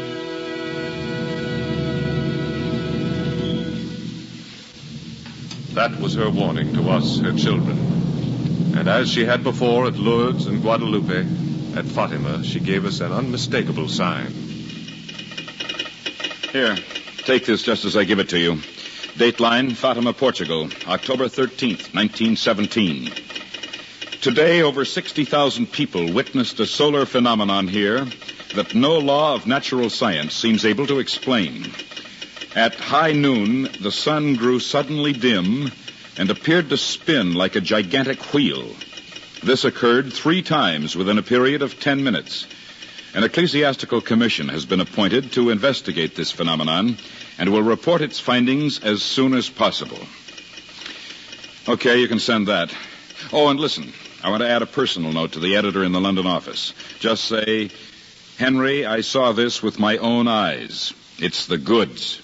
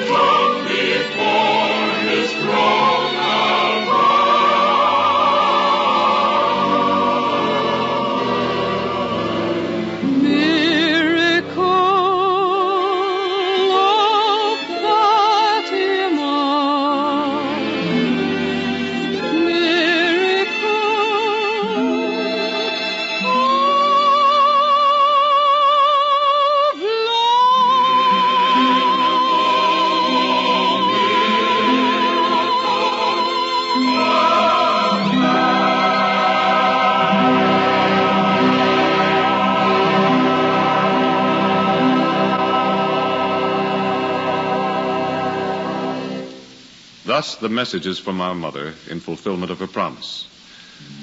The solar phenomenon at Fatima was later confirmed by outstanding physicists and astronomers as an occurrence utterly unexplainable by ordinary laws of nature. The miracles at Lourdes, the sources of medically certified cures that have taken place there over the years, and which are still occurring, show that for all our weaknesses, our mother has not forgotten us. Let us then, her children, we dedicate ourselves to the principles for which her divine Son suffered and died. We live in a war-torn world that needs, more than ever before, to be brought back through atonement, through prayer, to the Prince of Peace.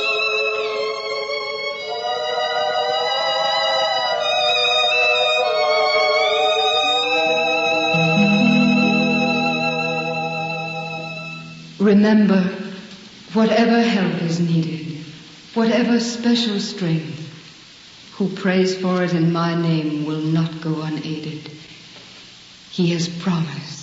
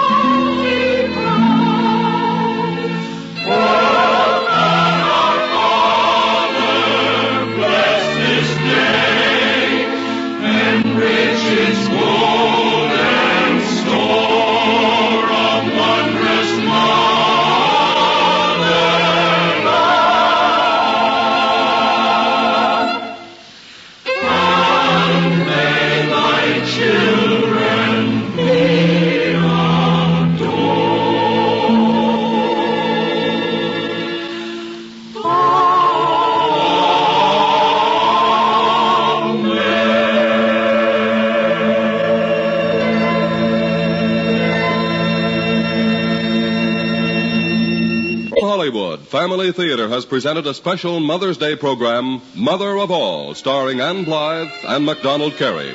Others in our cast were Clark, John Stevenson, Howard Culver, Jay Novello, Pat McGeehan, Norman Field, and David Young.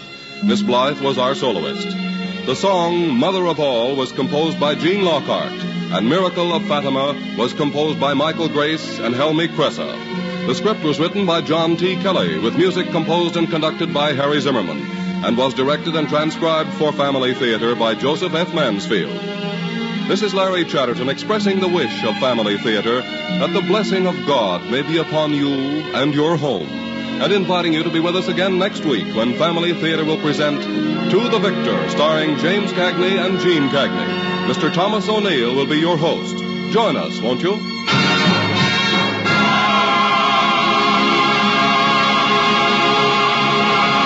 This is the Mutual Broadcasting System.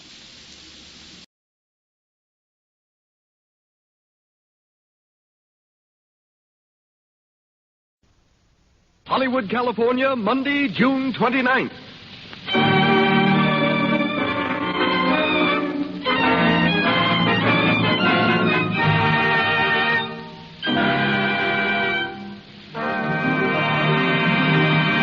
The Lux Radio Theater presents Jeanette MacDonald in Irene, a play with music.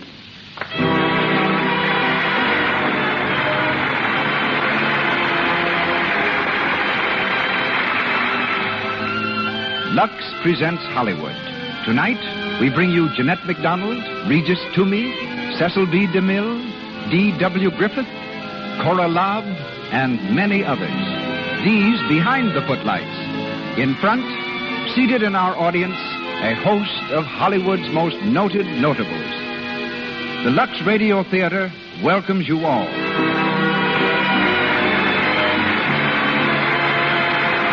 This entertainment is presented by the makers of Lux Flakes.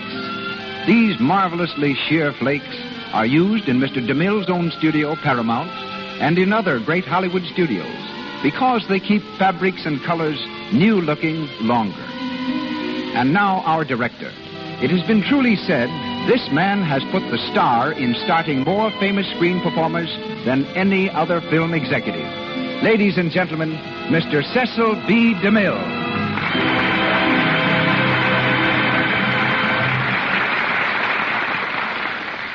Greetings from Hollywood, ladies and gentlemen. Men make their greatest mistakes in picking women and horses.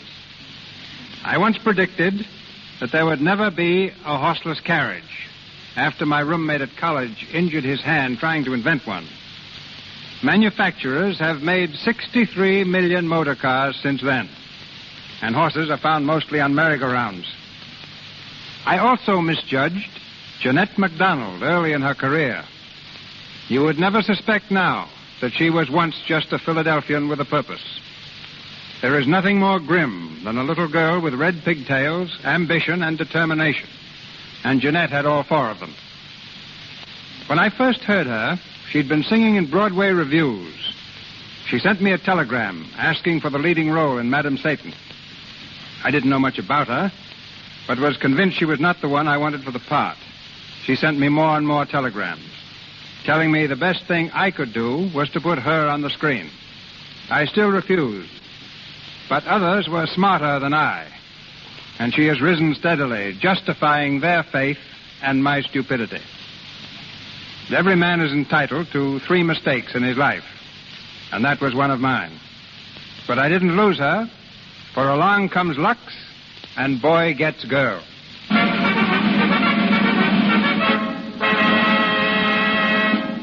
Tonight, in the Lux Radio Theater, Jeanette plays a role she had understudied on the Broadway stage, but never had a chance to play until now. So there is a special thrill in announcing Irene, starring Jeanette MacDonald.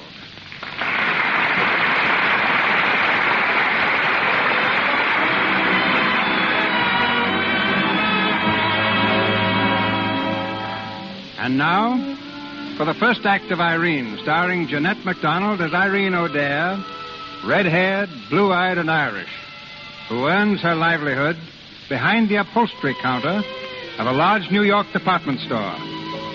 We're in the store now.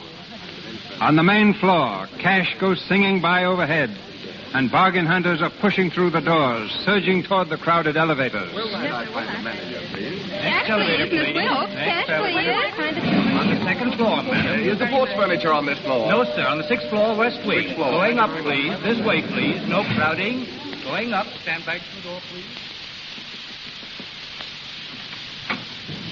Mr. Sweeney, are you ready to see Miss O'Dare? Miss O'Dare? Oh, that girl from the upholstery department, the one we had the complaint about? Yes, sir. Well, where is she? In the outer office, sir. Send her in. Yes, sir. Will you come in, please? Thank you. Good morning, Mr. Sweeney. Your name's O'Dare? Yes, sir. Irene O'Dare. Sit down. Thank you. Miss O'Dare, I wonder if you realize just why I wanted to see you this morning? No, sir, but I hope it's about a raise. What? I mean, no, sir. I don't know what you wanted to see me about. Then I'll tell you. Miss O'Dare, one of our customers this morning turned over a pillow at your counter. And what do you suppose she found under it? Another pillow? She did not. She found this.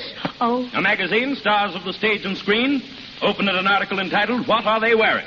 Well, what was it doing there? Why, I put it there, sir. I know that, but why? Well, I was reading it. And are you in the habit of reading magazines like this, Miss O'Dare? Oh, yes, sir. No, you are. Yes, I like to look at the pictures. All those beautiful girls with such beautiful clothes. Miss O'Dare, do you realize that it's magazines like this that turn young girls' heads, makes them irresponsible, or flighty? Well, do you really think that's true, Mr. Sweeney? Why, of course it is. Well, then why do we sell those magazines in the store? Well, that's beside the point. Oh, I don't think so, sir. You see, Mr. Sweeney, there's lots of girls like me. We don't have any pretty clothes or anything. We don't even hope to have. But there's no reason why we can't look at girls who are a little luckier than we are. It's the only real fun we get out of life, Mr. Sweeney. Wishing for things. Well, wishing for things doesn't make them come true. I know that, sir. Gee, there's times I wish so hard for things that it hurt, but it didn't get them. Like that raise, for instance. We'll forget about the raise, Miss O'Dare. Yes, sir. And if I were you, I'd concentrate a little harder on holding my job. If I get any more complaints about you, I'll have to let you go. You understand? Yes, sir. But you won't get any more complaints, Mr. Sweeney. I need the job too much. Well, you may go now. Thank you, sir.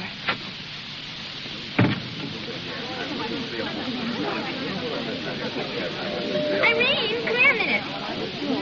Oh, hello, Jane. What are you doing at the linen counter? Transferred this morning. Say, did you see the notice on the bulletin board downstairs? There's going to be another show this year. Sales Girls Review? Uh-huh. You going to try it again? I'd like to see anyone keep me away. Oh, gee, you were swell last year, Irene. Honest, if I had a voice like yours, I'd chuck this store job and get on the radio or something. Yes? And while I was looking around for a chance my mother could take in washing, I suppose. She's it. There's old Lady Hector. So long, Jane. See you at lunch. Bye.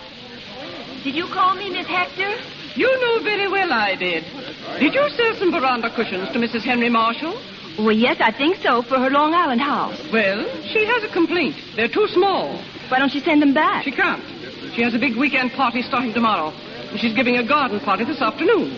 She wants to explain what's wrong to somebody in the department. You'll have to go, Miss O'Dare. Me? Oh, boy, I'd love to. But remember this. Mrs. Marshall is one of our best and wealthiest customers. Please act accordingly. Oh, I will, Miss Hector. I'll be a real lady.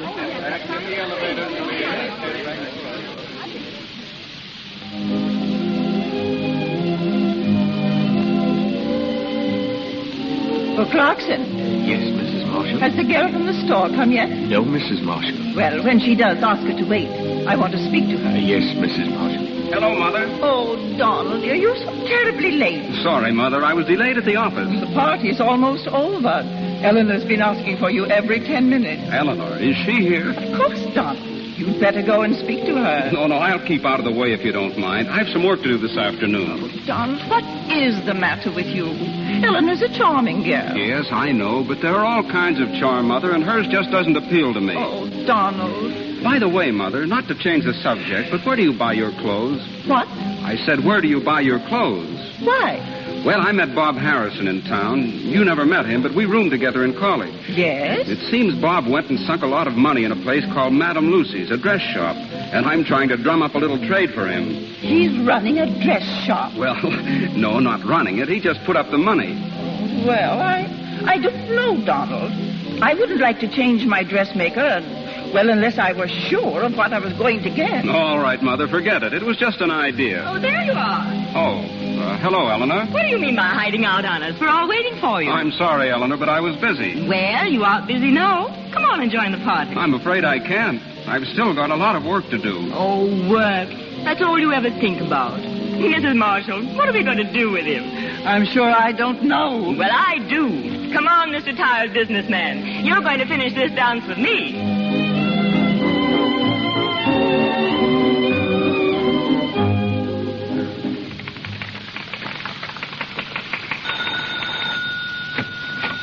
Yes, miss? My name is Miss O'Dare. I'm from Barron Brothers. Oh, yes. You're here about the seat cushions. Come in, please. Thank you. If you'll wait for a moment, I'll see if I can find Mrs. Marshall. Of course. Thank you. Well, hello. Hello. What are you doing down here? You remember me, don't you? Yes, I remember you. Well, I remember you very well. You see what an impression you made on me that night in Philadelphia? How long ago was that? 2 years. 2 years. And I recognized you right away. Where in the world did you go? And I looked for you the next day and you'd completely disappeared. I had a good reason. What? Oh, never mind. What was your name? Same as it is now? What is it? Must have made a terrible hit with you. Well, you did. I just can't think of your name right now. Well, I don't remember yours either, so we're square. You're just the same little girl, though. So tell me, what are you doing here in this place? I'm in the decorating business. I decorate everything but myself. I work in the store that made these cushions. Oh, that's right. You worked in a store in Philadelphia, too, didn't you? Yes. Well, now you know you really shouldn't. You're much too pretty to be working at anything. Thanks. But I have to eat once in a while. So you don't even remember my name, eh? Nope. Well, I'll tell you. It's Larry. Larry Bradley. Oh, is it? Now, what's yours? I haven't got any. Come on, sit down here. Hey, let go. What do you take me for? Don't be unreasonable. Sit down. No, let me alone. Oh, don't be afraid. Well, I'm not afraid. I just want you to let go of me, that's all. Not even a little kiss? Hey, did you hear what I said? Let go of me now, or I'll stop. Come on, stop Larry, it now. Oh. Hello, Donald. What's the matter here? Nothing much? Oh, yes, there is. I came here from the store to see about the cushions, and this fellow tried to get fresh with me. It's lucky for him he didn't get something he wouldn't forget. As you see, Donald, she's a regular little spitfire. If I were you, Larry, I'd clear out. Oh, yes? All right. Good afternoon, Miss Spitfire. Fresh guy. I'm sorry this happened. He's one of my guests. Will you allow me to apologize for him? A lot of good that does. I came here all prepared to act like a perfect lady, and the first thing I run into is him. Swell society. I'll tell people what swell society's like, all right. Oh, but you mustn't judge all of us by one man. Come on now, you're all unstrung. Sit down a while until you feel better. Oh, I can't. I gotta get back to the store. Gee, that fellow was strong. I guess it's just as well you came out here when you did. I'm glad I did. Maybe that's just his way of being friendly, huh? How well do you know him? You'd have thought I knew him pretty well, wouldn't you? I just met him once, 2 years ago in Philadelphia. Oh, I see. But won't you sit down here? No, thanks. That's what he wanted me to do. All right. You sit just where you want to. Yes, sir. Now, is there anything I can do for you? No, thanks. I'll be leaving in a minute. I suppose you've had your lunch. Well, I had the usual. And what's that? Bar of chocolate and a glass of milk. I got it in the station. Well, that's not very much, is it? Oh, I'm used to it now. Oh, I haven't had a thing since breakfast. I wonder if you'd join me in something. Gee, thanks, but, well, not dressed very nice, you know. Oh, don't worry about that. Come on, we'll go inside and see if we can dig up a couple of sandwiches.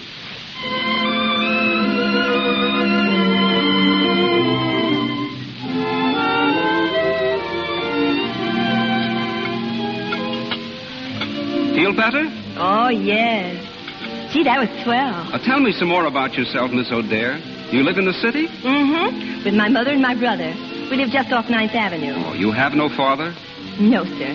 Not for over a year. Well, then you're the breadwinner of the family. Yes, sir. Oh, you ought to be very proud. There's a real pleasure in working, isn't there? Oh, yes. I wouldn't miss a day. They take it out on Saturday night. Well, maybe you won't always work in the store. You never can tell what will happen. You mean to make it fired? Oh, no, but maybe you'll get married someday. Married? Gee, I'd have to find someone who could take care of my mother and brother. I can't desert them now. And what chance have I got to meet a man like that? Not a chance in the world. The men we meet can just about support themselves. Am I talking too much? No, not at all. Mother says I got the gift of gab. I never know when to stop. Oh, but I like to listen to you. It's interesting. Well, you're interesting, too, even if you don't talk as much as I do. We girls don't meet many men like you. We don't get a chance. I know girls are lots of fun. Pretty, beautiful. But they never meet the right kind of men at all because they haven't got any decent clothes to wear. Clothes make an awful difference in a girl, and just because we haven't got them, don't think we don't know about them. We can't help seeing what the other girls have in the shop windows and evening papers. Gee, I talk careless. We all talk that way, but you wouldn't know us when we put on airs. Honest, we can talk and act like real ladies. You can? Yeah, it's not as difficult as it sounds. We take off the swell customers who come to the store. Listen to this. Oh, Mrs. Thomas, how do you do? My dear, I so enjoyed your lovely garden party. It was divine, and you looked stunning. Well, au revoir. You can't tell the difference now, can you? Except for the clothes, of course. Yes, I imagine clothes do make a lot of difference. A lot? Oh, it's terrible how much difference they make. I had a dress once, a blue one. It cost $85. Yes? Oh, I didn't buy it. One of our customers gave it to me. But you should have seen me in it. Gee, I was real Park Avenue in that dress. And where is it now? It's gone. Just faded away, and oh, the care I took of it. Mother'll tell you it's the only thing I ever put on a hanger. But I'm never going to forget it. I wonder how you'd look in a dress that cost $200 or $300. $200 or $300? Well, is there anything higher than Park Avenue? I don't think so. But, Miss O'Dare, I've got an idea. You like beautiful clothes, don't you? Sure, who doesn't? Well, how would you like a chance to own some? Wear them in society. Say, what is it? The chance you've been looking for. A chance to better yourself. I don't get your game at all. You seem like a regular fella. Gee, I hope you're not going along like this and then all of a sudden spring something. Don't worry about me. It's what you've told me, Miss O'Dare. That's what I'm interested in. Now, a friend of mine told me something which gives me a chance to help both of you. Why, the opportunity you've prayed for is right here. Is it? Yes, this friend of mine told me of a dressmaker in New York, a Madame Lucy, who makes the smartest clothes in town, but she hasn't been discovered yet. The women don't know she's here. Why, I'll bet she'd be as anxious to have you for a customer as you would be to go to her. Now, what do you think of that? Well, I don't know. What would I have to do? I'll do it, but what? Just be a lady, that's all. Like you pretend at the store. I'll pass you off as a young heiress or something. And that'll make the women buy dresses from this Madame Lucy, huh? Of course. They'll flock to her. Yeah, but this young heiress business, they'll catch on. Everybody knows all the young heiresses. Oh, that's right. But wait. Now, you haven't any special talent, have you? I mean, you don't dance or play the trombone. Well, I can sing a little. Sing, that's it. You'll be Irene O'Dare, the famous Irish songbird. Just come over for an American tour. Oh, but... Come on. I want to hear you. You want to hear me sing? Yes, I'll play for you. What do you know? Oh, wait a minute now. I'm so excited I can't sing. Well, you talked a lot about your $85 blue dress. Oh, yes. You must have loved that. Loved it? Oh, gee. You could never know how much. I once had a gown, it was almost new. For the daintiest thing, it was sweet and blue, with little forget-me-not lace here and there. When I had it on, I walked on the air, and it wore, and it wore, and it wore, till it went, and it wasn't no more. In my sweet little Alice blue gown, when I first wandered down into town, I was both proud and shy as I felt every eye. But in every shop window, I primped passing by. Then in manner of fashion I frowned, and the world seemed to smile all around. Till it withered, I wore it. I'll always adore it. My sweet little Alice blue gown. Oh, gee. He had the cutest little row of buttons down the back, and an overskirt with pockets in it, and a sash to cuddle you, and trimming appliques, you know what I mean, on the sleeves, and a petticoat with silver lace and everything. Oh, gee, it was nifty.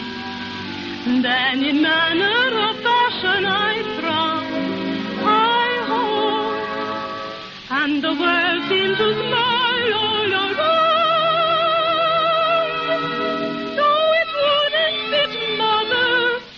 It made a shirtwaist for brother, my sweet little Alice blue gown.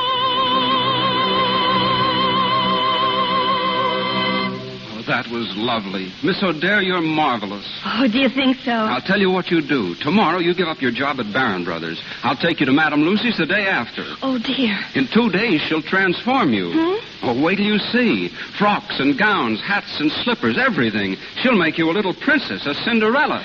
Oh, I've always wanted to be a Cinderella. Oh, but wait, what about my mother? What about the rent? Oh, we'll take care of that. We'll take care of everything. All you have to do is to remember that you're a famous singer from Ireland. Oh, I'll remember, all right. Irene O'Dare, the Irish songbird, from Barron Brothers Upholstery Department.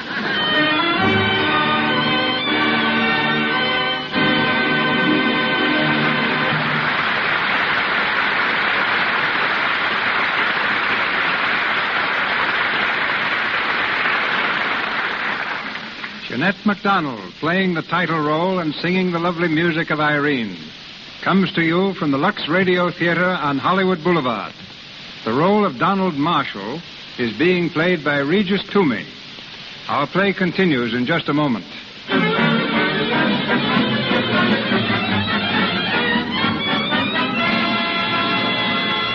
Now, our quick tour of Hollywood takes us to the Hollywood Studio Club, where extra girls who want to make good in the movies can live pleasantly but inexpensively. Let's take a look in Jane and Polly's room. It's 7 o'clock. The girls are still asleep when the alarm clock rings. Oh, gee, I'm sleepy. Wake up, dearie, and hear the birdies sing. Say, you're supposed to report at 8 a.m. at Central Casting. You better hurry. Don't worry, I'll be there. Maybe I'll get a bit in that Lou Ayres picture. Lady, be careful. Oh, my gosh. Jane, I've got to run in my last pair of stockings. Oh, Polly, the run, girl. Oh, Jane, it's no joke.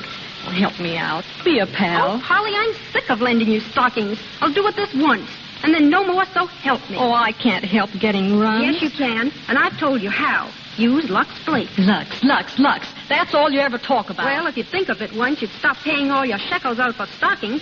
Lux saves the elasticity, darling. Honest, it keeps you from getting so many ridiculous, sloppy runs. Jane is right. Lux Flakes do cut down on stocking runs. And that's swell news for any girl, no matter whether she lives in Hollywood or Omaha, Philadelphia, or anywhere. Just dip your stockings in a bowl of Lux Suds each night. This protects their elasticity, their give, so they don't keep breaking under strain. Lux Flakes often double stocking wear. Why don't you try Lux tonight? And now we turn you over to Cecil B. DeMille.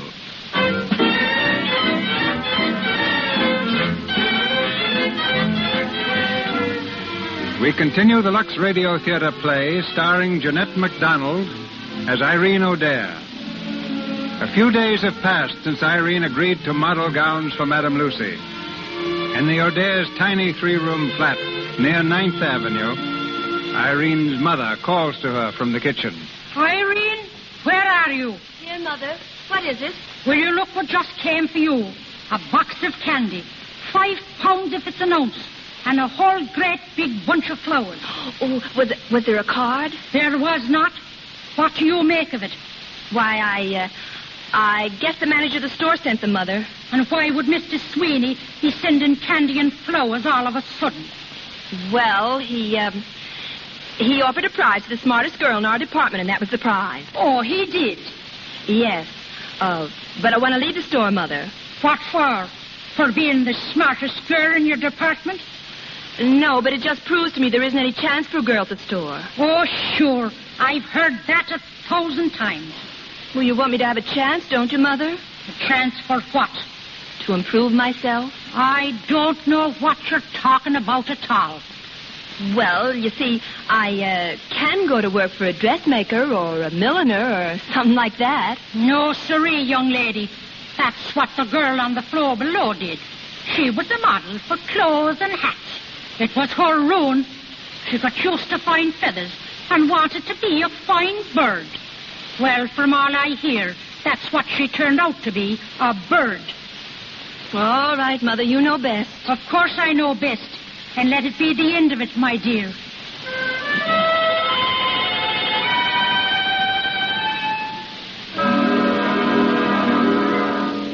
Now, let's get this straight, Donald. You want to take this little shop girl, let Madame Lucy dress her up and use her as sort of a public model? Is that it? That's it.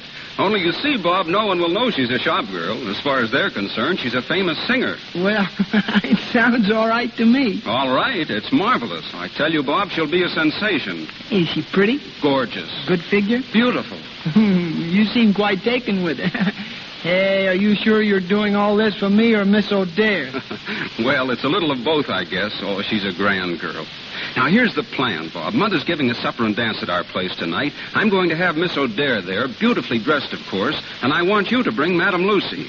Madame Lucy? What for? To show off the gown, stupid, and take some orders from the other women. Yeah, but wait. Madame Lucy can't come. He's not in town. Then we've got to...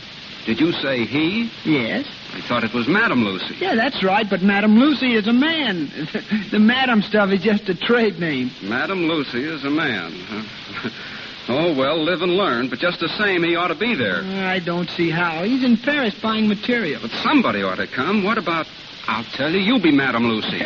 Me? Sure, that crowd doesn't know you. Now, just a second. You own a cutaway coat, don't you? And you can put on a little French accent. Why, it's a cinch. I suppose I could do it all right, but I don't like it. Like it or not, you've got to do it. All right, but if anything goes wrong, mister, I'll break your neck. We'll talk about that later. Right now, I want you to get hold of a couple of gowns and practice up on your accent. We're picking Miss O'Dare up at 7 tonight.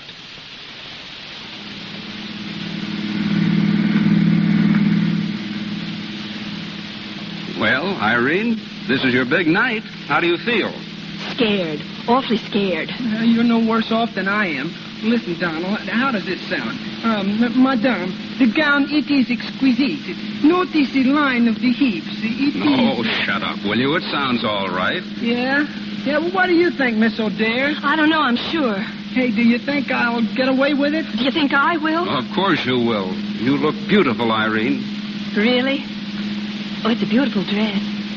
But, gee, if my mother ever saw me now, she'd probably lick the tar out of me. Are you going to tell her?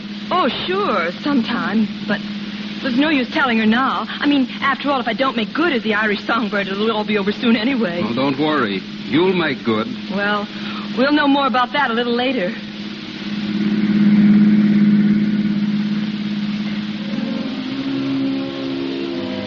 O'Dare? I never heard of her, but she does dress beautifully, I'll say that. Yes, look at that girl. Why, she's gorgeous, positively gorgeous. I wonder who makes her gown. That man they call Madame Lucy, they say.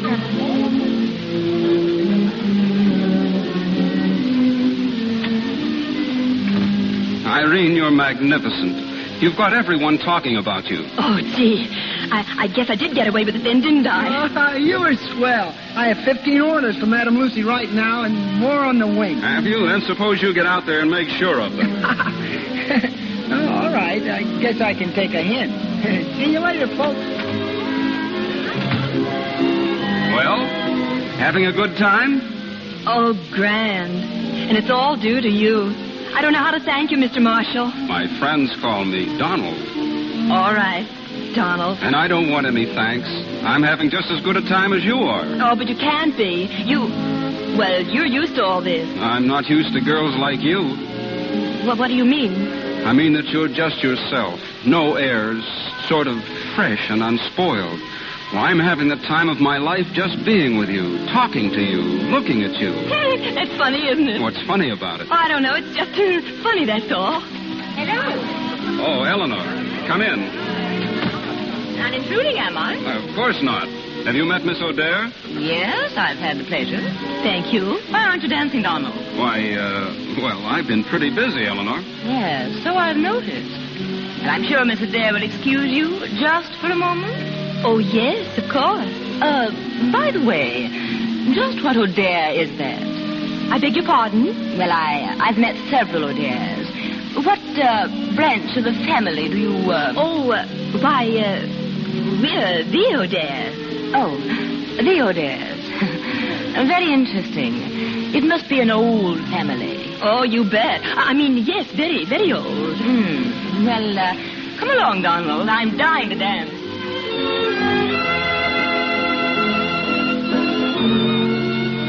Miss O'Dare? Oh, yes? May I introduce myself? My name is Bowden, L.J. Bowden. You've probably heard of me. Oh, yes, of course, Mr. Bowden. You're a big financier, aren't you? Yes, so they tell me. Mrs. Adair, I'm getting up a weekend party for the first of the month, and may I count you in? You mean it? Why, certainly. Oh, thank you. I'd be delighted. Oh, Miss O'Dare, Donald tells me you're going to sing for us. Oh, really? I didn't know. It's getting a bit late, Mother. I think it's time I took Miss O'Dare home. Oh, just one song, Miss O'Dare, please. Oh, we're all so anxious to hear you. Very well, Mrs. Marshall. Oh, splendid. Now, you announce it, Donald. All right, Mother. Ladies and gentlemen, Miss O'Dare has graciously consented to sing for us. Thank you.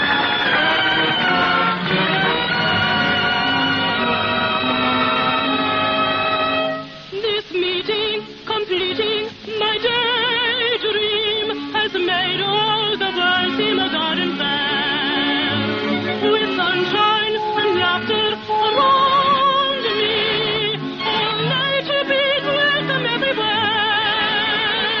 A butterfly came to a bower, the flowers she loved ripen her too soon, for flowers are born in a garden, while she is a humble cocoon. To be worthy, just a little while in the sunny night of your gentle smile. Oh, you'd ask for, and it asked for, I would give yes my life and all. But remember, little butterfly, as she fluttered in the garden, her wings bright any flower might change any fickle hour, could run her there in a garden fair, which she must know.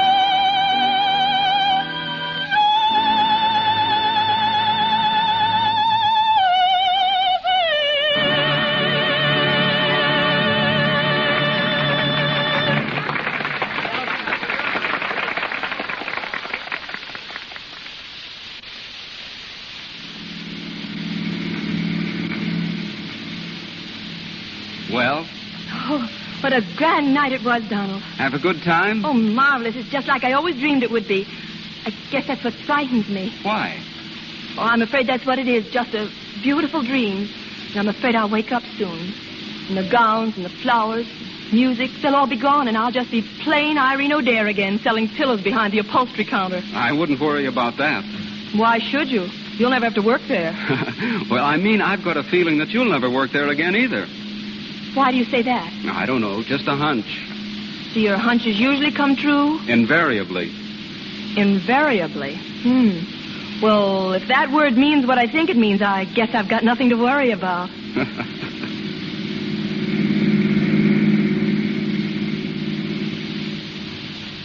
Irene, sit down.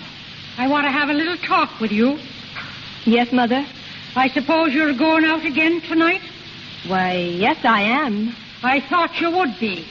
Well, now listen here, young lady. I want an explanation of this. For the last 2 weeks, every night in the week, you've been gallivanting off to nowhere, dressed up like bank holiday. Where are you getting the dresses? Who's paying for them? I told you, Mother, I'm a sort of a model. A sort of a model? What kind of language is that? Either you are a model or you ain't a model. Now, which is it? I am a model. And is it night work you're doing that you have to go out all the time? I don't like it, Irene. It's too mysterious for me. Everything was all right when you worked at the store. You mean everything was all wrong? We had to have more money, didn't we? Someone had to pay the bills. Aren't you glad my work is easier, Mother? I am, but I'd like to know what it is. Everything I'm doing for you and Johnny. And you can trust me, Mother. You know you can trust me. I hope so, Irene. For your own sake, I hope so.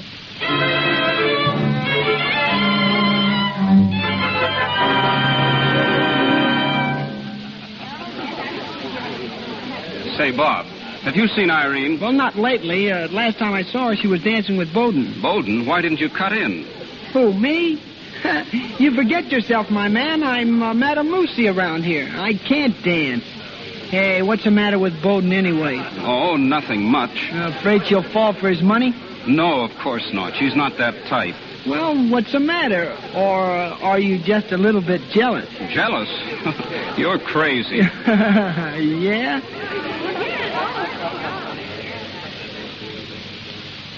Don't you think we'd better be getting back, Mr. Bowden? Not yet, please. Oh, but they'll be missing us in there. Well, what difference does it make? Stay here a while. I still haven't said what I wanted to say. Oh. Can you guess what it is? No. Irene, I'm not exactly a young man, and there's one happiness I've always thought was not for me. The happiness of loving some woman so completely that I'm only living when I'm with her or thinking of her. I thought that I had everything I wanted, but I find I haven't anything. Unless I can give it all to you. I love you, Irene. You love me? More than I could ever tell you. I don't know what to say. I suppose every girl's planned what she'd say when a man tells her he loves her, but I wasn't prepared for this. Will you marry me, Irene? I'm afraid I... Please don't answer me now. I want you to think it over carefully. In the meantime, would you wear these, Irene? I'd like you to have them. Pearls? Oh, I couldn't. Oh, why not? Oh, because I think I know what my answer will be. But you weren't going to answer now. And even if it were no, I'd still like you to take these as a remembrance. Oh, they're beautiful. But I can't accept them. Will you at least put them on? Just for tonight. Oh, may I do just that? I want you to. Thank you. I've never worn pearls before. Never? I mean, not as beautiful as these. Irene, tell me one thing. Is there someone else? Please. Is there? Yes, there is. Are you going to marry him? There are some things that are just too impossible even to dream about. I don't understand you. I'm sorry. Shall we go in now?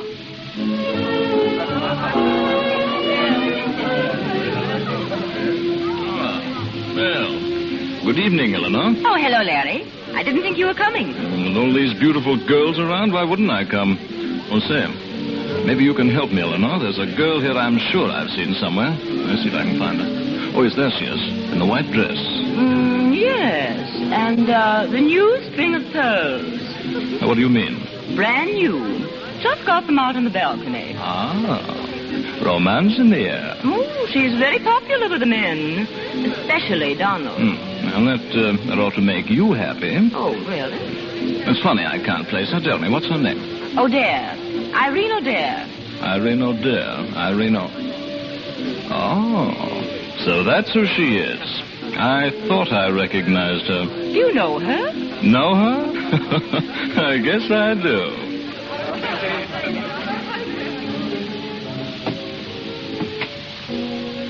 Come on, young lady. I want to speak to you. Can't we stay inside, Donald? Honest, I haven't been in there all night. That's just what I wanted to speak to you about. Where have you been? Oh, I don't know. Out here, walking in the garden. Every place but dancing, and that's what I want to do. Come on. Now, wait a minute. What's the matter, Irene? You're acting so strangely. Oh, it's nothing. I'm just excited tonight, I guess. So many people making me talk, and when I get excited, I speak terribly, like I used to, remember? Yes. And the funny part of it is they always ask me to talk some more like that. They like it. But there's one thing certain. They wouldn't like it if I wore the clothes that went with it. I wonder what they'd say if they found out who I really am. They'll never find out now. You've made good, Irene. Yes, so far. The problem is now how to go on making good. It's getting harder and harder all the time. What do you mean? I don't know what I mean. You wouldn't understand. You see, you don't know me very well. I'm not the same with you as I am with other men. I can't pretend with you. You know what I was. And I know what you are now. Yes. I've been trying to figure out what you must be thinking of me. Masquerading. Oh, so that's what it is. Mm-hmm. Underneath all these clothes, I'm still just Irene O'Dare from 9th Avenue. But whenever I've thought of you, I've always wished I wasn't masquerading. I've always wished it was Real. You're real, Irene. Oh, no, I'm not. Oh, you are. To me. I'm in love with you, Irene. Donald. Didn't you know it? You must be crazy. I don't think so. I was always a normal baby. Donald, be serious. I am. More serious than I've ever been before. I love you, Irene. Oh. I love you. You love me? Oh, gee, this is a dream. Can't be true. Oh, it's got to be a dream. But if I ever wake up now, heaven help me.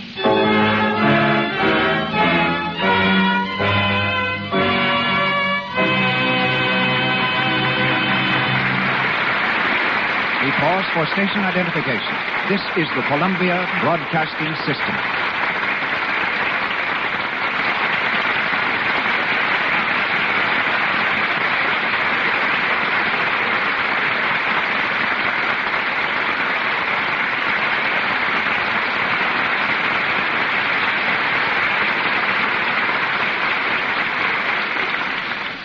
This is Cecil B. DeMille speaking to you from the stage of the Lux Radio Theater in Hollywood. The conclusion of Irene with Jeanette MacDonald will be heard shortly. Here in Hollywood, people are known by the things they do. The property man on a picture is known as props. The head electrician is the gaffer. His assistants are called juicers. And a stagehand is a grip. Perhaps you'll understand then why it was that I never knew the real name of a woman who worked on my pictures for 10 years. She's been in charge of as many as 2,000 players at once, yet she was known to me only as Wardrobe. She's wardrobe mistress of Warner Brothers Studio now. But not until I asked her to be our guest in the Lux Radio Theater did I know that her name was Mrs. Cora Lobb. You know, I'm so used to being called Wardrobe that when someone asks for Cora Lobb, I often say, I'll see if she's here. I remember so well the time you were directing a scene for the Volga Boatman, Mr. DeMille, in which the gorgeous gowns worn by 50 girls were practically ruined in a storm. Those gowns came back to the wardrobe wrinkled and caked with mud, but I don't believe you gave them a second thought. No, I knew you'd take care of them. Yes, we saved every one. You see, ladies and gentlemen, it's my job as wardrobe mistress to cut down the clothes budget by making costumes last as long as possible. Take the new Joan Blondell Dick Powell picture, Stage Struck. It's packed full of lovely clothes that are going to keep for ages because we know how to take care of them. We wash them with Lux, and that goes for gloves and stockings, too. Luxing makes gowns look like new, makes stockings wear longer. When gowns are damaged, we often have to make emergency repairs. We've even used adhesive tape, paste, and chewing gum. Once on location, a hole was burned in a star's gown. We couldn't fix the dress, so we fixed the girl. Where the dress was burned, I painted her skin to match with ordinary green house paint. Last week, Mr. DeMille, you had the famous artist James Montgomery Flagg as your guest. And this week, well, I paint the stars, too. Good night. Good night, Wardrobe.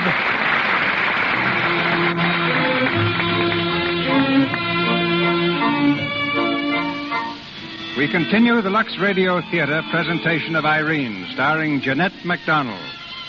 Irene and Donald are still on the balcony. Only a few minutes have passed, but Irene has suddenly realized that her dream is over.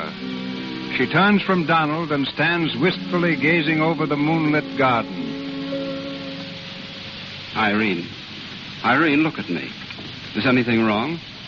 No, nothing's wrong. A moment ago, you were all smiles, and now, what's happened, Irene? Donald, dear, I'm afraid I woke up. What are you talking about? I don't know. Oh, Donald, take me home. Irene. I want to go home, please. Now, wait. I want to know what... Donald? Oh, yes, Eleanor. I hope you don't mind my breaking in on you like this. Of course. What is it, Eleanor? I have a little news for you. News? Well, if you'll excuse me... Don't go, Miss Adair. I'd like you to hear this. It's about you. Me? Now, wait a minute, Eleanor. No. You might as well know this, Donald, and right now. The charming Miss Adair, who's been enjoying such popularity around here, is an imposter. Is that so? And where did you get your information? Larry Bradley told me. He's here tonight, and he recognized me. I see. Larry would let the cat out of the bag, wouldn't he? You mean you knew she was a shop girl? Of course. Well, I think I'd better go, Donald. Stay right where you are, Irene. I'll take care of this. A shop girl. And you knew it all the time. Well, it's really amusing, Donald. Is it? But it's a wonder you wouldn't have a little more decency than to inflict her on your own friends. Just what do you mean by that? I mean that she's nothing but a money grubber. A cheap little gold digger. What? Don't you dare touch me. Irene. You let me alone. I want to know what she's talking about. Those pearls you're wearing will answer your question, Miss O'Dare. You didn't have them when you came. Where did you find them? Why, Let me see them. Where did you get these, Irene? Why, Mr. Bowden... Exactly. Mr. Bowden gave them to her. Is that right? Well, yes, but let me explain. He gave them to me to wear tonight. I was going to give them back. Donald, what is this I hear about Miss O'Dare? Is it true that you're a shop girl, Miss O'Dare? Yes, it is. Oh, Donald, you ought to be ashamed of yourself. Mother, listen to me. I will not listen. Miss O'Dare, I want you to leave this house at once. At once, do you hear? Yes, Mrs. Marshall. No. Mother, you've got to listen to me. It wasn't her fault. It was mine. The whole idea was mine, can't you see? All I can see is that she's an imposter.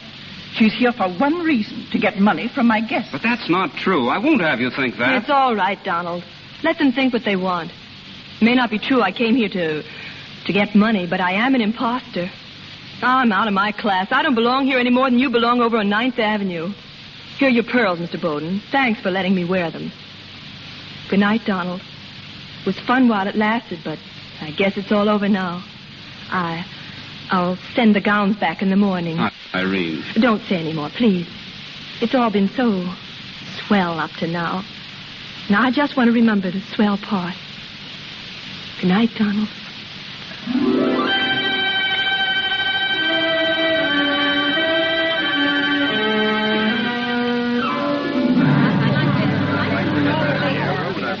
Cash, Miss Will. Cash, please. On the 8th floor, madam. Going up. Step to the rear of the car, please. Going up.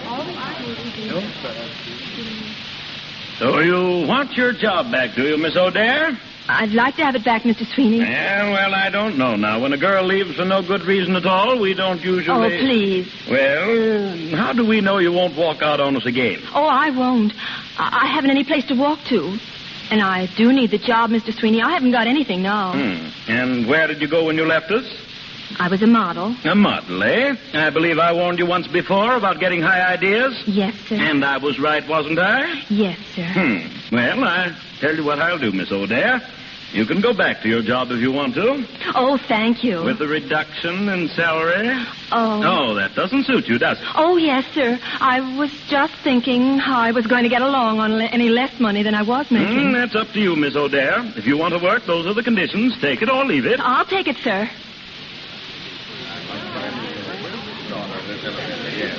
Oh, gee, my feet are killing me. How are yours? Yeah, Irene, I'm talking to you. Oh, I'm sorry, Jane. What'd you say? Oh, nothing.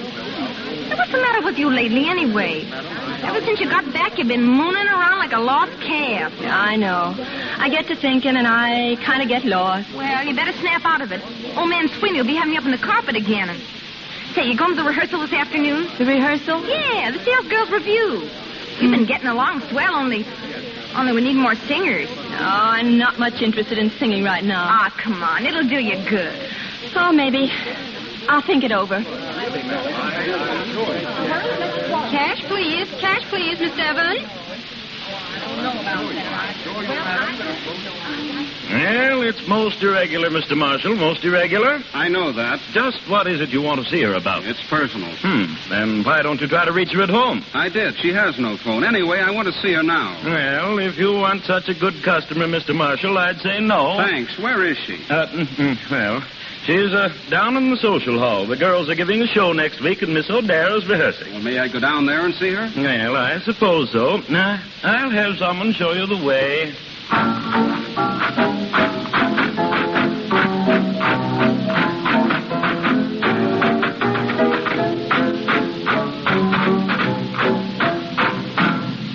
right, girls. You better sit down and rest a while now. Where's Miss O'Dare? Here I am. am. Oh, this is but for your zone. Yeah, I know, but I wonder if you'd excuse me just for this afternoon. I don't feel so very good. Come on, Miss O'Dare. You can do it. And the music for Miss O'Dare's number, Joe. We build our castles in the air and bid the world go by. So half the time we're living here, we're dreaming in the sky. In dreams we'll go through the day, a shame there can't be more. If every girl could have her way, we'd dream the 24.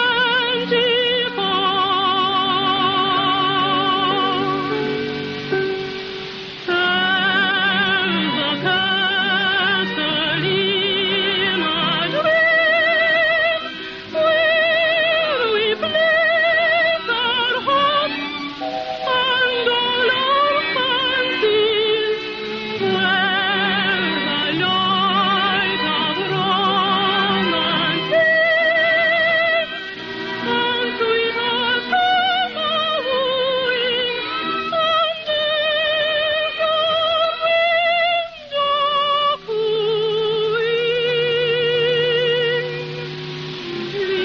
Leave behind the worldly things, climb the stairway to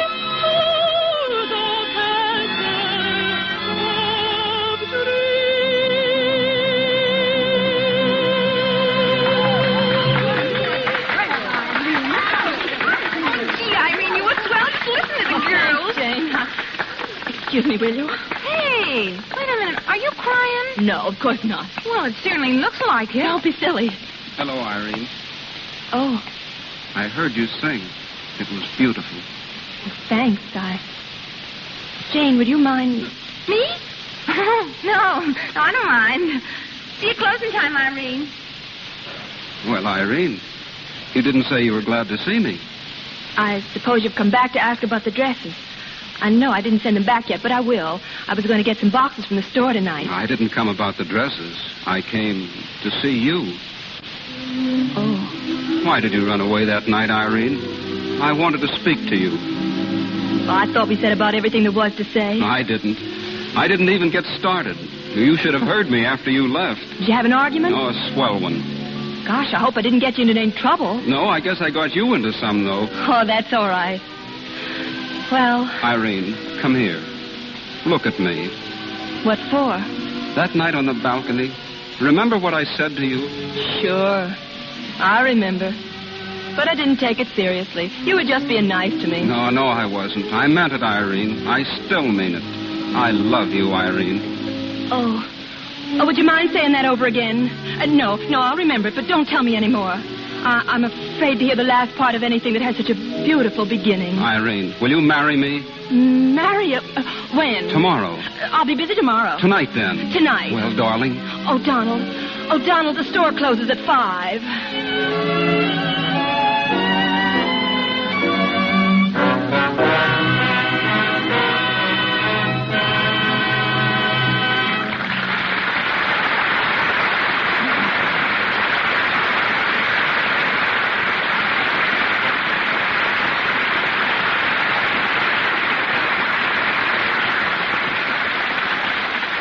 And that's the end of the play.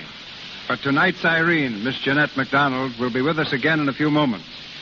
And now, ladies and gentlemen, we turn the spotlight of the Lux Radio Theater on the first great director of motion pictures, the man who changed motion pictures from a novelty to an art.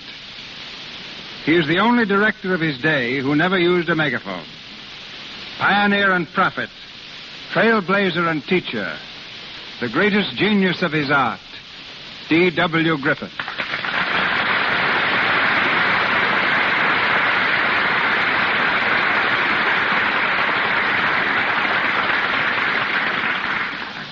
Say, DeMille, CP, you know that is awfully generous. But there was a reason why I seldom use megaphones. Now, let me explain. You know that during the war between the states, my father, he was a commander of the 1st Kentucky Cavalry. They say he could be heard yelling above the sounds of battle. They call him Roaring Jake Griffith. Well, I didn't inherit his brains, I'm sorry to say. But perhaps I got some of his loud voice. Our battle of pictures was almost a war in itself. Well, we were fighting each other, C.B.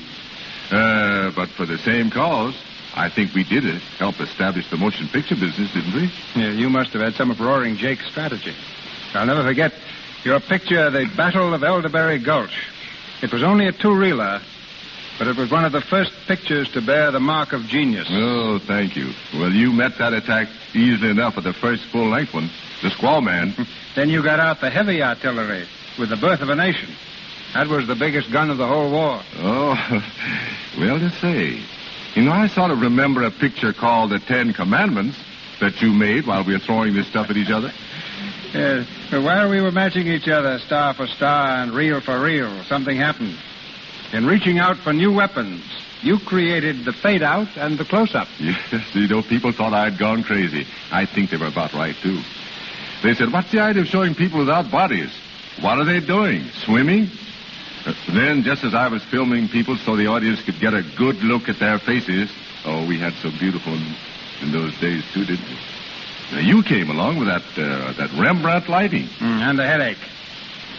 We light the face as Rembrandt did in his paintings. Often one side of the face was in darkness. One of our executives called me up in a rage. If you're only going to show half the face, he said, people will only want to pay half the price. I told him, if you haven't got sense enough to know Rembrandt lighting when you see it, it's not my fault. Oh, he replied, is that what it is, Rembrandt lighting? Oh, they'll pay double for that. And they did. Well, that's a good way to get the coin in. Said, you know, C.B., there's one thing I'm getting a little tired of. You know, a lot of people are always congratulating me on some of your productions. Oh, that I don't care for it. Especially The King of Kings. You know, at first I'd answer and say, well, that's not my picture, that King of Kings. That's DeMille's. But finally I got tired of denying it, so I just said, no. Yes. Oh, yes. Sure, that was a great picture. One of my best. You know, I worked like a dog on that King of Kings. So you've had some great productions on the screen, C.B. I don't need to tell you that.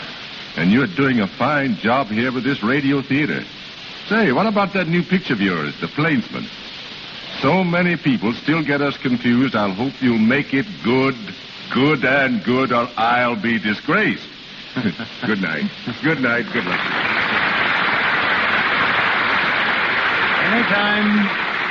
Anytime they credit me with one of your pictures, D.W., I'm satisfied. Seldom have we received so many requests for a player as we have for Jeanette MacDonald. Among them was a petition from Detroit bearing nearly 1,000 signatures. So tonight's was really a command performance. If you pictured our star only as a demure little girl in an Alice blue gown, I think you should meet her in person. She's one of Hollywood's liveliest wits, the prima donna with a sense of humor, Miss Jeanette MacDonald.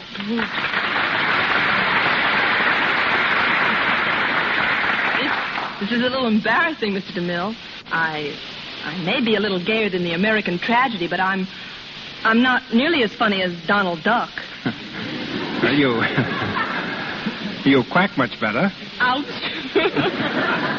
It's very encouraging. Perhaps one day we'll hear you at the Metropolitan. Perhaps. That's just one of my unrealized ambitions. I also want to make a concert tour of the United States. And then, there's another ambition, but I'm afraid to confess what it is. All right, I won't ask you. All right, then I'll tell you. My other ambition is to dance just once in a picture. Why just once?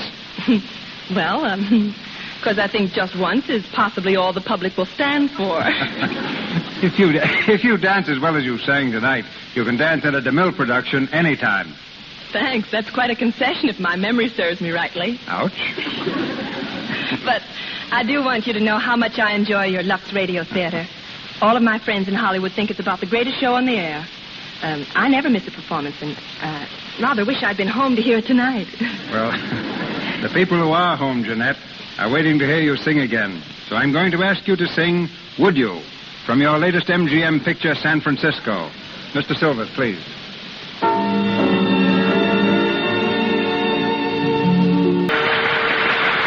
Thank you, Miss McDonald. This is your announcer, Melville Ruick. Miss Jeanette McDonald comes to us through the courtesy of Metro-Goldwyn-Mayer. Louis Silvers from 20th Century Fox, and Mrs. Cora Loud from Warner Brothers. And here is our producer, Mr. Cecil B. DeMille. Next week, the Lux Radio Theater presents Lionel Barrymore, the first stage actor to enter motion pictures. The eldest Barrymore's fame is founded on scores of superb portrayals, which have made him the outstanding character actor of the screen, a reputation he will more than sustain in our next production.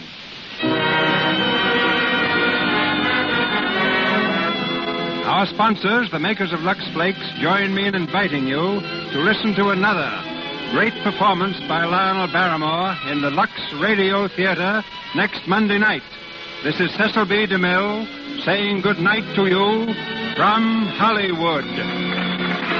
Heard on tonight's program were selections from I Read and Would You from the Motion Picture San Francisco. This is the Columbia Broadcasting System.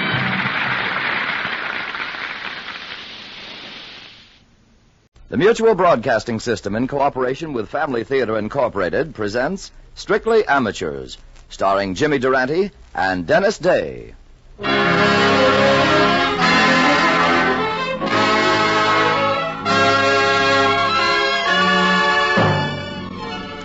More things are wrought by prayer than this world dreams of.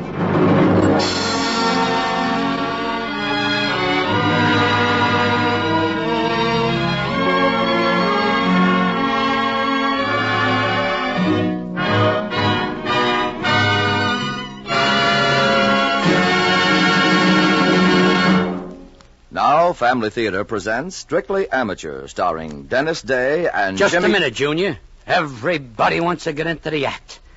Here's the thing, folks. I'm walking around Hollywood, minding my own business, just commuting with nature.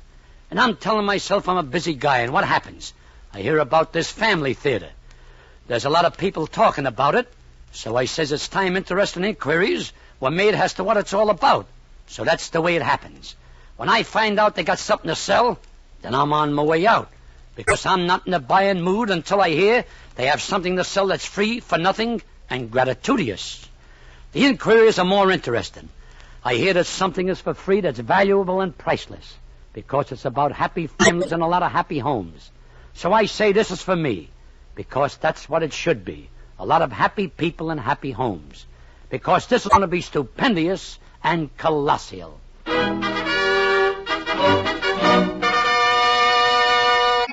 Now get the picture. You sit down, you turn on the radio, you listen for 10 minutes. The suspense is terrible. You're on the edge of your chair. You listen for 15 minutes, 20 minutes, 29 minutes, and what happens? The guy finally says to the girl, I love you. The girl finally says to the guy, I love you too. It takes them 29 minutes on a network to come to the point. But not with me. My stories are different.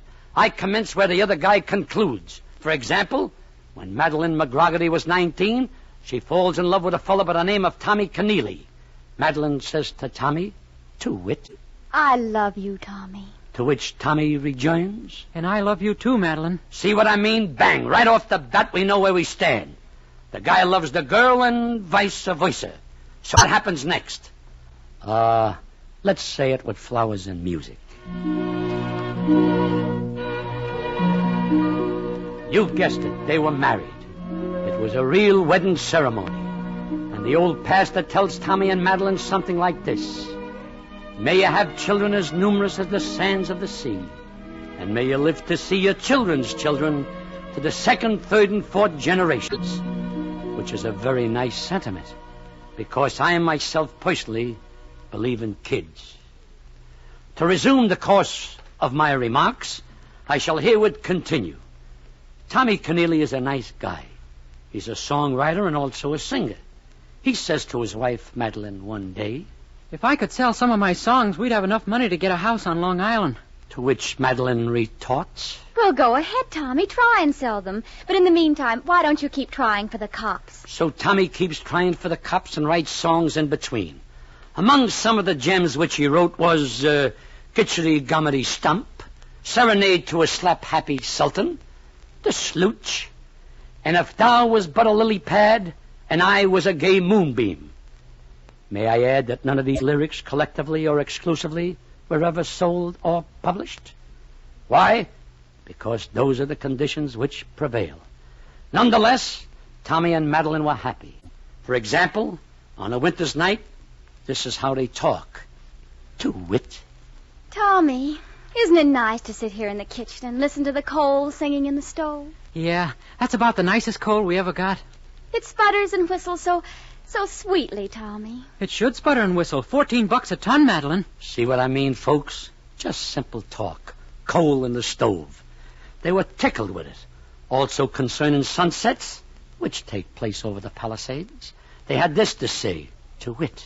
I'm wild about sunsets, Tommy. All full of pink and red and clouds that just ooze with purple greenish gold. It's the dust particles in the air that does it, Madeline. I read it in a book. But don't you just love sunsets, Tommy? Yeah, they're okay. Sunsets have that certain something about them that only sunsets have. That's exactly how I feel, too, Tommy. You see, folks, they lived a simple life. And need I add at this point that they were very, very happy, exceedingly happy? To advance my remarks, Tommy says to Madeline one day, "Oh, I'm washed up. I can't get to first base." What's the matter, Tommy? Nobody's interested in my lyrics. But why? You write the nicest lyrics, Tommy. I thought the last one was the best thing you ever... You mean the one about the Higgly Wiggly Walrus? Yes, that was the sweetest lyric you ever wrote. Especially the line that goes, "Bazunga, bazango, the jellyfish like to tango at the Higgly Wiggly Walrus Ball." Oh, it's simply beautiful, Tommy. Oh, they give you the same old story. Brzezinski says they want something original, something peppy. Oh, I see. Well, Tommy, I have a surprise for you. In fact, 2 surprises. Yeah? First of all, I wrote a lyric myself. You wrote a lyric? It took me 7.5 hours. Here, read it. If you write the music for it, Tommy, maybe Mr. Brzezinski will buy it. Say, what's this first word you got written here? The word is thanks. Oh, let's see now. Thanks be to God for a house that is warm. For trundle beds that... Madeline, why did you go and write stuff like this for? Well, you see... Oh, you'll never guess what, Tommy. What? I went to the doctor today and he said, yes, definitely. You mean? We're going to have a baby. Wow! And when I came back to the house, I was so happy. I just sat in the chair and cried. And, the house seemed so beautiful. I mean, the walls and windows and outside the windows and everything. And, well, the words of the song just came to me, Tommy. The above is a very nice little interlude. I personally like to see people happy. Well, time moves on, and Madeline has a baby who they call James Ambrose, on account of because they happen to like the name. And now, having 3 mouths to feed, Tommy forgets his songwriting for a while and gets himself a job with the Bubble Gum Company. You know, the guys which go around putting gum into slot machines? Well, that's our boy Tommy. And when he ain't working, he's spending most of his time leaning over James Ambrose, going... A-goo, a-boo, a-moo. Don't laugh, folks. Your old man must likely done the same with you. Well, to advance my story, one day Madeline says to Tommy... Tommy, did you ever write music for that lyric I gave you? Honey, I told you before, it's very nice and all that, but it's just not commercial. It's like a hymn, and you can't sell hymns to Tin Pan Alley. I bet Mr. Brzezinski would buy it if he saw the words. I couldn't take a lyric like that to Brzezinski. He'd laugh at me. Oh, come on, Tommy, let's go down and see him. No, Madeline, I can't. Just for me, Tommy? I said no, and that's final. So they went down to see Mr. Brzezinski. Hearts are warmer still. Thanks be to God for the strong... I'm afraid this would never go, no. But, Mr. Brzezinski, if Tommy wrote the music and sang it, he has a wonderful voice, Mr. Brzezinski. I appreciate your bringing it to me, Mrs. Keneally, but it just ain't... it ain't... Commercial. Sure, like Tommy said, it just ain't commercial. Now, if I was you, Keneally, I'd really smarten up. Why, what do you mean? You want my advice? I think you ought to forget songwriting and singing and start a one-man agency around your wife. My wife? Sure. Hollywood's been looking for a face like that for years. I mean it, on the level. Mrs. Keneally, if you can read a single line of script, I'd be willing to guarantee that inside 6 months... Well, it's like I personally say, truth is stranger than friction. And this is where I come to the picture myself. You see, I'm one of the guards out here at Interstellar Pictures Incorporated. I interview personally anybody who wants to tour the studios. So, to continue, one bright day I see walking up to me a girl and a fella with a little kid in his arms. They come walking towards me. The girl says... Who do you have to see to get into pictures? To which I seriously respond, Lady, are you kidding? To which she rejoins... No. Sister, listen, if you'll take my advice, you'll grab the first train out of here. Hollywood is no place for you. It's bulging at the seams, as it is, with too many people who want to get into the act. I can give it a try, can't I? Well, that's how I first came to know Madeline. So out of the abundance of my heart, and may I add that my heart is full of abundance, I wrote on a card the name of a personal friend of mine who I happen to know. Oh, thank you so much. Think nothing of it. Go see this guy and tell him Giblin sent you. Mr. Edgar Glunt? That's right. Edgar happens to know a guy who is intimately connected with a friend of a fella who knows the brother-in-law of electrician's uncle. Oh. And don't forget, tell him Giblin sent you.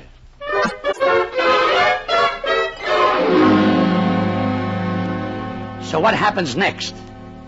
You'd be surprised at what happens next. Listen. We've been out here 8 months, Madeline, and I'm getting fed up with it. But I've been in 4 pictures already, Tommy. Sure, but why do they keep putting you in pictures with gorillas? My last picture wasn't with a gorilla. We had tigers. Well, anyway, they're mixing you up with too many animals. It's not that I have anything against tigers, Madeline, or gorillas either, but they never give you the leading part. Do you ever shoot a gorilla? Do you ever kill a tiger? No. But I've got to work my way up, Tommy. And don't forget, in my last picture, I was in it for 6 minutes. Yeah, 6 minutes. The tiger had to mangle somebody. But it was dramatic, Tommy. When that tiger mangled me, that was the climax. Oh, Madeline. I don't know. It's... What's the matter? Well, I'm not jealous, Madeline, but I do think you're on the go too much. Well, I've got to keep appointments. My agent insists. I know all about your agent, but you're married to me and not him. Sometimes I wish I was back in the Bronx with nothing to worry about except putting bubble gum in slot machines. Give me 6 more months, Tommy. We'll settle down then. And another thing, Madeline. Now, don't get mad. I won't. Well, don't keep going to dinner with that big shot. You mean Mr. Hudson? Whatever his name is. Why, that's nothing but publicity. Mr. Hudson has a lot of influence, Tom. He's going to introduce me to Walter Morgan, one of the biggest producers in Hollywood. All right, maybe he is. But you don't have to go to the Hudge and Fudge with him so often. The Hudge and Fudge is a very pleasant restaurant, Tommy. And besides, Mr. Hudson won't eat spinach anywhere else. The olive oil at the Hudge and Fudge Okay. Where are you going now? It's another one of those dinner dates. Don't bother waiting up, Tommy. No, Madeline! Oh, I forgot to tell you I'm dining with the friendly daughters of Azusa. Oh, the friendly daughters of... You were going to say something? Oh, no, yes. Well, good night, Madeline. Have a nice spinach salad. Have a nice tea with the friendly daughters. It's a dinner, Tommy. Good. Swell. Eat up, Madeline. Eat up.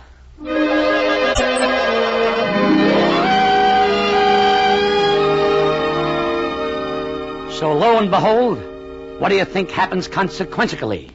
You'll be surprised at what happens consequentially. Listen. The newspaper carried another article about you and Mr. Hudson. Tommy, why do you keep talking about Mr. Hudson? Why do you keep going out with him? Maybe it's because I want to. Now, are you satisfied? I see. And in the meantime, what am I supposed to do? Sit up with little James Ambrose every night while you and Mr. Hudson eat spinach? That also might not be a bad idea. Madeline, you're beginning to get me exasperated. I don't know why you're making all this fuss. I'm only trying to get a contract. Sure, and if you eat enough spinach with Mr. Hudson, he'll introduce you to Mr. Walter Morgan, and then what's wrong with that? You don't have to stay out till 11 o'clock at night eating spinach with him. Spinach again. You said he liked spinach. You've got spinach on the brain. I'm not talking about spinach. All right, what are you talking about? About you, that's who. You said you'd stop working after 6 months. We were supposed to settle down. After all, you are Mrs. Keneally. I want that contract, and I'm going to get it. Okay. Go on and get your contract. But I'm through, and I'm clearing out. I'm taking James Ambrose with me. You're leaving James Ambrose here. You can keep your gorillas and tigers and your spinach, too. And if you want to come back to me and James Ambrose, you'll have to come crawling on your hands and knees. That's what you'll have to do, you second-rate amateur, you.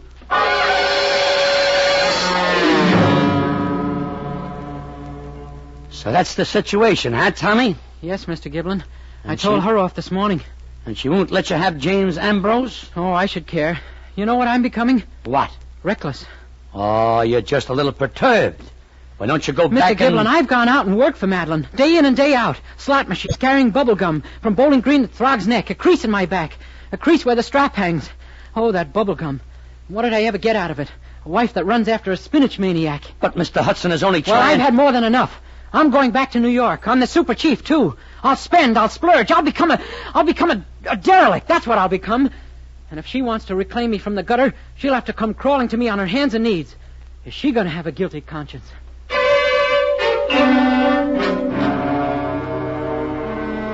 There's a storm brewing on the home front tonight, folks.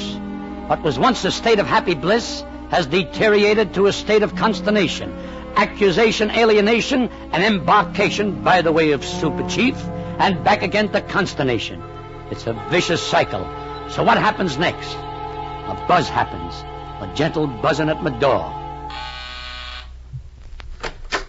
Oh, it's you, Madeline. And little James Ambrose with his lemon and lime lollipop. Oh, Mr. Gibbon, I just had to come and see you. This past week has been just... Restrain yourself, Madeline. Relax. I know the whole story. About me and Tommy? Yes, as a matter of fact, Tommy phoned me from New York this morning, person to person, long distance. Oh, I'm so glad he's safe. I didn't know where... So that's where he went. From the sound of his voice, I'd say he was not only frantic and distraught, he was even upset. I'll never go back to him. Those are harsh words, Madeline. He thinks I'm no good. He called me an amateur. But I've got a career. Mr. Hudson told me. He's going to introduce me to Walter Morgan, and... Listen, Madeline. You're a sweet and lovely girl. You got a lot of talent. I mean it.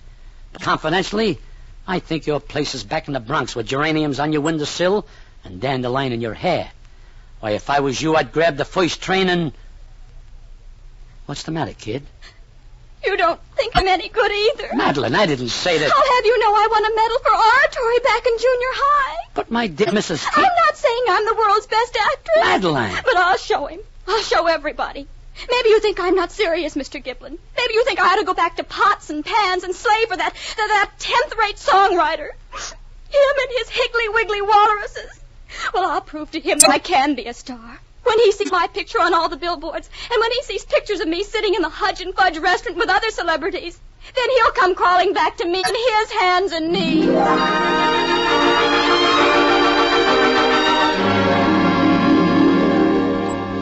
The situation, folks, is becoming incredibly worse. It's a problem. I paced my floor Monday. It's still a problem. I paced my floor Tuesday. Still a problem. I'm flustered. I'm distorted. Then all of a sudden... Bang! Like a sledgehammer, it hits me. I get an idea. And, folks, when Giblin gets an idea, Giblin gets an idea.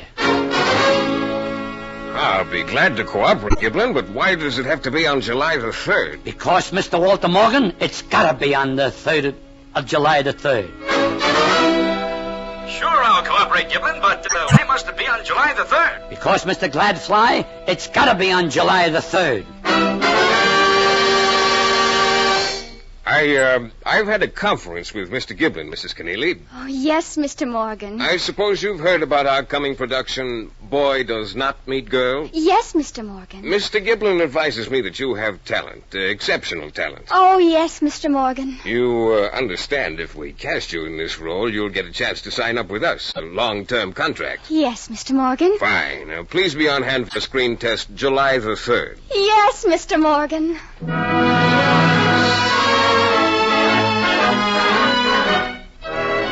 Are you getting the drift of my story, folks? Why, it's got everything. Suspense, conflict, confusion. But to advance the action, let us proceed with the next interlude. What happens? A buzz happens. A gentle buzzing at my door. Come in. Oh, it's you, Madeline. With James Ambrose and his lemon and lime lollipop. Oh, I'm so excited about tomorrow. Oh, you're gonna knock 'em dead. I've got my lines memorized. You've got some corking lines there, Madeline. Just give them with the right inflections and conjunctions, inflecting where you're supposed to inflect and conjuncting where you're supposed to conjunct, and that contract is indubitably yours. But what I came to see you about, Mr. Giblin, is... Well, could we all go to the Hudge and Fudge restaurant after the screen test? The Hudge and Fudge? I mean, if we could have a picture taken with the celebrities, you know, after... After signing a contract with Mr. Morgan, is that it? Yes. Madeline, you wouldn't be trying to make Tommy jealous, would you? Oh, no, it's not... Yes, Mr. Giblin. I want to teach him a lesson he'll never forget. You're very vindictive tonight, Madeline. However, regarding the Hudge and Fudge and etc., I'll make the arrangements. And when Giblin makes the arrangements, Giblin makes the arrangements.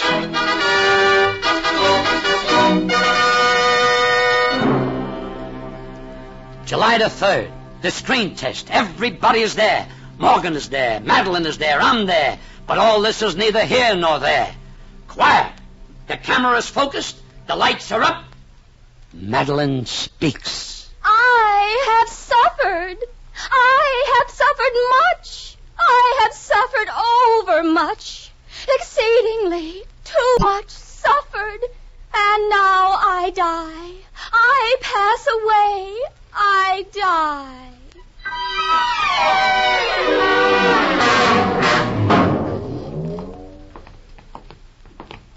How did I do, Mr. Gibbons? Was I... Superb. I knew it. I felt the part in every marrow of my bones. Here's Mr. Morgan's office. He wants to see me, Madeline. Between you and me, I think you've landed a lifetime job this afternoon. Wait out here. Well, tell Mr. Morgan there's no hurry about the contract. We can all go to the Fudge and Fudge first and... Just as you say, Madeline. I'll be right back with the good news, kid. Is she outside, Giblin? Yes, Mr. Morgan. She's standing near the door. I hate to do this, Giblin. Come on. Don't waste time. Give it to me, and give it to me loud. Mr. Giblin? Yes, Mr. Morgan. Louder, Morgan, louder. I was under the impression that we were to have a screen test this afternoon. Well, of course. What seems to be the predicament? Where is all this talent you've been telling me about? Talent? Why, Madeline Keneally is bubbling over with talent. Talent? Why, of all the preposterous impositions on my time. That's the way, Morgan. Come on, louder. Why, if I were honest enough, I'd go out and tell that dame to break her leg and get herself shot. Superb. You're wonderful, Morgan. A Missouri mule, Giblin. A Missouri mule without a script could have done a better job. You're inspired, Morgan, my boy. She was rank. She was futile. She was positively horrible. Why, Madeline. It's all right. I heard everything. I've heard enough. I want to go home. But we can't go home yet. The Hudge and Fudge reservations. Madeline, the photographer. I want to go home.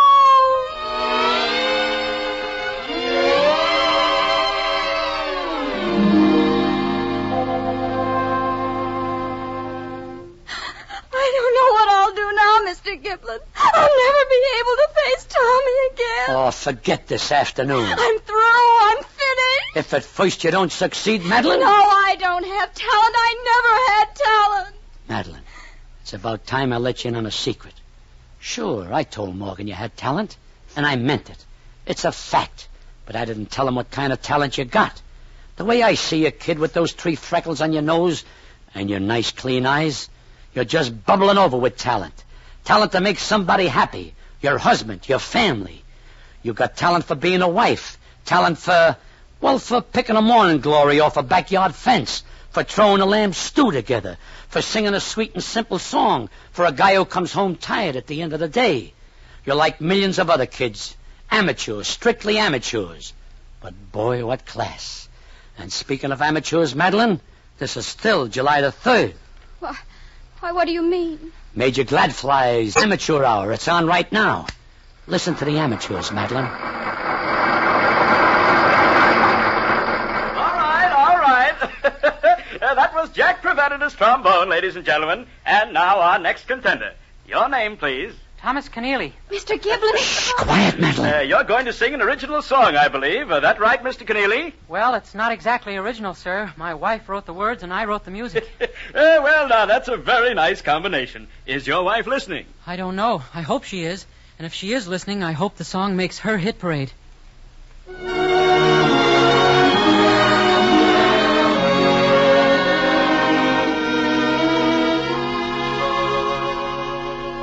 Thanks be to God for a house that is warm and for hearts that are warmer still. Thanks be to God for the song of a bird and the sunset over the hill. Thanks be to God for the rain in the night, for trundle beds and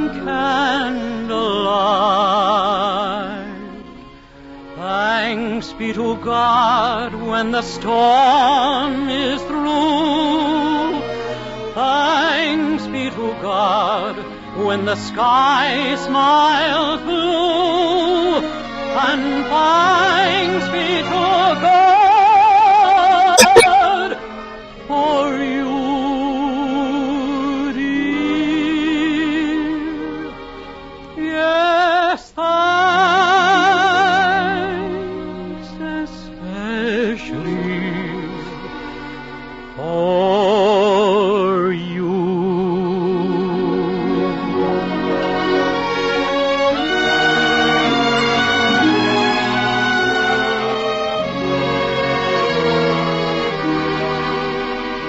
Yes, thanks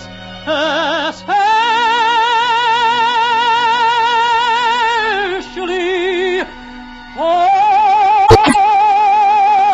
you.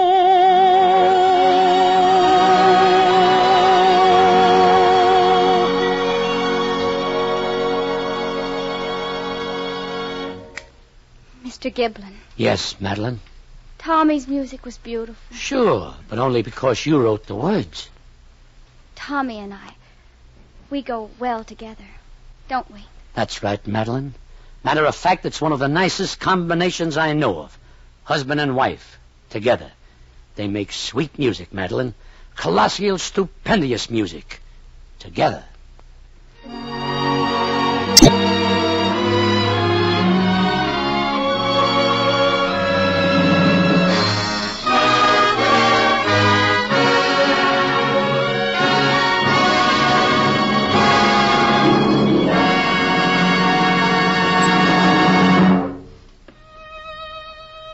Let me step out of character for a minute, folks. I'm the narrator, Jimmy Durante. I'm talking to you now as host of Family Theater. We gave you a story tonight, a radio play about a family. We people of the radio and movie industries, and that includes everybody from the big shot who owns the station down to the last kid who's knocking at the door of a talent agency. We've got something at stake, and that's the American family. Of course, I don't preach to people. I'm only supposed to be a comedian. Anyway, what I want to say is this. There's nothing more beautiful in this life than a happy family. I mean it.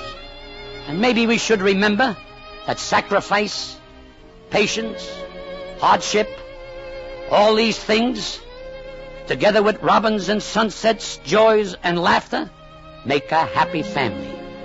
We can't have these things unless we look back and up to God. That's why we say, pray. Pray to God as a family. That means getting our kids around us, in the parlor, in the kitchen. It means just for a few minutes, lifting our hearts and minds to God. Too many families are unhappy these days. Too many families are breaking up. These families don't know that a family that prays together stays together. Good night, and God bless you.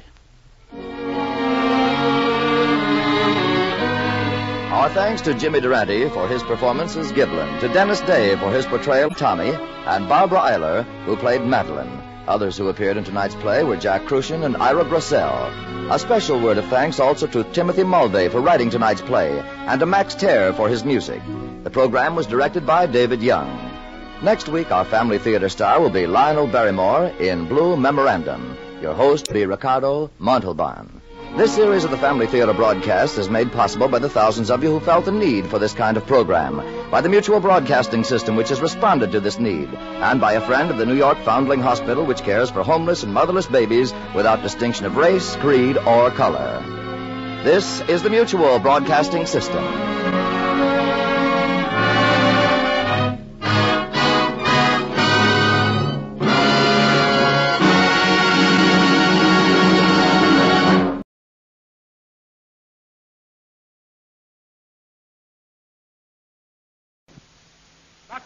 Presents Hollywood.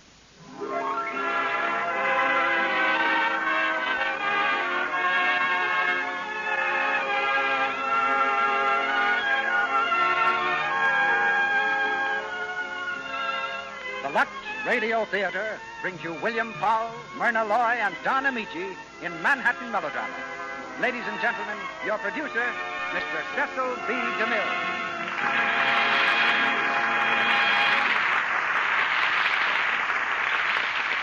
Greetings from Hollywood, ladies and gentlemen. Backstage in the Lux Radio Theater, this is an exciting moment. Curtain time on the first night of our 7th consecutive season. We're on the brink of new adventure. Adventure with the brightest stars of Hollywood and Broadway. Adventure with the outstanding stage and screenplays of the year. And in tonight's adventure, 3 of your favorite stars, William Powell, Myrna Loy, and Don Amici, begin the season with Manhattan Melodrama. From the flicker of gaslight to the blaze of neon, first nights have always thrilled me, as the scene in front of this theater thrilled me tonight. But all the splendor and spectacle of this great Hollywood premiere are yours, without having to brave a single traffic jam. This theater was designed for you, and we appreciate the approval you stamped on that design by your loyalty to the products behind it, Lux Toilet Soap and Lux Flakes. For the 7th year, we're going to keep Lux a symbol of the highest quality in entertainment, just as it stands for the highest quality in both of our products. And we don't need a horoscope to predict an auspicious beginning for this new season. The stars look very favorable. In fact, Myrna Loy is smiling. But Manhattan Melodrama has added a few gray hairs to my head, though even gray ones are welcome. The drama in the play is so strong that it demands 3 forceful personalities to play it. And 3 of a kind, like William Powell, Myrna Loy, and Don Amici, are hard to get. It's a story of 2 men who've grown up from boyhood together, opposite types but fast friends. They take different paths and wind up on opposite sides of the law, but they fall in love with the same girl. Then suddenly one of them holds the life of the other in his hands, and, well, the stage is set now. We open a new season. The curtain rises on the first act of Manhattan Melodrama, starring William Powell as Jim Wade, Myrna Loy as Eleanor, and Don Amici as Blackie.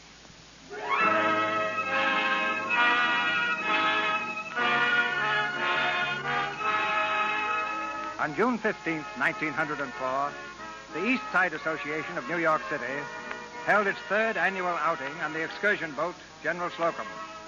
Parents lined the rail, basking in the warm sunshine. Children scampered along the bright deck, screaming gleefully at their release from city streets. There was laughter in the air and snatches of song. On June 15th, 1904, the excursion boat General Slocum, passing through Hellgate in the East River, burned and sank with the loss of 1,000 lives.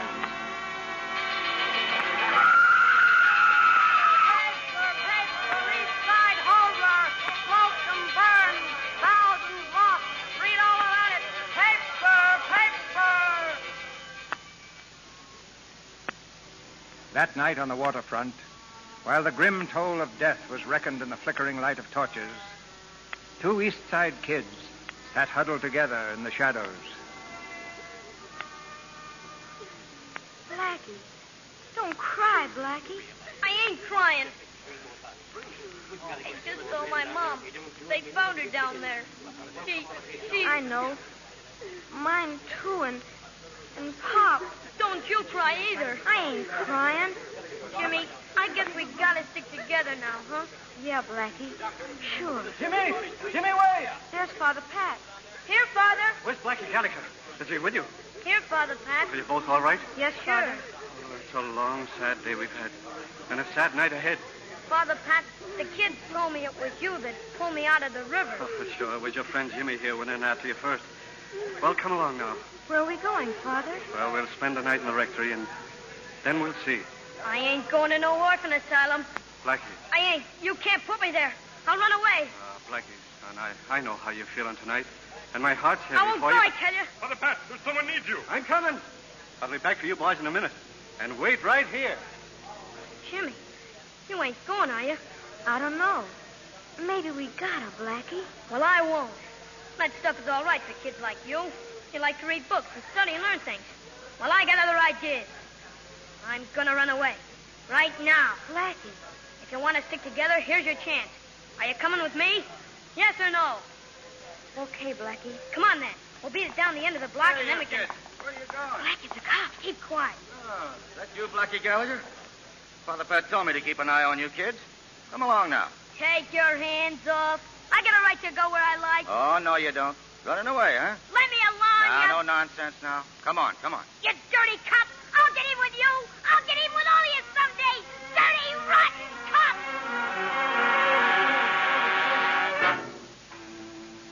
Hey, Mamie, listen to this in the paper. January 16th, 1920 was the date set by Congress today for the beginning of national prohibition.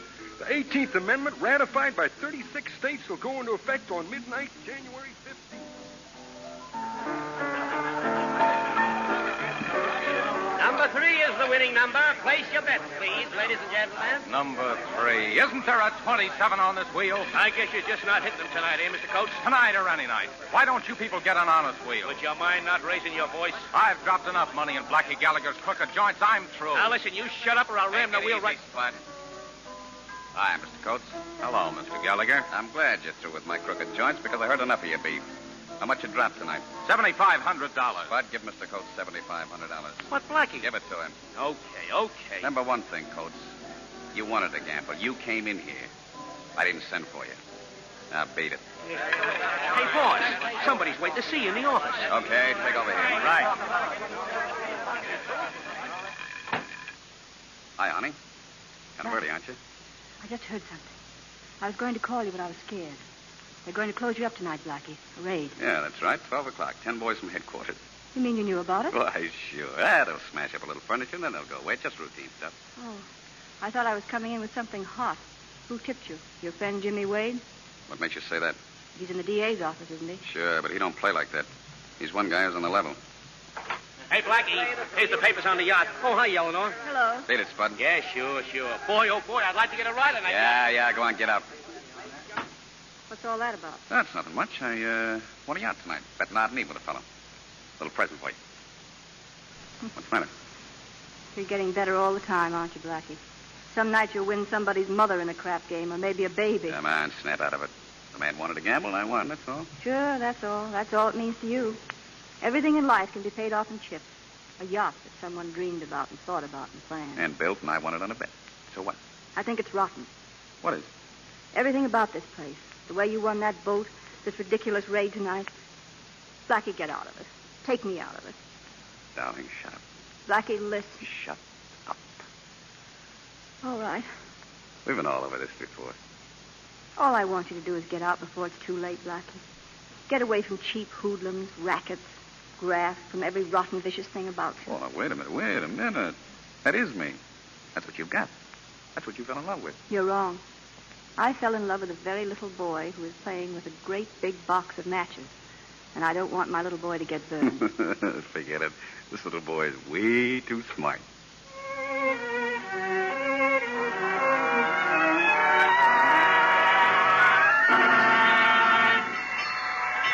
The main event for the heavyweight championship of the world. Jack Dempsey versus Louis Purple. In this corner, a fighter. Keep moving. Who's next? Here. Got a couple of tickets for Blackie Gallagher? Mr. Gallagher. Yes, sir. Main event on yet? Just coming up. Wade, please. Jim Wade. I had a ticket reserved. Jim. Hey, Jim. Blackie. How are you? Hey, this is great. Hey, tell me, what are you doing up here with all these low-class people? Oh, say, I haven't seen a fight since the day you and I cleaned up on the O'Malley brothers. Say, how's things coming with you? I hear you're the guy that really runs things around that district attorney's office. Give me time. Yeah, and there's an election next year. They going to run you for DA? Well, some of the boys have been talking about it. Yeah? Hey, look, Blackie, I've been meaning to call you. Do you know anything about a West Side mug named Pants O'Riordan? Yeah, he's bad news. Why? Well, I got an indictment against him, and I can get a conviction, but the big boys are putting the pressure on me to go light on him, let him take a plea of third degree. Don't you do it. You don't have to play ball with them grafters. I know that, too. But you see... Forget it. If I was you, I'd fight. Show him there's one guy left the money don't talk to. Well, will you listen to Blackie Gallagher? Say, I seem to remember an old saying about practicing and preaching. Now, what was that again? Listen, Jim, you're the real stuff, see? Me, I'm the Flash, the boy with the ready money. But you're going places. Where? Anywhere you want. Maybe to that great big house in Washington. It's all done up in white paint. And I'm betting on you, too. Oh. Maybe I ought to go right home, pack my books, and wire Mr. Coolidge to move over. Yeah, you're a cinch. You're on the level. That's what pays off in the end. So don't let them political sharpshooters shove you behind the 8-ball. Try it, and I'll personally bust you right in the nose. You never saw the day you were big enough. Which reminds me, how about watching Mr. Dempsey personally bust Mr. Firpo? Okay, let's go. Hey, one side, will you? You're blocking the aisle. Hey, everybody's coming out. What happened? The fight's over. Over? Well, but who won? Dempsey won. How do you know? I bet on him, didn't I?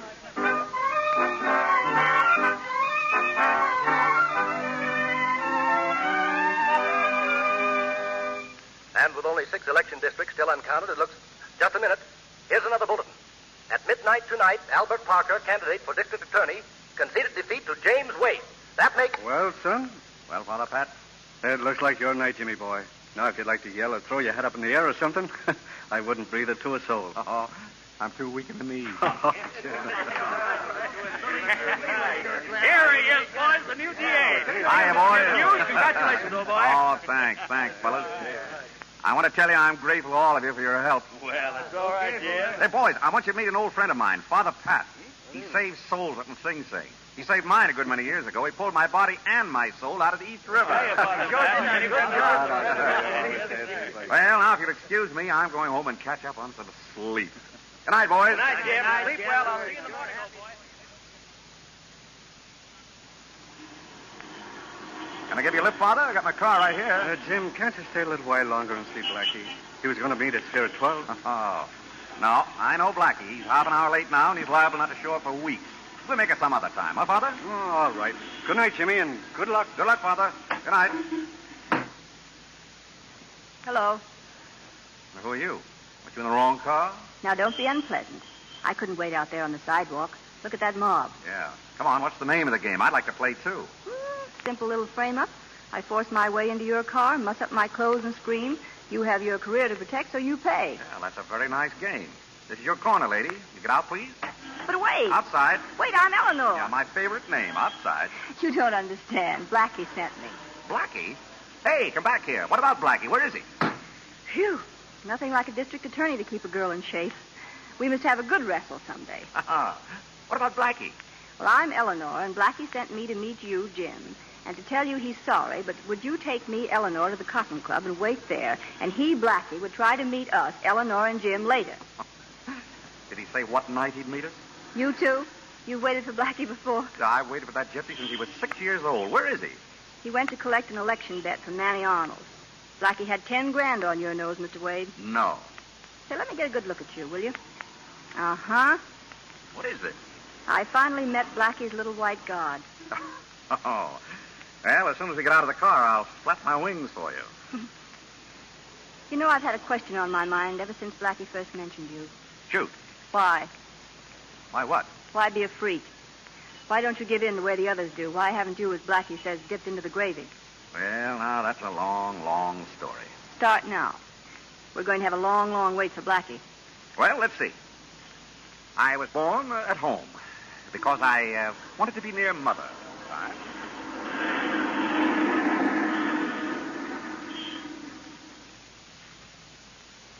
And I'm not sure. Maybe ideals have ceased to exist. Maybe they're outmoded, like horse cars and oil lamps.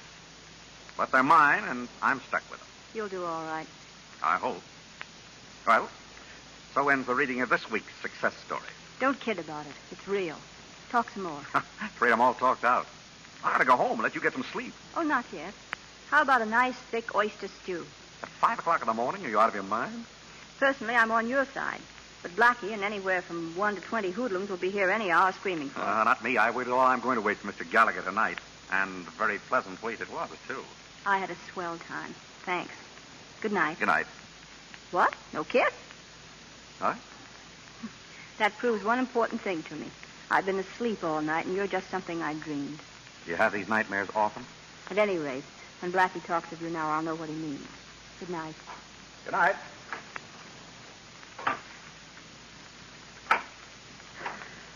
Oh, hi, Lily. Well, good morning, Mr. Gallagher. Dropped by to say goodnight to you. Must have gone to sleep inside. Jim here? He just left. No. That's his coat, isn't it? Where? Well, I guess he forgot it. Oh. Nice little job, huh? Maybe I'll wear it for a while till I meet him again. Like you met us tonight at the Cotton Club. Oh, I'm, sorry about that, honey. I couldn't get away. I was going to meet you, but, Business, Blackie? yeah. What do you think of that Manny Arnold guy? He welched in that bet. $10,000, I'm supposed to trust him. I trusted him. Gave him till New Year's Eve to pay up, or else. Manny Arnold's no person to fool around with. I'm not fooling. Did you threaten him? No, I just told him. New Year's Eve, or else. That's why I couldn't make it, honey. Am I forgiven? Of course. I had a marvelous time. Oh, sure, I knew you would. Do you good to get out with a guy like Jim down there? Do me good. He spoiled me. He opened doors for me, helped me in and out of the car. Imagine. He was like that all night, stayed right with me. No table hopping. And he didn't make dice out of the sugar cubes. Why, he wouldn't even kiss me goodnight. Yeah? Sounds kind of dull. Blackie, have you ever figured any further ahead than 15 minutes? Have you ever imagined where we might wind up? Look, honey, it's 5 o'clock in the morning. I gotta beat it. It's now or never, Blackie. It has to be now, before I let you drive tonight out of my mind. Tonight? Say, Jim must have had a terrific effect on you. I saw so much I haven't got and want. Security, consideration, a shelter, Blackie, someplace to get in out of the rain. What are you talking about? There's nothing you want that I can't give you. Blackie? Shut up and listen. You got a big load at Jim tonight. Outside of these crazy notions, it was probably good for you, but get this. Jim's as much out of your class as he is out of mine. I used to get ideas listening to Jim, too. Ideas about being something. But I forgot them because they're not my stuff. You better forget yours, too. Night. Goodbye, Blackie. What is this? Now, listen, don't get silly about a lot I'm not. I was once, but I'm all right now. Up to a minute ago, Blackie, I loved you very dearly, and all that mattered to me was you. But right this minute, I can't even remember having been in love with you. Darling, shut up, will you? And that won't work ever again, either. You see, Blackie, at last I've some ideas of my own. Maybe they're old and discarded, like horse cars or oil lamps, but they're mine, and I'm stuck with them. It's the very latest thing to be oh so cynical and callous about the decent things of life. Well, maybe I don't like the latest style. Maybe I want to wear last year's hat. Maybe... Oh, goodbye, Blackie.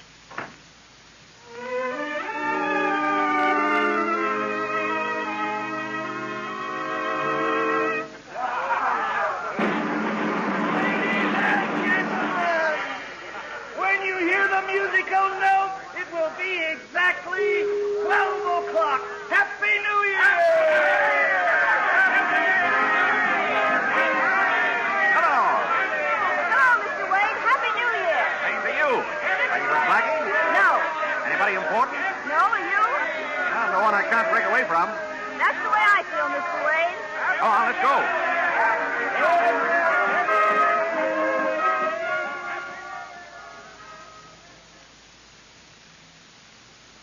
Yeah, folks. 2 hamburgers, 1 with onions, 1 without, and 2 beers, right? Right. You know this is a wonderful place to spend New Year's Eve. Oh, I knew you'd like it. I reserved this table at the window months ago. Very popular, this table, because of its tradition. The Grand Duchess always sat here. Right here? What do you know? Say, this is the most attractive hamburger I've ever seen. Everything seems to please you tonight. Yes. It's the happiest New Year's Eve I've ever had. Eleanor, what you told me before about you and Blackie, you sure there's nothing there anymore? It's all gone, Jim. It's dead, buried, and forgotten. Blackie's nothing but a swell guy I once knew. Well, then, what? Happy New Year, Eleanor. Happy New Year, Jim. Paper? You want a morning paper, Ed? Yeah, leave it on the counter. Anything new? Yeah, they got that Manny Arnold guy. Manny Arnold, the gambler? That's the one. Bugged him off in the hotel room. Well, see you tomorrow. Yeah. Manny Arnold. What's the matter? You know him? No, Jim, take him home.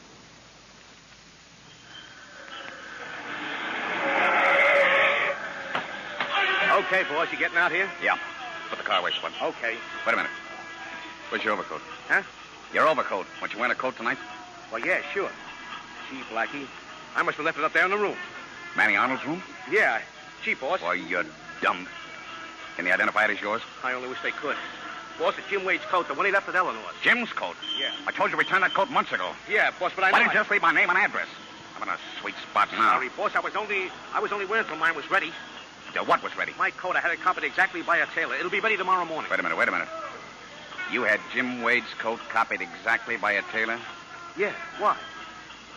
Go get it first thing tomorrow. Keep it in the car. Halsey, I think everything is going to be all right.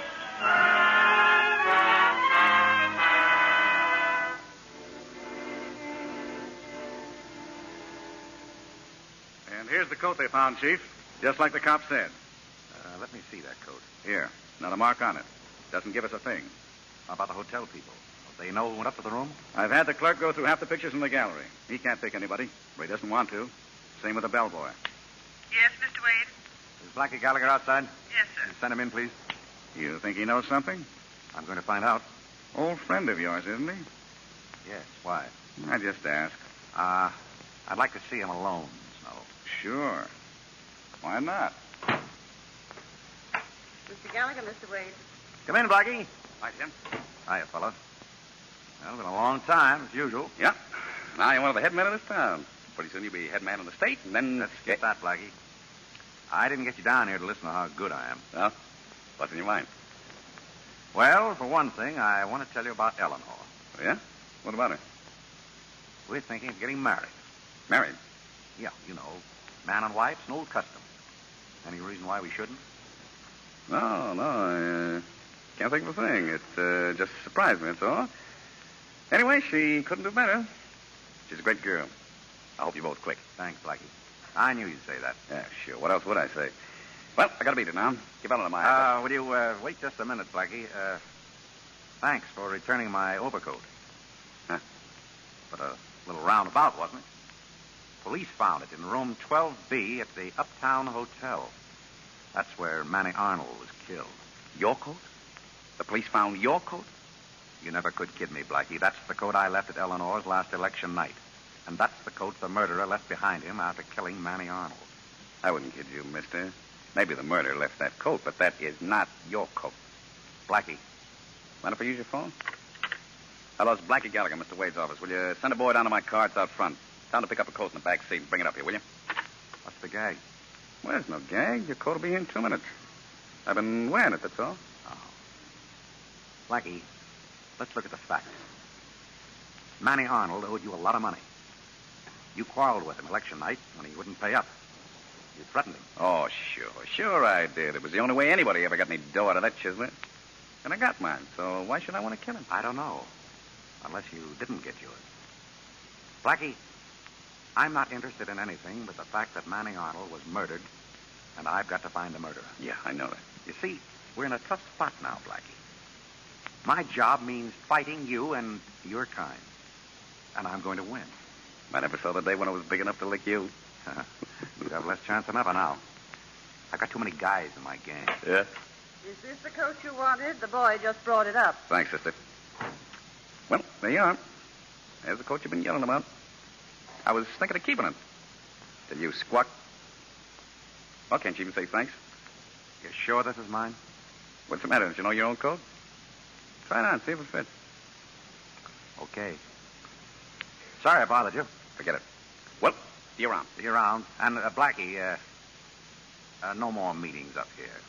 Let's keep everything social. Yeah. I get it. From now on, a lot of guys in this town are going to get away with less and less. And it's going to be my fault. Oh, we had 1 or 2 crooked inspectors that you've got to. They're gone now. No more paid cops. No more quashed indictment. Hand-picked juries. All gone. I'm going to clean out every rotten spot I can find in this city. And Blackie, I don't want to run across you.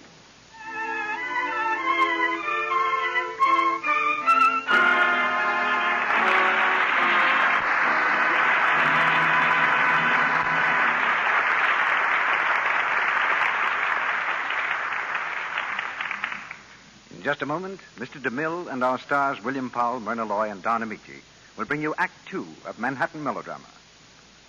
Now, we want to announce a very special offer we're making to the ladies in our audience. We're going to say it with music, if Mr. Silvers and his orchestra will help us. You know, there are thousands of lovely women in our audience tonight who are depending for expert beauty aid on the mild white soap Screen Stars use.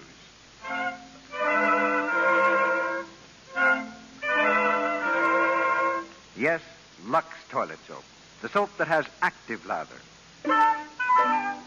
Yes, active lather that cares for lovely complexions so gently and so thoroughly. Now, the makers of this fine complexion soap are offering its friends a beautiful jewelry piece that's sure to delight any feminine heart. Mr. Silvers, have you any music to help us tell about this jewelry piece?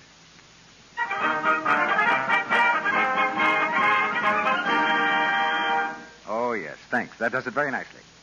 Probably all of you ladies who saw Gone with the Wind noticed the cameo brooch that Scarlett O'Hara wore. Well, our jewelry piece is designed after this brooch, a lovely simulated cameo. I have it here in my hand, and I wish you could all see the beauty of its design.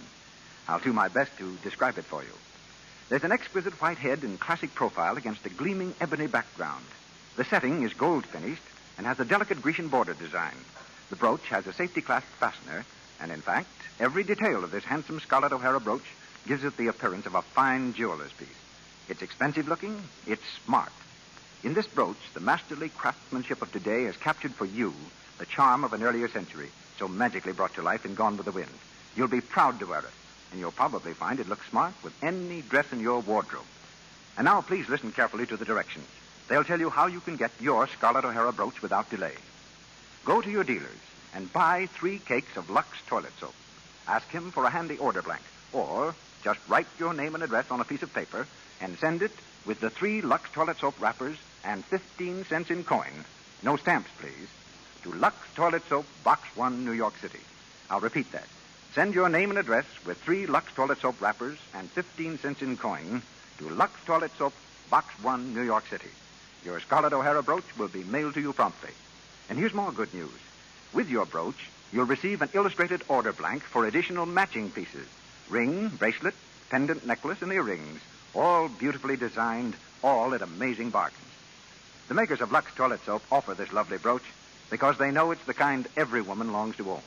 And they know, too, that those who have never before tried Lux Toilet Soap will discover for themselves why this gentle, thorough beauty soap is the complexion soap 9 out of 10 lovely Screen Stars use. Remember, buy 3 cakes of Lux Toilet Soap tomorrow. Send for your Scarlett O'Hara brooch without delay. This offer is good only in the United States. Now, our producer, Mr. DeMille. Act 2 of Manhattan Melodrama, starring William Powell as Jim Wade, Myrna Loy as Eleanor, and Donna Michi as Blackie.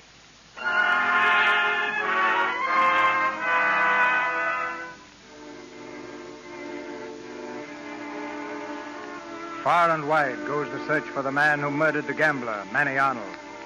But months later, the crime is still listed on police records as unsolved. The newspapers have dropped the story, and other headlines have taken its place. Among them, District Attorney wed today. Hello? No, I'm sorry. Mr. Wade hasn't come back to the office yet. Oh, I wish he would come. He's got to get dressed yet. He's delivering his summing up to the jury. He wouldn't cut a word out of it if his mother were dying. I suppose you mean that to be nasty, Mr. Snow. Well, I admire him for it. It's pretty rare to find anybody in this office who really works in his job. He works all right. He had to work in the Manny Arnold case to keep from making a very embarrassing arrest. That's not true. I'm tired of listening to your insinuations about Mr. Wade. Oh, good morning, Miss Adams. Did you unpack my bag? Did you get the tickets for the boat? Yes, sir. Good. Is Blackie Gallagher here yet, Snow? Gallagher? Yes, he's going to the church with me. See if you can get him on the phone, will you? Okay. Mr. Wade, you're not really going to have Blackie Gallagher there, are you? He's going to be my best man. Why? Have you thought of what the papers will say? Especially now on top of the Manny Arnold case. What about the Manny Arnold case? Some people know you had Blackie Gallagher down here. They think he killed Manny Arnold. That you let him go just out of friendship. What people think has never mattered to me. I do what I think is right. And I'm convinced that Blackie had nothing to do with it. Well, Snow? I tried Gallagher. He's not in. Some fellow there said he was out of town. Out of town? Be back next week. Anything else? No. No, that's all.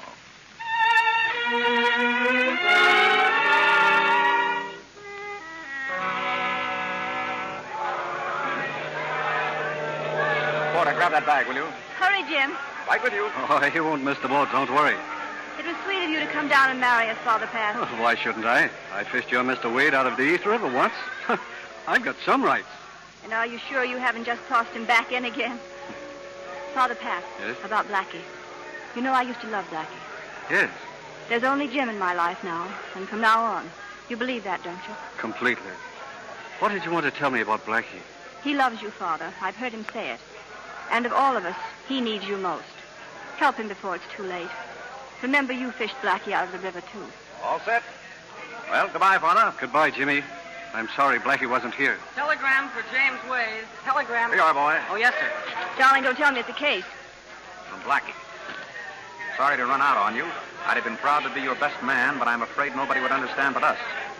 See you in the governor's mansion. Blackie. Crazy Blackie.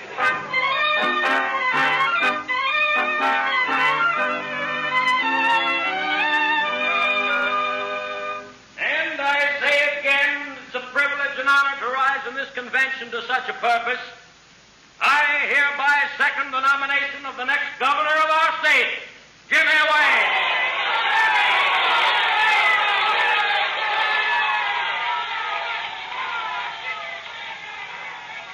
Darling, it's marvelous.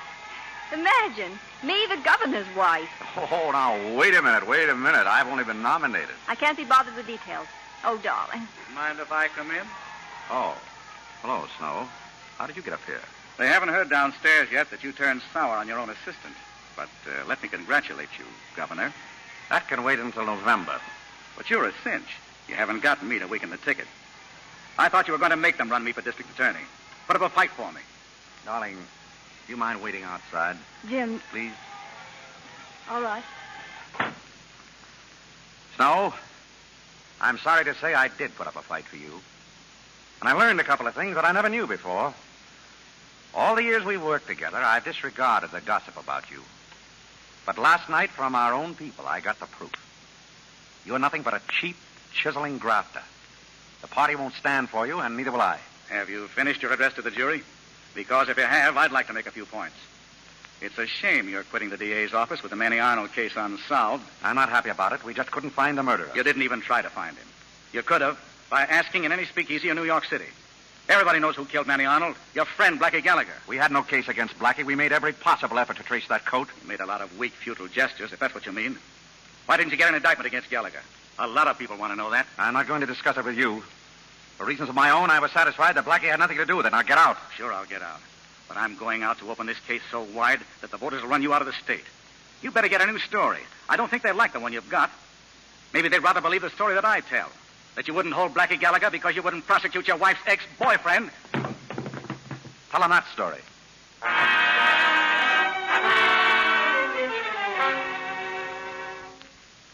Blackie, I'm glad you could come.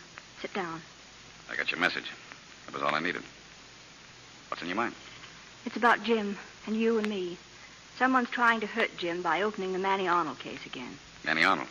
What for? Who? Tell me, Blackie. Was there anything wrong in the Arnold case? Not a thing. He had to let me go. He didn't have anything on me. But a lot of mudslinging never helped anybody. There's plenty of that. They're saying Jim had to let you go because of you and me. It seems that with me as his wife, he has no right to be governor. Oh, yeah? Well, that's great. Who are these guys? It's just this one man, Snow. He has a grudge against Jim. He's waiting until just before election to spring everything. Mm-hmm. Nice guy, this Snow. What's he look like? The name sounds kind of familiar. He was Jim's assistant when you were up for the Manny Arnold murder. Oh, yeah. I remember him now, sure. Maybe I'll look him up and talk to him a little. Blackie, you'll be careful. Why, ain't I always careful? Forget about it. How are you? Happy? Very. And you? Never better. Feeling great. I'm glad. Well, give my regards to Big Shot, will you? And I wouldn't say anything to him but what you just told me. This has got to be just between us. See? All right, Blackie. That's a good girl.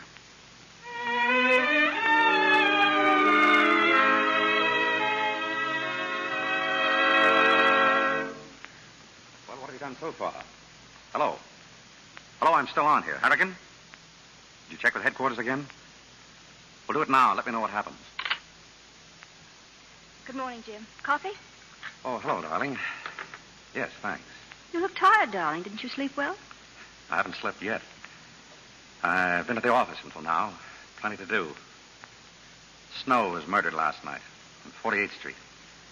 Snow? Murdered? Now, what's the matter? But he can't be. It mustn't be. Darling, after all the man was asking for it, he had hundreds of enemies. There's no need for you to be upset. Oh, I'm not. It's just relief, I guess. That's for me. Hello? Yes, Wade speaking. What? When? All right, I'll be right down. They've made an arrest in the Snow murder. Who? Blackie.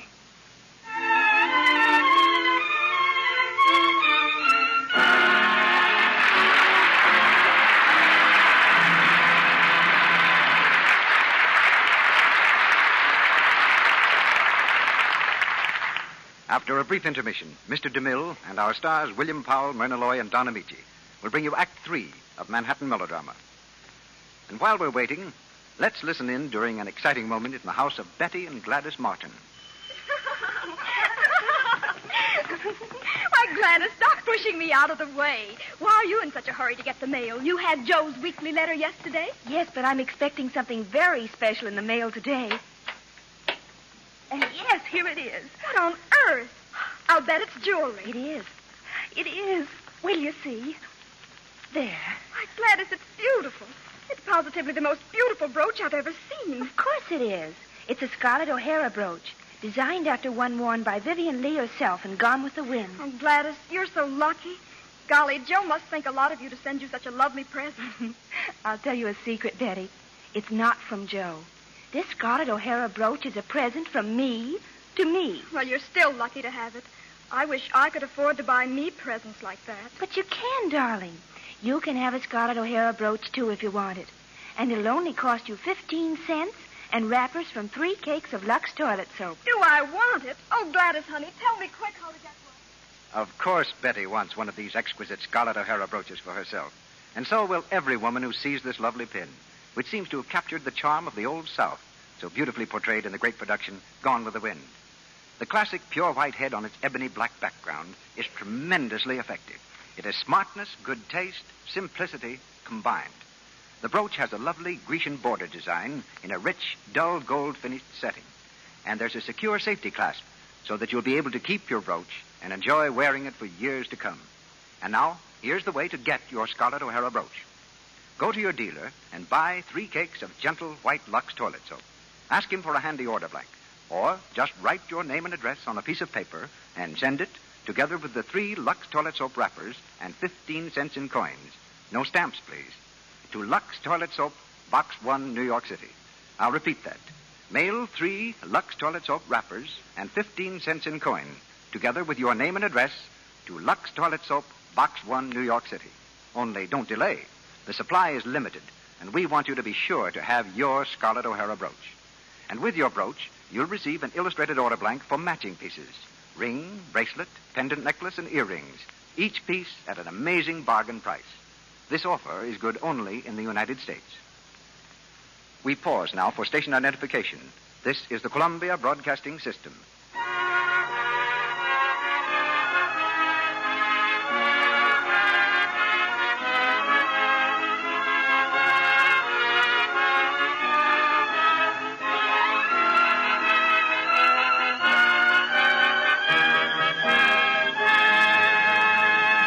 Curtain rises on the 3rd act of Manhattan Melodrama.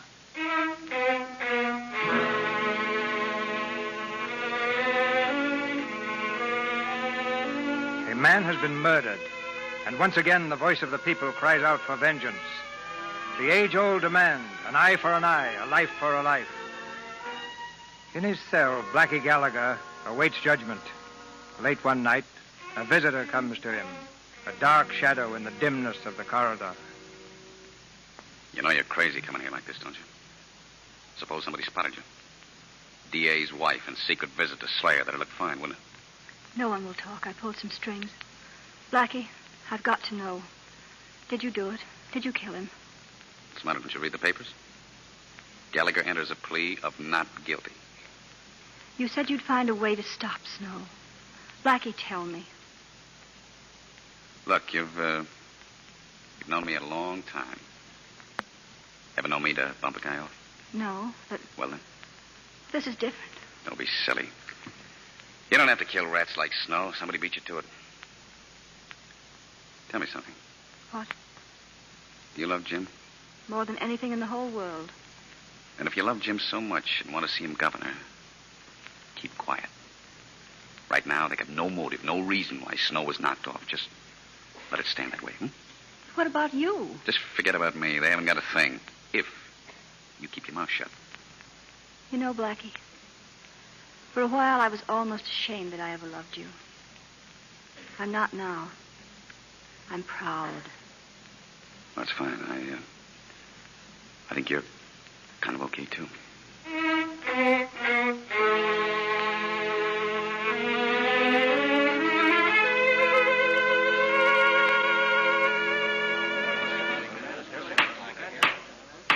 You may continue with the summing up, Mr. Wade.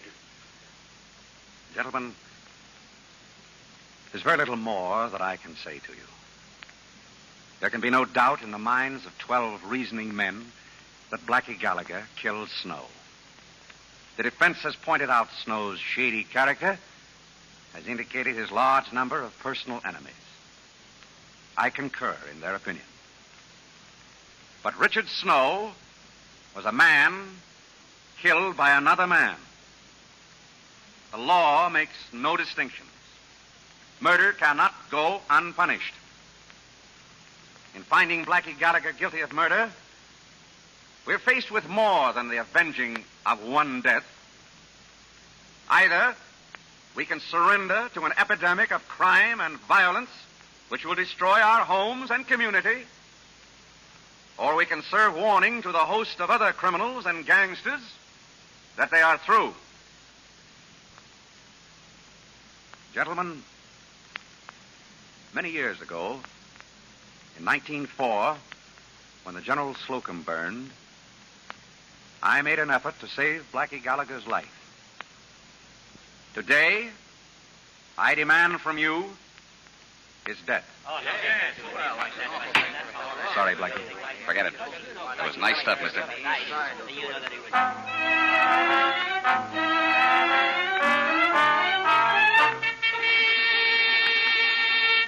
Throughout the state today, 3.5 million voters are crowding the polls to cast their ballots for governor. From the headquarters of James Wade comes a note of confidence expressed in the statement. The last-minute Mr. Wade, Mr. Attorney's office wants you on the phone right away. Thanks. Hello? Hello, Governor. You're practically in. What's that? You're practically up in Albany right now. The jury just came in the Blackie Gallagher case. Guilty, first degree. Say if that don't make you governor. All right. Thanks.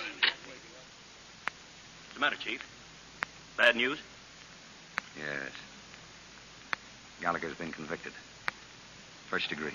Why, Jim, that means you're over. You can't lose. Why, they'll give you a million plurality when they know you convicted your own pal. Why, they... Why... I'm sorry, Jim.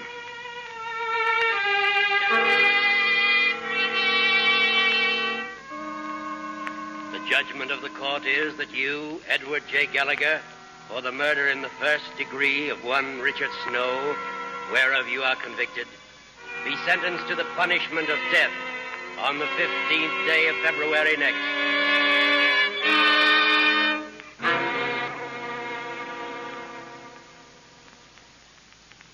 This appeal on behalf of my client, Blackie Gallagher, is made to you not only as governor of the state, but to you as Gallagher's lifelong friend. Since the Court of Appeals has upheld the verdict of the jury, his life rests in your hands alone. We ask Your Excellency to be merciful. Nobody can be more conscious than I am of my present position here. It's troubled me more deeply than it could anyone else. The defendant has been tried according to the laws of this state. He's been found guilty and sentenced to death. You've presented no new evidence, No cause to change the verdict of the court, except my friendship for the condemned. The application for commutation of the death sentence of Edward J. Gallagher is herewith denied. He can't do a thing like that. That isn't fair. Jim. I had to deny his commutation. There was no new evidence. Nothing. You denied it. There was nothing else I could do. He's guilty. Jury says so. The Court of Appeals says so. I can't ignore. Jim, please. Stop talking like the governor. Talk to me as my husband, as the man I love, about another man we both love. Jim, are you going to kill Blackie? He'll die tonight if you don't stop it. In another hour, he'll be dead. He's guilty of murder. He's still Blackie. Eleanor, of all people, you've got to understand. Blackie and you and I don't enter into this. I can't commute his sentence for sentimental reasons. I know. You need evidence. Suppose I told you why he killed Snow. Suppose I told you that he did it for you. Would that mean anything to you? I don't know what you're talking about. I told him Snow had threatened you. I asked him to help us. What a sentimental fool Blackie was. He knew there was a law about murder, but he forgot it thinking of you. Eleanor, do you realize what this means? It means that if it weren't for Blackie Gallagher, you wouldn't be governor today. It means that the state finally has a motive for the killing of Snow. There isn't a chance now. Jim, look at me. I'm trying hard to believe you when you talk that way. I'm trying to convince myself that anyone could be so hard and cold. I tried to stop Blackie. I warned him at the time of the Manny Arnold case. You've got to realize that my sworn duty... You've got a sworn duty to me, too. We've got to live together happily. We can't ever again if you go through with this. We couldn't be happy. The memory of Blackie wouldn't let us. Eleanor, we've got to forget about us. As Blackie's friend, I'd gladly go to the chair in his place. As governor, I can't stop it. All right. But don't expect me to believe you, because you don't believe yourself. Could you put yourself in Blackie's place? Could you apply your fine and honorable rules to yourself? Punish yourself as calmly and completely as you do Blackie? I don't think you could, Jim. I know you couldn't. I've got to do what I think is right. When I married you, Jim, I thought you were everything I had ever wanted in a man. You still are, except for one thing. You're not human. You haven't the things inside of you that other people have. If they cut you open, they'd find laws and duties and speeches. I married a man, Jim, not a legal machine. I'm sorry I disappointed you. So am I. Goodbye.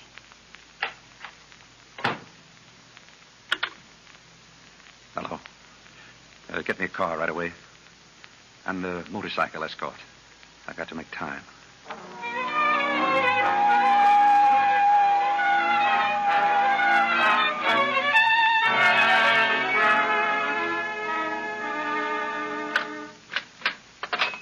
What's the idea, mister? I thought I had on midnight. Take it easy. You got a visitor. Hello, Blackie. Hello, Jim. So I'm going to have the governor to see me off, huh? Am I going to get the keys to the city? Blackie, I had to see you. You know why? Your pockets aren't bulging with reprieves, I know that much. I came because I wanted you to understand why I couldn't do anything for you. That's okay. Blackie, I've had letters, hundreds of letters, from people who have suffered at the hands of racketeers. They've... Save it. I heard you at the trial.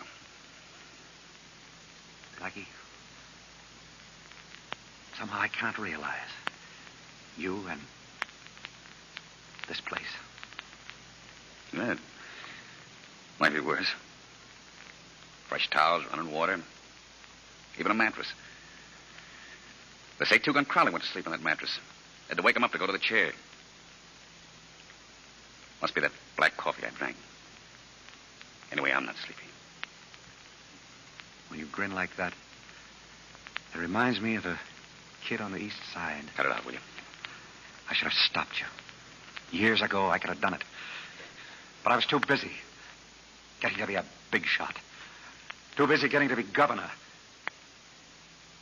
so I could send you to the chair. Take it easy. Take it easy. You did everything anybody could do for me. I'm just a no-good guy, that's all. It's almost time, Blackie. Yeah. Come on in, Father. Jim. Oh, I'm glad you came. Yeah. We're almost back the day when you pulled us out of the river. Now, you see, you just wasted your time. Here, you gotta go and get me back again. We all have to be given back again sooner or later, Blackie. Sure, that's right. So what am I beefing about, huh? Sit down, Father. You know, it's kind of like old times. Remember how we were always going to have a reunion, just us three? Well, here it is. Funny kind of reunion, but... Anyway, this is one time it wasn't late, huh? We're ready now. Yeah. Me too. No. No, I can't do it to you, Blackie. I'll commute you. Cut it out. You've made your decision. Now stick to it. You're right. You get that? You're right. I deserve to die. I killed Snow. It was me that got Manny Arnold, too. No. I'm not going to let you die. I can't. You think you'll be doing me a favor, shutting me up in this filthy trap for the rest of my life?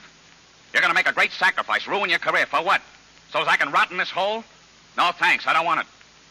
Jim, if I can't live the way I want, at least let me die when I want. Come on, let's get going. Domine, exaudi voce mei.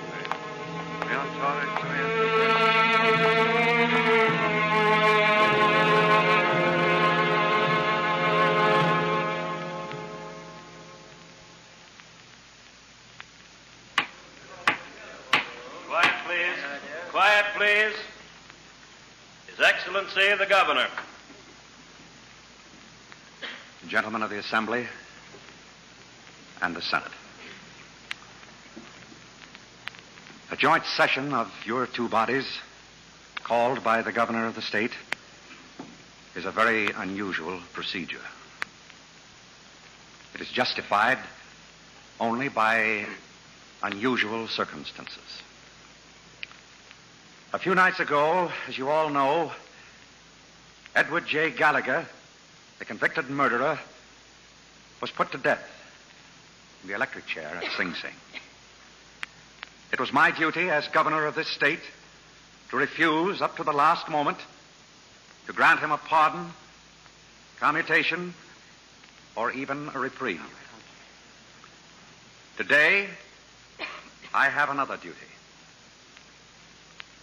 Before Blackie Gallagher died, I learned that he committed the murder in the unfortunate belief that he was helping me by silencing scandalous campaign gossip. That belief was given him unwittingly by my own wife. It was not her fault. The fault lies in my own ambition, which had impressed upon her so strongly the importance of my election. Then, acting in deliberate violation of the trust placed in me by the people of this state, I offered Gallagher commutation shortly before his death. He refused. In view of these shadows cast upon the highest office of the state, I can do no less than tender herewith my resignation as governor.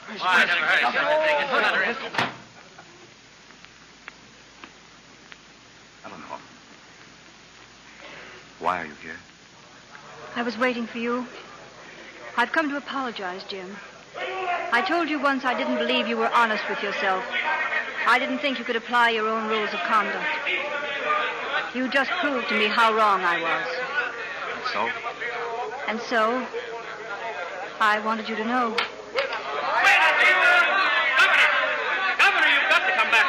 They've refused your resignation. They'll tear the Capitol down if you don't come back. Listen to them for yourself. Ask them to wait. I'll be right there. Okay. Eleanor, will you... I'll be waiting, too, right here. Go on, darling. They want you.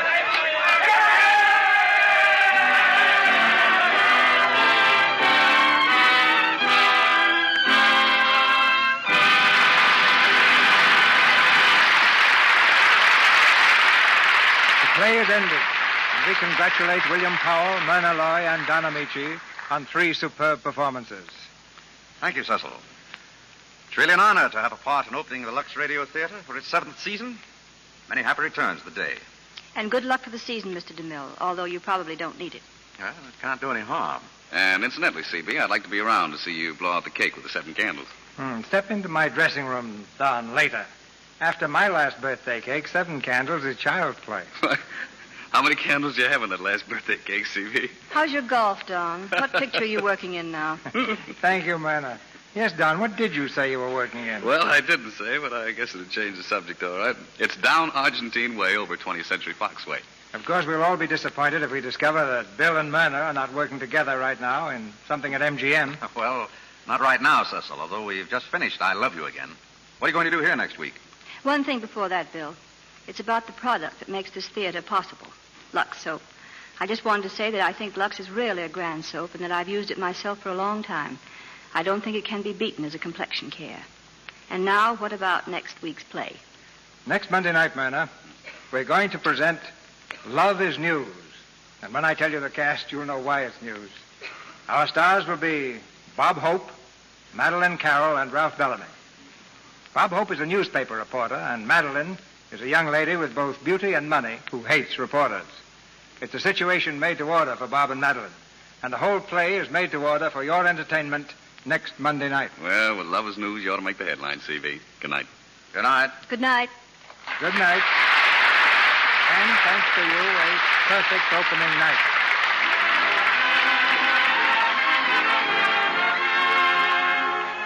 Our sponsors, the makers of Lux Toilet Soap, join me in inviting you to be with us again next Monday night when the Lux Radio Theater presents Bob Hope, Madeline Carroll, and Ralph Bellamy in Love is News.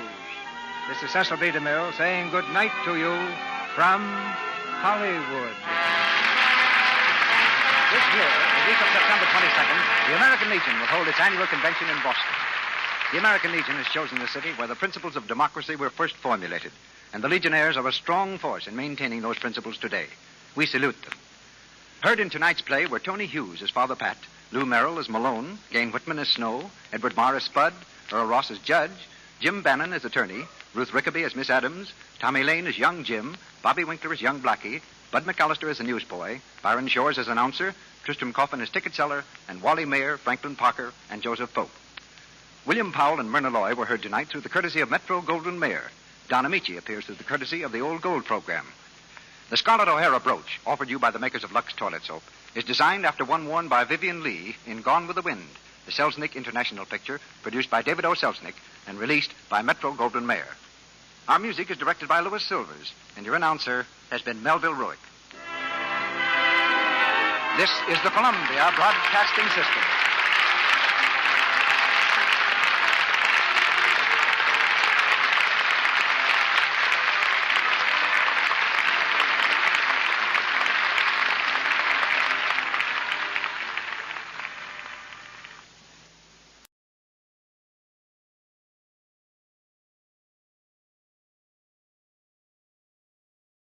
Good evening. This is Peter Tobin introducing Lux Radio Theatre. Tonight and every Monday night at this time, Lux Radio Theatre presents for your entertainment the finest in radio drama. This week we present Home and Beauty by W. Somerset Maugham, a comedy set in London immediately after the First World War. What happens when a young woman finds herself married to 2 men at the same time, both of whom she loves dearly?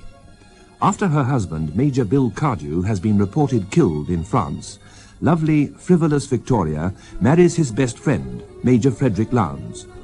Their domestic bliss is suddenly and hilariously disrupted by Bill's return from the dead. Victoria adores both her husbands, and they both adore her. But while the 2 men argue the toss in the most gentlemanly way, Victoria finds her own way of unraveling the matrimonial tangle. Listen in a few moments to Home and Beauty, adapted by Helen Cunningham, produced for Lux Radio Theatre by Rolf Jacobs, and directed by Delphine Lethbridge.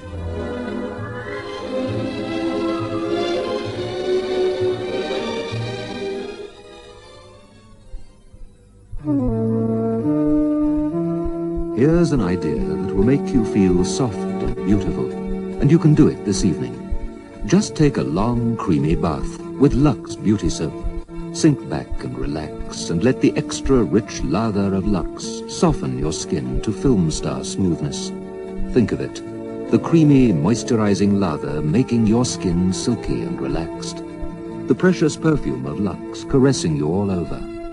Lux is the one beauty soap chosen by most beautiful Hollywood film stars. They choose it for its rich, moisturizing lather and precious perfume. Lux, a beauty treatment as you bathe. Shield gives a confidence that actually shows. In your eye. Put on Shield deodorant and it's dry in seconds. That's the way it stays right through the day. Shield never makes you feel sticky. It just protects you and keeps you dry, feminine, fresh. Wear Shield, and the only thing you show is confidence. Shield gives a confidence that actually shows. In your eyes, in your eyes. And now Act One of tonight's Lux Radio Theatre presentation, Home and Beauty. To see you. Who is there? Who? Mr. Lester Peyton. I didn't know you were still seeing anything of him. He has been rather attentive lately, yes. You should have married him instead of Freddie when poor Bill was killed in France. He's made a fortune during the war. He's got a Rolls Royce. And he can wangle things like butter and sugar. Mother, don't talk like that. Freddie was Bill's best friend. It's only natural I should turn to him for comfort. And I adore him. Oh, he's a little unreasonable at times, but then so was Bill. I adored him, too. Yes. And they both adored me. All the same, both so handsome. Oh, look at their photographs side by side on my dressing table. Yes. And both dear souls. I flatter myself there aren't many women who'd be married to two dear souls. I know, darling, but... Bill was very fond of Freddie, and particularly wanted our child to be called after him. And that's why I called him Frederick, although he was born 3 months after poor Bill was killed. I know, and that's why now you've married Freddie and had a son, you've called him William. Yes, I thought it was only fair, and Freddie agreed. By the way, where is Freddie? Oh, dear, I'm absolutely furious with him. He promised to take me out to luncheon, but he never turned up. Didn't even telephone. I think it's too bad of him. He may be dead for all I know. What about Mr. Peyton? Are you going to see him? I mean, you can't keep him waiting all afternoon. I may as well. Go and bring him up, Mother. You're going to receive him up here? In your bedroom? Well, certainly it's the only room in the house apart from the nursery where there's a fire. You know how difficult it is to get coal. Oh, yes, we mustn't keep Mr. Peyton waiting. Just give me a moment to put on some fresh lipstick, will you?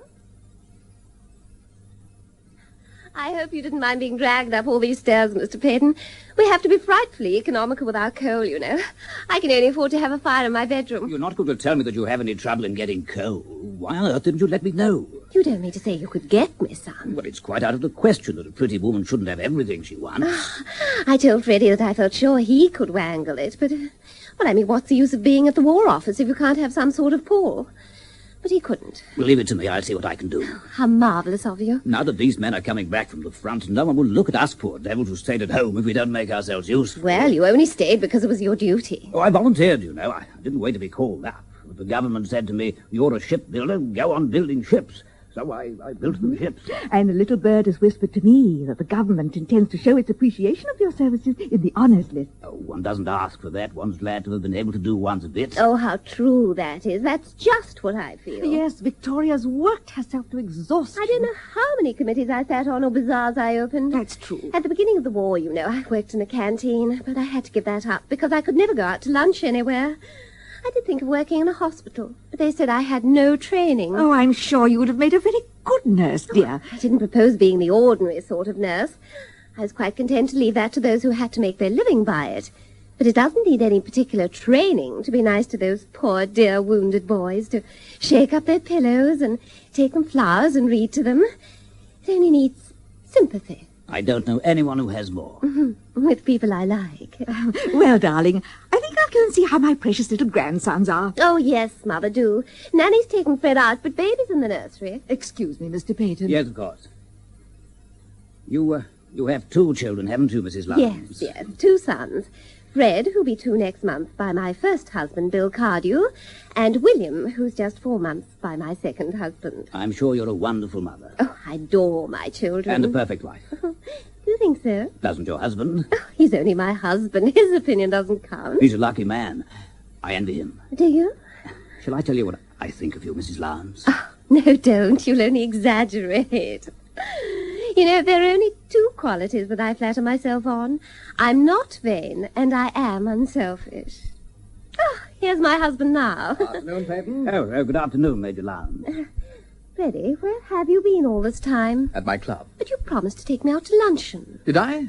Oh, I forgot all about it. I'm so sorry. Were you busy? Yes. Well, Bill was never too busy to give me luncheon when I wanted it. Well, fancy that. Well, I've been getting along. Now the war's over, you fellas can take things easily. My work goes on just the same. That's a new car you've got, isn't it? I have to get about somehow, you know. So do I, but being only a soldier, I manage it on my own 2 feet. Well, goodbye, Mrs. Lowndes, and goodbye, Major. Goodbye. So nice of you to come and see me.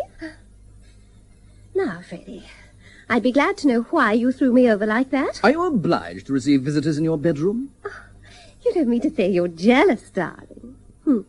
I thought you seemed grumpy. Come and give me a nice kiss. I'm not in the least jealous. Oh, you silly old thing.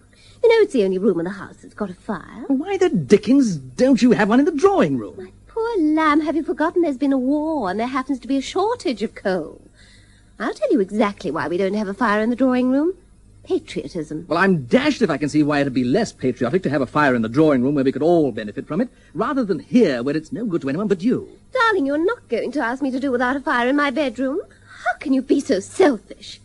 Heaven knows I don't want to boast about anything I've done, but after slaving my life out these last 4 years, I do think I deserve a little consideration.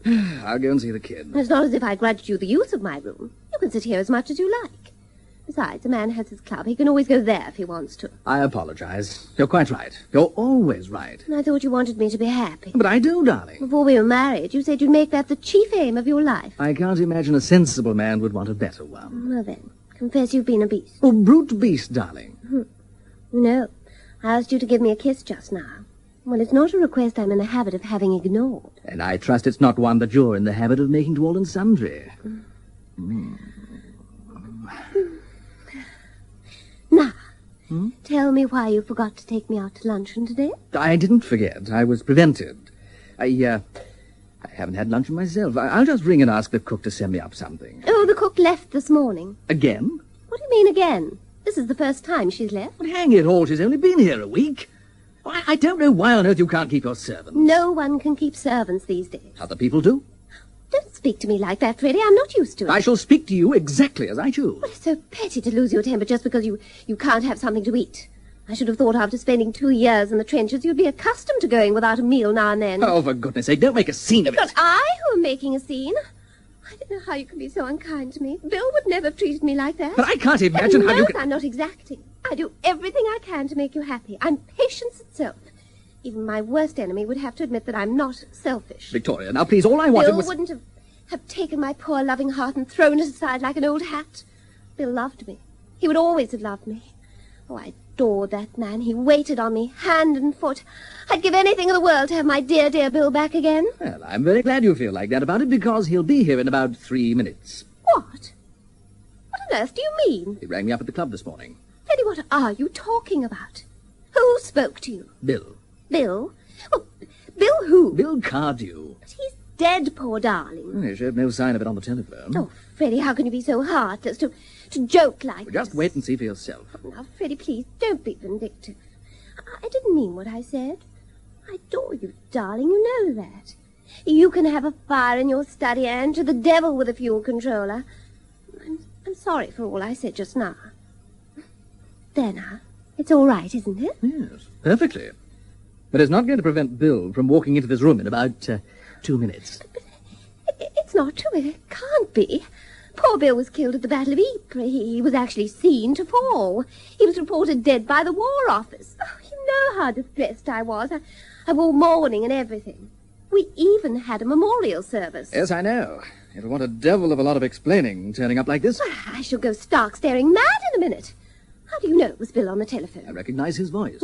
What did he say exactly? He said he was at Harwich Station and would be in London at 3:13, and would I break it to you? But that was before luncheon. Why didn't you come at once and tell me? Well, to tell you the truth, I was a bit shaken by then. I thought the first thing was to have a double whiskey and a small soda. And what did you do then? I sat down to think, and I thought steadily for a couple of hours. And what have you thought? Nothing. It's a devilish awkward position for me. For you? And what about me? I mean, after all, Bill was my eldest pal. May think it rather funny that I've married his wife. May think? Do you mean you haven't told him? No. He's coming here under the impression that I'm his wife? Yes. But why on earth didn't you tell him at once? It was the only thing to do. Well, it just didn't strike me at the moment. Besides, it's rather a delicate thing to say on the telephone. Well, someone must tell him. I've come to the conclusion that you're the person to do it. Oh, no, I'm not going to deal my darling Bill this bitter, bitter blow. Anyway, it's not my province. Now, darling, you've got so much tact. I never knew anyone who could deal with a delicate situation as you can. You're so sympathetic, and you've got such a wonderful tenderness. No. There's only one way to deal with this. You just take him by the arm and you say, "Look here, old man, the fact is..." No good, Victoria. By George, here he is. Oh, no, I haven't even parted my nose. Fortunately, I have no personal vanity. Oh, where's that powder puff? Where's my lipstick? Hello. Well, here we are again. Bill! Well, was I right? I can hardly believe my eyes. Now, give me a kiss, old lady. Well, Freddie, old man, how's life? A1, thanks. Are you surprised to see me? A little. In fact, a good deal. You've neither of you said you were glad to see me. Yes, of course we're glad, Bill, darling, yes. Tactful of me to get old Freddie to come round and break the news, don't you think, Victoria? Yes, darling. And exactly like you. It's just like old times to hear you calling me darling every other minute. It's one of Victoria's favourite words. You know, I nearly didn't warn you. I thought it would be rather a lark to break in on you in the middle of the night. You what? I'm just as glad you didn't do that, Bill. What a scene, my word. The Sleeping Beauty on her virtuous couch. Enter a man. Shrieks from the Sleeping Beauty. It is I, your husband. Tableau. Oh, he really is a little lamb, Victoria. Who's that? Who the devil do you think it is? The language. And the voice. Bill Cardews. Who is this man? Well, I may be a bit thinner. Don't you come near me or I shall scream. I was only going to kiss you. Oh, take him away. Victoria, who is that man? Well, Mrs. Shuttleworth, it's Bill Cardew. But he's dead. He doesn't seem to know it. Oh, it's a horrible dream. Of course he's dead. That man's an imposter. Shall I show you the strawberry mark on my left shoulder? I tell you, Bill Cardew's dead. Prove it. Prove it? The War Office announced it officially. Victoria went into mourning. Why, we had a memorial service. Fully choral. Yes. Did you have a memorial service for me, Victoria? Oh, that was nice of you. I say, old man, we don't want to hurry you, but we're all waiting for some sort of explanation. Well, I was coming to that. I was just giving you time to get over your first raptures at seeing me again. Well, have you got over them? I can only speak for myself. I was wounded at Ypres. Badly wounded. Yes, a fellow saw you fall. Said you were shot through the head. Just stopped a minute and saw you were killed and went on. Well, I wasn't. I was eventually picked up and taken to Germany. Next thing I knew, I was in hospital. And my memory had completely gone. Very strange. But your memory came back. Yes, gradually. It only returned fully shortly before we were released. Well, couldn't you have written then? They said I'd arrived before a letter or even a telegram. Well, I suppose it is possible. Well, I'm not dead, as you can see. And what's more, I propose to live for another 40 years, if not 50. Now, I wouldn't mind getting out of these dirty clothes and into something decent. I'll just go through to my dressing room. I remember I had a blue serge suit that was rather dressy. Oh, wait a moment. I've put all your clothes away. Where? In camphor. You can't put them on until they've been well aired. Oh, well, I suppose I can... I say, is that the kid? What's his name? Well, don't you remember just before you went away, you said you'd like him called Frederick if he was a boy? Yes, I did. But you said you'd made up your mind to call him Lancelot. Yes, well, when I thought you were dead, I felt I must respect your wishes. Of course, I asked Freddie to be godfather. Has the old ruffian been a standby to you while I've been away? I have seen a good deal of him, yes. I felt you were safe with him, you know. He's a brick. I say, spare my blushes. He was very kind to me during my bereavement. Dear old chap. I knew you were a tower of strength. I did what I could, you know. Oh, don't be so modest about it all. Well, I'm going along to the nursery to make his lordship's acquaintance. Oh, something's got to be done. Yes, but what? Oh, Freddie, think of something. I don't know what to do. Well, you've got to do something, even if it's only something stupid. The only thing that occurs to me is to stand on my head. Hey, Victoria, I think we've been done. Oh, dear. That child, upon my soul, there's not much of him for a 2-year-old. That baby was 4 months last Tuesday. 4 months? So you've been busy in my absence, Victoria? Freddie, for goodness sake, explain. Don't just stand there with your mouth open. The fact is, you've made a rather absurd mistake, Bill. You've been away so long that naturally there's a good deal you don't know. Such as? Well, that infant you saw isn't your son. I had a sort of suspicion that he wasn't. The fool. Well, who the deuce is the father? Well, in point of fact, I am. You? You don't mean to say you're married? Yes. Lots of people are. In fact, marriage has been quite a thing during the war. Well, I'm jolly glad to hear it, old man. I knew you'd be caught one of these days. You were a wily old bird, but... well, we all come to it. My very best congratulations. Thanks, that's awfully good of you. I'm staying here, you know. Oh, are you? First rate. Is your missus here, too? It's rather difficult to explain. Oh. Don't tell me she's only got one eye. Look, can't you guess why I'm staying here? No. You don't mean you've married Victoria's mother? Oh, good gracious. Well, no, not exactly. What do you mean by not exactly? I hope you haven't been trifling with the affections of my mother-in-law. Oh, do I look as if I were the mother of that baby? We live in an age of progress. One should keep an open eye about things. You misunderstand me, Bill.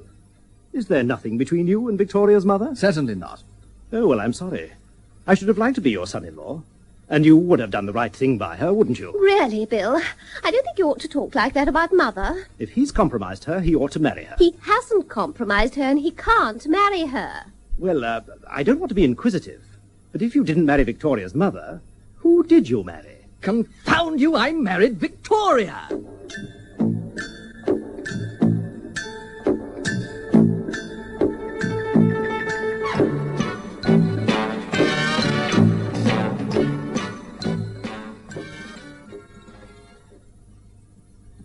It's hello to Mrs. Felicity Usher, known as Flick. Hello, Flick. Hello, Mr. John. Tell me, Flick, what's the biggest wash day challenge that you could possibly imagine? My son's white shirts. Quite honestly, I think he's the dirtiest boy in the school. Really? Now, if I gave you a challenge, just one chance to get these dirty white shirts of your son's perfectly white again, how would you do it? I'd use surf, because surf contains super glue. I think it's most important that white clothes should be white and not grey and grubby looking. And to look smart, they must be white. Obviously, whiteness is very important to you. Yes, definitely. Yes, like Flick, most housewives I've challenged trust the experienced one, Surf with Super Blue for perfect whiteness. Gosh, Mary, you're lucky to have such a hard-working servant. What do you mean? I haven't got a maid. Well, how on earth do you manage to keep your floors so clean and shiny? Ah, that's easy. I use Dual. Dual? Yes, Dual, the self-shining floor cleaner. It's so easy because Dual cleans and polishes in one go. How do you mean? Well, Dual lifts all the dirt out of the floor and dries to a bright, long-lasting shine, all by itself. So when you use Dual, you don't have to worry about polishing? No, Dual cleans and polishes in one go.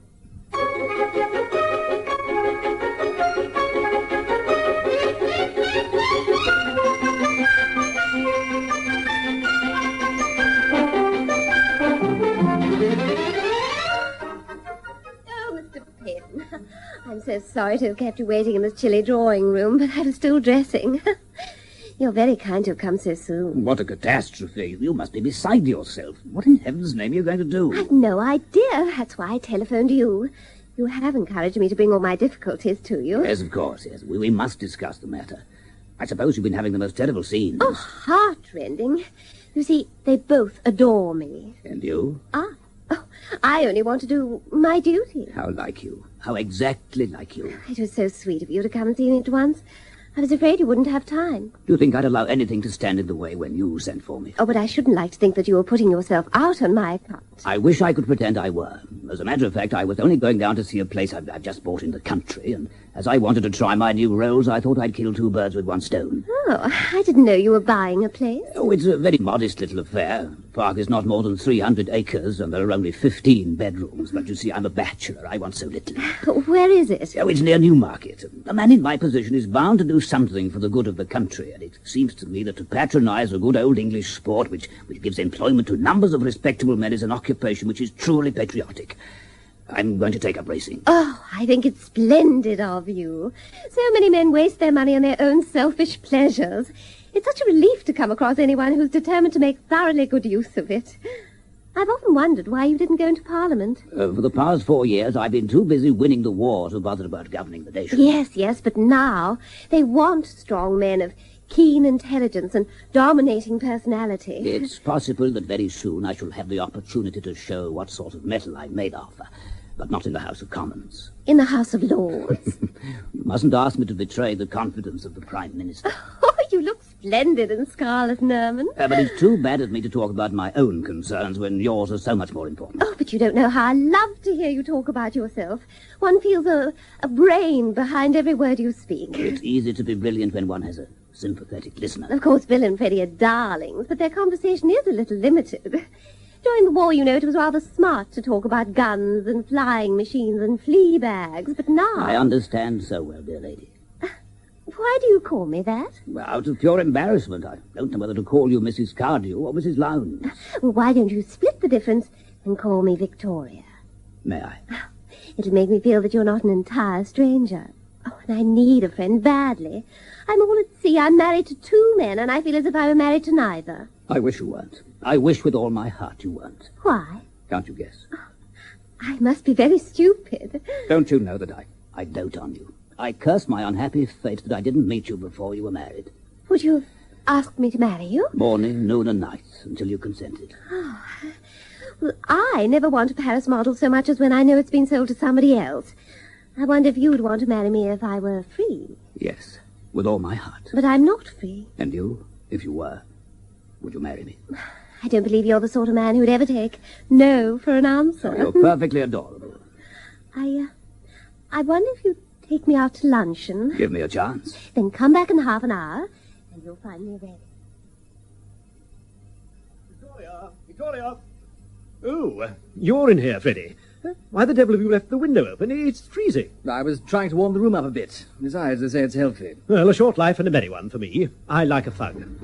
Well, that won't make it any warmer. I tried that. You silly ass. Oh, why didn't you light the fire? But don't be so darned unpatriotic. You can't have a fire in the drawing room. Victoria must have one in her bedroom so that I... Where the devil did you get that suit? Rather saucy, I flatter myself. Victoria sent it in for me. Well, she needn't have sent you the only new suit I've had since the war. I think that's a bit thick. Well, I couldn't go round in the dirty old thing I arrived in. Well, if you'd had the decency to ask me, you might have had this suit I've got on. Oh, thanks, but I don't altogether like that one. It's a bit baggy at the knees. You're very much mistaken if you think you're going to wear all the new clothes and I'm going to wear all the old ones. If you're going to be shirty about it, where the devil did you get that type in? Victoria gave it to me on my birthday. Yeah, well, it's mine. She gave it to me on my birthday first. And where did you get those cufflinks? Those? Oh, Victoria gave them to me as a Christmas present. Oh, did she? Well, she gave them to me as a Christmas present before she gave them to you. You jolly well take them off. I'll see you blowed first. At your death, you left everything to her in your will. If she chose to give them to me, it's no business of yours. Well, I'm not going to argue about it, but I think it's dash bad form to swank about in a dead man's jewellery. By the way, did you ever have a hammered gold cigarette case? Rather. That was Victoria's wedding present to me. Did you get it too? Thrifty woman, Victoria. I say, unless I have a fire, I shall turn into the Albert Memorial. Well, it's all late. Apply a match and see what happens. I think I will. Here are some matches. Oh, thanks. There. But now I can take my overcoat off. You know, Victoria will be furious. Oh, that's your lookout. You'll have to take the responsibility. Me? But it's nothing to do with me. You're the master of this house. Not at all. I am but an honoured guest. Oh, no. The moment you appeared, I sank into insignificance. My dear fellow, where did I sleep last night? In the spare bedroom. That proves conclusively that I'm a guest and nothing more. Nonsense. Where the devil do you think I slept? Down here. Oh, why on earth did you do that? You were perfectly sober when I went to bed. Victoria said I couldn't sleep in the next room to hers now that you were back. Oh, well, I dare say you made yourself very comfortable on the sofa. Look at the darn thing. By the way, why has all the furniture been changed? Well, Victoria had the room redecorated after you were killed. It had too many old associations.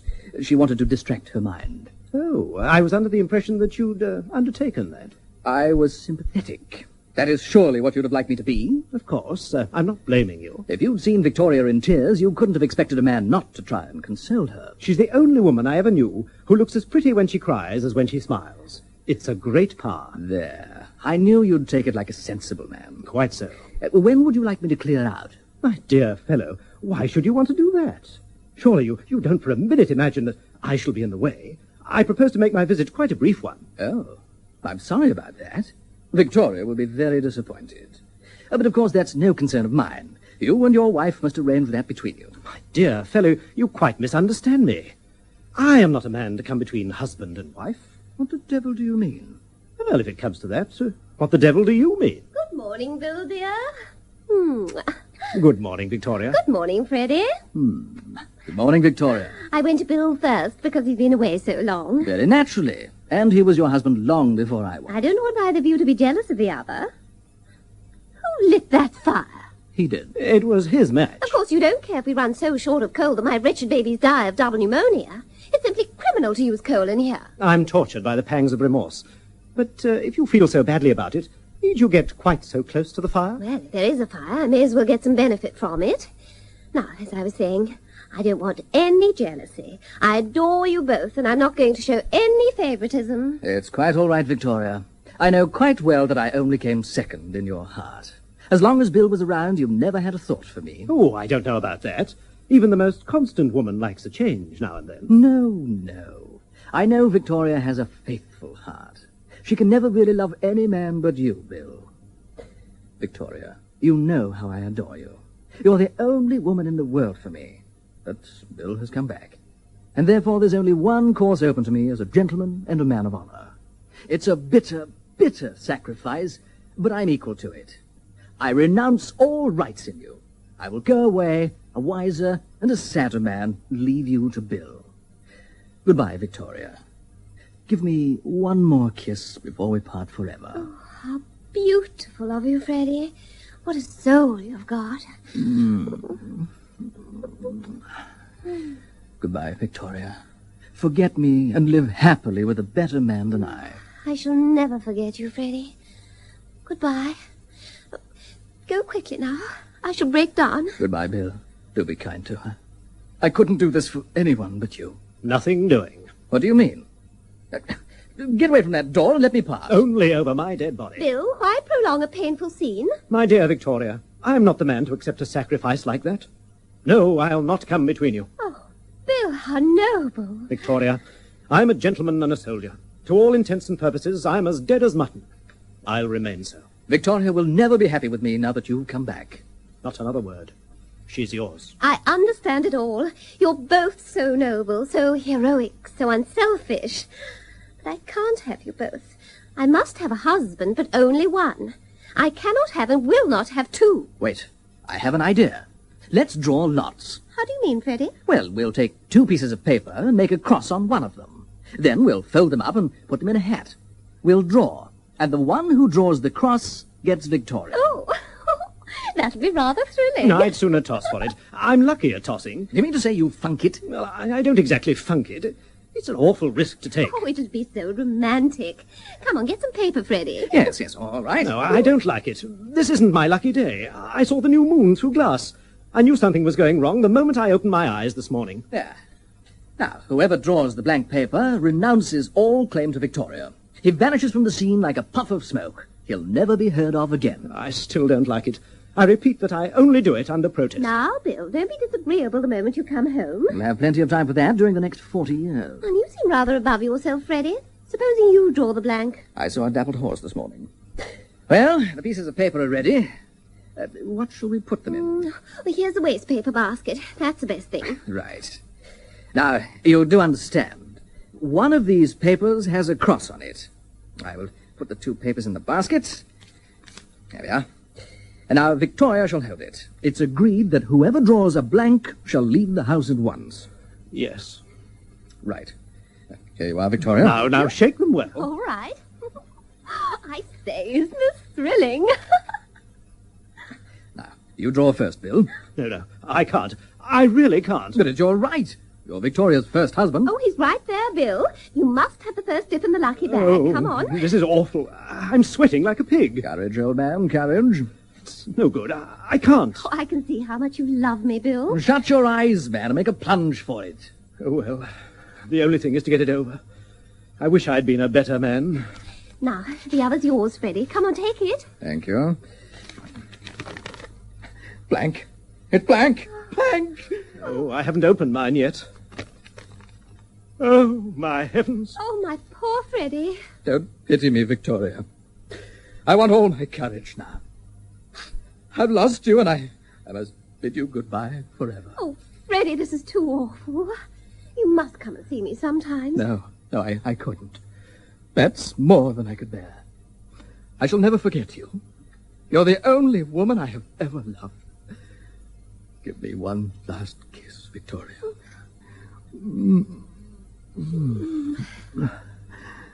Goodbye. Before you go, you might just let me have a look at that other piece of paper. The one with the blank on it. Why do you want to see it? Just curiosity. Now, really, Bill. I don't know how you can be so heartless, giving way to curiosity when my heart is breaking. Anyway, I threw it on the fire. Oh, no, you didn't. You put it in your pocket. I've had enough of this. Can't you see that I'm a desperate man? Not half so desperate as I am. If you don't give me that piece of paper quietly, I'll take it from you. Go to blazes. Come on, give it up. What is the matter? Have you both gone mad? I'll make you. Here, don't you touch me. Now, will you give it up? Let go of my arm. You're twisting. Yes, and I'll break it if you don't give me that paper. Ow, you devil. Stop it. All right. You can have it. That's better. Hand it over now. There you are. I don't know how you can call yourself a gentleman. You dirty dog. Oh, what's the matter? Well, look at that. It's got a cross on it. They both had crosses on them. But I don't understand. Don't you? He was making quite sure that I shouldn't draw a blank. What? I did it for your sake, Victoria. I knew that your heart was set on Bill. Only you couldn't bear to hurt my feelings, so I thought I'd make it easier for you. Oh, that was just like you, Freddie. You have such a charming nature. It almost brings tears to my eyes. Oh, now that's the baby. I must go and see where Nanny is. Now, don't say anything important till I get back. How did you guess? You were so devilish calm about it. That was the calm of despair. One might almost think you didn't want Victoria. Bill, old chap, you know I'm not the sort of man to say a word against my wife. Nor am I the sort of man to listen to a word against mine. But hang it all, if a fellow can't discuss his wife dispassionately with her first husband, who can he discuss her with? I can't imagine, unless it's with her second. Tell me what you really think of Victoria. The sweetest little woman in the world. No man could want a better wife. She's pretty. Charming. Delightful. I confess that sometimes I've thought it hard that when I wanted a thing it was selfishness, and when she wanted it was only her due. I did sometimes wish I could call my soul my own. The fact is, I'm not worthy of her, Bill. As you so justly said, no man could want a better wife. No, you said that. But I'm fed up. If you'd been dead, I'd have seen it through like a gentleman, but you've turned up, so now it's over to you. No. Look here, there's only one thing to do. She must choose between us. I'd rather toss for it. I'm not going to risk anything like that. I've had enough of your hanky-panky. I thought I was dealing with a gentleman. Here she's coming now. Oh, Freddie, this is too much. Nanny's given notice. What? So I've telephoned Mother to come and fetch the children. Well, that's all right, then. No, all the other servants are leaving too, right now. Oh, well, that's a bit thick, I must say. Oh, I've done everything in the world for them. And now to walk out like this. They're following the example of that wretched cook, of course. Oh, well, Freddie and I will do the housework and cooking until you get some more. But there's one thing, Victoria. Yes? Well, we've decided there's only one thing to be done. You must choose between us. Oh, how can I? I adore you both. Besides, there's nothing to choose between you. And I don't want to hurt anyone's feelings. No, you must decide. Now, take a good look at us, Victoria, and say which of us it's to be. To tell you the truth, I don't see why it should be either. What? Hang it all, it must be one or the other. I think no one can deny that since the day I married you, I've sacrificed myself in every mortal way. I've worked myself to the bone to make you comfortable. Very few men have had such a wife as I've been to both of you. But one must think of oneself sometimes. How true. Well, the war's over now, and I think I've done my bit. I've married 2 dear souls. Now I want to marry a Rolls Royce. But I thought you adored us. Well, you see, I adore you both. It's 6 of one and half a dozen of the other, and the result is... a washout. Hang it all, I think it's a bit thick. Do you mean to say that you fixed up to marry somebody else behind our back? Oh, you know I wouldn't do a thing like that, Freddie. Well, I don't get it. My dear Freddie, have you ever studied the domestic habits of the unicorn? We're afraid our education was very much neglected. The unicorn is a shy and somewhat timid creature, and it's impossible to catch him with the snares of the hunter. but he's strangely impressionable to the charms of the fair sex. When he hears the frou-frou of a silk petticoat, he forgets his native caution. In short, a pretty woman can lead him by the horn. Oh, Victoria, dear, I've come for the children. Oh, and Mr. Peyton is downstairs. Did he come in a Rolls-Royce? Why, yes. I'll come down at once.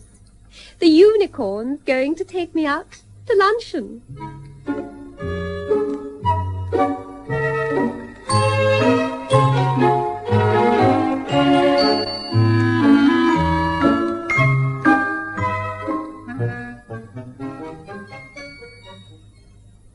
New Skip is the best powder for automatic washing machines. Ask any manufacturer about Skip's low-lather formula and how it works with his machine to give the best results. And ask any housewife about Skip's great new whitening power. It's true. My machine manufacturer recommended New Skip, so I tried it. And it's fantastic. New Skip has oxygen whiteners and gets my whites really white. And Skip is great for colors, too. Whichever program I use on my automatic washing machine, Skip gives me wonderful results. Yes, Skip is best for your clothes and your machine. That's why it's recommended by all 16 top manufacturers of automatic washing machines. Close-up toothpaste is for close-ups. Close up when you're kissing. Kissing. Close up when you're touching. Touching. Close up when you're smiling. Smiling. Yeah. Close up is for close up. When you're close to people, really close, you need new Close-Up toothpaste. Clear red or clear green mint. 2 whiteners clean your teeth their whitest white. A real mouthwash gives you fresh breath. Close-Up, it gets breath as fresh as possible and teeth as white as possible. Close up when you're kissing. Kissing. Close up when you're touching. Touching.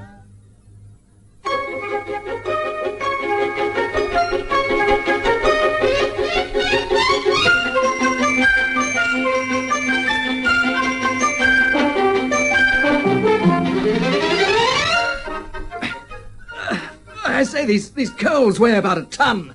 You might carry them up to the drawing room. I might, but I'm not going to. It isn't my work. I'm doing the cooking. You really can't expect me to do the housework as well. Are you doing the cooking? Looking round this kitchen, I don't see any sign of it. There's a lot of dirty dishes. I don't see why I've got to sweat my life out. You see, you have no organization. Housework's perfectly simple, only one must have organization. I have. That's my secret. I was a mug to say I do the housework. I might have known you'd freeze onto a soft job if there was one. I naturally undertook to do what I could do best. Cooking is an art. Any fool can do housework. Now just look nippy and get the table laid while I see to the potatoes. Is it luncheon or dinner? Well, I don't know yet, but we're having it down here in the kitchen because it's easier for dishing up. Organization again. What does Victoria say to that? Well, I haven't told her yet. She's in an awful temper this morning. Oh, why? Well, because the water in the bathroom wasn't hot. Wasn't it? You know very well it wasn't. You were too lazy to get up in time. So much for your organization. What do you mean? Well, ever since I've been at the War Office, I've heard fellows talking about organization, but I never could find anyone to tell me just what it was. It's beginning to dawn on me now. Well, what is it? Organization means getting someone else to do your job for you if you can, and if you can't, letting it rip. I really think it's too bad of you two. I've been ringing the bell for the last quarter of an hour. There are 2 men in the house, and neither of you pay the least attention. We were having an argument. Yes. Let me put it before you, Victoria. It has nothing to do with Victoria. I'm the cook, and I won't have anyone come interfering with my kitchen. You must do something, Victoria, or you'll get no luncheon. I shan't be here for luncheon. Why not? Because Mr. Lester Peyton has made me an offer of marriage, and I have accepted it. But you've got 2 husbands already, Victoria.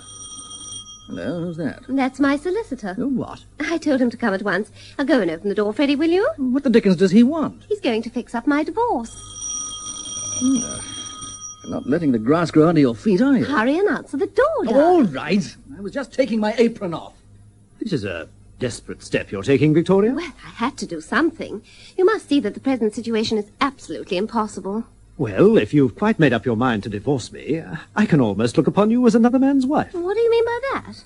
Only that I can make love to you without feeling a thundering ass. Oh, careful, they're coming. It would never do for my solicitor to find me in my husband's arms. It would be outrageous. How do you do, Mr. Raham? How do you do? Do you know my husband? I'm pleased to meet you, gentlemen. I dare say it will facilitate matters if I am told which of you is which and which is the other. Well, this is Major Cardew, my first husband, and this is my second husband, Major Lowndes. That makes it quite clear. How do you do? How do you do, Major? How do you do, Major? Interesting coincidence. Both majors. I suppose Mrs. Lowndes has put you in possession of the facts, Mr. Raham. I think so. We had a long talk in my office yesterday. She is determined to divorce you both. I've told her that this is not necessary, since she is obviously the wife of only one of you. It's just as well to take no risks. But do I understand that you two gentlemen are agreeable? Speaking for myself, I'm prepared to sacrifice my feelings, deep as they are, to the happiness of Victoria. Very nicely and feelingly put. And you, sir, will you give this lady the freedom she desires? Yes, of course, certainly. Well, so far so good. Now, it will save time and trouble if we get up the case against both of you in the same way. Since neither of you will defend the case, there is no need for you to go to the expense of legal advice, and so I propose to go into the whole matter with you now. You can feel quite easy about taking Mr. Raham's advice. He's arranged more divorce cases than any man in England. You must be a very busy man. I assure you, Major, I'm one of the busiest men in London. Well, I will come to the point. In this country, if a couple, for reasons which merely concern themselves, wish to part company, a husband needs only to prove adultery to divorce his wife. But the English law recognizes the natural polygamy of man, and so when a wife desires to divorce a husband, she must prove, in addition, cruelty or desertion. Now, do you wish the cause of offence to be cruelty or desertion? Well, personally, I should prefer desertion. Certainly. I should very much dislike being cruel to Victoria. And you know, I could never hurt a fly. Well, then we'll settle on desertion. I think myself it is the more gentlemanly way, and besides, it is more easily proved. I will arrange it all by means of letters. An application for the restitution of conjugal rights will be made, and then 6 months later we shall bring an action for divorce. 6 months later? But when will I be free, then? In about a year. Oh, but that won't do at all. I must have my freedom by, before the racing season ends at all events. Oh, as soon as that? Well, the Derby, if possible. Certainly by the 2,000 guineas. Yeah, in that case, it will have to be cruelty. It can't be helped. They'll have to be cruel. I don't like the idea, Victoria. Try and be a little unselfish for once, darling. I'd never strike a woman. If I don't mind, I don't see why you should. Cruelty has its advantages. If it's properly witnessed, it has a convincing air which desertion never has. My mother will swear to anything. Servants are better. The judges are often unduly suspicious of the mother-in-law's testimony. But you can leave it safely to me. I've devised my own system and have never known it to fail. I always arrange for 3 definite acts of cruelty. First at the dinner table... perhaps we could leave the principle for the time being and go into the details later. Very well, but let us pass to the last point. Trivial in itself, but essential in order to satisfy the requirements of our English law. Adultery. That, I think, you can safely leave to us. With the price of a supper in my pocket and an engaging manner, I'm prepared to supply all the evidence you want. I am shocked and horrified by your suggestion. Do you expect a man in my position to connive at immorality? Immorality? Well, there must be, shall we say, a soupçon of it, under normal circumstances. Not at all. I always arrange this part of the proceedings with the most scrupulous regard to propriety. I shall arrange for both of you to come to my office and meet a certain lady. What's she like? A most respectable person. I have employed her in practically all the fashionable divorces of the last 15 years. You amaze me. Does she make money by it? Oh, sufficient for her simple needs. She charges only 20 guineas for her services. Well, I'm sure I could get it done for less. And not by a woman of refinement. Oh, well, with most of us, it's only once in a lifetime. Well, I will proceed. You will fetch this lady at my office and drive with her to the Hotel Majestic, where you will register as husband and wife. You will be shown to a suite of rooms which I shall engage for you, and supper will be served in the sitting room. You will partake of this, and you will drink champagne. I should like to choose the brand myself. I have no objection to that. Thanks. Then you will play cards. Miss Montmorency is a wonderful card player. She has not only an unparalleled knowledge of all games for two, but she can do a great number of tricks. In this way you will find the night pass without tediousness, and in the morning you will ring for breakfast. Well, I'm not sure I'll have much appetite for it. Sounds like the devil of a beano. I should like to see her first. Come to think of it, I'd like to see her too. Men are so weak. I'd be much easier in my mind if I'm sure these poor boys won't be led astray. Well, that's easily arranged. I have Miss Montmorency with me. She's waiting in a taxicab at the door. Is she that sort of person I should like to meet, Mr. Raham? Oh, a perfect lady. She comes from one of the best families in Shropshire. Oh, well, go and fetch her, Freddie. Very well. Do you mean to say that with this evidence you'll be able to get a divorce? No doubt of it. I've got hundreds. Well, I'm only a soldier, and I dare say you'll not be surprised that I find it difficult to believe. Brandy. What's the matter? Is this the way? You'll soon see. Come straight in, Miss Montmorency. Make it a big one, and have one yourself, too. Ah, Miss Montmorency. But this is the kitchen. Oh, I see what you mean. Let's have another. I'm afraid it's the only room in the house that's habitable at the moment. Yes, Miss Montmorency, Mrs. Frederick Lowndes. I'm charmed to make your acquaintance. The injured wife, I presume? Yes. So sad. I'm afraid the war is responsible for the rupture of many happy marriages. I'm booked up for weeks ahead. So sad. Do sit down, won't you? Thank you. And now, which of these gentlemen is the erring husband? Well, they both are. Oh, really? And which are you going to marry after you've got your divorce? Neither. But I naturally concluded that one was the husband you are discarding, and the other the husband you are acquiring. The eternal triangle, you know. In this case, the triangle is four-sided. Oh, how very peculiar. I don't want you to think I've been at all careless, but the fact is, through no fault of my own, they're both my husbands. Oh, really? How very interesting. And which are you divorcing? I'm divorcing them both. Oh, I see. Oh, very sad. But I think I ought to tell you at once that I shouldn't like to misconduct myself. I use the technical expression with both these gentlemen. Oh, we shall be generous, Miss Montmorency. I have to think of my self-respect. One gentleman is business, but two would be debauchery. Mrs. Lowndes is anxious to put this matter through as quickly as possible. Well, I dare say my friend, Mrs. Onslow Jarvis, would oblige if I asked her as a personal favour. Are you sure she can be trusted? Oh, she's a perfect lady. The widow of a clergyman, and she has 2 sons in the army. Unless we can get Miss Montmorency to reconsider her decision, I'm afraid we shall have to put up with Mrs. Onslow Jarvis. I am adamant, Mr. Raham, adamant. Well, I'm all for Mrs. Onslow Jarvis, personally. Then you fall to me, Major. I didn't quite catch your name. Cardew. I hope you play cards. Sometimes. Oh, it's such a relief to find a gentleman who's fond of cards. Otherwise, I suppose the night seems rather long. Oh, not to me, you know. I'm such a student of human nature. But my gentlemen begin to grow a little restless when I've talked to them for 6 or 7 hours. I can hardly believe it. One gentleman actually said he wanted to go to bed. But of course I told him that would never do. Forgive my asking. You know what men are. Do they never attempt to take liberties with you? Oh, no. If you're a lady, you can always keep a man in his place. I can assure you, Miss Montmorency, that you need have no fear that I shall take advantage of your delicate position. Of course you will divest yourself of none of your raiment. On the contrary, I propose to put on an extra suit of clothes. I'm sure we shall have a delightful night. And I know you, Major... Lowndes. I'm sure, Major Lowndes, you'll like Mrs. Onslow Jarvis.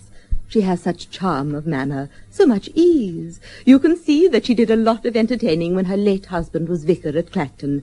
They have a very nice class of person at Clacton. Yes, I shall be charmed to meet her.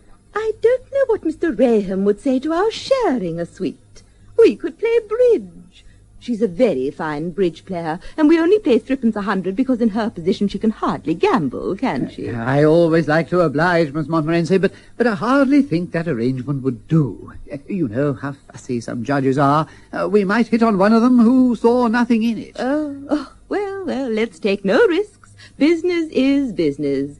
It must be you and me alone then, Major Cardew. You will let me know in good time when you fix the fatal night. I'm very booked up just now. Of course, we'll do everything to suit your convenience, Miss Montmorency. And now, Mrs. Lowndes, as we've settled up everything, I think Miss Montmorency and I will go. I can't think of anything else. Goodbye, then. I am not going to say goodbye to you, Major Cardew, but au revoir. Believe me, I look forward to our next meeting. Good morning, Mrs. Lowndes, and good morning, Major Cardew. Shall I show you to No, we shall find our own way out. Goodbye, Mr. Raham. Goodbye. Goodbye. Well, This is a bit of all right you've let us in for, Victoria. Well, darling, it's the only thing I've ever asked you to do for me in all my life, so you needn't complain. I'll bear it like a martyr. The only thing left is for me to bid you goodbye. Already? You must understand, under the circumstances, it wouldn't be quite nice for me to stay here. Besides, without servants, it's beastly uncomfortable. I should go to Mother. Oh, your mother? Where else would you expect a woman to go in a crisis like this? And the children are there already, so, Won't you even stay for luncheon? Lester will give me a better one, I think. In any case, I realize it's a painful moment for both of you, and we shan't make it any easier by dragging it out. True. Goodbye, Bill. I forgive you everything, and I hope we shall always be good friends. Goodbye, Victoria. I hope this will not be, by any means, your last marriage. When everything's settled, you must come and dine with us. I'm sure you'll find Lester has the best wines and cigars that money can buy. Goodbye. And now, Freddie, it's your turn. Now that there's nothing more between us, you might give me back that tie pin I gave you. Here you are. Thank you. And there was a cigarette case. You've no doubt got it in your pocket. Take it. Thank you. They say jewelry's gone up tremendously in value since the war. I'll give Lester a cigarette case as a wedding present. You always do, Victoria. Men like it. Goodbye, Freddie, dear. I'll always have a pleasant recollection of you. Goodbye, Victoria. Would you like a taxi? No, thanks, I'll walk. I think the exercise will do me good. Wonderful woman. Yes, I shall never regret having been married to her. Now, Annabella, if we could just have a turn to the left. That's enough. Now, smile.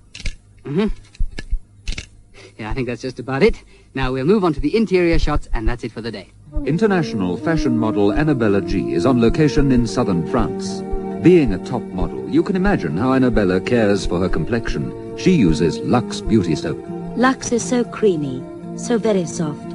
It cares for my complexion. I wouldn't use anything else. Like Annabella G, like beautiful women everywhere, choose the creamy, moisturizing lather of Lux to care for your complexion. Lux, a beauty treatment as you bathe. Gosh, Mary, you're lucky to have such a hard-working servant. What do you mean? I haven't got a maid. Well, how on earth do you manage to keep your floors so clean and shiny? Ah, that's easy. I use Dual. Dual? Yes, Dual, the self-shining floor cleaner. It's so easy because Dual cleans and polishes in one go. How do you mean? Well, Dual lifts all the dirt out of the floor and dries to a bright, long-lasting shine, all by itself. So when you use Dual, you don't have to worry about polishing? No, Dual cleans and polishes in one go. In tonight's Lux Radio Theatre presentation of Home and Beauty by W. Somerset Maugham, the part of Victoria was played by Margaret Milner Smythe, with Roger Service as Bill Cardew, her first husband, and Tony Wood as Freddie Lowndes, her second husband. As her mother, you heard Sheila Raymond Jones. John Simpson played the part of Lester Patton, and Peter Lee Hunt that of Mr. Raham, the lawyer. Miss Montmorency was played by Gillian Lomberg. Home and Beauty was adapted by Helen Cunningham, produced for Lux Radio Theatre by Rolf Jacobs, and directed by Delphine Lethbridge.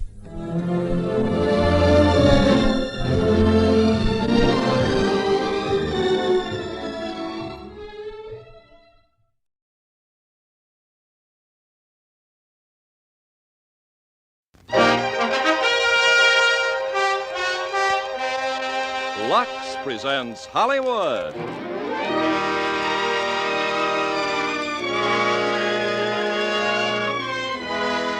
Lever Brothers Company, the makers of Lux Toilet Soap, brings you the Lux Radio Theater, starring Dana Andrews and Pat Crowley in War of the Worlds. Ladies and gentlemen, your producer, Mr. Irving Cummings.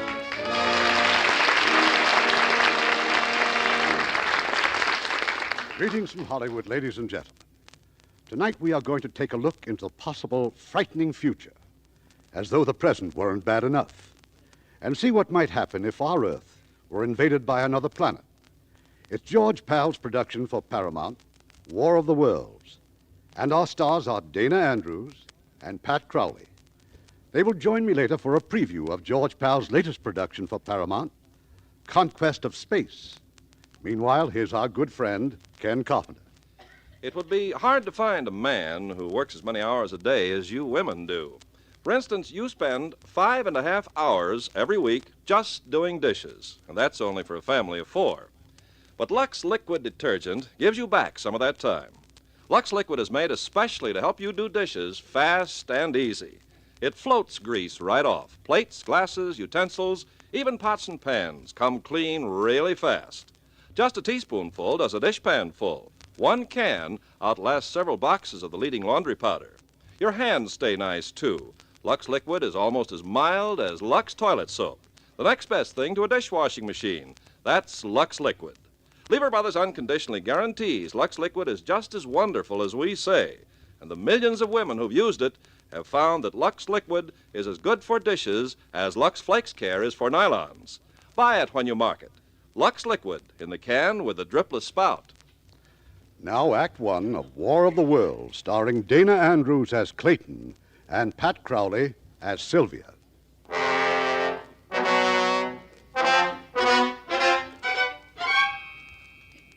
No one would have believed in the middle of the 20th century that human affairs were being watched keenly and closely by intelligences greater than man's.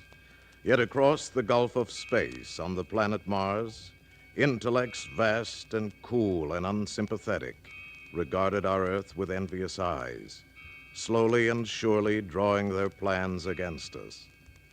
Mars is more than 140 million miles from the sun, and for centuries it has been in the last stages of exhaustion.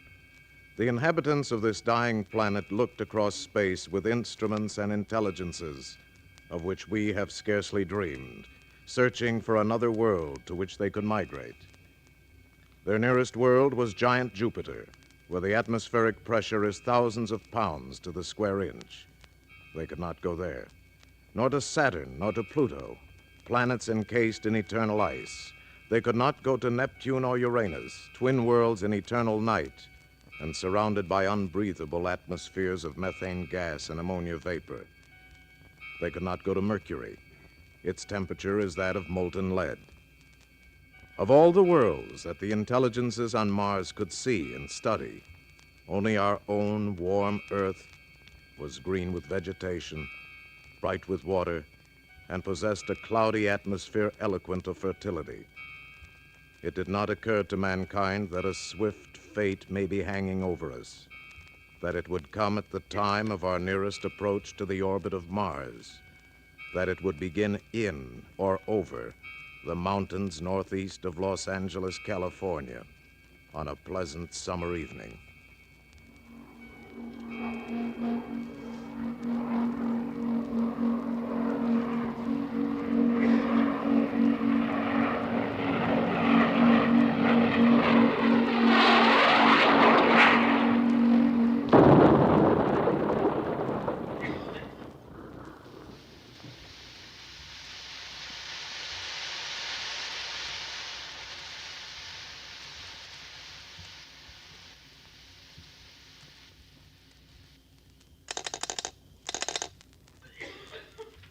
Claudio, this is Pine Summit Lookout. I got a smoke.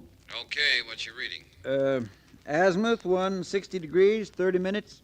Right where that meteorite just hit. Did you see it? Not me, but a couple of the guys did. Must have been a pretty big fireball. Big. I never seen anything like it. Hey, look, you better get a pump truck over there before the fire gets really going. Will do.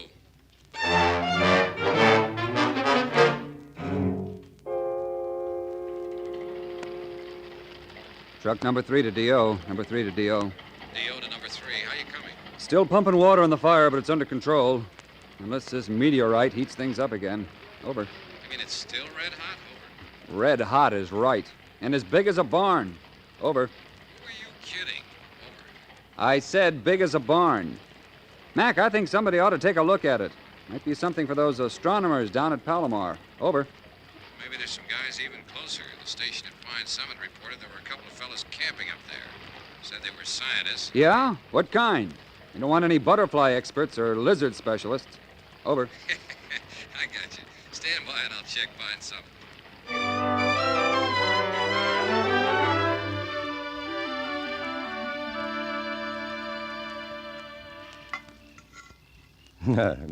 No butterflies or lizards. Just brook trout, yes. I'm Chief Fry Cook. They sure smell good, don't they? There's plenty if you'd like to join us. I'd like to, but I got to get back to Lookout. What I really meant was, didn't you two tell me you were scientists from Pacific Tech? Mm-hmm. Dr. Bilderbeck is one of the country's top biochemists. And he wouldn't know about meteors. That's your department, Clayton. The district officer phoned us at the summit. Wanted us to have an expert look at that meteor. Landed about 10, 12 miles from here, over by Linda Rosa. Well, I doubt we could tell much about it tonight. Probably won't be cool enough to touch for hours yet. Maybe not till morning. And in the morning, I'm due back at the lab. Well, that's what I was just thinking. All right, I'll stay over. Perhaps in the morning the district officer can fix me up with a lift to Linda Rosa. How about me? You? Sure. My relief's coming up first thing tomorrow morning. I'd kind of like to get a look at that meteor myself. Good. That's a deal. Professor? Yes? Those trout do smell awful good, don't they? Change your mind? Yeah. My wife always said my strongest point's my weakness.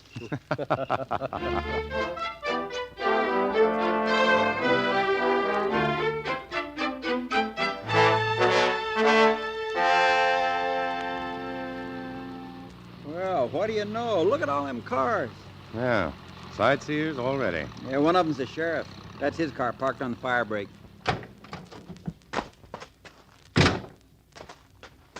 Aye. Fiddler, up here. Well, that ranger waving at us? Yeah, that's Smith. Coming! The meteor sure plowed the tops off those trees, didn't it? That's odd. They don't usually hit at such an oblique angle. Hey, Smith, where is it? Down here in the gully. That's it down there. Half buried under all that loose earth. Still smoking. You bet it is. You could fry eggs on it. Ooh, really is big as a house, isn't it? Hey, I wouldn't get too near that thing. It'll scorch you. Oh, thanks. I'll bear that in mind. Did you see it come down? Did I see it? Yes. My uncle and I were coming out of the movies last night just when it flashed across the sky. We heard the explosion when it hit here. That's what I don't understand. Why, a meteorite that size didn't make a bigger crater. Well, the ranger told us a scientist is coming over from Pacific Tech. He'll be able to tell you. He knows all about meteors. Oh, he does? Really? He's top man in astro and nuclear physics. Clayton Forrester. Well, you must have heard of him. It appears that you have.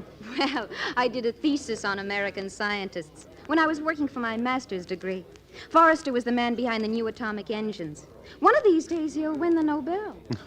He isn't that good. He certainly is. I think that if you knew him... I do know him.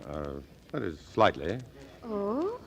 What's he like? I mean, as a man. Well, for one thing, when he goes hunting or fishing, he never shaves. After 4 or 5 days, he looks about as fuzzy as I do.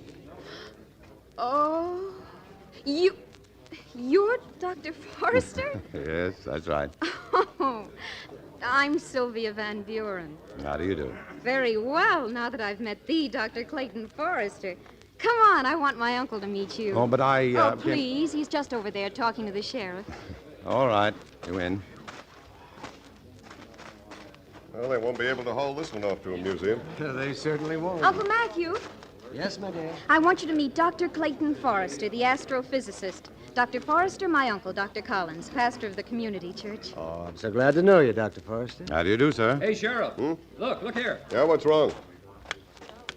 Borrowed this Geiger counter off a guy that just come out here looking for uranium. Listen to it. Mind if I try that a moment, Ranger? Oh, no, here you are. Oh, that's the point that pulled me toward the gully.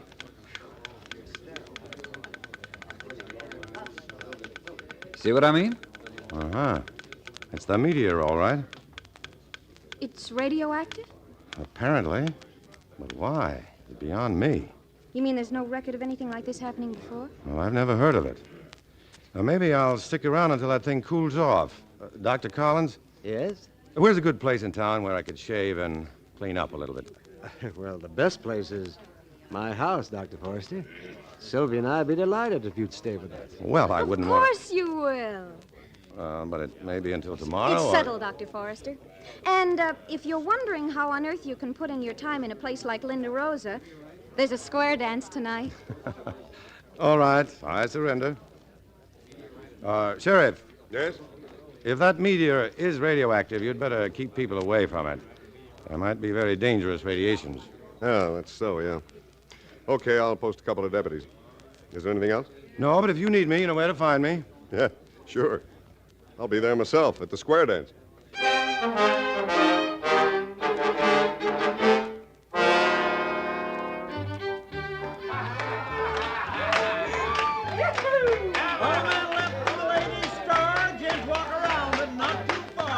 Having fun, Dr. Forrester? Sure. You know, dancing is something I don't get much time for. Why, you should make time. Don't your girlfriends like to dance? I don't have much time for them either, I'm afraid. Dr. Forrester. Oh, evening, Sheriff. I was just talking by radio phone to one of my deputies out at the meteor. He says it's pretty well cooled off. Good. Then we'll look at it again in the morning. All right. I'll call my deputies back and tell them to come on in. No tourists out there this time of night. And Saturday night is Saturday night, you know.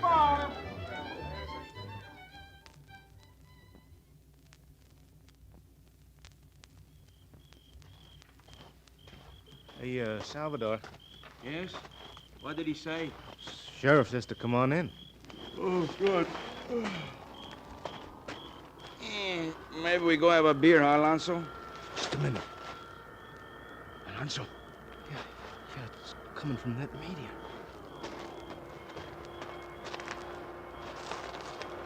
It's moving! Something is moving on top of it.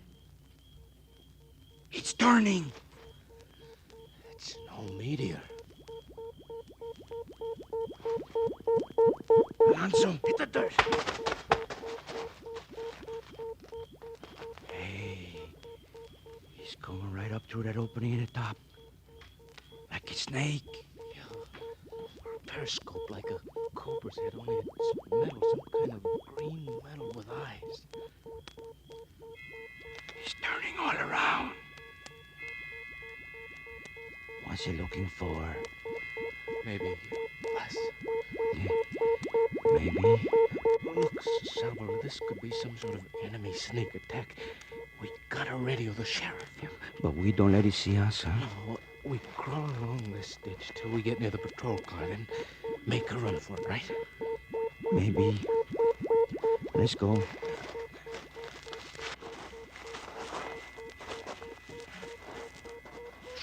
Quiet. It sees us. Run! We gotta run!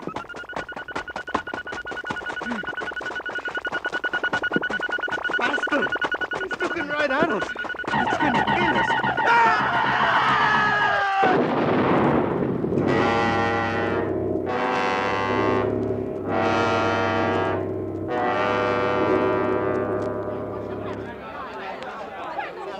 Hey, the lights! Who turned off those lights? Now, wait, don't get panicky, folks. Sylvia, Dr. Forrester. Yes, Uncle Manny. Over here, Dr. Collins.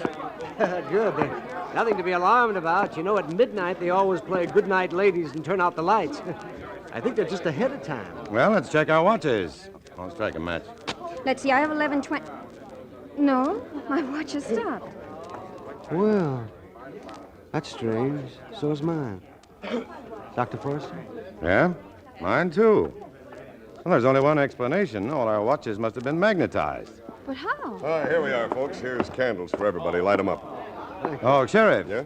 Do you happen to have a pocket compass? Pocket compass? For sure. May I see it, please? Yeah, right here. All right, now what? Well, just look at it. What? I'll be hanged, but that needle isn't pointing north. No, it isn't. It's pointing almost due west. Right to where that meteor came down. Sheriff?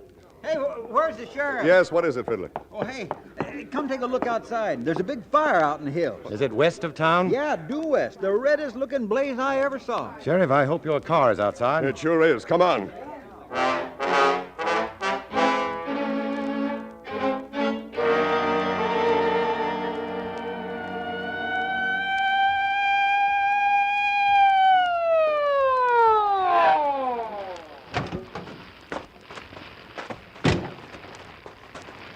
Well, there's the reason the lights went out. Power line's down. Yeah. It's funny. Alonzo and Salvador were going to go back into town, but there's their car right over there. Then they must still be around. Yeah. Alonzo! Salvador! Sheriff, turn your flashlight over there, along that ditch. Where? Right over there. Those two white mounds in the ditch. Are those ashes or... Good Lord. Oh. Nothing left but the outlines.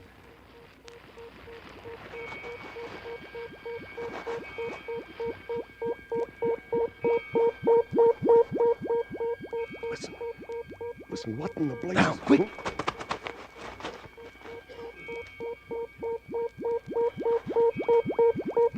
Did you see it?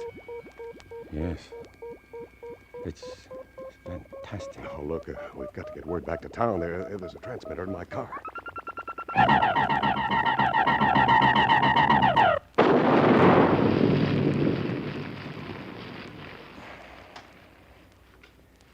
You had a car, Sheriff. But Forrester, what is it? What kind of a gizmo is that thing? Oh. Until a minute ago, I'd have sooner believed in fairies, witches, and ghosts. But now I think that gizmo is a machine from another planet. Forrester, look! Coming over those mountains there.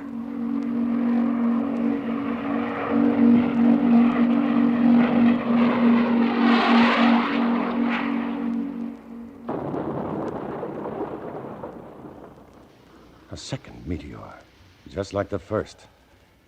Sheriff, we've got to get word to the military right away. Yeah, sure, but they'll never believe us. What will we tell them? Tell them the truth, that we're under invasion from outer space.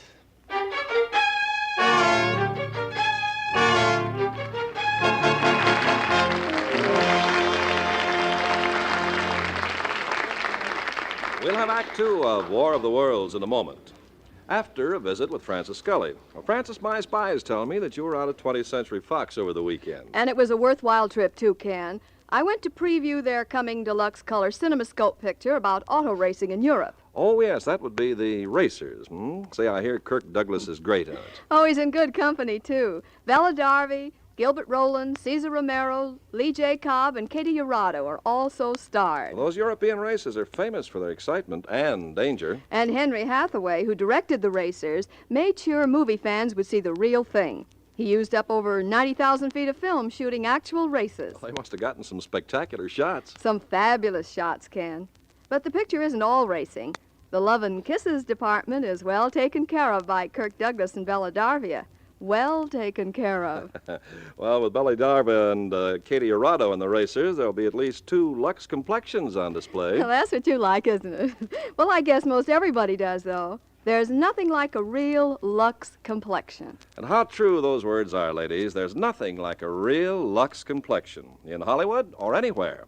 And it's true that 9 out of 10 movie stars like Bella Darvia and Katie Urado count on Lux toilet soap to help keep their complexions looking like a star's complexion should.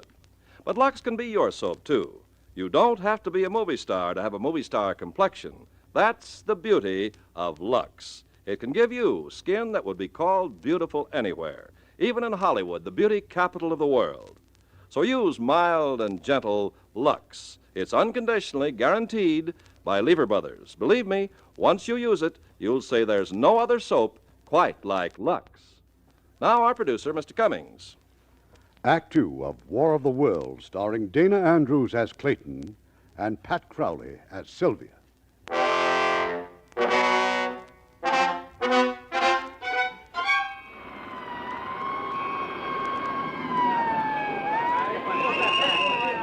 Get those half-tracks out of the way. Captain, I want the artillery replacements. All right, on the double there. Hey, here come the tanks! I send the area under the control of the United States Marines from El Toro Base. Colonel Ralph Hefner commanding. The gully where the machine landed is almost surrounded, and... Oh, there's the man we want to hear from. Dr. Forrester. Yes? Would you give us your opinion, sir? Are these meteor machines from Mars? Well, certainly from some planet other than our own. Directly into the microphone, please, Doctor. Well, if they are Martians, I'm sure the creatures that operate these machines must be quite uncomfortable in our heavier air and with the Earth's much stronger gravitational pull. What do you think they look like, sir? That's anybody's guess. We do know from animal evolution on this planet that it's possible they may have more than one brain, perhaps two or even more. And possibly they may even smell colors. Smell colors? Well, that's speculation, of course. Hey, Forrester. Yes? Colonel wants you in the command post. Oh, coming. If you'll excuse me, please. Certainly, sir. Ladies and gentlemen, that was Dr. Clayton Forrester, head of astrophysics at Pacific Tech, one of the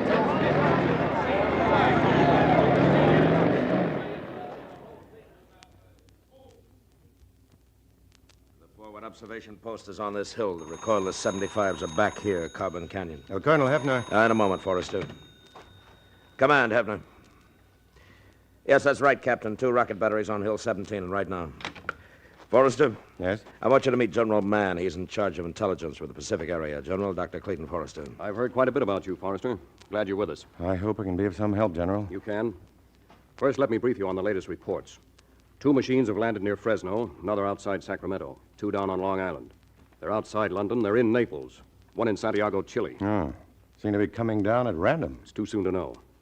But apparently that machine out there in the gully was the first down. The lead ship, maybe? Very likely. And the second one is exactly 2 miles due north. As I understand it, Forrester, you actually saw the first ship send out that destructive ray. Yes, I did. That was an intense heat and light. 2/3. Almost as powerful as the sun. Atomic power? Yes, Yes, I'd say so, of some sort. General. Yes, Colonel. That was a relay from the Pentagon. Santiago, Chile radios it's under attack. 2/3 of the city already destroyed. 2/3? Yes, sir. But nothing like that can happen here, sir. We're ready for them. Listen. Is that it? Yes. Let's get to the observation post now. Lights out. Cut all lights. Lights off. Lights off. Lights! Lights! Keep your head down, General. Now focus your field glasses between these sandbags. Yes. You see the gully? There's a greenish light glowing over it. Wait. Something's rising. Like a periscope? Yes. And beneath that, a greenish machine, almost round. Just floating there in the air without propellers or jets. It must be supported by some sort of rays. Probably a kind of magnetic flux. They must be keeping the opposing poles in balance, and that lifts the machine. There's a second machine. And a third. Dr. Forrester! Dr. Forrester! Miss Van Buren, what are you doing? Uncle Matthew insisted on coming, and I wouldn't let him by himself. Dr. Forrester, you've got to talk to him. Miss Van Buren... Please! You've got to stop him. He wants to go out and talk to those meteor What? machines. All right, take me to him. Uncle Matthew keeps saying we should try to make the Martians understand we're willing to be friends. If they give us a chance to be. I know. All But Uncle command Matthew posts, says it's his stand by duty the as a fire. minister, a man of God. Oh, where is he now? I left him right about here. Uncle Matt? Uncle Matt! Forrester, the machines are advancing. There's some fool out there walking to meet them. Oh, no. Uncle Matt! Uncle Matt! It's too late now. You can't save him.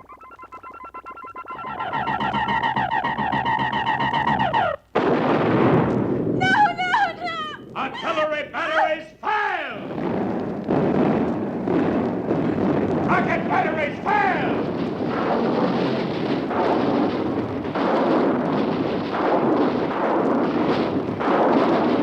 Cease fire! Forrester, they're still there. They're untouched. Yes. They've put up some sort of electromagnetic covering. A transparent dome that stops the shell. They're coming at us! All batteries, repeat fire!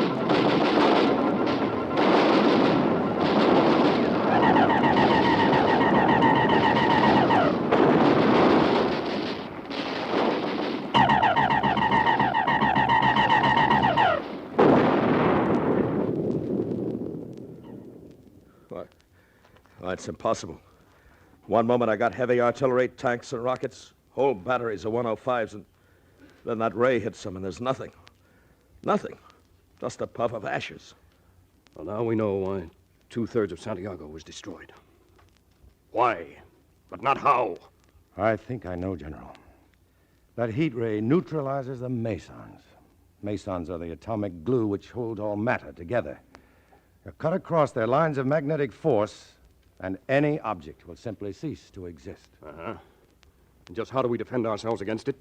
Not with shells and high explosives, I can tell you that. Take my word for it, General. You'd better talk to Washington about uranium and hydrogen bombs. Here they come. Here they come! Come on, let's get out of here. Everybody out! All commands pull back north of Highway 60 Tunnel Bunker! Come on, hurry it up! Everybody out!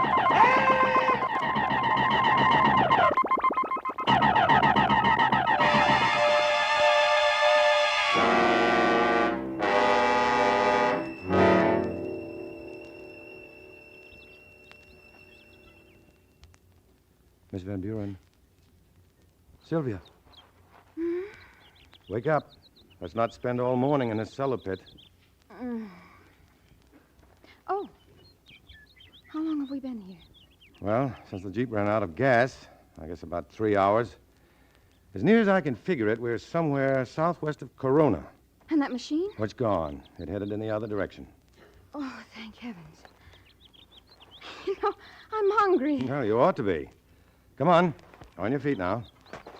There's a farmhouse across that field. Looked like the people took off in a big hurry. But maybe they left some food. Look, over the mountains. Yeah. A good old Air Force. They found one of the machines.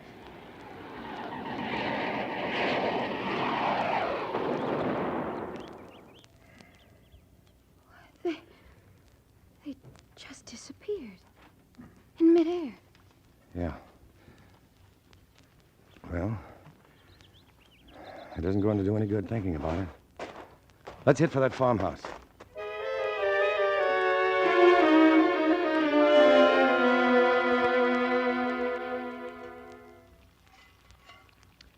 Uh-huh. There are times when there's nothing so beautiful, so soul-satisfying as bacon and eggs. And the people who lived here were so thoughtful to leave us some. Where's your plate? Right here.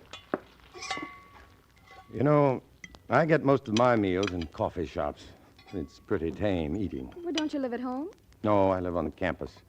You see, I haven't any family. Oh, I come from a big one. There's 9 of us, all in Minnesota except me. Well, Dr. Forrester?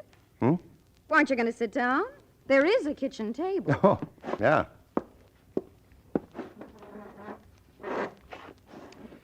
Well, a big family must be fun. I imagine it makes you feel, well, as if you belong to something. It does. Maybe that's why I feel kind of lost right now. Yeah, I know. But everything's going to be all right, Sylvia. Is it? Well, at least we've got to think that. Whatever they are, they murder everything they see. Everything that moves. We're helpless. Sylvia, every creature that has ever lived has had some sort of weakness. Not one of them has ever been invincible. And somehow, we'll find the weakness of these Martians. Some way to stop them. I hope so. I'll get the coffee. You know, I feel like I did one time when I was a little girl. I'd wandered off. I'd forgotten why. But I became awfully scared and lonely. Finally, I went to a church. I was afraid to go anyplace else. I stayed right by that door, praying for the one who loved me best to come by and find me. It was Uncle Matthew who found me. I'm awfully sorry about him. Oh, I loved him very much. Oh, I could bawl my head off. But you're not going to. You're not the kind. What kind am I? The brave kind.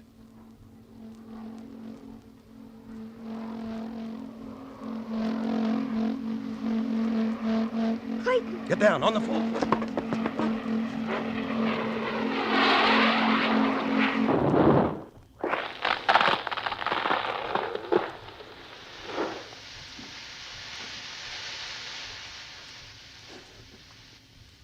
Sylvia? Sylvia, Yes, Clayton? are you all right? Yes. Sounds right outside the kitchen. It is. Sylvia, I've got to get a look at them. Oh, no. No. Shh. Don't you see? This is the first chance any human has had to get a real close-up of them. If I can tell General Mann and our scientists what kind of beings we're dealing with... All right.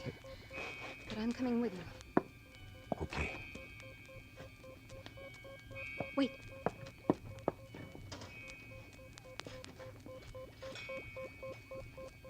Take this. What good is a carving knife? Maybe none, but take it.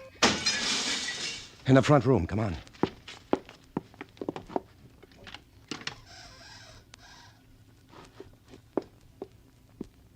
See anything?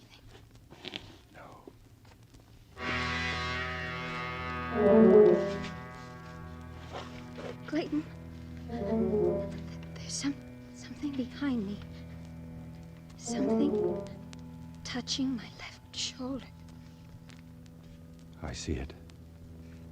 Don't move. The knife. Don't move.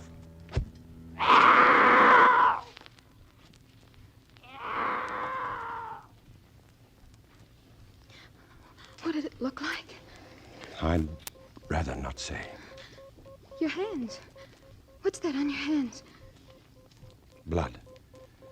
Martian blood. Sylvia. Sylvia, stop it. Stop it. Clayton! Come on, run for it.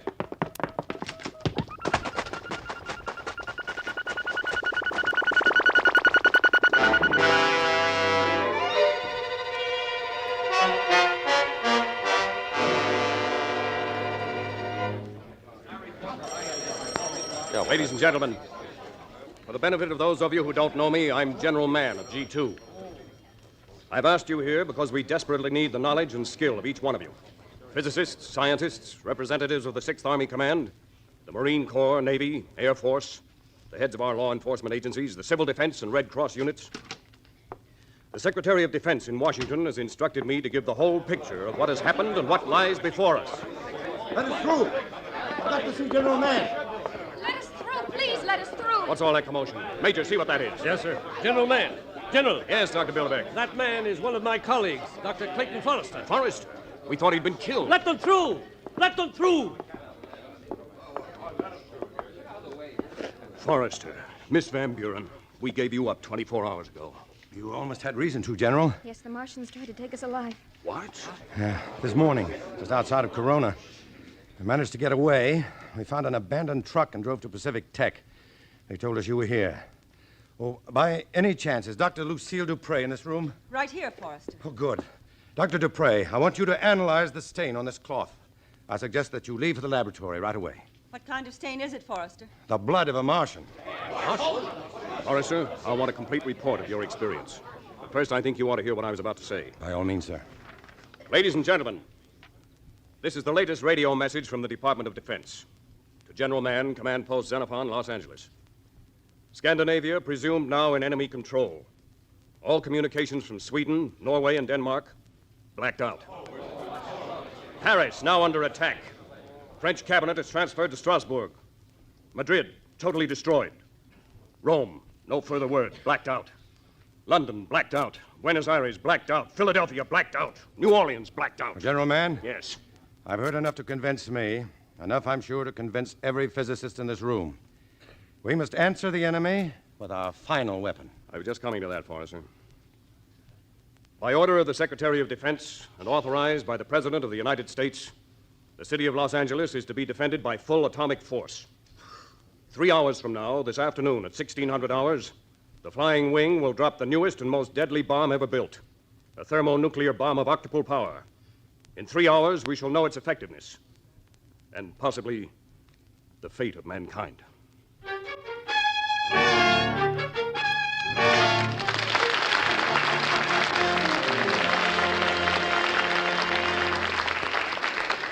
In a moment, Act 3 of War of the Worlds. Ladies, when it comes to wash day, the big talk is all about Rinso Blue, the remarkable new detergent that washes whiter because it blues as it washes. And now there's even a song about it. Listen. Hi, this is Les Paul. And Mary Ford. This is the song of Rinso Blue, complete detergent, completely new. It gets clothes extra white and clean, 'cause it blues your washing machine. Yes, Rinso Blue gets clothes extra white because it blues as it washes. So get Rinso Blue today. And just remember, ladies, if your present detergent doesn't blue as it washes, it's only doing half the job. So switch to new Rinso Blue. It does a grand job on dishes and glasses, too. And yet, it's so mild on your hands. Today, get new Rinso Blue. It washes whiter because it blues as it washes. And that's unconditionally guaranteed by Lever Brothers. We pause now for station identification.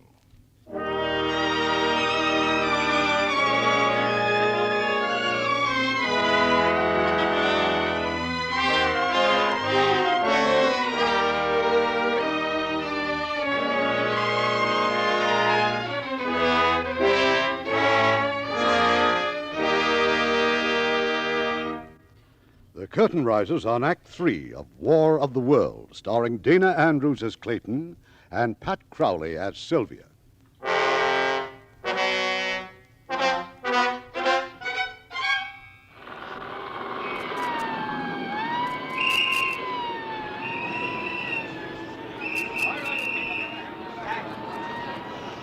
This report is being recorded on tape for future history. If there is to be any future history. The future of our civilization may well depend upon what happens here this afternoon. Attention, please, attention. 3 minutes to bomb time. In case you didn't hear that, it is now 3 minutes to bomb time. Attention, Dr. Forrester. Please report to General Mann. The target for the bomb is a nest of Martian machines in the Puente Hills. We are approximately 6 miles from the target. There is, however, a forward observation post which has the Martians clearly in sight and which will report back to this base by telephone.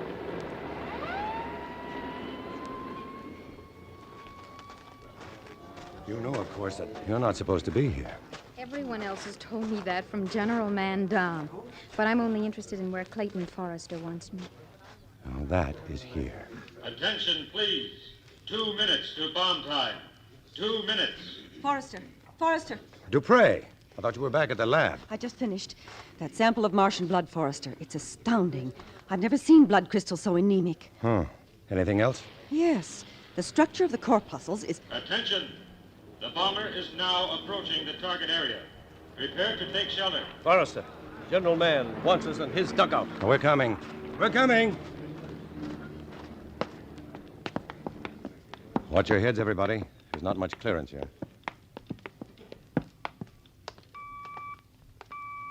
Attention. 1 minute. 1 minute. If you have no goggles, turn your backs to the blast. Remember, the heat flash and concussion that follow are dangerous. Well, General Mann. Forrester, I want you to stand by for the first damage report. Certainly, sir. Major, open the line of the forward observation post. Yes, sir. Go ahead, sir. Observation.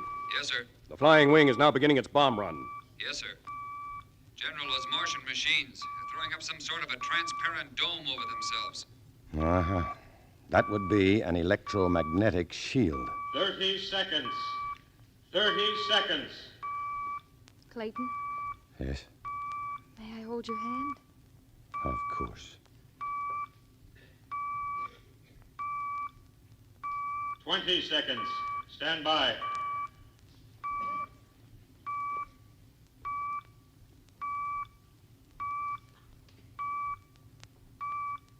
Ten seconds. 9, 8, 7, 6, 5, 4, 3, 2, 1, 0.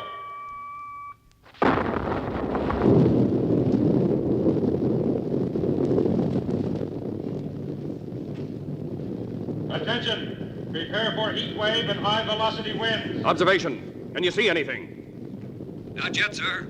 An awful lot of smoke.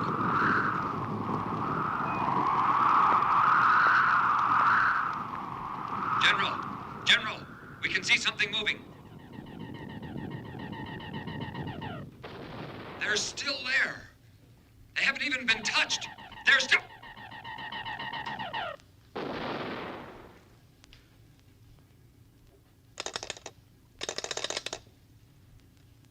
Observation.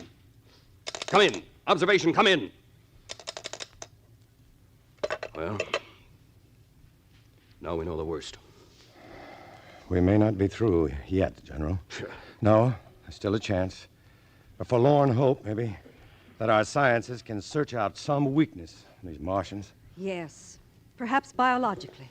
That anemic blood. Look, our battle now is for time. We've got to take our instruments and hide somewhere in the Rocky Mountains. Set up an emergency laboratory there. Well, I'm sure the Air Force stands ready to fly your equipment wherever you wish. That's good enough for us. Bilderbeck, Dupre, you too, Sylvia. As soon as we get back to Los Angeles, we'll gather up all the things we need. They're coming! They're coming! Everybody out of here! Everybody out!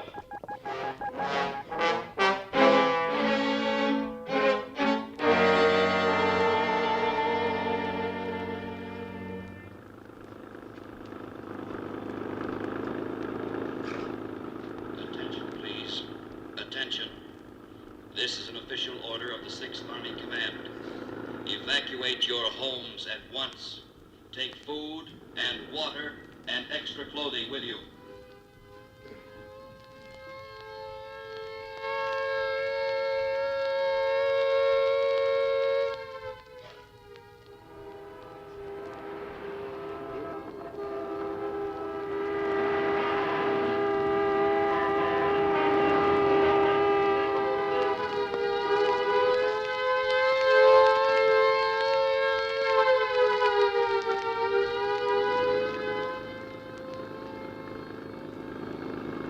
Do not panic. All major highways have been marked to lead you to evacuation centers in the hills and along the beaches.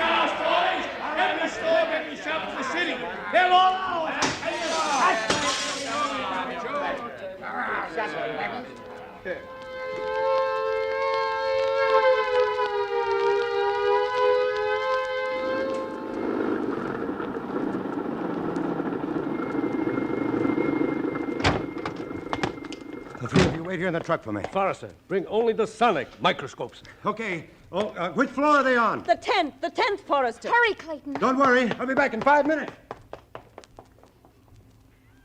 Look at those men. They're looting, robbing. Boys, there's a truck. That's what we need. Stop the engine! Stop the engine! We'll come back for him. Start it. Start it. No! No! Come on, get out of there!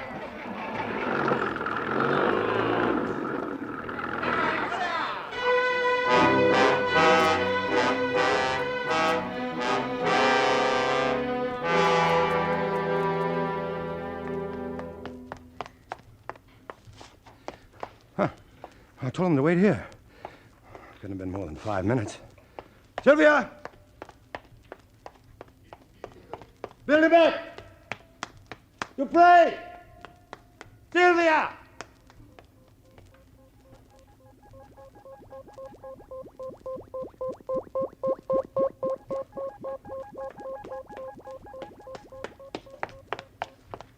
Sylvia! Bilderbeck! They went off and left you too, eh? No. Something must have happened. They'll be back. Well, they were in a yellow truck that was... A truck? Sir, I'll give you $1,000. Huh? For what? Your place in that truck. Listen, I said there 2,000. Look, I don't want anything from you. 5,000. I'm rich. I've got it right here. My wife, servants, everybody. They all ran off and left me. But you can have any amount you... No, I'm sorry. Money's no good now. 10,000, sir. 10,000. Sylvia! You pray! 50,000. Bilderbeck! Sylvia! 100. Everything I've got. Everything.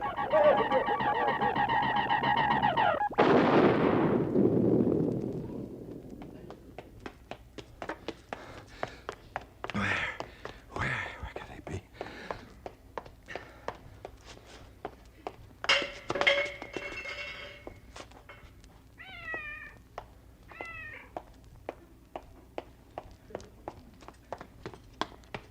Sylvia!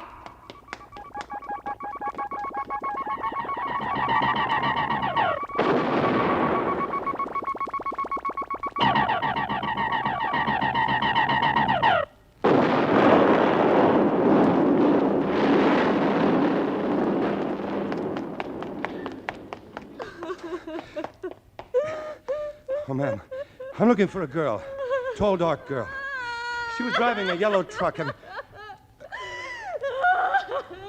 Well, I'm sorry, ma'am, but she's lost. She's probably very frightened. Lost? She said the last time she was lost when she was so frightened. Yeah, maybe that's where she went. A church.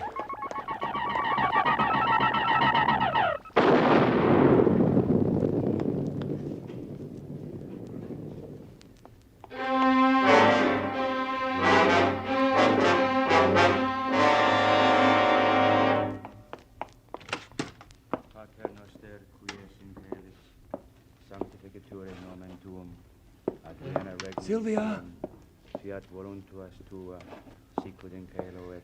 Sylvia!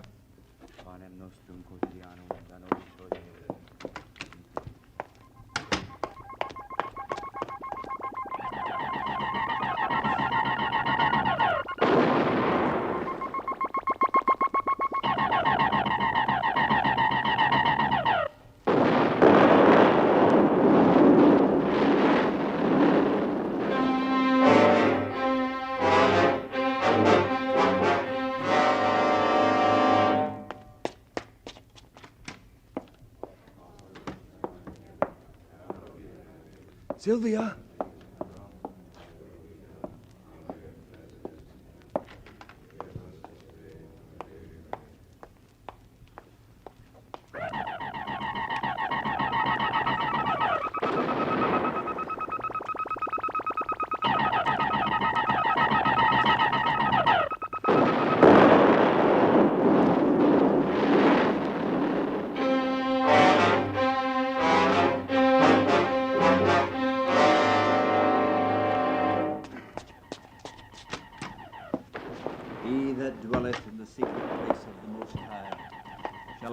Under the shadow of the Almighty. I will say, Sylvia! of the Lord, He is my refuge and my fortress. Sylvia! Clayton! In Him will I trust. Surely He shall deliver Let me thee through. from the snare of the Let fowler. me through, please. Dearest! And from the noisome Oh, my dearest! Darling. He shall cover thee with His The mob! They took the truck, pushed us out in the street blocks from where you left us. I ran back, but you were gone. It's all right now, Sylvia. It's all right. Yes, we're together.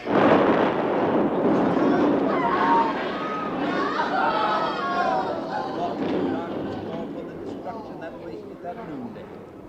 1,000 shall fall at thy side, and 10,000 at thy right hand, but it shall not come nigh thee. Only with thine eyes shalt thou behold and see the reward. Because thou hast made the Lord, which is my refuge, even Clayton. the Most High, thy habitation. Yeah. There shall no evil befall thee. Something's happening to the Neither machines. shall any plague come nigh thy dwelling. Come on.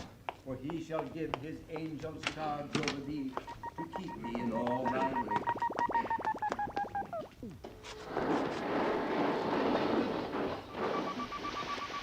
Look, there in the street, that body. Yeah. That's one of them. They're dying. They're dying everywhere.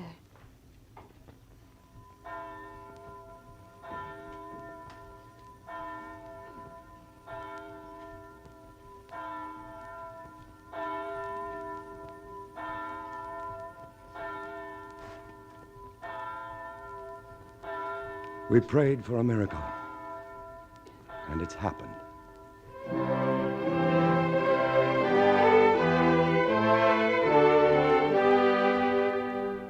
All over the world, in London, in Paris, in Rome, Rio de Janeiro, Melbourne, New York, and San Francisco, the terrible invasion began to collapse.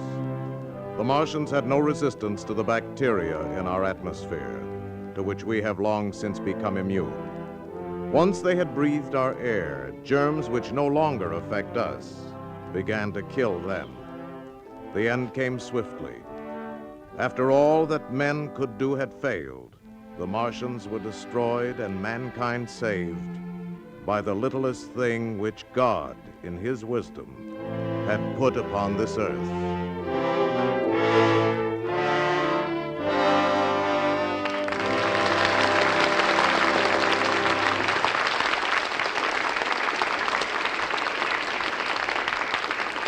In a moment, our stars will return. Pepsodent! White, white, whiter teeth, Pepsodent for me. Whiter teeth are guaranteed. Brush 'em and you'll see. Right.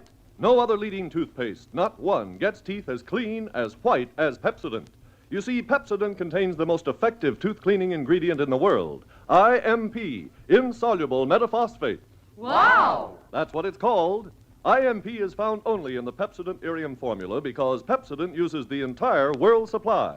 White, white, whiter teeth, Pepsodent for me. And oh yes, cleaner, whiter teeth naturally mean less chance of decay and a sweeter breath with a clean mouth taste for hours. Whiter teeth are guaranteed. Brush 'em and you'll see. Lever Brothers makes this promise, this unconditional money-back guarantee. Change to Pepsodent and you'll see your teeth become whiter. Brush 'em and you'll see. Now, here's Mr. Cummings with our stars. And here they are, Dana Andrews and Pat Crowley.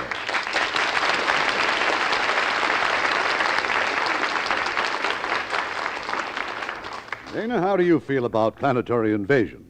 Well, Irving, if I have a choice, I'd rather we invaded them. Then you'll want to see George Pal's new Technicolor picture for Paramount, Conquest of Space. Because whereas War of the Worlds is just science fiction, Conquest of Space is science fact. The entire action takes place on the planet Mars and the Wheel, a man-made station some 1,100 miles above the Earth. Mars? It's a long way to Mars, even with a space station in between. Yes, Pat, the men who lead a fantastic existence on the Wheel are building a spaceship for flight to the moon, but later they receive orders to proceed directly to Mars. And they make it, of course. Yes, but it's a dangerous mission. And there's an exciting and suspenseful climax. And I think it's interesting that all the players are young unknowns who are getting their very first chance. And I hope they'll all be as big a hit as Pat. I understand there's a good chance your name may appear in the Academy Award nominations this week, Pat, for the Best Supporting Actress in your first big role in Forever Female. Oh, well, now that'd be too good to be true. But I'm sure Paramount's The Country Girl will be nominated. But I just don't see how anyone could choose between the performances of Bing Crosby and William Holden. And, of course, Grace Kelly's a cinch. Well, there's no doubt at all about you and Grace Kelly being Lux girls, is there? Oh, no, Irving. If getting an Oscar were as easy as having a Lux complexion, I'd be a cinch, too. I'll always use Lux for my complexion. It's just wonderful. And now, how about next week's play, Irving? Well, next week, it's an entirely different type of adventure, Dana. One of our 20 greats. A story of the search for gold by a trio of fascinating characters, and it's filled with suspense right up to the unexpected climax. It's Warner Brothers' The Treasure of Sierra Madre, and our stars will be Edmund O'Brien and Walter Brennan. Oh, I'll have to listen to that, Irving. Good night. Good night. You are both great.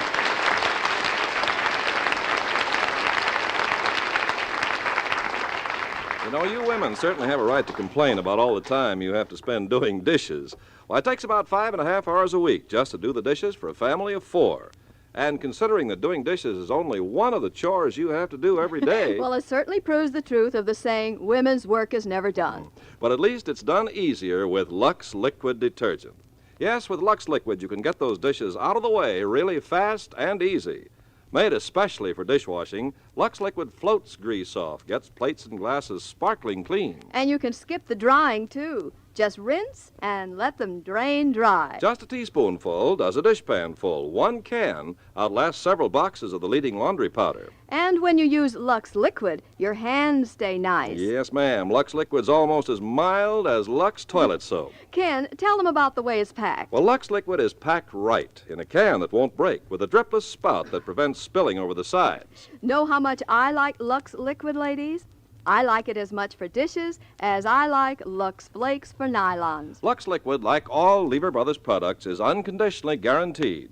Your money back if you don't agree it's every bit as good as we say it is. Buy a can of Lux Liquid next time you mark it. It's the next best thing to a dishwashing machine.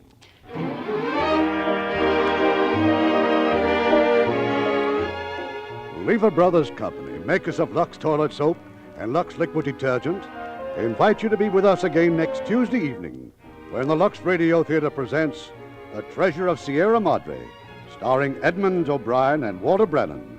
This is Irving Cummings saying good night to you from Hollywood. Ladies and gentlemen, Radio Free Europe is our way of telling people in the enslaved countries about American life and its freedom. Radio Free Europe is a citizen-sponsored organization, and it urgently needs your support.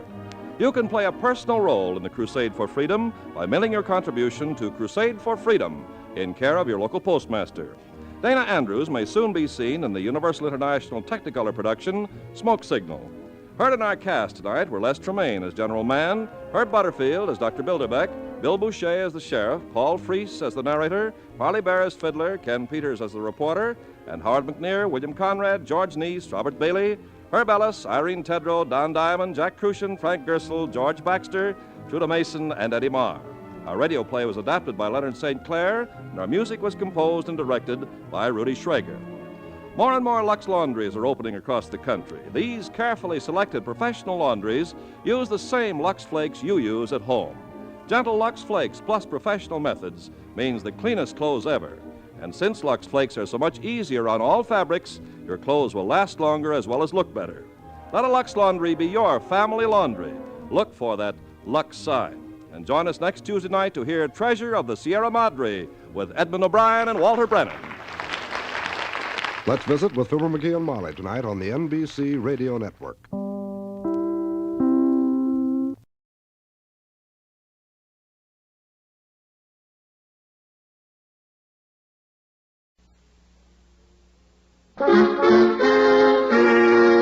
Family Theater presents Edmund Gwenn and Dick Contino.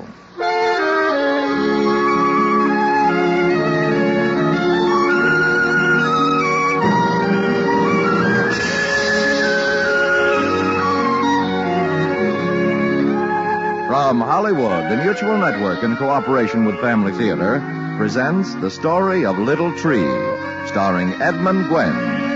And here is your host, Dick Contino.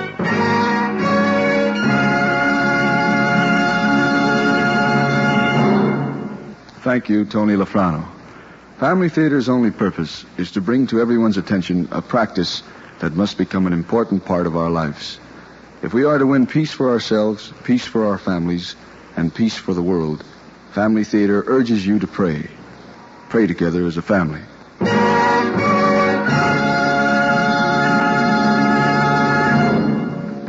And now to our transcribed drama, The Story of Little Tree, starring Edmund Gwenn as Grandpa.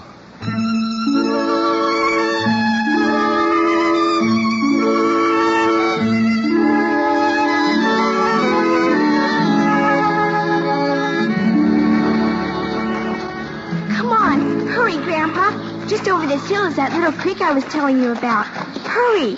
Yeah, hold on a minute, Janie. That creek isn't going anywhere. Oh, it'll still be there whether we run or walk. How old are you anyway, Grandpa?